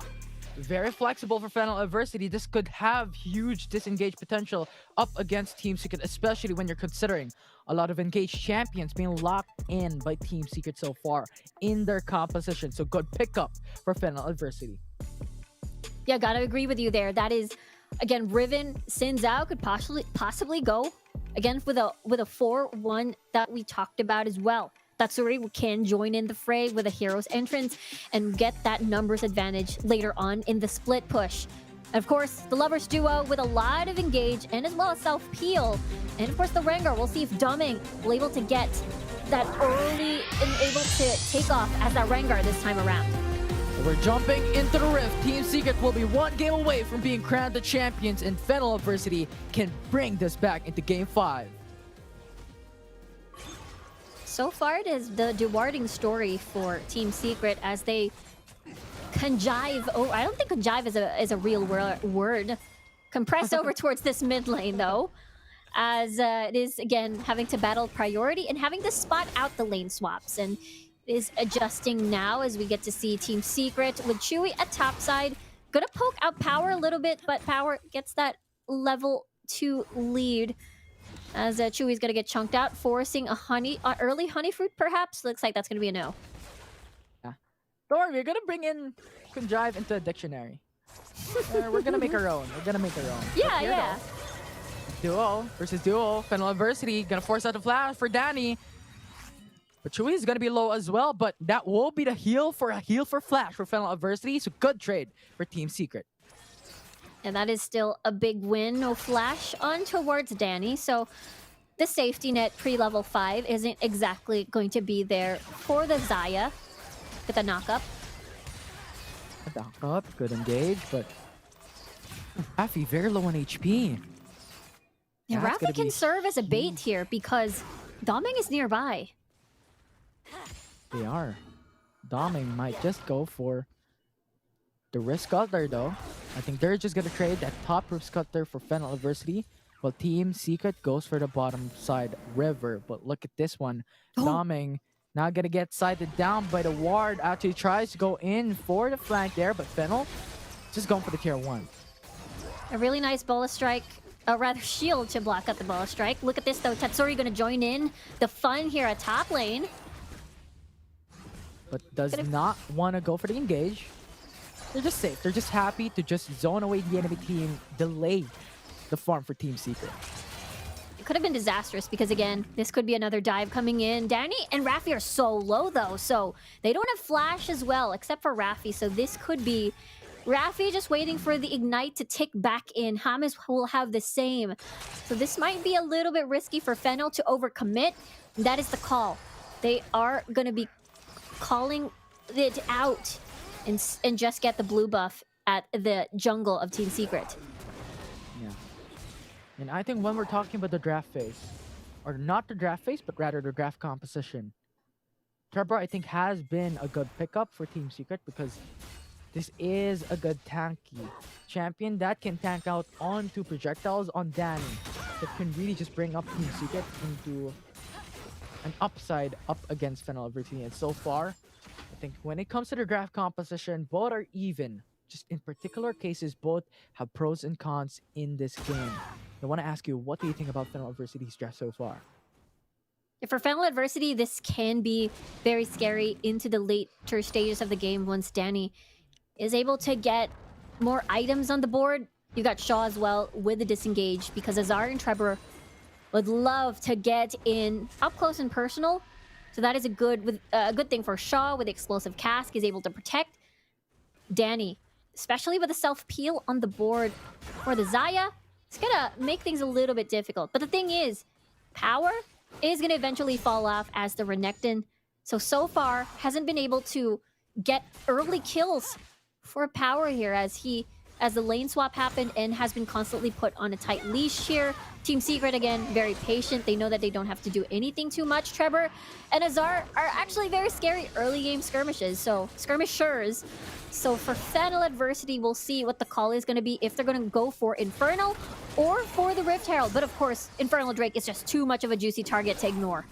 Yeah, Fennel Adversity going to start this up. Team Secret does not have any information, but Azar being there might just give them a hold of that, but it's going to be too late. Fennel Adversity going to take the Infernal Dragon, while Team Secret is going to be late to go for the Rift Herald. Cast? Explosive cast, disengage for 200 HP. Team Secret gets a trade down. Now Grand Entrance with quickness.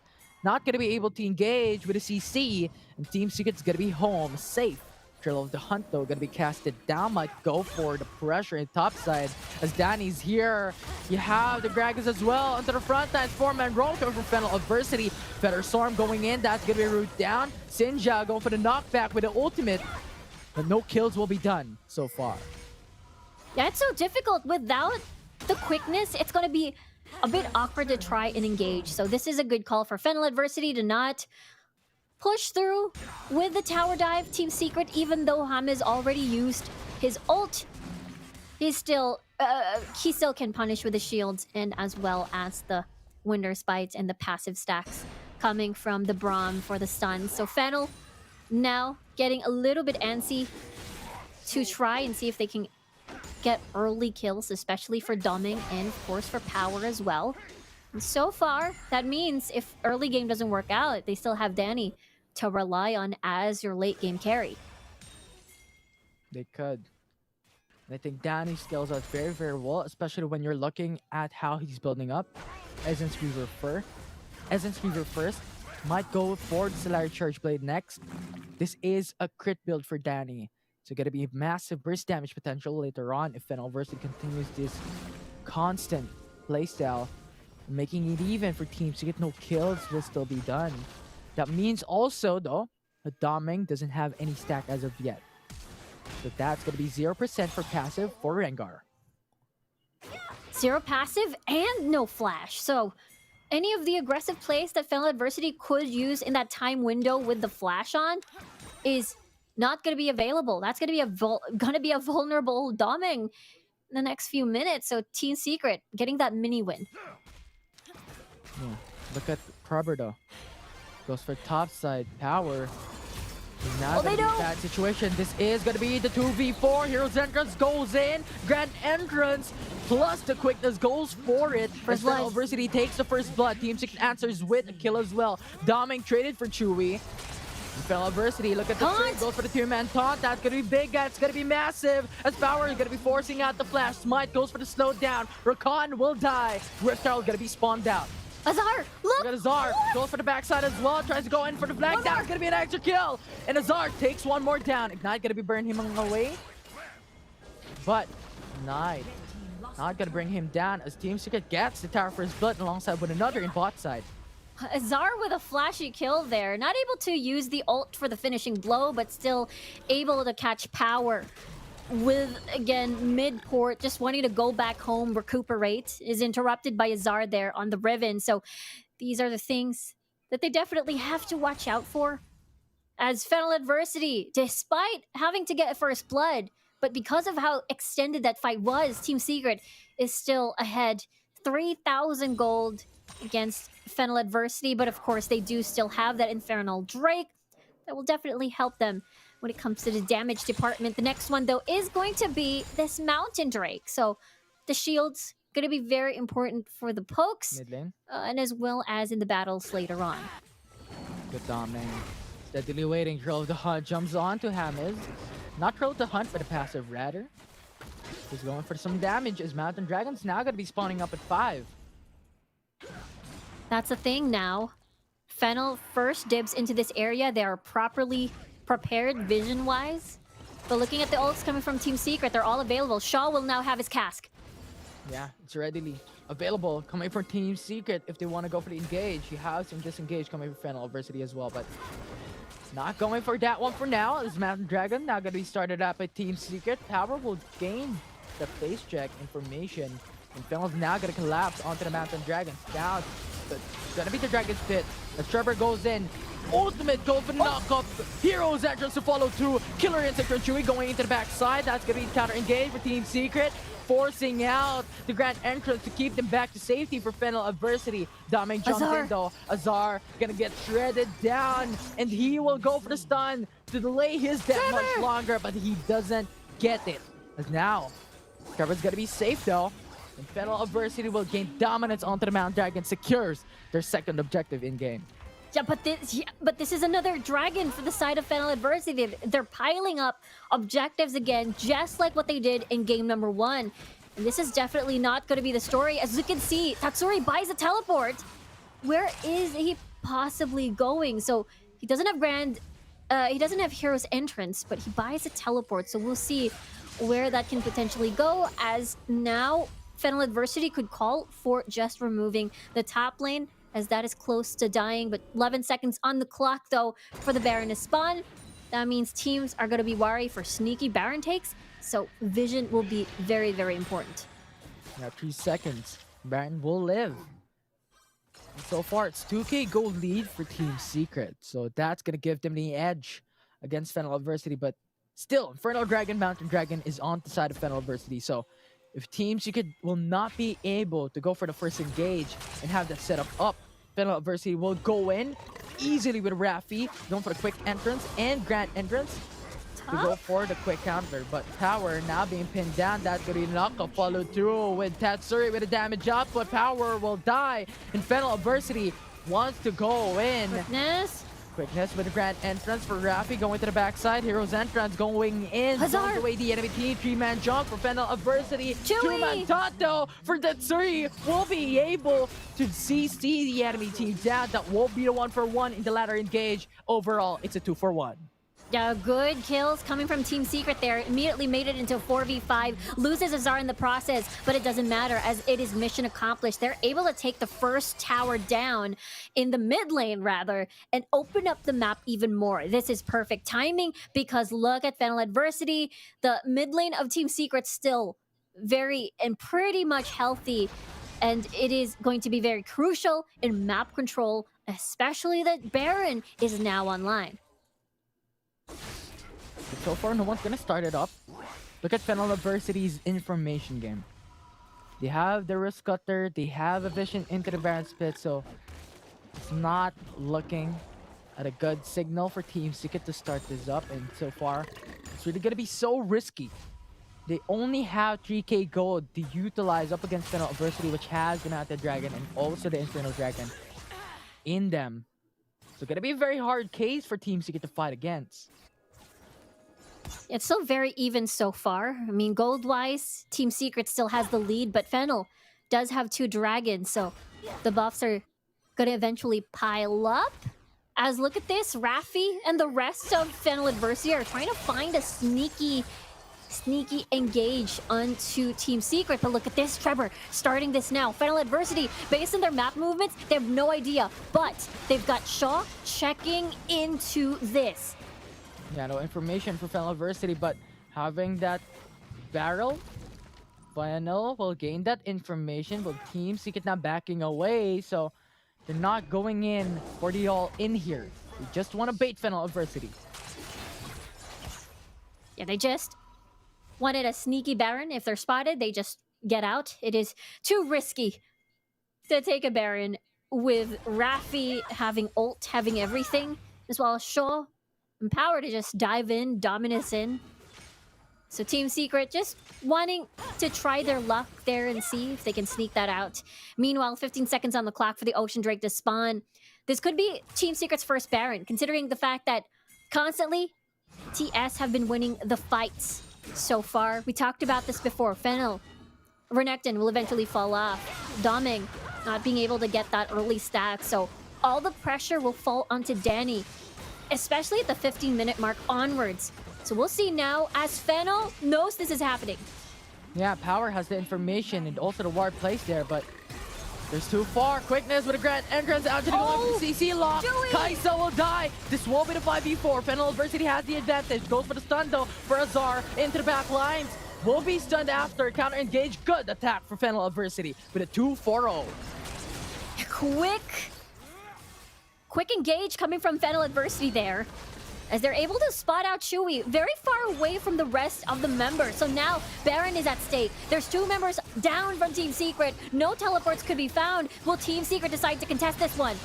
Yes, they do. That's going to be Taunt coming from Tatsuri, going back away from Raffi. But look at the HP for Fennel Adversity onto the Baron. They have secured onto the Baron buff. And now Feather Storm goes in.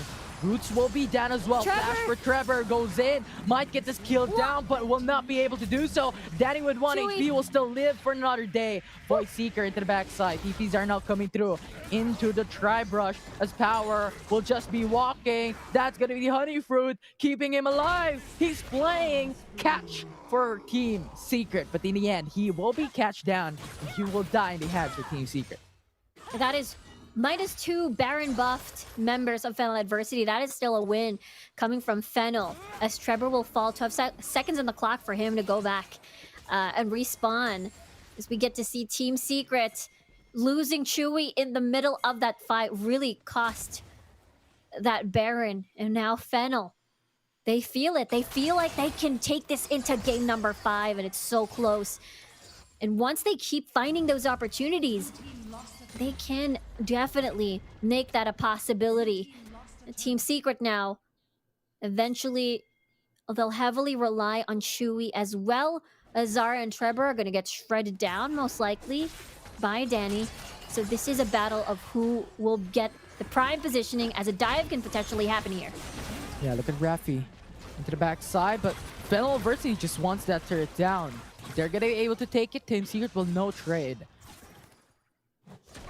So far for Fennel, they're playing this very carefully now, decreasing the gap between the gold of theirs and Team Secret. Just a 2k gold difference now, still in favor of Secret, but the power swing has now gone towards Fennel Adversity, and they hope to set up for this Drake, this Elder Air Drake, for them to have that movement speed boost, especially for Doming. Incredibly important for Power as well, to do the 4-1 as the Renekton split push.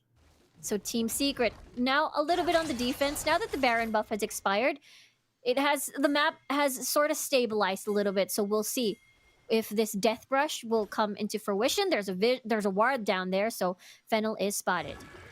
And look at the padding for Team Secret. They're just waiting for Fennel Adversity to engage. It's now going to Trevor going for the spear down. Gives information for Fennel Adversity that Team Secret has vision towards that brush. So they're going to back away. That's going to be the 5-man room still by Fennel Adversity, just sticking with each other. Because they want to go for a skirmish. They want to take this back into game 5. Yeah, it's too close. The gold is neck and neck right now. At this point, when the game is very further on, the death timers are going to be very punishing. So the teams are going to be more and more careful. 18 seconds on the clock for the Elder Drake to spawn. It's going to be Air, Fennel. First dibs already in this area. It's a very dark map. Quickness with a grand entrance coming from Raffi. Go for the engage, but Fennel Adversity, Glacial Fissure will get died down. And Team Secret will kill one. Danny will force out the flash, will force out the heal to go for the retreat. And Team Secret still going through. But they're happy with that one kill. This will give them the massive advantage. Yeah, there's no disengagement. Going for the triple, man. Team Secret is going in for some miracle plays, and Raffi and Daming will be very low, and Team Secret has go signals to go for the Elder Dragon. That's a crazy taunt by Tatsuri there with the flash. Very sneaky. Fennel again did not have information at all as Team Secret is able to take control of this area. Power is just going to farm from the side, but he's going to get caught out here. Look at the taunt coming in from Tatsuri. Gonna be able to get that kill down. Another extra for Team Secret as they take the Elder Dragon. It's going to be a big buff for Team Secret as they're on their way to take this Baron. There are still death timers on the board, especially Power not present in this fight. It's going to be a 4v5 situation, minus the 80 carry as Danny still will spawn in 10 seconds. We'll see if Fennel will try and decide to steal this one. I mean, Daming is still alive. Yeah, Raffi's ready, Shaw is ready as well, but Team Secret has to go for the counter engage. Explosive cast will not connect. That's going to be Grand Entrance, go for the knockup as well. But Team Secret will be able to get the kill down onto Shaw. Power will fall down next. Hero's Entrance will zone out the enemy team. That's going to be extra knockup. Double kill for Chewy. And now Fennel Adversity wants to go for more Grand Entrance to go for the knockup as well. The Tatsuri is going to be very low. That's going to be a great kill for Fennel Adversity, but Team Secret is holding on. That will be the 3-4-1. That was maybe a small mini heart attack for the rest of Team Secret, because we saw that the rest of Team Secret were already on their way to the Baron, but Chewy decides to take a little detour, see if they can eliminate Danny. Look at the teleport. Power is actually into the pit. They want to engage. You want to contest this. Fennel Adversity. That's gone was a mistake. He actually dove for the disengage. I think he'd rather go back, and Team Secret has secured their Baron buff. Yeah, they didn't want to ping pong the death timers and alternately die, and then Daming will live again. So that was a good call coming from Power to just consume the TP and then just back away, see your chances. As everybody from Team Secret is low, you found out that, hey, maybe this fight will not equate into anything successful. I'll just back away, I'll just disengage. But now, this set, Team Secret has the Baron buff. Now, they can march on and siege. Fennel Adversity has a lot of wave clear. They've got the feathers coming from Danny. They've got the barrels coming from Shaw. So that is something Fennel can rely on when it comes to the wave clear, as Team Secret now doing the 1-2-2, 1-3-1 rather, with Trevor at top and Nazar over at bottom. They just want to push. They want to get turrets. They want to finish this game. Void Seeker will connect onto Daddy. No damage down, but tier 2 turret into the mid lane will be secured. And so far, their split pushing is successful up against Fennel. And right now, Hamas is so low. But he's going to be fine. He's a Braum. Azar, though. He's tanky. Look at Shaw on top side. Body stamp. Will not be able to disengage. Trevor will be able to secure. Then in the bit of turret. Look at Azar. Look at Azar. He's going for it. Heroes Entrance to go for the follow-up, to go for the response. Will not be able to do so, but they get the inhibitor turret. It opens up the base, and Team Secret has gotten what they went for, and Team Secret is going back for the retreat. That is Fennel Adversity forced to just defend right now and pick up the pieces. Team Secret gonna opt for that reset. They're gonna buy all of these defensive items now. You've got the Guardian's Angel already on the side of Trevor. They have to wait for Azar to respawn back before they can retaliate once more. Teleport now being switched into something else. Most likely maybe a Proto Belt or a Stasis. As now we get to see Fennel just pushing the mid lane. But the top is building slowly. And Fennel Adversity has to keep an eye on that. Yeah, because if they don't, it's gonna be minions finishing the game. It's gonna be #winions for Team Secret. But so far, Power has his sights onto the top lane, going for the defense for now, as Fennel Adversity is unsuccessful going in to find a gank. And Team Secret is slowly getting the lane control in their favor once again. That's gonna take a bit of time as the Baron will spawn in a few. Look at this death squad. They're roaming in. Their army going through, but two-man route from Danny will disable Team Secret's gauge. For now, they're still gonna be on a standstill. Team Secret just waiting for the mistake to happen for Fennel Adversity, and Fennel will do the same. But so far, no kills. 30 seconds up, it's gonna be the Baron Nashor. It's a very crucial point of the game. Fennel forced to defend. Watch out for any sneaky plays coming from the side of Team Secret. There's just a lot of really scary engage, especially coming from Tatsuri. Doesn't have flash, but here comes the drop. Look at Tatsuri, goes for the taunt, but Shaw actually goes in for the Stacy's enchant, delays it, but good grand entrance coming in from Raffi, goes in for the four-man knockup. And now Trevor is just wreaking havoc into the backside. That will actually kill down two. Sean Daddy will die, and Daming, Power, Raffi will be the only ones alive to follow through. Daming's gonna get killed, Raffi's gonna get killed, Power's gonna get killed. It's gonna be Joey for the triple, and Team Secret will be your grand champions for the Icon Series Fall Season Philippines. And there we go, from second place back in the summer season. They have claimed the throne in the Fall Season Icon Series, and what a finish. 3-1 victory for Team Secret, and they mark their way towards the C Championships onto the group stages. What a show that they've shown us. Imagine having this 3 games, constant win streak for Team Secret. They've shown us, you know what, formula is not gonna be as formula. Varus, ban it away. We're gonna have a ribbon. We're still gonna have the ribbon. Yeah, we're still gonna have the still ribbon. We're gonna have Chewy on this Kaisa, and it's a really scary formula because of how they were able to, you know, stabilize the game, get early kills, I suppose, and deny any attempt from Fennel Adversity in getting the early lead. Yeah, and it looks like we broke the curse, Riku. We broke the curse. Mm-hmm. I did.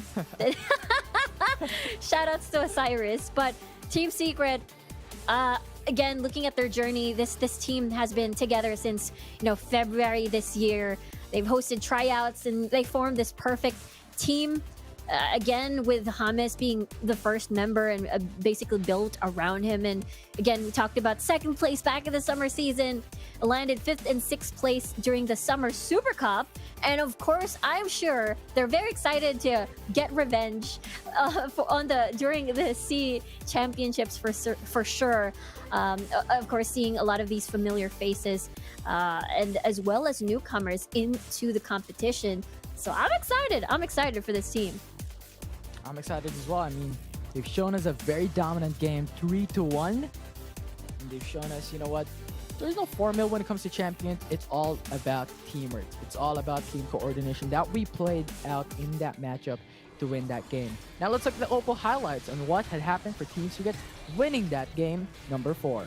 This is one of those instances where Team Secret denied any sort of follow-up aggression from Fennel Adversity. They overstayed their welcome. Team Secret was able to reset, bring back more people, and then, you know, no fear. Even though Chewy was gone, it didn't matter because they had Trevor to deal the damage. And Azar, with the flashy plays, literally flashing over the wall, and then couldn't get power with his ult, but still able to eliminate him after. Yeah. And Team Secret just constantly, you know what? They've lost this early game because of the Inferno Dragon, because of the Mountain Dragon that came towards the side of Fennel Adversity. But once again, They're playing very patiently, and just the outplays coming in from Tatsuri later on with the flash and engage coming from this team was phenomenal for Team Secret. Yeah, I have And to that agree with you. itself, yeah, it was just so amazing for them. It was. The flash and then into the taunt. No one saw that coming from Fennel Adversity. The 4-man, 5-man taunt was just such a huge play on the side of Tatsuri. And this guy is crazy. He can play the Katarina with no setups at all. Can play this Galio and be that utility for the whole squad. And can play a Yasuo, you know, from time to time when we look back at the summer season. So Tatsuri, one of the standout players for sure in Team Secret. Is it safe to say? Is it safe to say that Tatsuri is the best mid laner in the Philippines? Yeah, I mean, yeah, it is. The fact that he can adjust to so many roles, well, not so many roles, but rather so many champions and then adjust play styles is just really, really impressive when it comes to Tatsuri. Yeah, and this end gaming team fight for Team Secret was also phenomenal. Look at Trevor into the backside. He doesn't care about damage. He's so tanky that he's able to tank the aggression for Fennel Adversity, able to take down Tua, and Team Secret followed through with amazing play style. I know, it is Team Secret adjusting on the fly time and time again.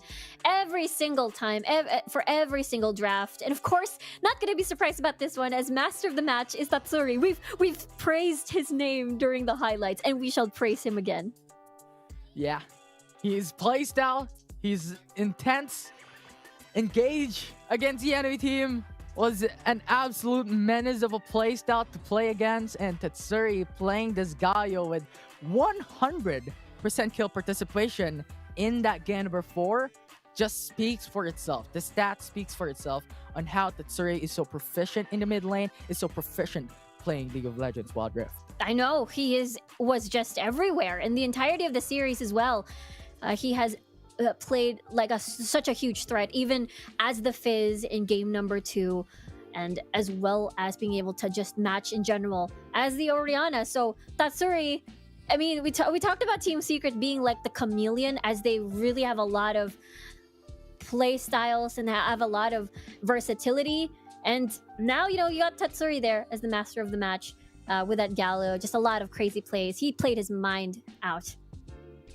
Yeah, what a journey that we have come across. For the group stages, here into the playoffs, here into the grand finals, Team Secret kept its dominance. They kept into the upper bracket undefeated and came through into the grand finals today in a win once again. So, I'm Infinity and this is Rico. That was the grand finals that we have just watched. Kings have been made. Prince have been made. These two teams have secured their slot on to the SEA Championship 2021. We're gonna step away for now. When we come back, it's gonna be panelist desk giving us more insights on what they think had happened in that fight, and also champions interview for Team Secret. Don't go away.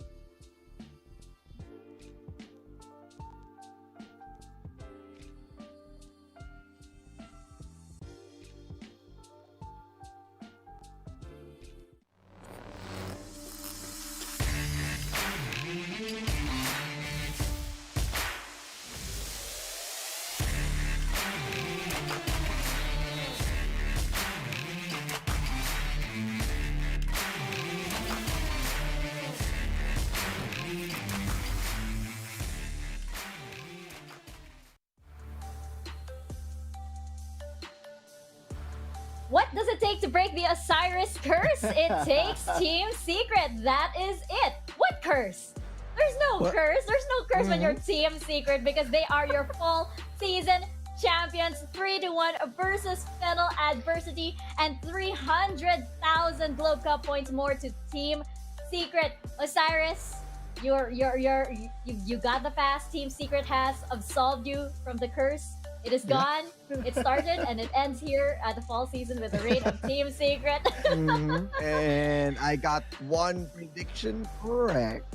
Yeah. For the day. Yeah. So people think that it is probably the sunglasses. Maybe the sunglasses counter the spaghetti that happened somewhere there.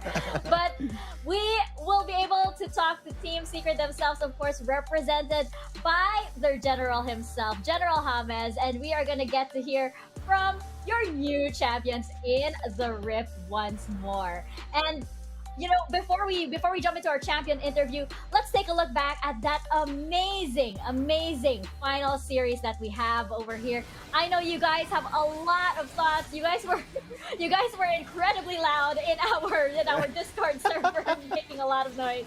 Yeah, I think it took every bit of Fennel adversity just to solve Team Secret. Again, I was talking to you guys and I was asking if this is going to be the coronation moment for the mid laner of the Philippines, the best mid laner. And I believe, you know, Tatsuri is the finals MVP. No questions asked. On game number 1, yes, Fennel adversity did win. But when things were going sideways, it was Tatsuri on the Fizz on game number 2 and 3. And on game number 4, his Galio. Man, oh man, can't play anything. Chameleon. Chameleon. Oh, you had to do it. And of course, they come and go with all of those skills. You know, game 1, I really love the adjustment, the power. I mean, you can't fight Azar because it's fairly good. So what we're doing, I'm not using Garen. I'm gonna put you with a Singe. That's a bit of a big problem over there. But in the next few games, we saw Azar on that Riven. He is on the one who's on the playmaking side. The Fizz with the correct or the prioritization kill with the Chums the Water. And considering that the, let's say with Sphere's game winning or the championship taunt with the Galio, he is really doing it. But as for Fennel adversity, they did well. There's so many questionable plays that they didn't ban Riven. They also prioritized the Renekton and the Rengar, and I think they could have gone for Danny's Kaisa, which is well respected. You already opened the Riven, and you didn't prioritize the Kaisa. So it was really a double down onto Game 4 that they paid the price. But overall, it was a great run, and it's just Team Secret is the better team for now.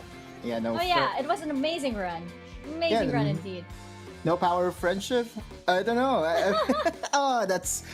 well, I actually just would like to also emphasize on one moment that I think is my favorite, or the championship moment for Team Secret. On game number 3, when Fennel adversity got the Baron with the cannon on the mid lane, it was Tatsuri getting or connecting his Chum the Waters. And that really, you know, broke the momentum of Fennel adversity. I thought it was going to the side of FLA, but finals MVP, Tatsuri himself. Look guys, there's confetti! Wow! Wow! looking around. Of course, congratulations to Fennel adversity. You know, I don't think this is a loss for them. They put up an amazing fight. And, you know, we keep talking about their storyline, and it's still the most amazing story here in the Icon series. We couldn't be prouder of these guys to be alongside Team Secret to represent the Philippines in the SEA Championships. And, you know, they're such an exciting team as well. Let's not forget, this is a team of rookies. This is a team of rookies over here that took that fight to Team Secret. And they of course, will be improving along the way. So it's exciting to see where they go from here. But, of course, the championship crown will belong to Team Secret. And I believe we do have the General himself, General James, on the line representing Team Secret. And let's bring him on to your screens. James, congratulations. Congratulations to Team Secret. Let's go. I'm sorry I doubted you guys. My loyalty should never have wavered. I bow down to you. I bow down to you. First up, let us know. Let us know what is going through your head right now. How does the team feel now that you finally have that championship and you're going to represent the Philippines once again? Honestly, there's a lot of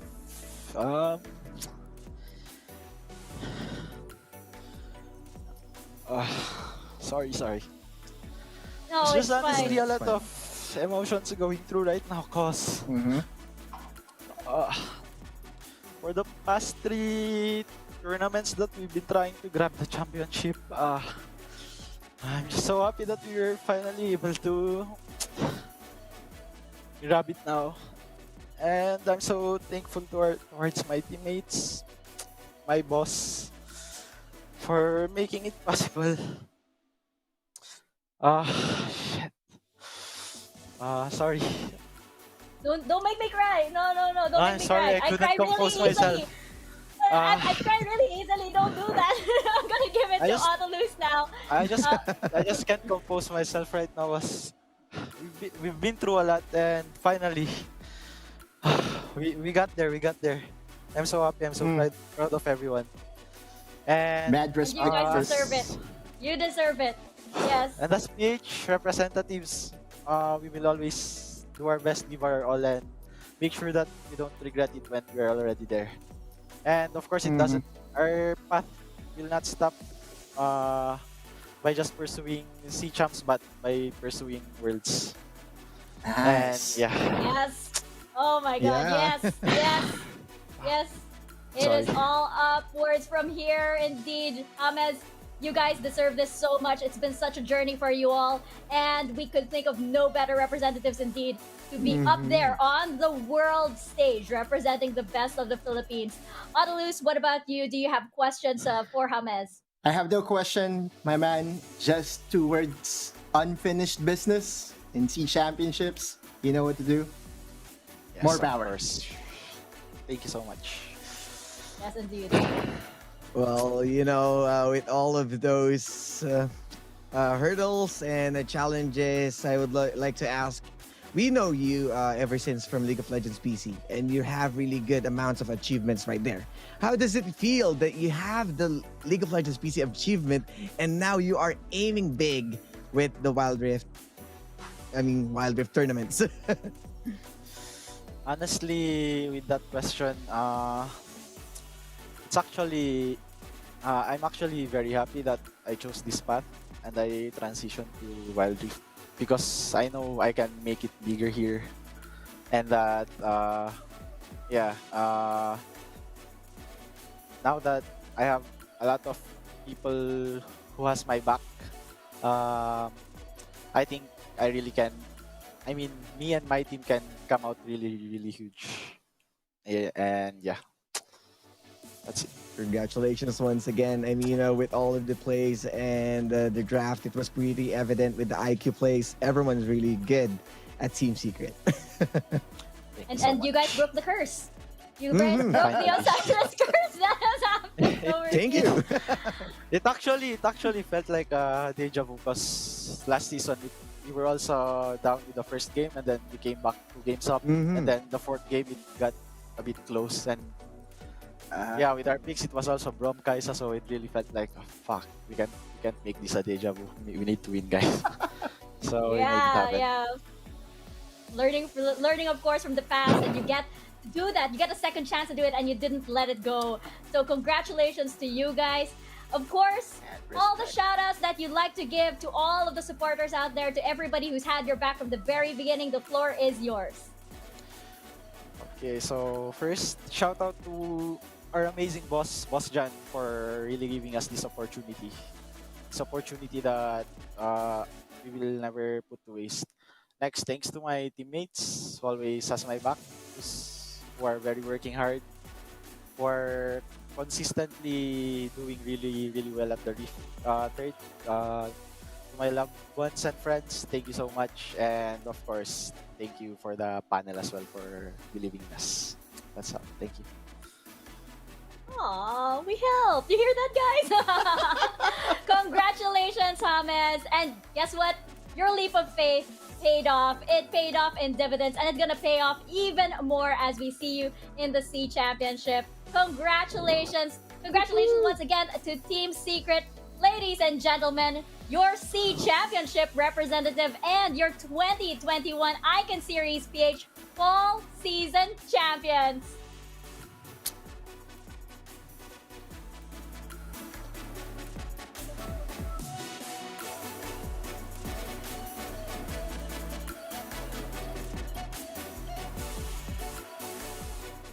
What an amazing interview.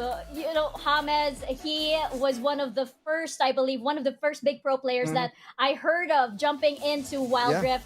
So for this to happen to him and for all of his hard work, you know, really leading the team of Team Secret to pay off like this, it is amazing indeed. And congratulations to Team Secret. You know, your Summer Super Cup representatives, your Summer Season runner-up, your Sea Championship representative, and now your Fall Season champion. This team has gone through so many challenges. They've seen ups and downs, and they've put all of the doubters to rest today. They've unleashed the power they always knew they had, and they broke the Osiris curse, of course.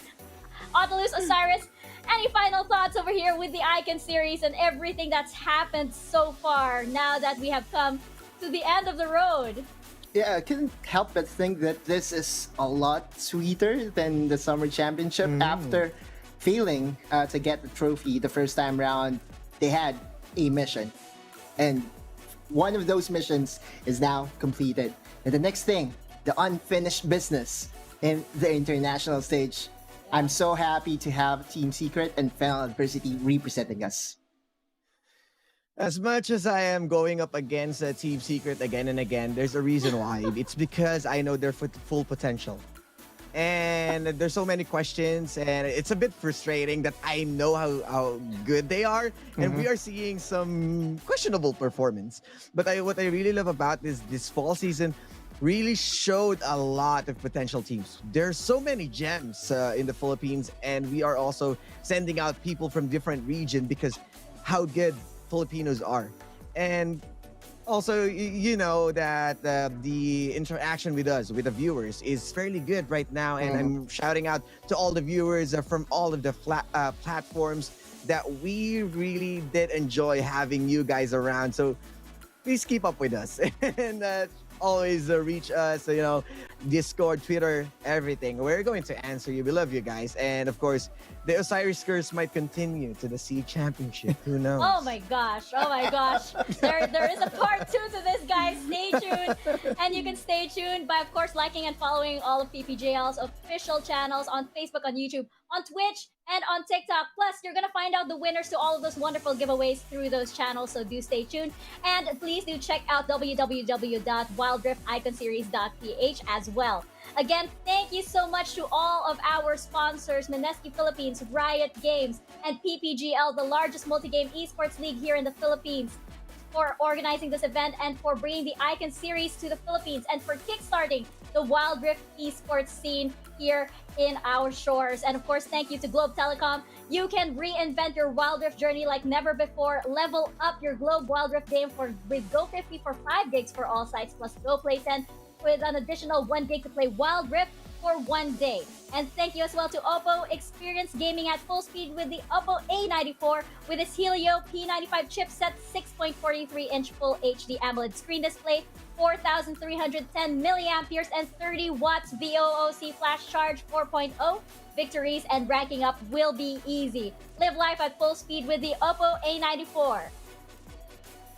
At syempre, nandito din ang sikreto ng mga gwapong gamers. Kahit buong araw na naglalaro, hindi mo ang na-GG, fresh pa rin. At para fresh all day, bring your clay game with new Master All-in-One Clay Face Wash. It cleans 99.9% of germs, controls oil up to 12 hours, and helps prevent pimples. All-in-one, bring your clay game with Master. Sikreto ng mga gwapo. He had to do it. Oh my God. All right. I have to. I just wanted to be transparent to everyone that this is the best seat that I have ever had. Help yourself. Choose the best seat in the house from Secret Lab, outfitted with a built-in adjustable lumbar support mechanism, fully adjustable armrest, and super supportive patent pending Cold Cure foam for maximum comfort, helping every gamer and Teemo user secure that is. And you can own the enhanced gaming experience on League of Legends Wild Rift with the new Riot Go promo. Register now to get exclusive champions, emotes, kill baubles, and more. Get it now via the GCash app and the Globe One app. It has been a great and historic run here at the Icon Series. Legends were made and champions were crowned as we turn our eyes to bigger challenges beyond our shores. As we turn our eyes to the world, wink wink, we want to thank everybody for watching the birth of a new esport and for welcoming us. It's not really the end, but the beginning of the Wild Rift esports scene. Thank you for joining us as history is made. My name is Mika Fabs. It's been a pleasure being your host. Thank you so much to Autolus and Osiris alongside me here in the panel, to all of our casters and our amazing Icon Series crew. Stay safe, everyone. Stay healthy, and we will see you next time in the Rift.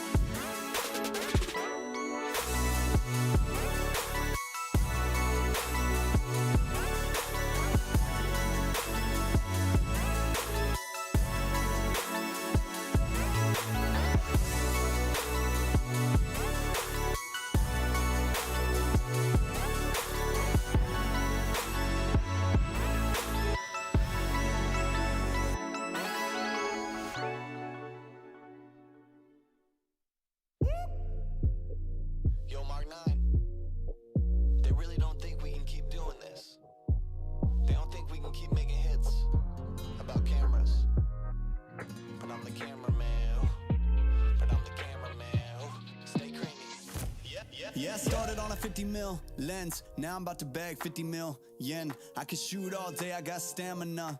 Turtleneck on with my camera, yeah. Stay creamy, man, that's what they say. Shoes laced up and I came to play. Yeah, I'm first team, I'm a superstar. They call me Cream, like Abdul-Jabbar. Yeah, you have to face it, let's get back to basics. I'ma take the shot like it's a vaccination. I don't have the patience, I'ma shoot right now. Yeah, we undefeated and you gon' lose right now. Like click, click, click, click, swish. I can switch it up anytime like this. I'm a videographer and I'm on the verse. So when I shoot my shot, I don't miss. I'm gonna take the shot, take the shot, take the shot. You know I'm gonna take the shot, take the shot, take the shot. Pull up and take the shot, take the shot, take the shot. You know I'm gonna take the shot, take the shot, take the shot. Yeah, kid noon, I've been shooting my shot, ooh. The into it, I've been moving the rock, yeah. My shit's wet like I've been using a mop, ooh. You get there, yeah, I've been proving I'm wrong. I've been taking shots and now I'm starting to stutter. Vision getting blurry, I should check my shutter. I'm the cameraman, I need my camera madam. Shoot my shot like a Mansell Adams. I develop film, not feelings. Ooh, I develop film, not feelings. Ooh, I develop film, not feelings. Develop film, not feelings.